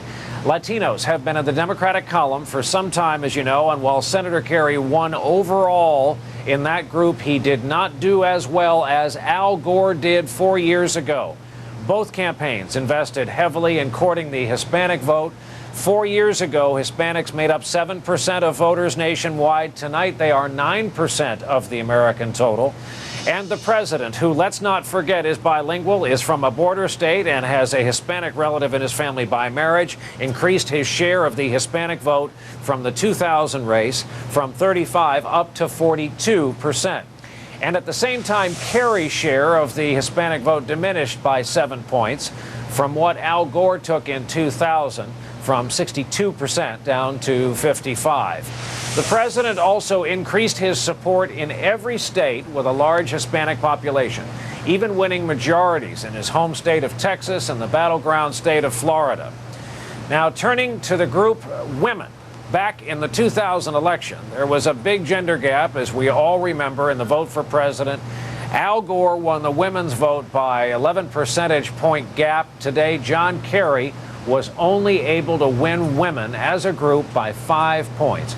Part of the reason for that, we talked about this before this election, married women went for Bush by a significant margin, 54 to 45, and a lot of those have been dubbed so-called security moms. On the other hand, single women were largely behind John Kerry, with close to 2/3 of that vote going for him and about 1/3 supporting Bush.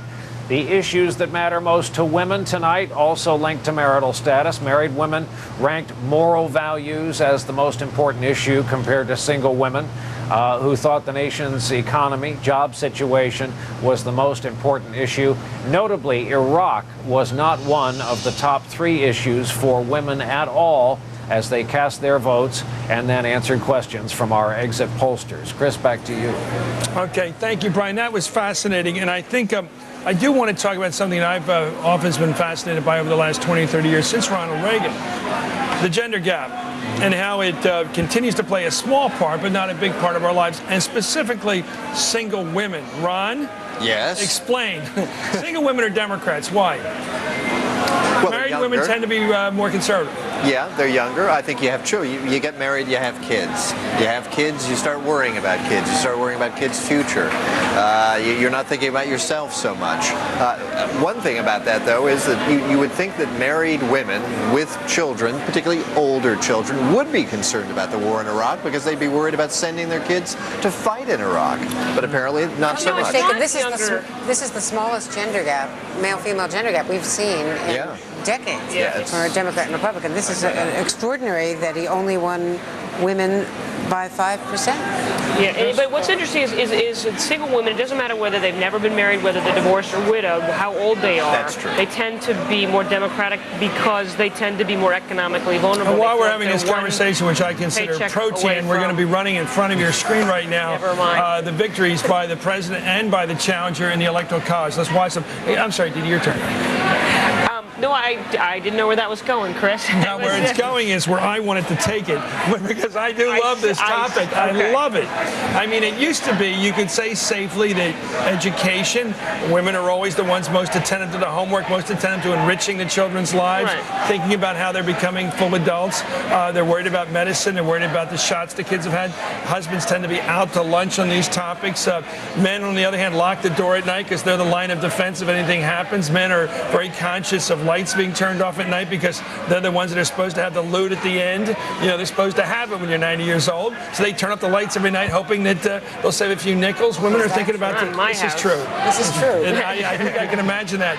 I have turned off 30 lights at night. I'm so concerned about it because I figure it's my retirement plan. I will have some money left over if I turn off enough lights. Right. Women worry about children today. They worry about their parents today. They worry about you if you're the husband lucky enough to be one. They know what's in the health care program. They know what's in the pension. They know everything. Men know nothing. Except how to turn out the lights, how to lock the doors at night. And if there's a sound in the middle of the night, nobody ever says to the husband, I just heard a noise, let me check. Right. They always say, did you hear that? Like in a monster movie, and you're supposed to say, yeah, I heard it, and you're supposed to go downstairs and die because you're not supposed to have a gun, right? With your baseball bat. With your baseball Yeah. bat. I mean, it's a traditional notion of insanity. But this is why I figure men like Reagan, the old man, and why men like people like, Alan, what's his name? The guy used to be on MASH. Alan Alda. They like sensitive men. Chris, there's a point here. When women get married to men, the two of them tend to start voting very much together and get very close in their politics. Sure, I mean, and I think when the women get married to the men, and the men, I think, that's if you meet your wife in a campaign like you did. No, that's no, a there big are situation. more. But if you meet them when, say, in college, and as you grow older, you grow more together in your politics. And I think as the men are much more Republican, and so I think the women tend to move toward it. When they're single and independent, they're voting their own minds, they're voting their independence. You are so 50s. I think you are Dee is so onto 50s. something, Does though. anybody believe that here? You don't think women vote like their husbands? Women are more vulnerable economically. Right. But you don't think women vote like their husbands? Well, some do, and many don't. I mean, what we saw in this election was a tremendous number of ticket-splitting families where the women were voting Democratic and the men weren't. Husbands do bully their wives into voting their way. They do? Yeah, they do, I think. More than the other way around. But how do you know how they vote? How do you go in the booth? This is so fascinating. This is interesting. I don't know about that. I think it's getting more ridiculous here than outside. I mean, are you really saying that men bully their women into voting their way? I don't mean literally, but yeah, there's more pressure. Oh, come on, honey. A lot of strident, Men do tend to arguments. pontificate about their views. I'll give you that much. They talk it over. Who are you going to vote for? And then they come to a common conclusion, and as often as not, it's the man's conclusion. That's the world, Chris. What, Steppard? I think it's more important for men, for husbands, that their wives Let me vote ask with you them this. than it is for wives their husbands vote with them. Jeannie, does Todd tell you how to vote? I'm not going to extend this any further because I disagree with No, I mean, you're right. I think that increasingly spouses disagree with each other. I think that increasingly younger couples can have different opinions. The natural normal thing is I think they vote together. By the way, the disparity between the married women and single women is 54-45 in married women, but 63-36 for Kerry and single women. Right. That's quite a margin. Yeah, there is nobody to lock the door. There is no spouse to share the income. There is nobody to provide a safety net if something goes wrong. And so they look to the government to do it. They absolutely do. So single women have lights on all night, obviously. They have them on all night. It's unbelievable. The government They also they do lock their doors, though. They just don't have somebody else to do it for them. They have to do everything themselves, which is that much different than being married. They look to the government when they don't have the man. They look to the government to do those functions you described, and they depend upon government. Look at women on welfare. They depend upon it for the income, for the education of the kids. All the things were once done by the man in the house. It's quite natural. That is, let me just suggest something. Women have to work. Most of them work where they do have to work. They work anyway, whether they want to or not. They work. Just leave it at that. I don't want to get politically incorrect here. Women work. They have to deal with bosses, stockholders, customers, everybody that men have to deal with. They have to deal with their husbands, have to deal with their children. Then they have to make ends meet because they have to go to work, but they have to get somebody to take care of the kids. Child care. Number two, they don't make a ton of money, so they have to pay for kids. They have to hope that the public schools are good enough. That's right. They don't have a lot of money to give their parents. They got to count on Social Security. They count on the things that most people count on, but they have a lot more stress on them because they're responsible both to bosses, husbands, kids, and stockholders, customers, and all that. It's a tough thing being a woman. The government is indispensable to poor women.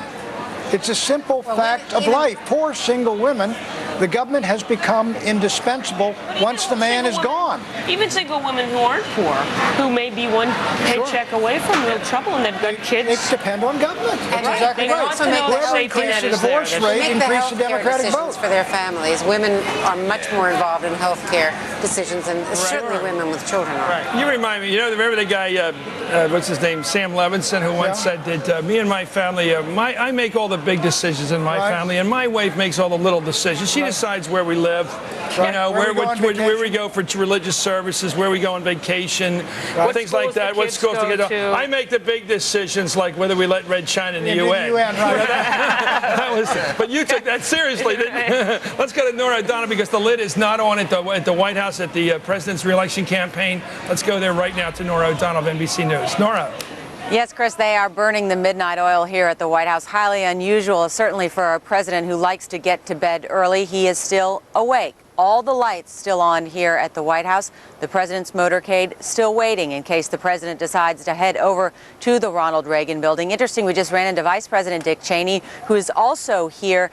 He said he was walking back over to his office to await developments. So he's still awake here, awaiting things with the president. The last time we saw the president tonight was over 6 hours ago. The president upstairs in his residence invited reporters up with his family, appearing very relaxed, laughing, saying he thought he was going to win, and also saying very confidently that he thought it would be over tonight. He was joined by his mother and his father, his twin daughters. Just spoke very briefly with reporters, sort of a mood-setting session, if you will, and also an opportunity for this White House to project a sense of self-confidence, certainly at a time when many people thought that the exit polls were not heading in their direction, when the campaign was saying, well, we see results that are heading in our direction. The mood, however, now has turned from celebration to, as my colleague David Gregory put it, to irritation. Many people sort of frustrated with the fact that Kerry folks are contesting what's going on in Ohio. In fact, we just got a late press release from the president's campaign by Senators Mike DeWine and George Voinovich, the two Republican senators from Ohio. Incidentally, Voinovich was reelected today, and they put out a statement saying, based on our experience in Ohio politics, we believe the president's lead in Ohio is clear and that it cannot be surmounted. Senator Kerry should concede defeat and spare the country the turmoil of another drawn-out election. That's the word from the two Republican senators from Ohio on letterhead from the Bush-Cheney campaign. Significant. They're already starting to send these signals from the president's campaign that Kerry should spare this country the turmoil. Chris? Okay, thank you, Nora O'Donnell at the White House. Let me ask you this, just to make sure we're clear on this. Do we have 270 electoral votes for the president yet? No, 269. So why would the other guy concede on that point alone? Well, now, Reuters has a bulletin that the White House is planning to declare victory if the president wins either Nevada or New Mexico. Right, that's what we've been hearing for an hour. But for them to start putting out a testy letter now, suggesting there's something impolite about Kerry, I think it's pushing this. The president's lead is growing in Ohio, Chris. It's now up to 144,000.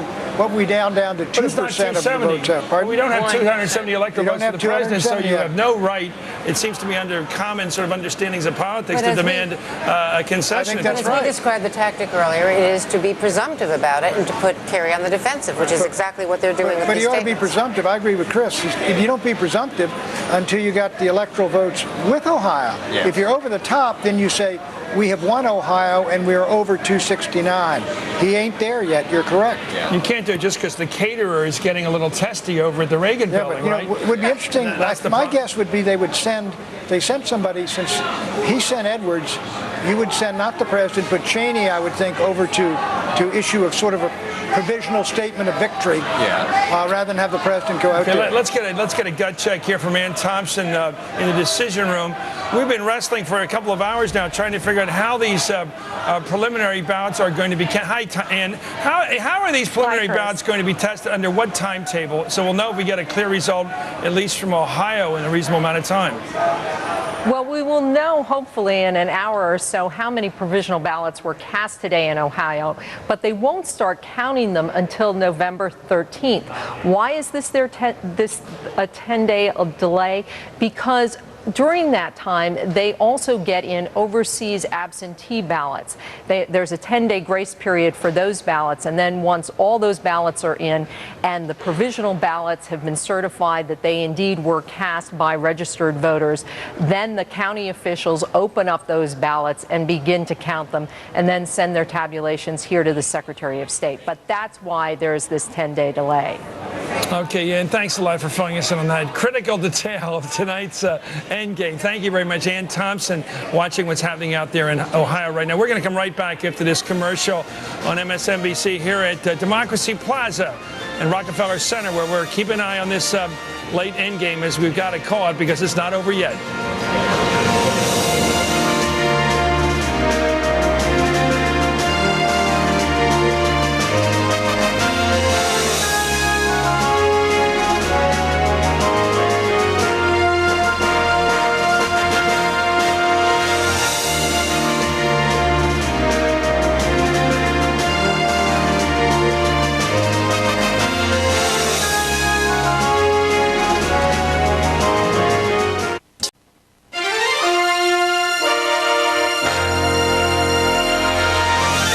Going to the polls right now. We have an extraordinary piece of litigation coming out of Ohio. The city of brotherly love, where tonight there is some concern about whether or not all of the votes that have been cast are actually going to be now counted. we are told the NAACP has filed suit to keep potentially tens of thousands of absentee ballots, alleging that voters have been intimidated. We see history repeat itself this time around.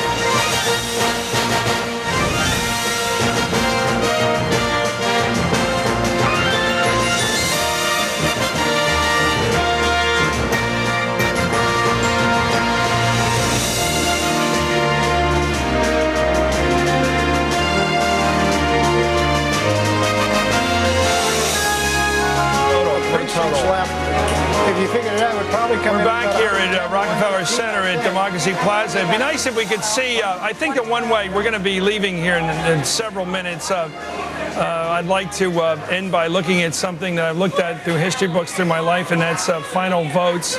Let's take a look right now, if we can, at the popular vote right now for President Bush's reelection and the vote for his challenger. It's about 51% plus. Let's take a look at right now. That's 51%. You know, it's so interesting. That's what I thought it would be. And it's so funny. Before all this rock and rolling, I was thinking to myself, 51-48, because I thought it wasn't going to be a really dramatic victory, just based upon the mood of the country. And then I did think that the president would win, and it's fair for me to say this now. We can all say what we think and have thought before. That's about right. I was thinking Nader would get one, Kerry would get...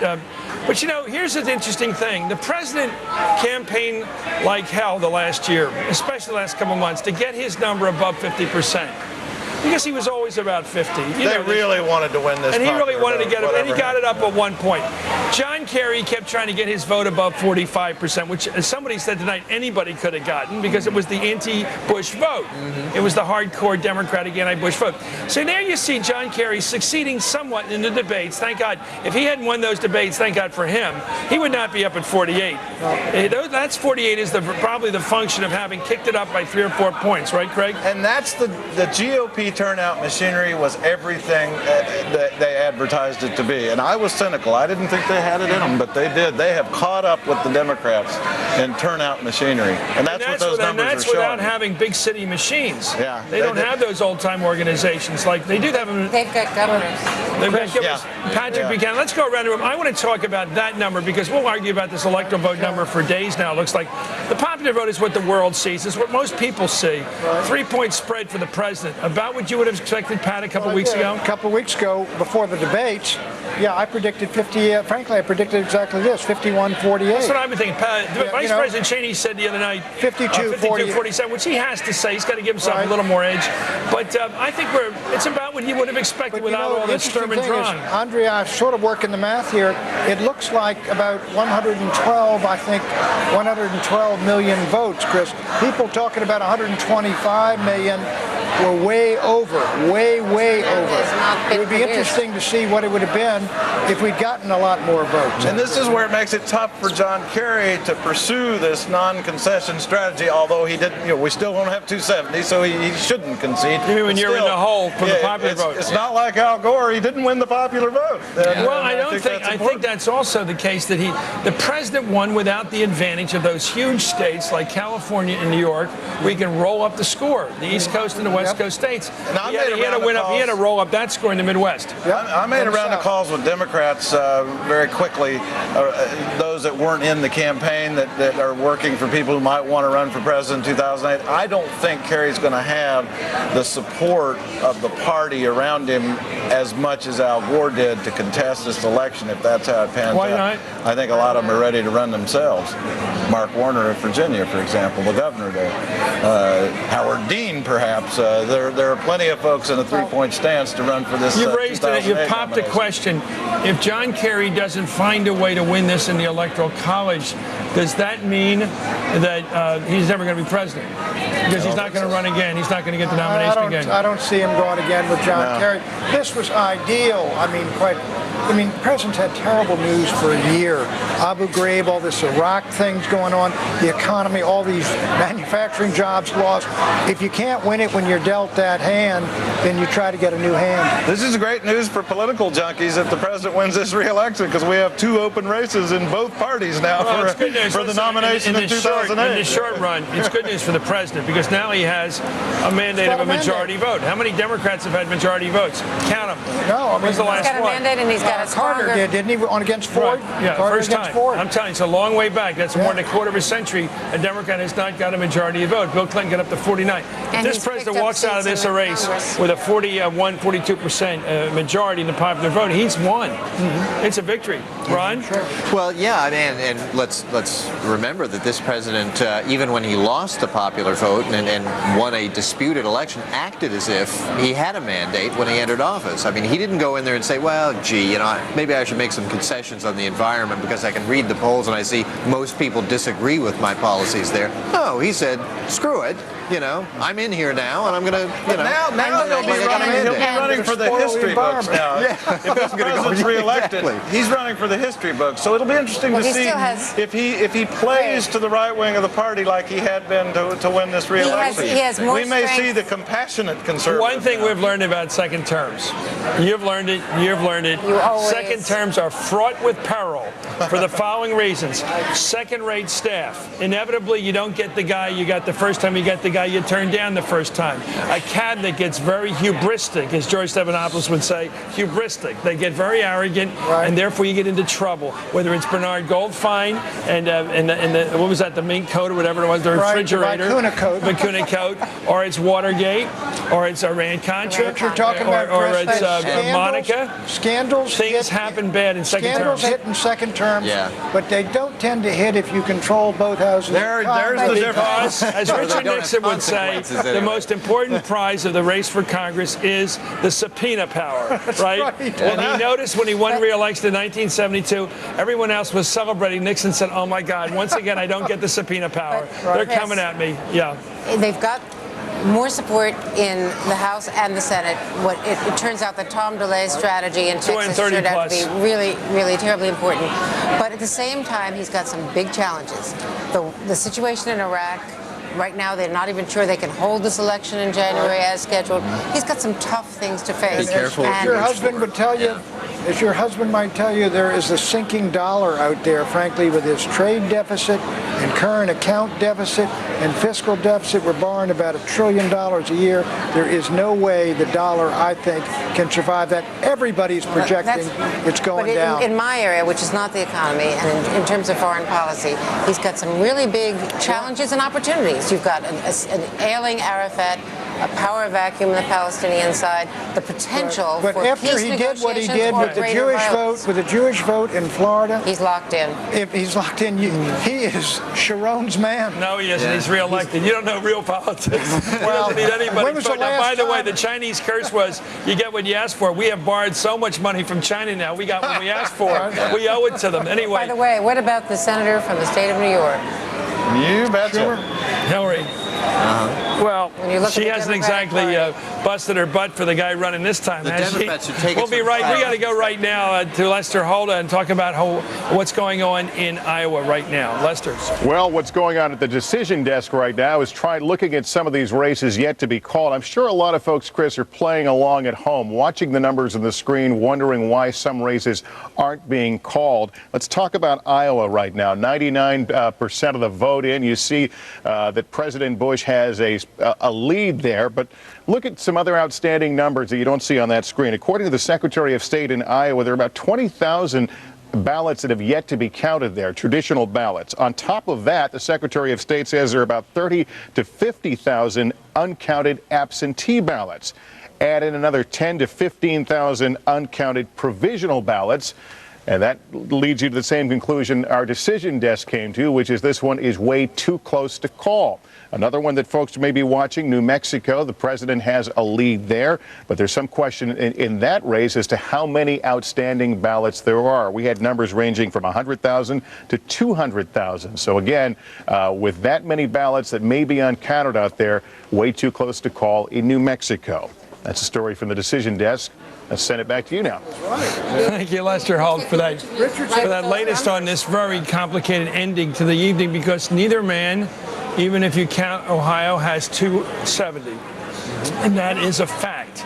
And so we can't expect a concession until one of the men has that by the other guy. And the numbers in New Mexico that Lester just showed. That wiped out a 30,000 vote lead, went down to about less than 2,000. 2,000. Yeah. Richardson was right. Richardson right about those outstanding votes that had come in at 24,000. And so we have an interesting situation. We're going to come back right afterwards and run the numbers so everybody can write down what they went to bed with tonight. It may not be what you wake up with tomorrow.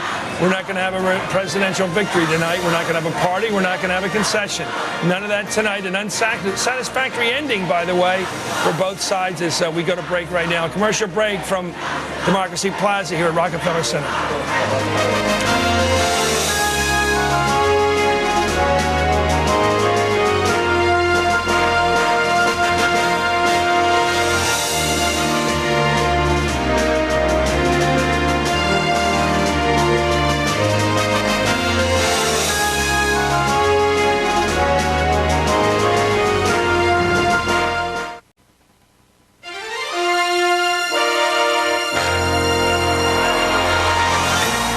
It's been a long night, but we've waited 4 years for this victory. We can wait one more night.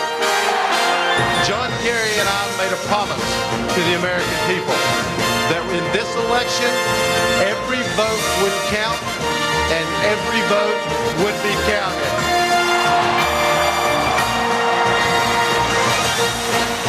Welcome back. I'm here with Pat Buchanan and Craig Crawford and Andrea Mitchell and Ron Reagan to give you a wrap-up of what's happened so far for those of you who've woken up or those who've come home from work or just have turned the channel. Let's take a look at the map. It'll tell you exactly where we're at right now.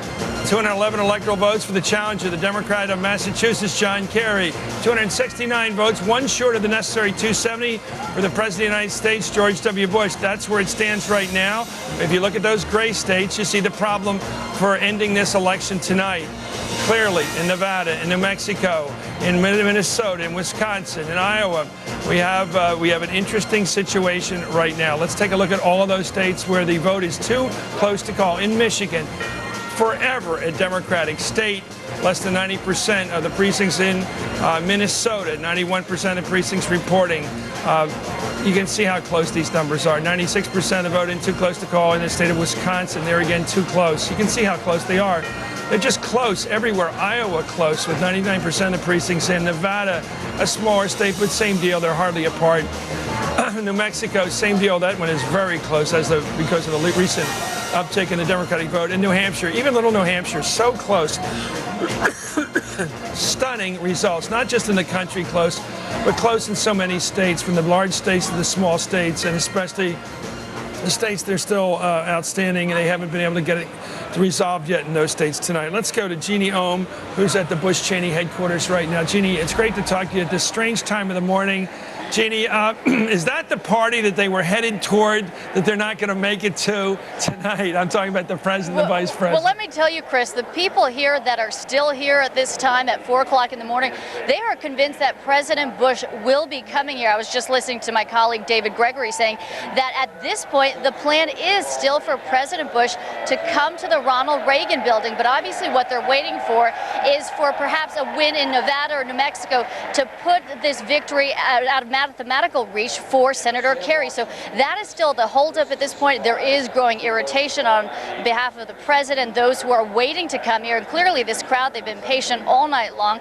They've had bands to entertain them for several hours now, but they are quite determined that they do want to see the president come here and declare victory. Now, we are told that even though Senator Kerry has not given a concession speech tonight, if in fact President Bush does come here, he will go ahead and declare a victory speech. Chris? So they're expecting the president to declare victory, even though he's one vote short of the 270 needed to win the presidency. Well, no, what they're waiting for is for either a win in Nevada or New Mexico before they then make that trip over here.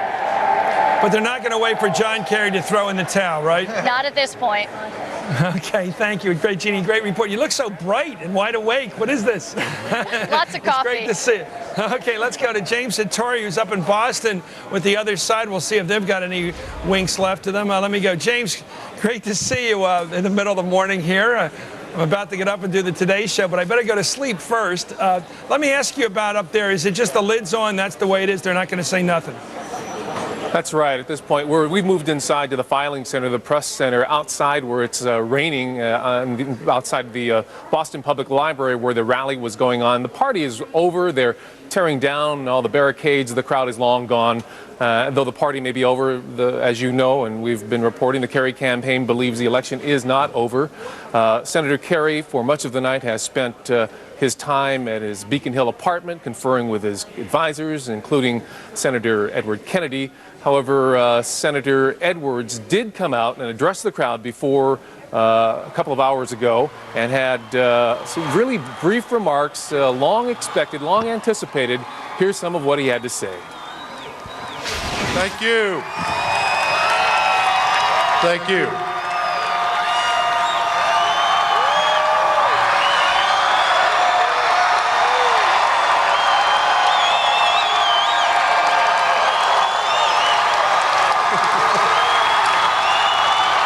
Thank you. It's been a long night, but we've waited 4 years for this victory. We can wait one more night.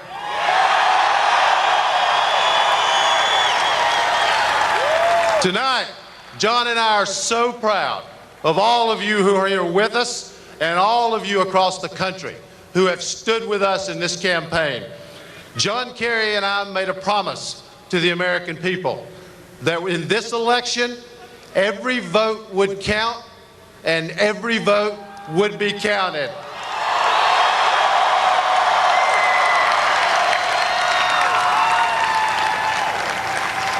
Tonight, we are keeping our word and we will fight for every vote. You deserve no less. Thank you. I stand corrected. Actually was his entire statement. It was very brief, as you can hear. And as you mentioned at the outset, Chris, the campaign has put on a full lid, meaning no further comment. They did send out an email saying that Senator Edwards does speak for the entire campaign. There is no further word, but you can bet that no one is going to sleep at Kerry campaign headquarters as well as his apartment. They're probably conferring with officials on the ground in places like Ohio as well as other states and plotting out what their next step will be. Now, obviously, because if the provisional ballots are counted and it takes a process of 10 days before it gets to that, it would be hard to believe they would wait 10 days. We can expect possibly more word from them in the morning. Chris, that's the latest. Okay, thank you, James Sartori. We've got to stop meeting like this at 10 after 4 in the morning. James Sartori. Let me go right now to Keith Oberman, who's got the latest numbers. He's going to run through them, and we'll run through what's left. Keith. Surprisingly enough, Chris, there are some undecided races in both the Senate and the House. In fact, we only have right now a net gain through all the evening's activity in the Senate of one seat for the Republicans. They've gained 3 old Democrat seats, and the Democrats have taken 2 seats away from the Republicans. Salazar in Colorado Obama in Illinois. On the GOP side of things, Burr in North Carolina, DeMint in South Carolina, and Isaacson in Georgia. So the Republicans with a net gain of 1. Still too close to call. South Dakota, the second most contested race tonight, where Tom Daschle is behind by nearly 9,000 votes with 99% of the vote in, and yet this one has not been called. $35 million spent between the two sides on that one. In Florida, this one has still not been called with 99% in, and an 80,000 vote margin favoring at the moment the former HUD Secretary Mel Martinez over the Democrat Betty Castor. Kentucky, even though it is now, 7 hours since Jim Bunning made his acceptance speech for his re-election, a 22,000 vote difference with 99% of the vote in and no call in the Bunning-Mangiardo vote in Kentucky for the Senate. Louisiana is still a toss-up here with 100% of the vote in and a 400,000 margin vote for David Vitter. It is still too close to call. I will not go into the analysis of that because it eludes me entirely. In Alaska, the incumbent, Lisa Murkowski, appointed to that role when her father moved up from senator to governor in 2002, is just barely staving off Tony Knowles, and that one is too close to call. The governor's races, meanwhile, that are still too close to call in Montana. With Judy Martz retiring, it is Bob Brown, the Secretary of State, trailing the Democrat, the former Senate candidate Brian Schweitzer. Washington looking to succeed Gary Locke, the outgoing Democratic governor there. The race is indeed too close to call, and I'll use your line, Chris. Look at this. 98% of the vote in, and the margin of difference is 627 votes for the governor of the state of Washington. One more still too close to call in New Hampshire, where Craig Benson, the incumbent, is trailing by 14,000 votes with 4% uncounted yet, the Democratic businessman John Lynch. To go quickly through some of the key congressional races. In Texas, the Chainsaw Massacre, the realignment, the redistricting by the Republicans against the Democrats has largely succeeded. Louis Gohmert has defeated, our projection says, Max Sandlin, the incumbent in what is now District 1. In District 2, Nick Lampson, a Democrat, an incumbent, ousted by the former state district judge Ted Poe, the Republican, according to our projection. 100% of the vote in there. District 19, 2 incumbents because of the mergers and redistricting there. Neugebauer, the Republican, beating Charlie Stenholm, the Democrat, according to our projections. Pete Sessions, the Republican, in a similar all-incumbent race in District 32 over Martin Frost, the Republican, and the sole survivor in this group in District 17, Chet Edwards, the Democrat, who's been in the House since 1990, over Arlene Wolgamuth. And this new district, though, 59% Republican, still going, according to our projections, to Edwards. Around the country in the House, Phil Crane, the former Democratic, or Republican rather, candidate for president years ago, is now out of the House after serving in that 8th District of Illinois since 1969, losing out to Melissa Bean, according to our projections. The Georgia 12th Democratic District, which was key to the Democrats' hopes of possibly gaining some ground in the big margin of difference in the House, has in fact now is not yet called, even though the Democrat John Barrow is leading by about 9,000 votes with nearly all of it counted. Oregon District 1, David Wu, surviving a scandal from earlier in the year that was actually much earlier in his life, but reported earlier in the year, is about to be returned, according to our projection, out of the 1st District in Oregon. South Dakota at large, Stephanie Herseth, who replaced Bill Janclow after he resigned in the manslaughter conviction case. As you know, our projection there has Herseth defeating the Republican Diedrich. And in Louisiana, with a 5-person field, there will not be a runoff here. Bobby Jindal, who would become the first Indian American in Congress, is going to take District 1 in Louisiana. There will be a runoff in District 3 in Louisiana, and it will feature the son of the incumbent, who is retiring, Billy Towson, finishing atop the 6-person field with Charlie Melicon, the Democrat. That runoff will be at the beginning of December 4th. Hopefully we'll have the president in place by then. Louisiana District 7, there will also be a runoff between the Republican Bostany and the Democrat Mount, as no one succeeded in getting the requisite 50% there. California, no surprise here. Nancy Pelosi, House Minority Leader and an incumbent there since 1987, in a landslide over De Palma, the Republican, with 100% of the vote in. And a little family thing from Missouri in District 3. The son of Gene Carnahan and the late Governor Mel Carnahan, Russ Carnahan, has, by our projections, gained election to the House from District 3 in Missouri. So we don't have exact numbers yet on the makeup of the new House of Representatives, but the NBC News projection is that when all is said and done, 232 Republicans, 202 Democrats. This is given on a plus or minus 4 seats scale. So we're figuring somewhere of a margin between 26 and 34. We went into the night with the Republicans ahead by 22. So that, Chris, is everything else. Back to you.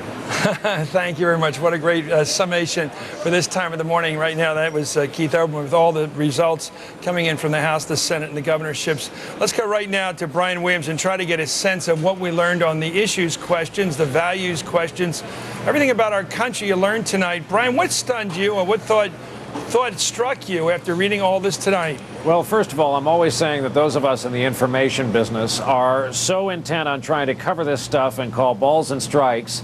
I'm sitting here looking through Keith's list. Some of the lions of the House of Representatives have fallen, and there's some new names we're all going to have to get used to. Usually the information hits us, those of us in the industry, about 2 days later. I think what stands out tonight, and Chris, you talked about this with your panel, and I guess the former congressman who has his own show on MSNBC gets credit for saying this over and over and over like a mantra, that if the youth vote came out this year, a lot of people in the politics business said they were going to eat their shirts. And we can report that people will go back to traditional breakfasts when morning comes officially. The youth vote, for all the ballyhoo about all the new registrations, for all the excitement ages 29 to 18, really did not materialize. It didn't move off the dime appreciably. The women's vote will end up being a fascinating dynamic.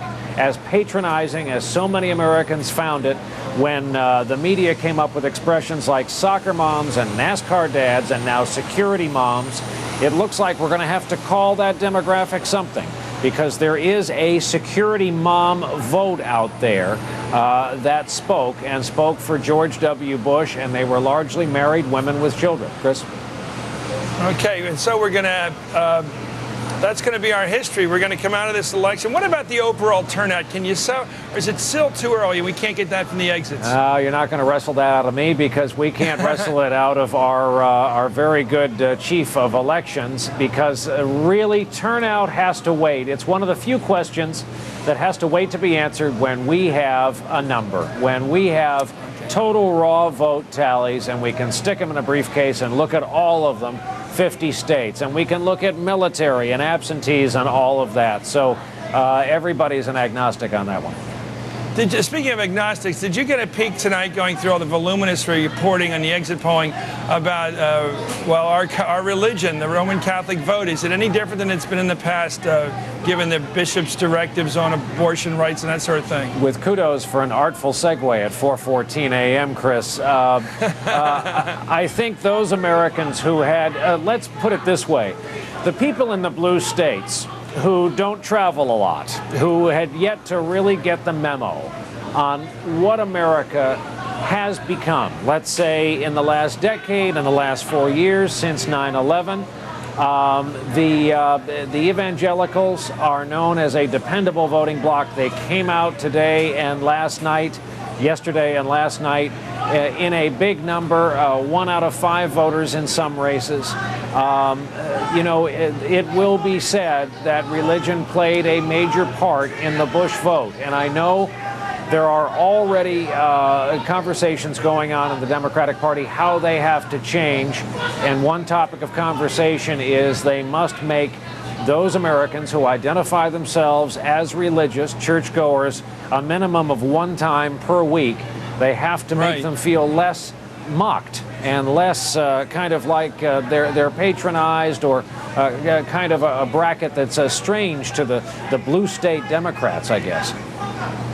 Okay, thank you very much, Brian Williams, for a great report tonight on the way the Americans are thinking and the way they voted throughout the day across the country. Let me go back to our panel. We're going to be finishing up here quite soon.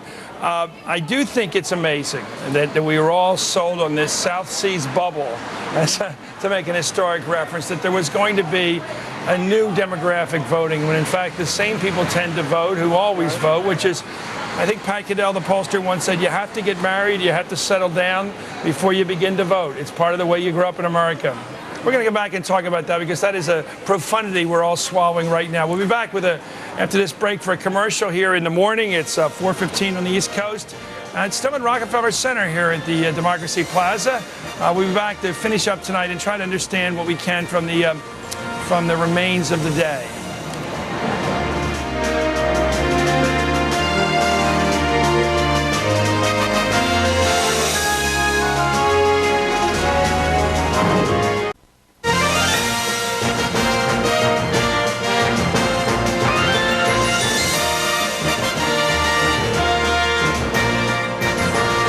Beautiful Rockefeller Center, and of course the reason for which this wonderful exhibit was put up here at Rockefeller Center was to celebrate the American people having an election. Of course, from every report we've gotten, we have access to every news source in the world. There's been no violence. We've had a re-election, it looks like, of a president based upon what looks to be and about to be some celebratory remarks by the president at some point soon in the morning, even though he hasn't quite got the 280 yet. He needs 270 needs. But it looks like the president's probably going to get that 270 electoral votes, and he's probably going to win re-election. And probably sometime tomorrow, after a lot of Sturm und Drang, we're going to get a concession speech by the rather civilized Democratic challenger, and we all know him to be that. You know, we were talking earlier, I think we should coin it the Scarborough rule, nothing new under the sun, because tonight he preached to us, forget all this loose talk about young people between 18 and 29 voting. They just aren't going to do it because they never have. Pat. Well, it's a great myth. How many of the Pitchfork Brigade were under 29? Well, all of them up there. Under 29, they all came to New Hampshire. There was but they're talking about a national movement in the millions. It's the great myth of the youth revolution of 2004. It did not materialize. All the rock the vote and Bruce Springsteen and all of that. I'm sure it did a little something. They went to the rally. Yeah, they went to the rally. They went to the concert. They went to the concert, and then maybe they registered, but they really did not come out. They did not affect it. It did not happen. Look at that number. Look at that. That's a hard number. That's based on the exit polling across the country by all the networks. And look at that.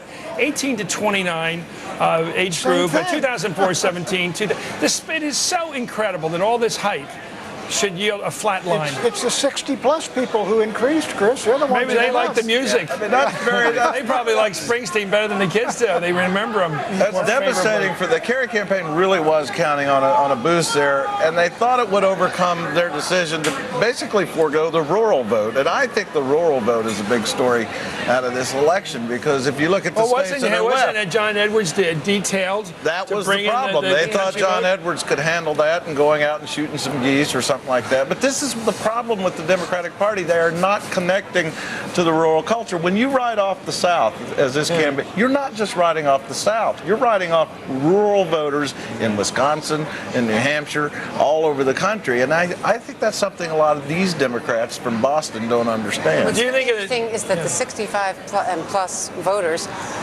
cut for Bush, not for Kerry. These are supposed to be the people concerned about Social Security, the third rail of Democratic politics. And none of those populist arguments, none of the Social Security arguments reach them. Maybe it's not so much red state, blue state, as urban, rural, as Craig suggested. And we don't have to rely on exit polls polls to see that. I mean, and the states that are left, that's why Kerry is not putting those states away, because he did not even have a message. Here again, there is a clear pattern. Jimmy Carter was a peanut farmer. He actually did. When Jerry Rafshoon, my friend, went out to make movies of him for the ad campaign, he didn't pretend to be a peanut farmer. He was one. He really did wear overalls. He really did work in the field, and we went out to shoot him. And Bill Clinton, whatever we may think of him, really did grow up in Arkansas. He didn't grow up at Yale. But that's it, Chris. When these fellas grow up in states like that, so whatever they believe, they're attuned to the culture of the state and they deal with it. Now, John Kerry in Massachusetts, he can take all of these positions which are Dukakis progressives. I'm a card-carrying member of the ACLU. That's fine in Massachusetts, but when you go nationally, it's a jolt. But Clinton has been immersed in that culture, and so has Carter, and so has LBJ, so that they come out of it and they can deal with it. Yeah. And the Democrats have an advantage on economic arguments to those rural voters, but they can't get to those arguments if they don't connect to the culture. It's hard to sell the case that you're for someone if you're not of them, isn't it? But I mean, West Virginia voters, they love Democrats. They love FDR's their hero down there. Yeah. But they like to fish and hunt, and their traditional values go to their little churches and things. Yeah, that was my clue tonight. When I saw West Virginia called so quickly, I thought it was going to be a tough night. The other issue is moral values and faith. In Missouri. Faith and moral values. And Bill Clinton, remarkably, because he grew up in those churches in the South, the Bible in and out, was able to speak to those values. And a particular kind of faith and a particular kind of moral values, and we could, get into the sort of semantic before everybody in the values Republican Party gets overly pious on us, you look at the candidate who's doing the best, Rudy Giuliani. He's from New York. He's from Queens, I guess. He's a guy who doesn't accept any of the value systems of the Republican Party, and yet he is the most served up surrogate of the last couple of weeks for the president. How will he sell? Here's what he'll do. I mean, he's got a wonderful story that he gave at his convention. It's about 9/11. And it's just about the firemen, and that will sell. But you can't go and deliver that every day in New Hampshire and Iowa. And the little old ladies are going to say, where do you stand on life? Right, you've been through that. Oh, I mean, they'll do it night and day and night and day. And on New Hampshire, it is guns. I mean, I remember I went up there with George, running against George Bush, Chris. A guy came up to me, he had a beard, and in a department store, I was buying some socks to go up to the North Country.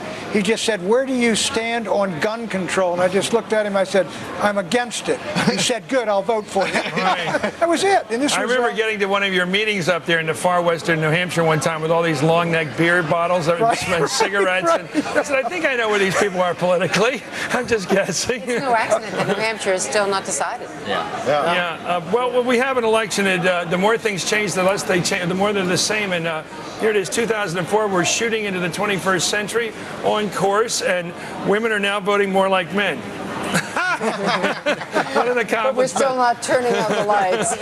You're not turning out the lights, but you are in charge of the medical program, the meds and eds. And youth still don't vote till they get married, and that's the way it is, and maybe the way it will be. You and I came into politics about the same time. I came in with Richard Nixon. We had 142 seats in the House, 38 in the Senate after the Goldwater debacle. Republican Party tonight, what's it going up to? 230 plus in the House, 54 Senate seats, the president's. I mean, the takeover from the New Deal generation is complete. We're learning a lot here. I'll tell you, I love these bloodletting in the Democratic Party. We're coming right back. We're coming right back on MSNBC, still covering the remains of the day for MSNBC from Rockefeller Center.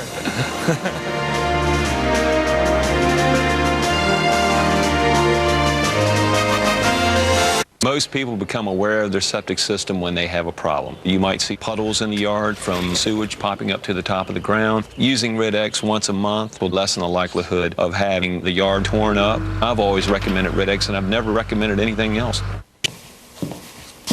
I run 2 miles a day. I work. I take care of my family, my business, myself.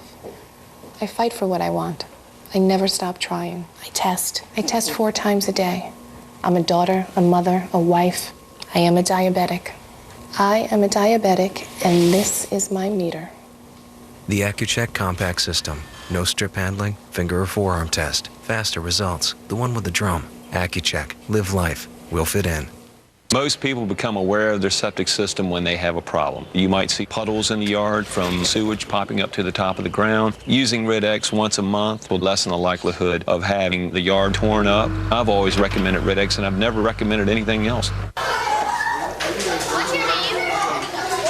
AIDS has killed more children worldwide than there are in all the grade schools in New York, Chicago, Los Angeles, Washington, Atlanta, and Miami combined.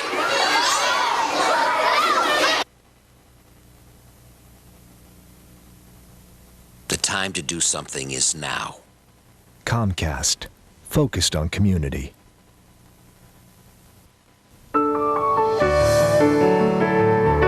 Before 1952, few survived open heart surgery.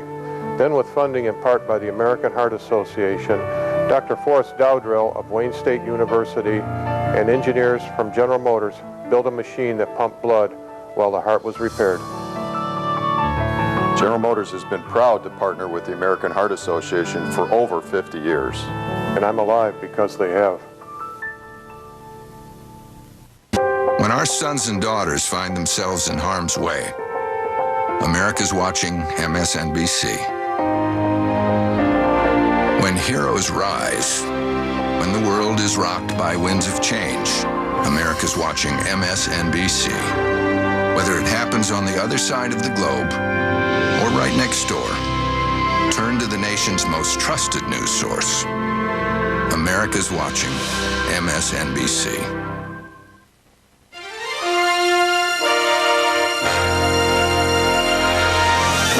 Going to the polls right now. We have an extraordinary piece of litigation coming out of Ohio. The city of brotherly love, where tonight there is some concern about whether or not all of the votes that have been cast are actually going to be now counted. we are told the NAACP has filed suit to keep potentially tens of thousands of absentee ballots. Alleging that voters have been intimidated. We see history repeat itself this time around. Well, we're getting that aerial view, which is so beautiful, of Rockefeller Center, courtesy of the Ohio-based blimp, Spirit of Goodyear. It's looking at the Empire State Building now. Isn't that quite a building? Where's King Kong now that we need him? Anyway, there's Rockefeller Center right now, of course, in Midtown Manhattan. It's a beautiful, beautiful architecture. And, of course, there's the skating rink down there where you can see the electoral map of the United States that has basically filled in, except for those states that are sort of in vanilla color there that haven't. That's, of course, look at them. There's Nevada, New Mexico, and the Great Lakes states up there at the top. And little old New Hampshire still hasn't reported conclusively. But look at that. Look at the structure. We're here at night. In fact, it's now almost 5 o'clock in the morning, and we're still here. And I want to welcome all the stations picking us up right now. We're at MSNBC right here at Democracy Plaza at Rockefeller Center, as I said. It's been a long night. The President of the United States, for those who woke up, is one short of a necessary 270 electoral votes to win the presidency. And he's one short because there's 7 or so states right now that simply haven't gotten a clear fix on who won. They're too close to call, and that includes big states like Minnesota, Wisconsin, Iowa. It also includes small states like New Hampshire and Nevada and New Mexico. And it's the reason why, look at the numbers are what they are, 211 and 269. Clearly the president is very close to clutching victory here. He's very close to nailing it down. And you can see the states that are still in contention. They're only in contention. All the voting's done. It's the counting that goes on. And the counting is slow and it's repetitive because these guys are staying close together. Nothing is changing. As many times as they keep counting, the numbers stay very close together. We've got Craig Crawford here right now. Craig, save me, because there's always something new to learn from these votes. And one thing I think we're going to look at, and that's that map. It seems to me that if this election for president is concluded, it is a lesson because of its predictable redundancy. The bottom of this country, anywhere where people speak in a Southern accent, by that I mean all the Confederate states of the old Confederacy and all the border states. I mean West Virginia. I mean Missouri, Southern Ohio. When any people have even the slightest drawl, the slightest Southern accent, they vote Republican. And can you win in a country where that's a fact? Well, you're a Democrat, and they vote against you every time. Well, when the Democrats nominate a Southerner, they have a better shot. In fact, with Clinton and Gore, it helps to have 2 on the ticket. But I don't think you have to have a Southerner or a Southern accent. It's sort of intangible, but the clues that people take in the South and in rural areas throughout the country on cultural issues, I don't think Democrats have to go all the way to the right on some of the gods, guns, and gays issue if they can at least show an appreciation for their culture.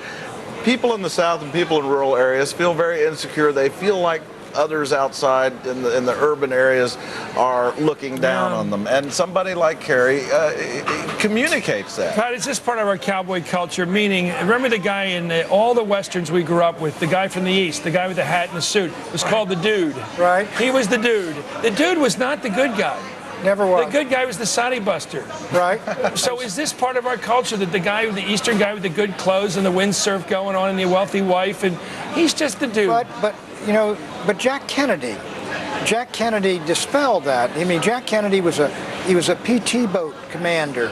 He was a rich guy, but he went out there and went to war. He was a cold warrior. He got to Nixon's right on Cuba, and he could do it because he was not a liberal. The problem is, frankly, it is if they're perceived as social liberals and part of the cultural, social, moral revolution of the 60s. If they moved in that vein rather than traditional America, which is separating, they got a real tough time speaking to it, and it gets tougher every year. Is this lesson going to be, they say the definition of an addiction is to do the same thing over and over again, expecting a different result. Dukakis, Mondale. I mean, here we go again. It just seems like that every time they run a liberal from the north, that person is beaten. And this goes back to Adlai Stevenson. It's fairly consistent. John Kerry can go into the middle of the country, can go into these rural areas that we've been talking about, and he can speak to these people's economic interests. Absolutely. He can actually be talking about things that are in their interest, but it comes off as patronizing, and they will reject him because they feel they're being patronized. But this Kerry campaign made a decision to just abandon the South, and they even left people on the sidelines, like you've met Mudcat Saunders and Steve Jarding, who could have been campaign advisors. They left those guys on the sidelines. These are experts, Democratic Party experts in rural vote, and they left them on the sidelines. They also made a decision to focus on Iraq. And that was Mark Warner's campaign manager. That's the reason there's a Democratic governor of Virginia. Absolutely. Mark Warner is somebody who won the rural vote, and the first Democrat in 50 years to win the rural vote. On Mark Warner, they also rejected his appeals to stay in the state, to stay with advertising money, because he felt they could be competitive in Virginia. There was a chance. They abandoned Virginia. But in terms of the issues that they focused on, they kept picking up the economic issues and then abandoning them. The Iraq, explosives issue erupted, and they seized it. Kerry seized it, ran with it, thought that was helping. But as we've seen from the polling, Iraq did not really help. Another disillusion. It may be that the Democrats have to take a sort of Chinese perspective on things. In other words, look to the long term. One of the things I think bothers people in these rural areas is not so much the snooty Easterner, but the sense that they don't really stand for anything. People admire people, even if they disagree with them, who stand for something. And the Democratic Party has not stood for anything for a long, I think the Democratic Party has to do some very serious rethinking. Awfully good job on both these. The Massachusetts liberal, and as you say, he doesn't stand for anything. He flips, he flops, the windsurfer, he's back, he's forth, all of that. They did a good job on it. Frankly, if it weren't for that first debate, where Kerry was outstanding and the president conducted the worst debate I've ever seen, this could have been a blowout. You're so right about the Democrat. I mean, look at it.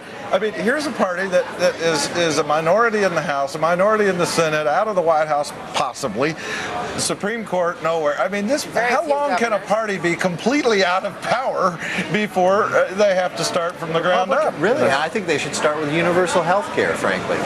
I think that's an issue right now. People say, oh, you can't do that. Not now, you can't. But in 4 years or 8 years, universal health care is something that needs to happen. Let's take a look at something developing in South Dakota. Again, someone has made a victory speech who doesn't have the confirmation or the corroboration of NBC News. How dare they? But look at this. We're looking at where we stand looking at this. 99% of precincts reporting 7,000 votes separating the two gentlemen, with John Thune, the challenger, in the lead. He made a statement of a victory. And let's take a look at that now. I think we got it's a little early in the morning, but I think everybody's got a little celebrating to do. And I'll tell you what else. Since the last several months, day and night and day, 24/7, we've been out, and many of you have too, working on this campaign. And when you finally get to the finish line, it's like, relief, and especially when you get an outcome like this one. But I have not done some things that I normally do this time of year, and so I've got a date with my 12 gauge in a cornfield coming up here real soon.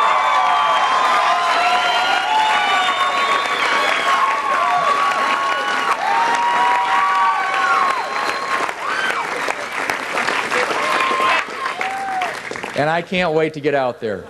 Thank you all very much. God bless you. God bless this great state and this great country. Thank you very much. Thank you. Well, that's connected to the culture. Well, there's a state that NBC News has not called. It's, but we have. Well, let's take a look at this. Minnesota. Here's one we have just called. NBC projects that when all the votes are counted, a lot of them have been counted. John Kerry will carry Minnesota, a usually Democratic state, which was in jeopardy for a while today, or throughout the last couple of weeks of this campaign. We're looking right now at the map as it continues to fill out, and of course Minnesota there, another blue one up top there, but not enough. 221 electoral votes for John Kerry, the Democratic challenger, 269, one shy of 270 for the president, in what looks to be a beautiful map here with unusual gray shadings around the extremities here in the lower southwest, and of course the upper Great Lakes states of Minnesota, Wisconsin. Minnesota's now taken Wisconsin. Eighth straight. You know what Kerry's got to do? Eighth straight presidential campaign that Minnesota's gone Democratic, I believe. You know what Kerry's got to do? There are 6 states left with 48 electoral votes. He's got to get every single one of them. Then he's got to have 2/3 of the provisional votes in Ohio accepted, and he's got to get every one of them. Yeah. That's how he wins. Tough. But if he wins them all, and if he wins all, okay, let's talk about. But if he wins everything that's left, we get 269, 269. Right? Let's allow with some humility the fact that John Thune and his campaign may be right in assuming the fact they won and defeated the incumbent United States Senator from South Dakota, Tom Daschle. I watched that debate on Tim Russerd's show.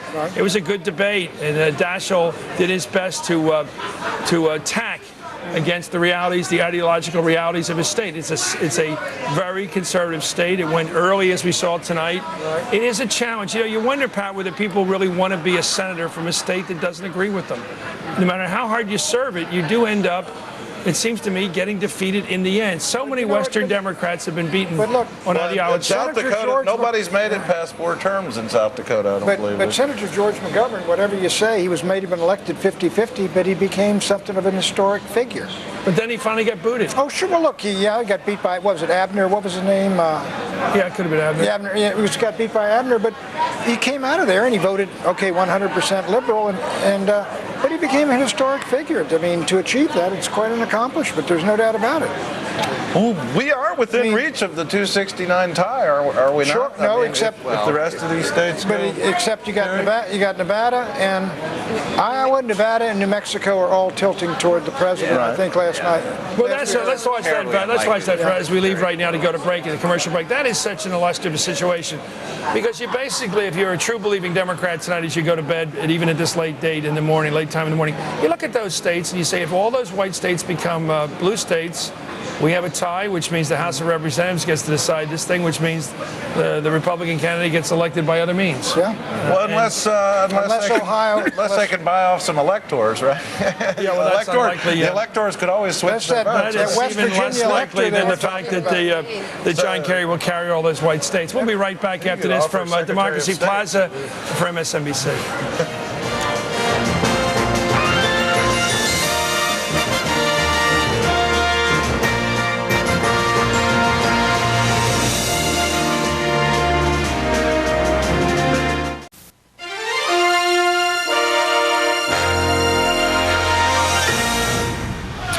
All right, here we are back at, look at how pretty it is tonight. It still looks like that. We got a few late night hawks out there behind me, but that doesn't bother us. Look at this beautiful building. By the way, we're looking at this red tapestry, this, I keep trying to figure out the right word for it, this piece of material that keeps going.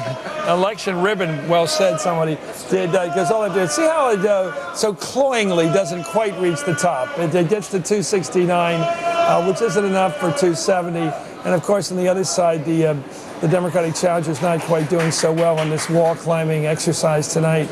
But here it is at quarter to 5 in the morning, and the interesting thing is that everybody has stopped counting ballots. Andrea, we haven't heard from you in a while. It seems to me that we're waiting to hear, everybody's hoping to hear from perhaps Nevada, one of these states, because all it takes is one more to give the president his 270. And at that magic moment, I expect that the Reagan building in Washington will come alive. Even at that hour, the president would go over there and declare victory. I think they are very eager to seize that initiative and put the challenger on the and the defensive. ritualistic importance of the president standing in front of the room and commanding the victory is what? I am the leader, I am the president, I am the incumbent, I am the re-elected commander-in-chief. Picture for the ages. Absolutely. And for the international editions of all the newspapers, from Rangoon to Rio de Janeiro, they need a picture. Live they can't go to television bed around the world. because they're all in different cycles than we are. They have different editorial deadlines. But you remember, in 2000, neither one of them spoke to their crowds. Neither Bush or Gore. They left the crowds to themselves. They never talked to them. But if there were no chance of his coming over there, they would dismiss that crowd. These are their supporters, and they would let them go home. Clearly, someone may speak to that crowd if they get one more state. And they will. They will, probably. I mean, New Mexico, Nevada, they'll call it for him eventually. I mean, an hour from now. We might not be here. Let's admit that in our latest numbers, New Mexico is moving in the direction that Bill Richardson, the governor, That's predicted. true. Nevada. New Mexico was creeping within 2,000 votes. Yeah. What did the president pick up tonight that he didn't get last time? What states? Well, he first of all, what did he accomplish tonight in terms of building a mandate? the popular vote. Yes, but what states? Did he not, in fact, do what Charles Rove recommended he do, which is to exploit further the communities and the parts of the country that supported you before? In other words, he didn't enlarge his mandate of leadership. He enlarged the turnout among the people who naturally like him for cultural reasons. And I was talking to a top member of the Bush-Cheney team back in August who said to me, we are going to compete head-to-head on the ground with the Democrats. We have been working on it. We are organized. And he said, we're going to be there, and you're going to see a turnout by Republicans, by our base. Here's your point. If you take Bush's states, he had 278 electoral votes. He has not gotten Nevada, and he has not gotten New Hampshire. That's -9. That takes him to 269, where he's at right now. He has not picked up, I don't believe, a single blue state. No, and in fact, Kerry looks like he'll poach New Hampshire, which was a red state he's last looking good in New Mexico and Iowa. But he hasn't picked. Moving back though towards Kerry. But he hasn't picked up one yet. Isn't that interesting? If he gets Iowa. In other words, he may well win this election based on the Democratic shift to the Sun Belt. The fact that the Sun Belt, the states of the South and the Southwest have gotten more electoral votes now than they had 4 years ago, just by geographic shift. Yes. He's picked up, for example, Florida has given him 2 more votes out of Florida. Arizona, I think, has got 1 or 2 more. Yes. 1 or 2 more. Nevada's got 1 or 2 more. Of course, he hadn't got that yet. Yeah, it's that's somewhere exactly around right. 10. Let's go now to where the battle is being waged right now in Cleveland, Ohio. Chris Chansing's there greeting and recognizing at least the arrival of the Kerry legal team, the best in the business, they're called. Let me go back to Chris Chansing in Cleveland. Chris. Hi there, Chris. Well, the Cuyahoga County Board of Elections has been closed up for a couple of hours. The votes have all been counted, but the questions about the ballots, of course, are lingering out there. And I talked to an advisor to the Kerry campaign who told me that there was a plane filled with what he described as the best of the best lawyers that this country has, and that they are already on the ground in Ohio. In fact, from my estimation, by the time the Secretary of State here, Ken Blackwell, was giving out the estimates about the number of provisional ballots that many of these lawyers will be looking at, they were already here. Clearly an indication that this is something the Kerry campaign had anticipated. They had people in place ready to go, ready to be dispatched to whatever state it was that they were needed, and that state is Ohio. I couldn't get a number of how many lawyers they were, and it's going to be interesting to see how they work, because provisional ballots here in Ohio are counted the same way as other ballots are. So the ones that are done here in Cuyahoga County are counted here in Cuyahoga County. Same with those in Franklin County, which is where Columbus is. So this is something that's going to be spread out all across the state. But when I asked this Kerry advisor, do you really think you have a chance to win, or is this really more about making the statement that we heard from John Edwards, which is, we want to guarantee that every vote is counted? He said to me, oh no, we believe we have a real chance here, or we wouldn't move forward. Chris? Well, is the chance that you see that, or they see that you've observed, is it that that they can get a victory in the first count, that they can get a victory once the provisional ballots are applied? How do they see this victory occurring? They see this as a numbers game, and clearly they're looking at numbers maybe that we're not exactly seeing. They're saying there are provisional ballots yet. There are obviously overseas ballots. There are military ballots that are yet to be counted. My clear question here, if they have all these lawyers and they've been looking at this and they have been preparing for this, is there some other area of challenge that we don't maybe see yet or that we don't understand? That's not something that was offered in the equation to me. So I think we're back to what you've been talking about all night, is that the numbers would sure seem to favor the president, that it would take some extraordinary number of percentages of these provisional ballots, overseas ballots, military ballots going John Kerry's way for him to legitimately have a chance. But that's what they're telling me, that they would not move forward with this if they didn't think they legitimately had a chance, if they weren't looking at the numbers and the numbers didn't say to them, we can still win Ohio.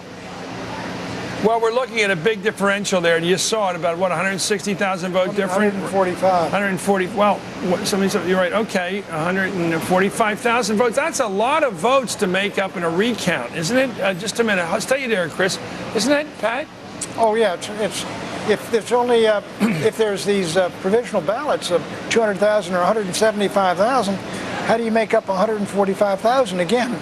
All the provisional ballots have to be accepted, and you got to beat the guy about 5 or 6 to 1. And a question that I would have for Chris is also, what about the absentee ballots, Chris? And what about those alternate ballots that were given to people and who were told that they could fill out these substitute paper ballots? Are those also to be counted, and do they wait 10 days before counting them, or do they count them right away? That's a good question, and it's a question I had for elections officials, and I'll tell you, they're a little befuddled by this as well. They're very focused now on these provisional ballots, and they said, they actually handed me a book, and then we had to leave. They handed me the book of election law, and I'm not a lawyer, and I don't know the specifics of this, and I couldn't get the specifics of it, but they said that there are other sets of ballots out there. We don't have the numbers on those. The only numbers that I have, for example, on the military ballots, or on the overseas ballots, are for Cuyahoga County. So the Kerry campaign, again, must see some numbers in these other ballots that we may not have yet. I mean, they insist to us as well that they think that they've got a mathematical game they can play. But as Chris was just pointing out, this could be a symbolic gesture. This could be something for the Democratic base. As John Edwards said, we promise you we will insist that every vote be counted. Yeah, okay, thank you very much, Chris Chansing, out there in Cleveland, Ohio, which looks like it's going to be the next Miami-Dade of our lives, and the next soap opera, because politically, I certainly sense, having talked to Democrats, that they don't like what happened 4 years ago, and they want to see a fight. They don't like the idea of a laydown. I mean, gentlemen may like a laydown, but the Democrats don't like giving it away when they think they've got it. But the thing is here, Pat, there's a big difference between this and everybody. 4 years ago, Al Gore won and turned out the popular vote by 500,000 votes, and he didn't really contest. Here you have a situation where the guy who won the initial balloting by 3 million votes. It's kind of hard to go up to him without that moral strength of saying, hey, wait a minute, buddy, I get the most votes. I got at least the right to argue this thing. The senator from Massachusetts has to fight this thing, saying, I know I'm going to lose the popular vote by 3 million votes, but I want to try to win this state. Well, here's the thing. You not only got the 3 million votes, Al Gore lost Florida by 500 votes or something like that. 3,000 of them were in Palm Beach County, the butterfly ballot, and you had a bunch of spoiled ballots, and you had clear cases of individuals claiming they'd been disfranchised. You had a lot of good moral arguments there, and if dependent upon whether the president gets one more state, you just you don't have the strength of those arguments. Now you have sort of a desperate chance to overturn what looks like a pretty clear Bush victory in Ohio. And don't forget, most of the balloting in Ohio was with the old punch card system that we saw in Florida and the Chads, and we haven't even gotten to that stage yet of some of the spoiled ballots that have been thrown out that'll be challenged. So we could be looking at Chads again in Ohio. Yes. But as we were told, Ohio actually has a system to determine what is a real Chad, and what is a valid Chad, and what is a three-cornered Chad. I'll be curious to see that. But you know, we're not really arguing about miscount here, are we? No, not yet. It's different. No. We're not arguing about whether people were unfairly disenfranchised because their Chad was 2/3 or 3/4 rather, and we're not really arguing about that. This is undercount. There are votes that haven't been counted yet. The provisional ballots just haven't been counted yet. It seems to me that when they're looking at, let's take a look at the Bush headquarters of the party tonight and see if there's as much pride. This is what I like. I knew this was coming. People are actually lying on the floor. They look like we feel. This looks like one of these refugee centers that people they're very well dressed, of course. But look, they've just given up waiting. I mean, they've been waiting for Godot. That's right, for all these hours for the president to make an appearance. But they must have known this was going to be a close election. You have to realize a lot of these people showed up at this party just around 12 X many hours ago, when it looked like the president was going to lose the election. These are the stalwarts who went in here thinking their guy was going to lose. The president of the United States was going to take a fall tonight, and now they are taking a fall themselves. That's a fall. Look at this. This is going to be one of those Life magazine pictures of the year. I don't see his chest going up and down. Oh my! Let's enjoy these pictures here. They're look at these. Everybody's going home. Look at this. That is your. We'll be right back with more Life Than That when we come back. We'll be back from Rockefeller Center in just a moment after this. We're still waiting to see if there's going to be a final call for a state tonight that will activate a presidential celebration. We'll be right back. Do you have plain, ordinary lips or vertical lines that give away your age? Tried crazy contraptions or considered collagen injections to make them look fuller and younger? Well, now you can have those plump, younger, sexy lips you've always dreamed of with new Dream Lips from the Salon Shop. The revolutionary lip plumping and line smoothing serum that's scientifically proven to increase the size of your lips and reduce age lines. Dream Lips is a phenomenal product. My lips have increased in size dramatically, and they're so plump and luscious looking. I can't believe the difference. I now have sexy, smooth, luscious lips, and I owe it all to Dream Lips. Dream Lips has not only made my lips softer and far more defined, it even got rid of my age lines. As we get older, lips become thinner and lines form. Dream Lips formulation contains a clinically proven ingredient that stimulates natural collagen production, causing lips to increase in size. And vitamin B's erase fine lines for younger, smoother looking lips. I give Dream Lips to my patients who don't want the pain or expense of collagen lip injections. It's a clinically proven, safe, and effective way to dramatically increase lip volume and diminish fine lines associated with aging. Call now and we'll send you the remarkable Dream Lips Plumping Serum and the Nighttime Intensive Serum that plumps and smooths out lines while you sleep. Both for only $14.95. There's more. We'll also send you this conditioning lip gloss for shiny, sexy lips. A $20 value, free. But wait, call right now and get this amazing 5x magnification lighted mirror. A $35 value, yours free. Altogether, that's a $75 value, yours for only $14.95. This offer is not available in stores. Call now. Call 1-800-591-8582 to order Dream Lips and get the lip gloss and 5x magnification mirror for free. For plump, sexy lips, that's 1-800-591-8582. Have your credit card or checkbook ready and call 1-800-591-8582. Are you flustered? Well... Are you at a loss for words? Don't worry. Chris Matthews has that effect on a lot of people. Did he think the reason for the war was a connection to 9/11? But the test...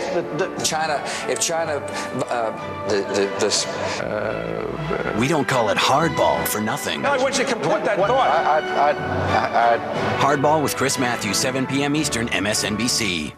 Somewhere between the left and the right is the heart of America.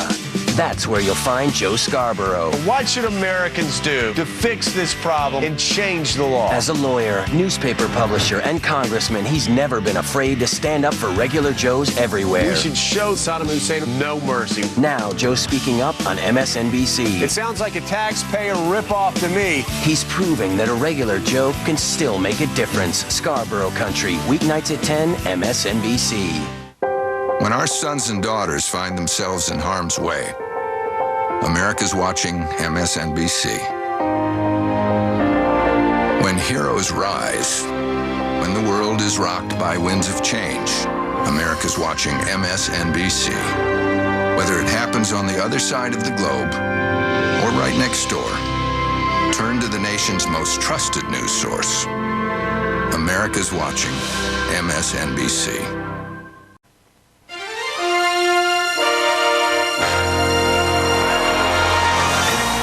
It's been a long night, but we've waited 4 years for this victory. We can wait one more night. John Kerry and I made a promise to the American people that in this election, every vote would count and every vote would be counted.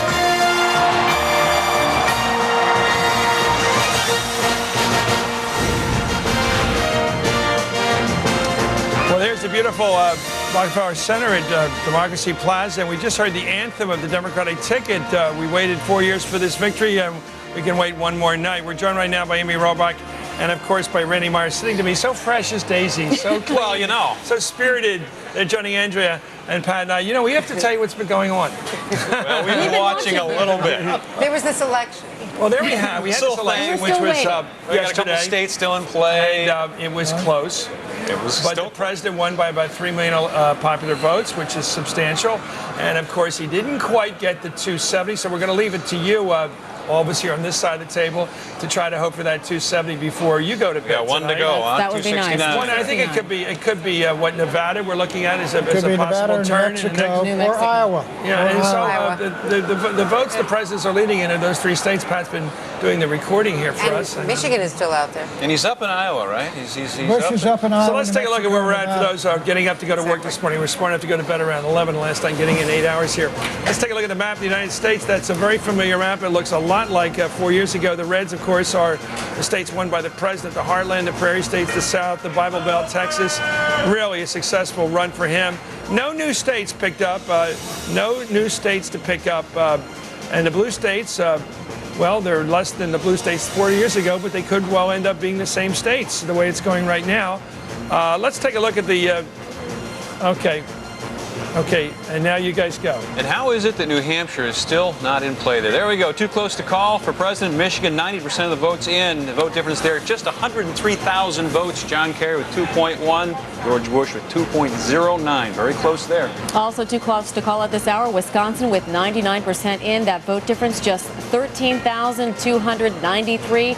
John Kerry with the slight edge there. And still looking at those states, too close to call. Iowa, though, it's getting very close. 99% in the vote difference there. Just 14,000 votes in the state of Iowa separating George Bush and John Kerry. Also too close at this hour, the state of Nevada with 99% in the vote difference, just over 20,000. The president with that lead, 20,505 votes at this hour. And hanging on by a thread, the state of New Mexico, 99% in, but still, I know it sounds like a broken record. Too close to call. The vote difference only 10,000 in New Mexico. Also New Hampshire still too close to call at this hour with 95% in. The vote difference there, very similar to the others, just over 10,000 votes separating Senator Kerry and President George W. Bush. And now we look at the map right now to see where the action is. These are the green states, a new category of states for us all. There you have Nevada, New Mexico, and you have the Great Lakes states up top there, Iowa and Wisconsin. And Michigan, a big surprise. Michigan's still in play right now. Let's go right now to Nora Donna, who's also still at work, and she's covering the White House and the entire Bush campaign. Nora, what's happening right now? Good morning. Hey, I love top your of laugh. the morning Go ahead, to let's you, go. Chris. Top of the It's morning. good. We're all working all night here. Well, they are burning the midnight oil here at the White House. Very unusual for a president who likes to go to bed early. The light's still on here at the White House, and they are still waiting at the Ronald Reagan building, where they have been waiting for the president to come address them. There are pictures from inside the Ronald Reagan building of many of those waiting for the president who are stretched out on the ground, sleeping now. They had perhaps hoped for an earlier evening. Well, now they are, some of them, the crowd's thinning out a bit. There are some still standing there, but there are others who are just clearly passed out on the floor. But obviously great supporters still waiting for the president. The news, of course, is that this campaign, this White House says they are ready to declare victory. They are ready to declare victory once they get over 270. So they are waiting on calls in New Mexico and in Nevada. Then they say after that point, the president will be ready to go over to the Ronald Reagan building and make this speech. Somewhat a bit of defiance from this White House, despite the fact that Senator Kerry has not yet conceded this race because of problems in Ohio, problems that the Bush-Cheney campaign says would not vault Kerry into a victory once those provisional ballots are counted. It's interesting, the president, the last time we saw him was probably now over 7.5 hours ago. It was 9:30 Eastern time in the White House residence when he allowed reporters in, took some brief questions, said he was feeling great, said he was going to win this race, and that he thought it would be over tonight. The president was there with his close family, his daughters, his wife, his father, and Barbara Bush. It was interesting. I ran into to the 41st president, former President Bush, and I asked him, how are you doing? And he said, well, I'm doing better now. And that was because there was quite a roller coaster of a day. They had gotten some early exit poll numbers that were bad. Then the actual results started rolling in. They started feeling better. Then the president appearing for the cameras. And now here's where we are, where the mood of celebration has turned to what my colleague David Gregory has called irritation, as they want this to be over. And in fact, the Bush-Cheney campaign has released just one statement tonight. That statement is from the two Republican senators from Ohio who are saying that based on their experience in Ohio politics, we believe that the president's lead in Ohio is clear and that it cannot be surmounted. Senators DeWine and Voinovich saying, quote, Senator Kerry should concede defeat and spare the country the turmoil of another drawn-out election. Chris? Okay, thank you very much. Thank you very much, Norah O'Donnell at the White House. It's getting a little dumpy. Anyway, thank you very much. Great report. It looks like they're going to try to intimidate the Democratic challenger into some sort of a perhaps premature concession. He's not going to do it. That's what the Democrats are saying. The Kerry people are absolutely firm that they are not going to concede. They don't think all the votes have been counted, and they will not concede Ohio. Okay, Patrick Buchanan. They shouldn't concede until the president goes over 269. The president hasn't won the presidency. But they've got that grand jury over there waiting at the Reagan building. They're impaneled, and it seems like they're going to keep them there until they've got something to say. You know, Chris, I wonder why, though. Maybe has anyone else called any of these states? Some of these states look like under normal conditions, if you hadn't had Florida, they would have been called for Kerry or for Bush. Right. I mean, Michigan, Minnesota, and Wisconsin for Kerry, and the other three. You think you're going to make a call to Fox so they get the day rolling here? No, they clearly know more than we know about where these votes are. Chris. I know it's getting late, but you know, truth does win out anyway. In the end. I turn it over to you, my young brethren. All right. Seize the day. Wonderful job. Seize the day. Great job. All right. Well, you mentioned the Kerry campaign. They are standing by with hopes that the Ohio vote totals will still come in their favor. That's right. NBC's James Nattori is at the Kerry Edwards campaign with the latest from there. Are they saying anything, James? Amy, they've imposed what they call a full lid, meaning that there is no further official word from the campaign in these early morning hours. But you can bet there aren't a lot of people getting sleep or rest at the Kerry campaign headquarters, or for that matter, probably the Kerry residents. They're undoubtedly checking with their people in the field in Ohio and other states to get the latest information as to vote counts and what they might mean to the candidacy of John Kerry. Now, Senator Kerry has been in his residence on Beacon Hill in Boston for much of the night and early morning hours. He did not make an appearance at a rally that was staged just outside here in front of the Boston Public Library. The only person who did come out and address the crowd earlier this morning was Senator John Edwards, who made a very brief appearance before the assembled crowd, and by that point, of course, many of the people in the rally had a sense of what was going on. His remarks were very short and to the point, saying that they had waited 4 years to come to this point, and that they would wait one more day to make sure every vote was counted. Here's some of what he had to say. Thank you. Thank you.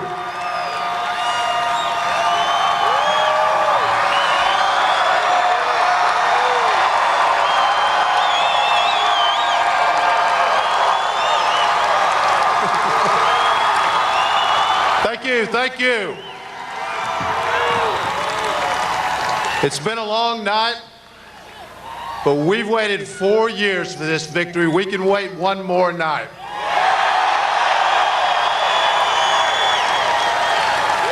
Tonight, John and I are so proud of all of you who are here with us and all of you across the country who have stood with us in this campaign. John Kerry and I made a promise to the American people that in this election, every vote would count and every vote would be counted.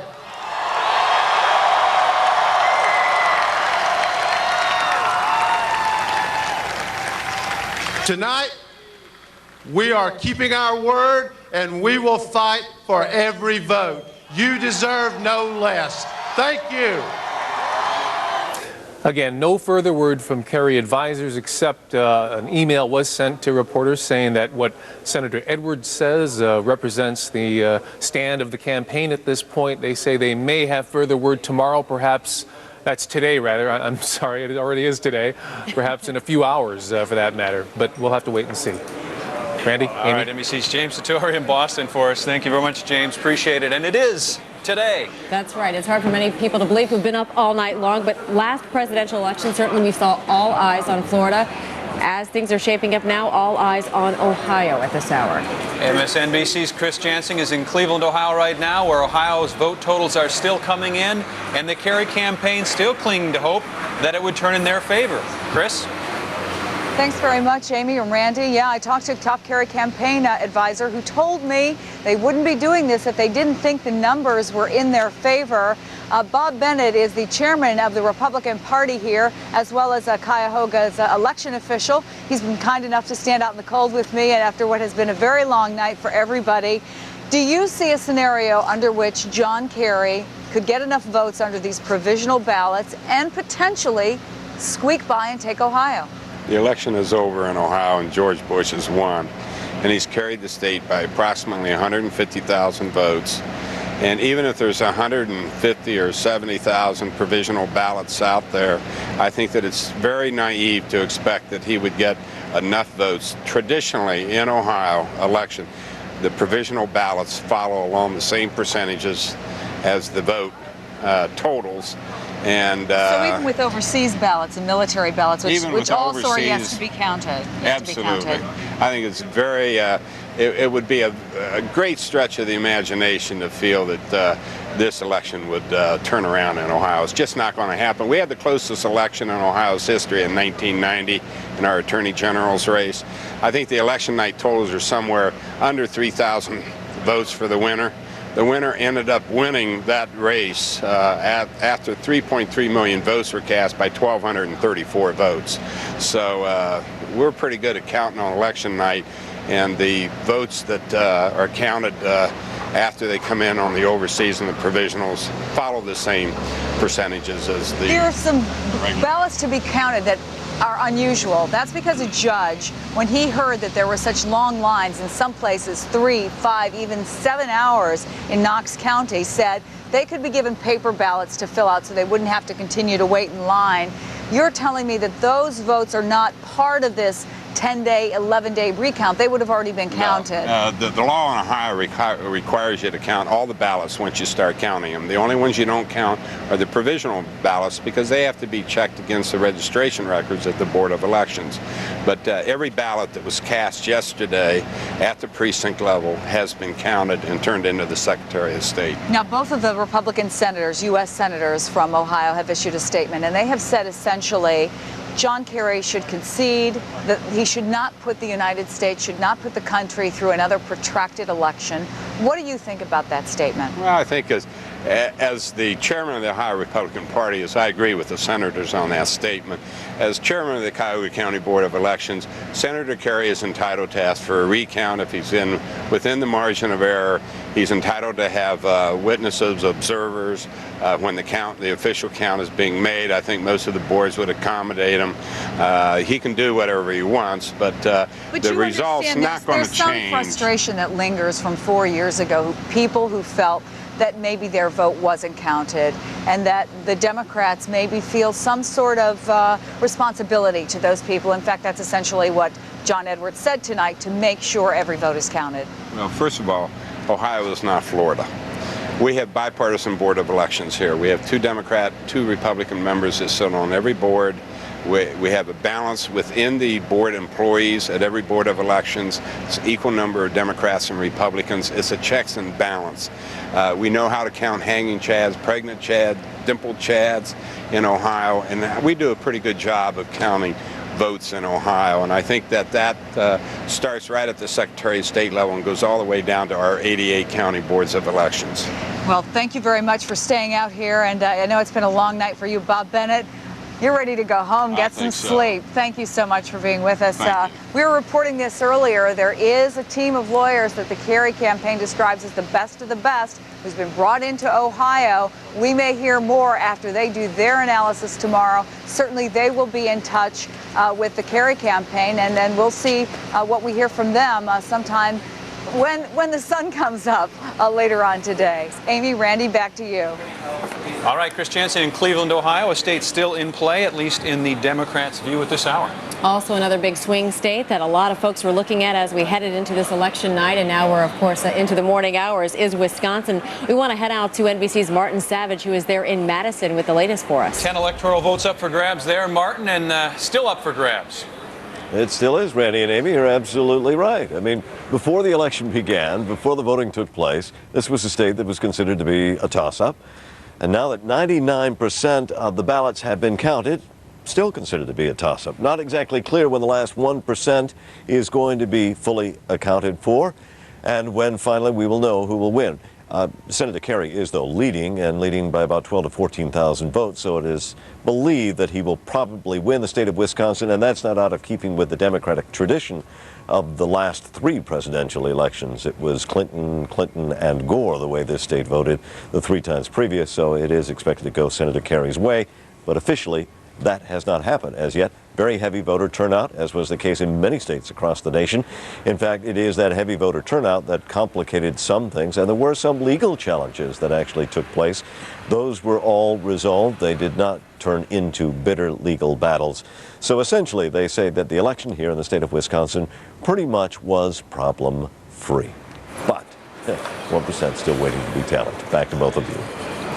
All right, Martin Savage with the latest for us. We appreciate that, Martin. Another state still in play is New Mexico. New Mexico down there in the southwest, a state that President Bush believed he would carry. But again, and he is leading in New Mexico, we should say, by the latest polls, but it's still too close to call there. That's right. NBC's Josh Makowitz is standing by where they are still counting the votes there in Santa Fe. Josh, what's the latest? Well, the counting has gone on. The Secretary of State's office, which is where we are, they've gone home, and they're not expecting any more announcements until later this morning, perhaps even later than that.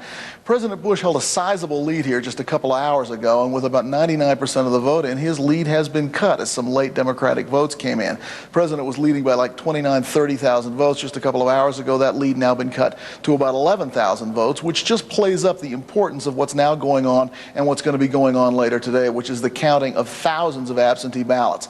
There were 191,000 absentee ballots issued in the state of New Mexico. When the Secretary of State's office left here a couple of hours ago to go home and get some sleep, they told us there were still 70,000 ballots that still had to be counted. So now that the race is down to about an 11,000 vote margin, you can see why 70,000 votes in absentee ballots could possibly be significant in the outcome. Add to that about another maybe 10,000 votes that are provisional ballots. It'll take some time to certify those and determine whether or not those are going to be added to the count and whether or not those people, whether those votes actually should be counted. So it's going to be a while before we know who won New Mexico. We should have some numbers later today. It'll be a while, though, before we have any final numbers. And with the race this close, we really might be in for a short wait here. Amy and Randy? All right, Josh Makowitz with the latest from Santa Fe, New Mexico. And here we are 20 minutes past 5 o'clock on the East Coast in the heart of New York City, Democracy Plaza. The presidential election still officially up in the air today as they continue to count those votes in 6 states around the country. That's right. The president with 269, just short of the 270 needed to take the presidency. We'll be back after this break with our panel of experts to discuss the big state everyone's looking at this hour, Ohio. It's up for contention at this point. Democrats saying they're not giving it up just yet.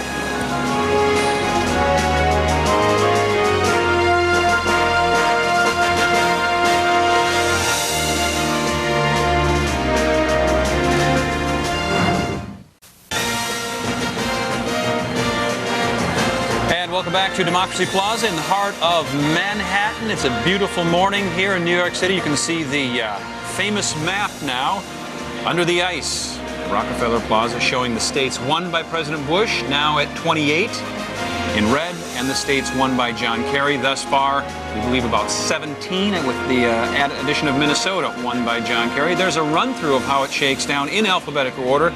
As I stated, the president at this point winning 28 of those states. None of these a surprise, no upsets so far. These are the same states that President Bush and Al Gore respectively won back in the 2000 election. And of course, we now have all eyes on 6 states that are still yet to be decided. President Bush still 1 electoral vote away from that magical 270 number. He's sitting at 269.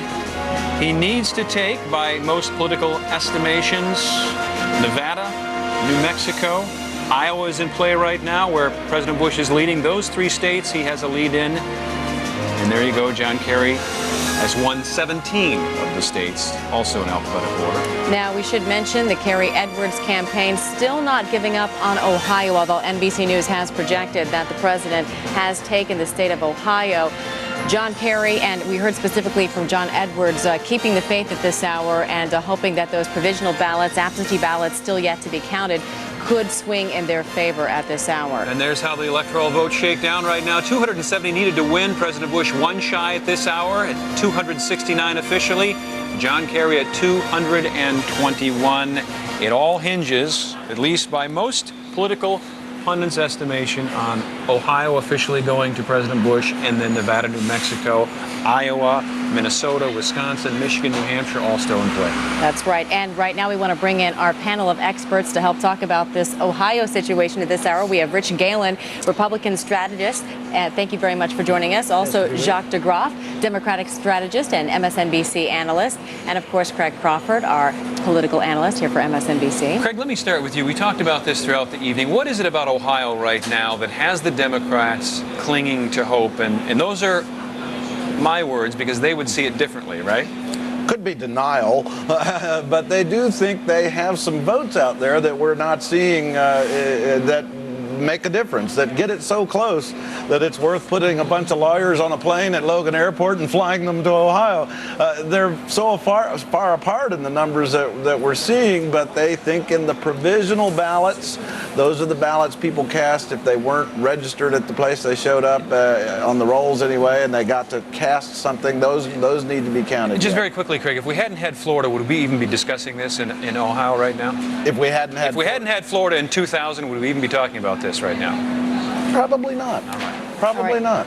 And we actually are going to go to a break real quickly, but we'll get back to our panelists in just a moment. You're watching MSNBC here live on Democracy Plaza.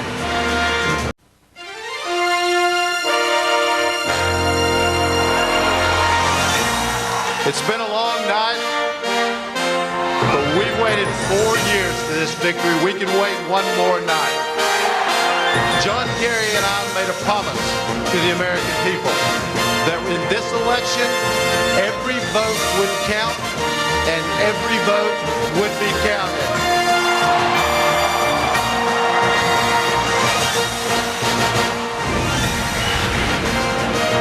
Past the hour on this, the morning after election night. I want to welcome all our NBC stations to Democracy Plaza in the heart of New York. I'm Randy Meyer, along with Amy Robach. Our coverage of election 2004, still up in the air, continues. That's right, and all eyes right now on Ohio, one of the states that NBC News has called for President George W. Bush, but one that the Kerry and Edwards campaign are not willing at this hour to concede just yet. 6 other states still in play right now as we wait for those votes to be counted. We want to bring back in our panel of experts at this hour, Craig Crawford, Jacques DeGraff, and Rich Galen. Thank you all for being here today.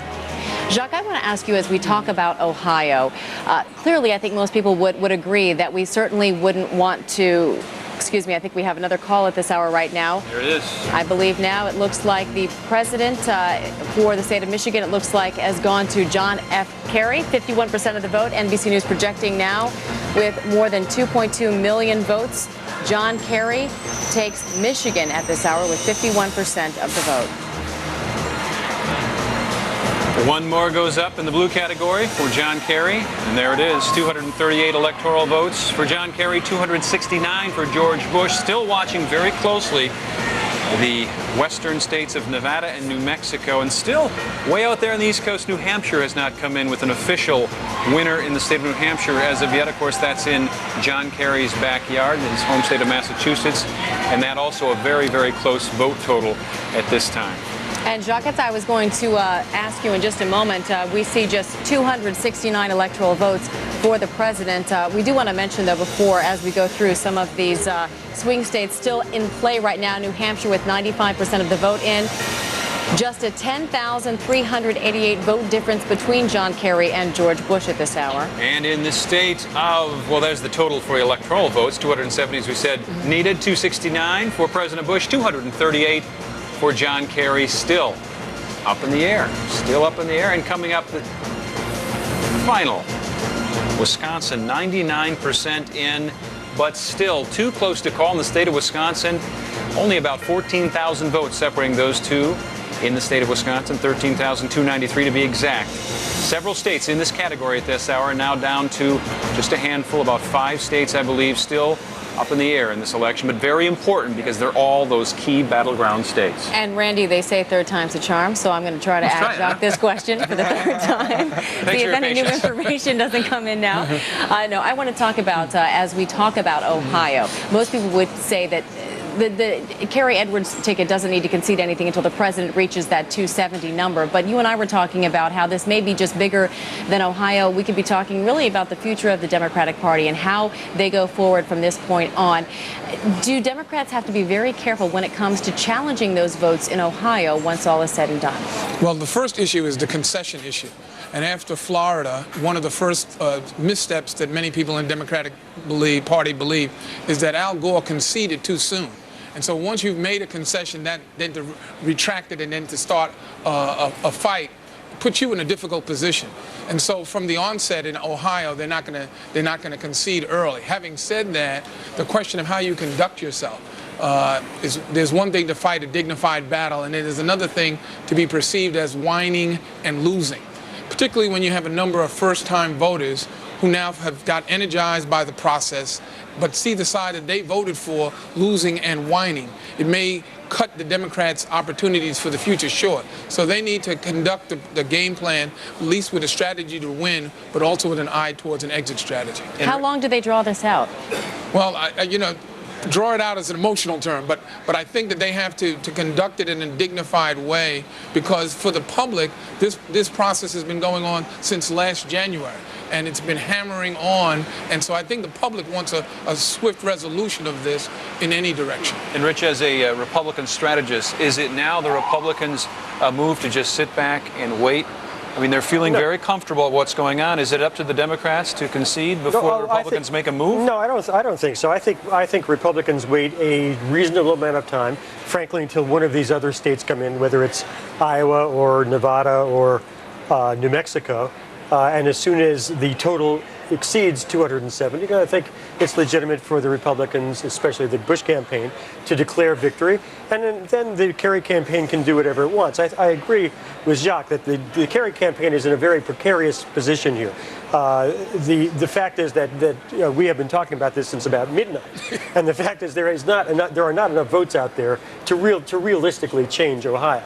And for the Kerry campaign to try to somehow manufacture a Florida-like event here, I think is a mistake. Well, but at the same time, Rich, they shouldn't concede yet. I mean, the president doesn't have 270. Until you hit 270, it's sort of pointless. Until they hit 270. No, but the other dimension is this. Even though we may not see it, the Democrats are hearing from their people in Ohio that there's something there. And so, yeah, but wouldn't you expect that, though? I mean, but I'm saying, but you can't abandon your people in the field at this juncture. Well, but what I'm saying is that when the president wins at least one of those 3 Western states, and it gets over to be 270, but then I'm saying you need some exploration within Ohio. Well, you can do that, but as the only person on this panel, I guarantee you, who is actually an elected official from Ohio, I'm telling you, I once lost a race there. Good enough for me. 900. That's the trump card. I lost one race, 902 to 900, then I won the second time I ran. So Ohioans are very careful about doing this stuff right. And what the election board commission from Columbus from Franklin County said is that it's very even-handed. There's 2 and 2 in every single of the 88 counties, and they take this stuff very seriously. But the something there, Jacques mentioned, is I've talked to several people in the Kerry camp, and I've really pressed them, and I believe they are truly convinced they've got some sort of argument. Well, There's I'm something, sure they as do, you and say, something there. It's also possible that an asteroid is going to hit us in the head. Well, I mean, they are convinced they've got some votes out there that haven't been counted yet that are going to get this thing so close that it has been sitting at 120, 130, 140,000. Yeah, I agree. No, I don't see it either, but I'm just saying they really do believe it. I mean, they're not just saying. Is there a realistic chance that we got to factor in New Mexico and Nevada here? Is there a realistic chance that Kerry could actually take one or either of those states? Well, New Mexico got much closer. I mean, actually, you know, of all the states that are remaining, Nevada's the only one where Bush leads. We are dangerously close to the 269 there it is, right tie. there. I mean, that was 30,000. Bush was ahead 30,000 not too long ago. But what's the rush? But the 269 tie is really within reach here. No, it's not within reach. That's not likely to be. Well, there's only one of those states where Bush, Nevada, right there is the one that could keep us from. The only reason Nevada's not being called is because none of the networks wants to be the ones that puts. That is the one that puts the president over. But I'm just saying that's the only state where Bush leads of the remaining states. No, which that's means not true. He leads in New Mexico. And he leads in Iowa. Well, I'm sorry. Yeah. I'm sorry. So of those, the New Mexico lead. The only of the 3 states, the only state he leads in is all 3. The trend line is in New Mexico is that no, in New Hampshire, Kerry leads in New Hampshire. When Jacques said, "What's the rush?" though, my question is this: how long, arguably, will it take before all of these provisional and absentee ballots are actually This thing is going to be over later this afternoon. I think everybody will take a look at what's out there. They're going to take a look at what's in. These other states will all be called, more or less, and the Kerry campaign will decide that it is too much of a pressure. Political pressure is too much, and they'll fold their tent and go out with like gentlemen. Jacques, as the Democratic strategist in this scenario here, I want to ask you: are we having this conversation because of what happened in 2000 with Florida? Is everybody just walking on eggshells, very trepidatious about, all of this because of history? Everyone is looking at a precedent that is impacting on where we're going to go after this. We have to, one party or another is going to have to pick up the pieces after today. And so what I believe is that they are trying to take steps now that don't lock them in a box for the future. All right, we want to thank our panelists who are sticking with us all day today. Jacques DeGroff right there, Rich Galen, and of course Craig Crawford. We'll be checking back in with you. All right, we've got correspondents stationed all over the country right now as we watch these vote totals come in as well. NBC's Ann Thompson is in Columbus, Ohio. And Ann, we're hearing about the people voting late in Ohio causing at least some of the issues that we're discussing here tonight in terms of getting those votes counted. Is that what you're hearing? Well, Randy, certainly. I mean, there were incredibly long lines in this state as Ohioans went out despite rainy weather, despite cold weather. They were absolutely determined to vote, and nowhere were they more determined to vote than in Knox County, where the last person voted at 3:55 this morning after standing in line for some 8 hours. It's really just been incredible. And because of those delays, I mean, the polls here closed at 7:30, but the state officials promised everybody who is in line would get a chance to vote. And that's some of what has held up these totals coming in.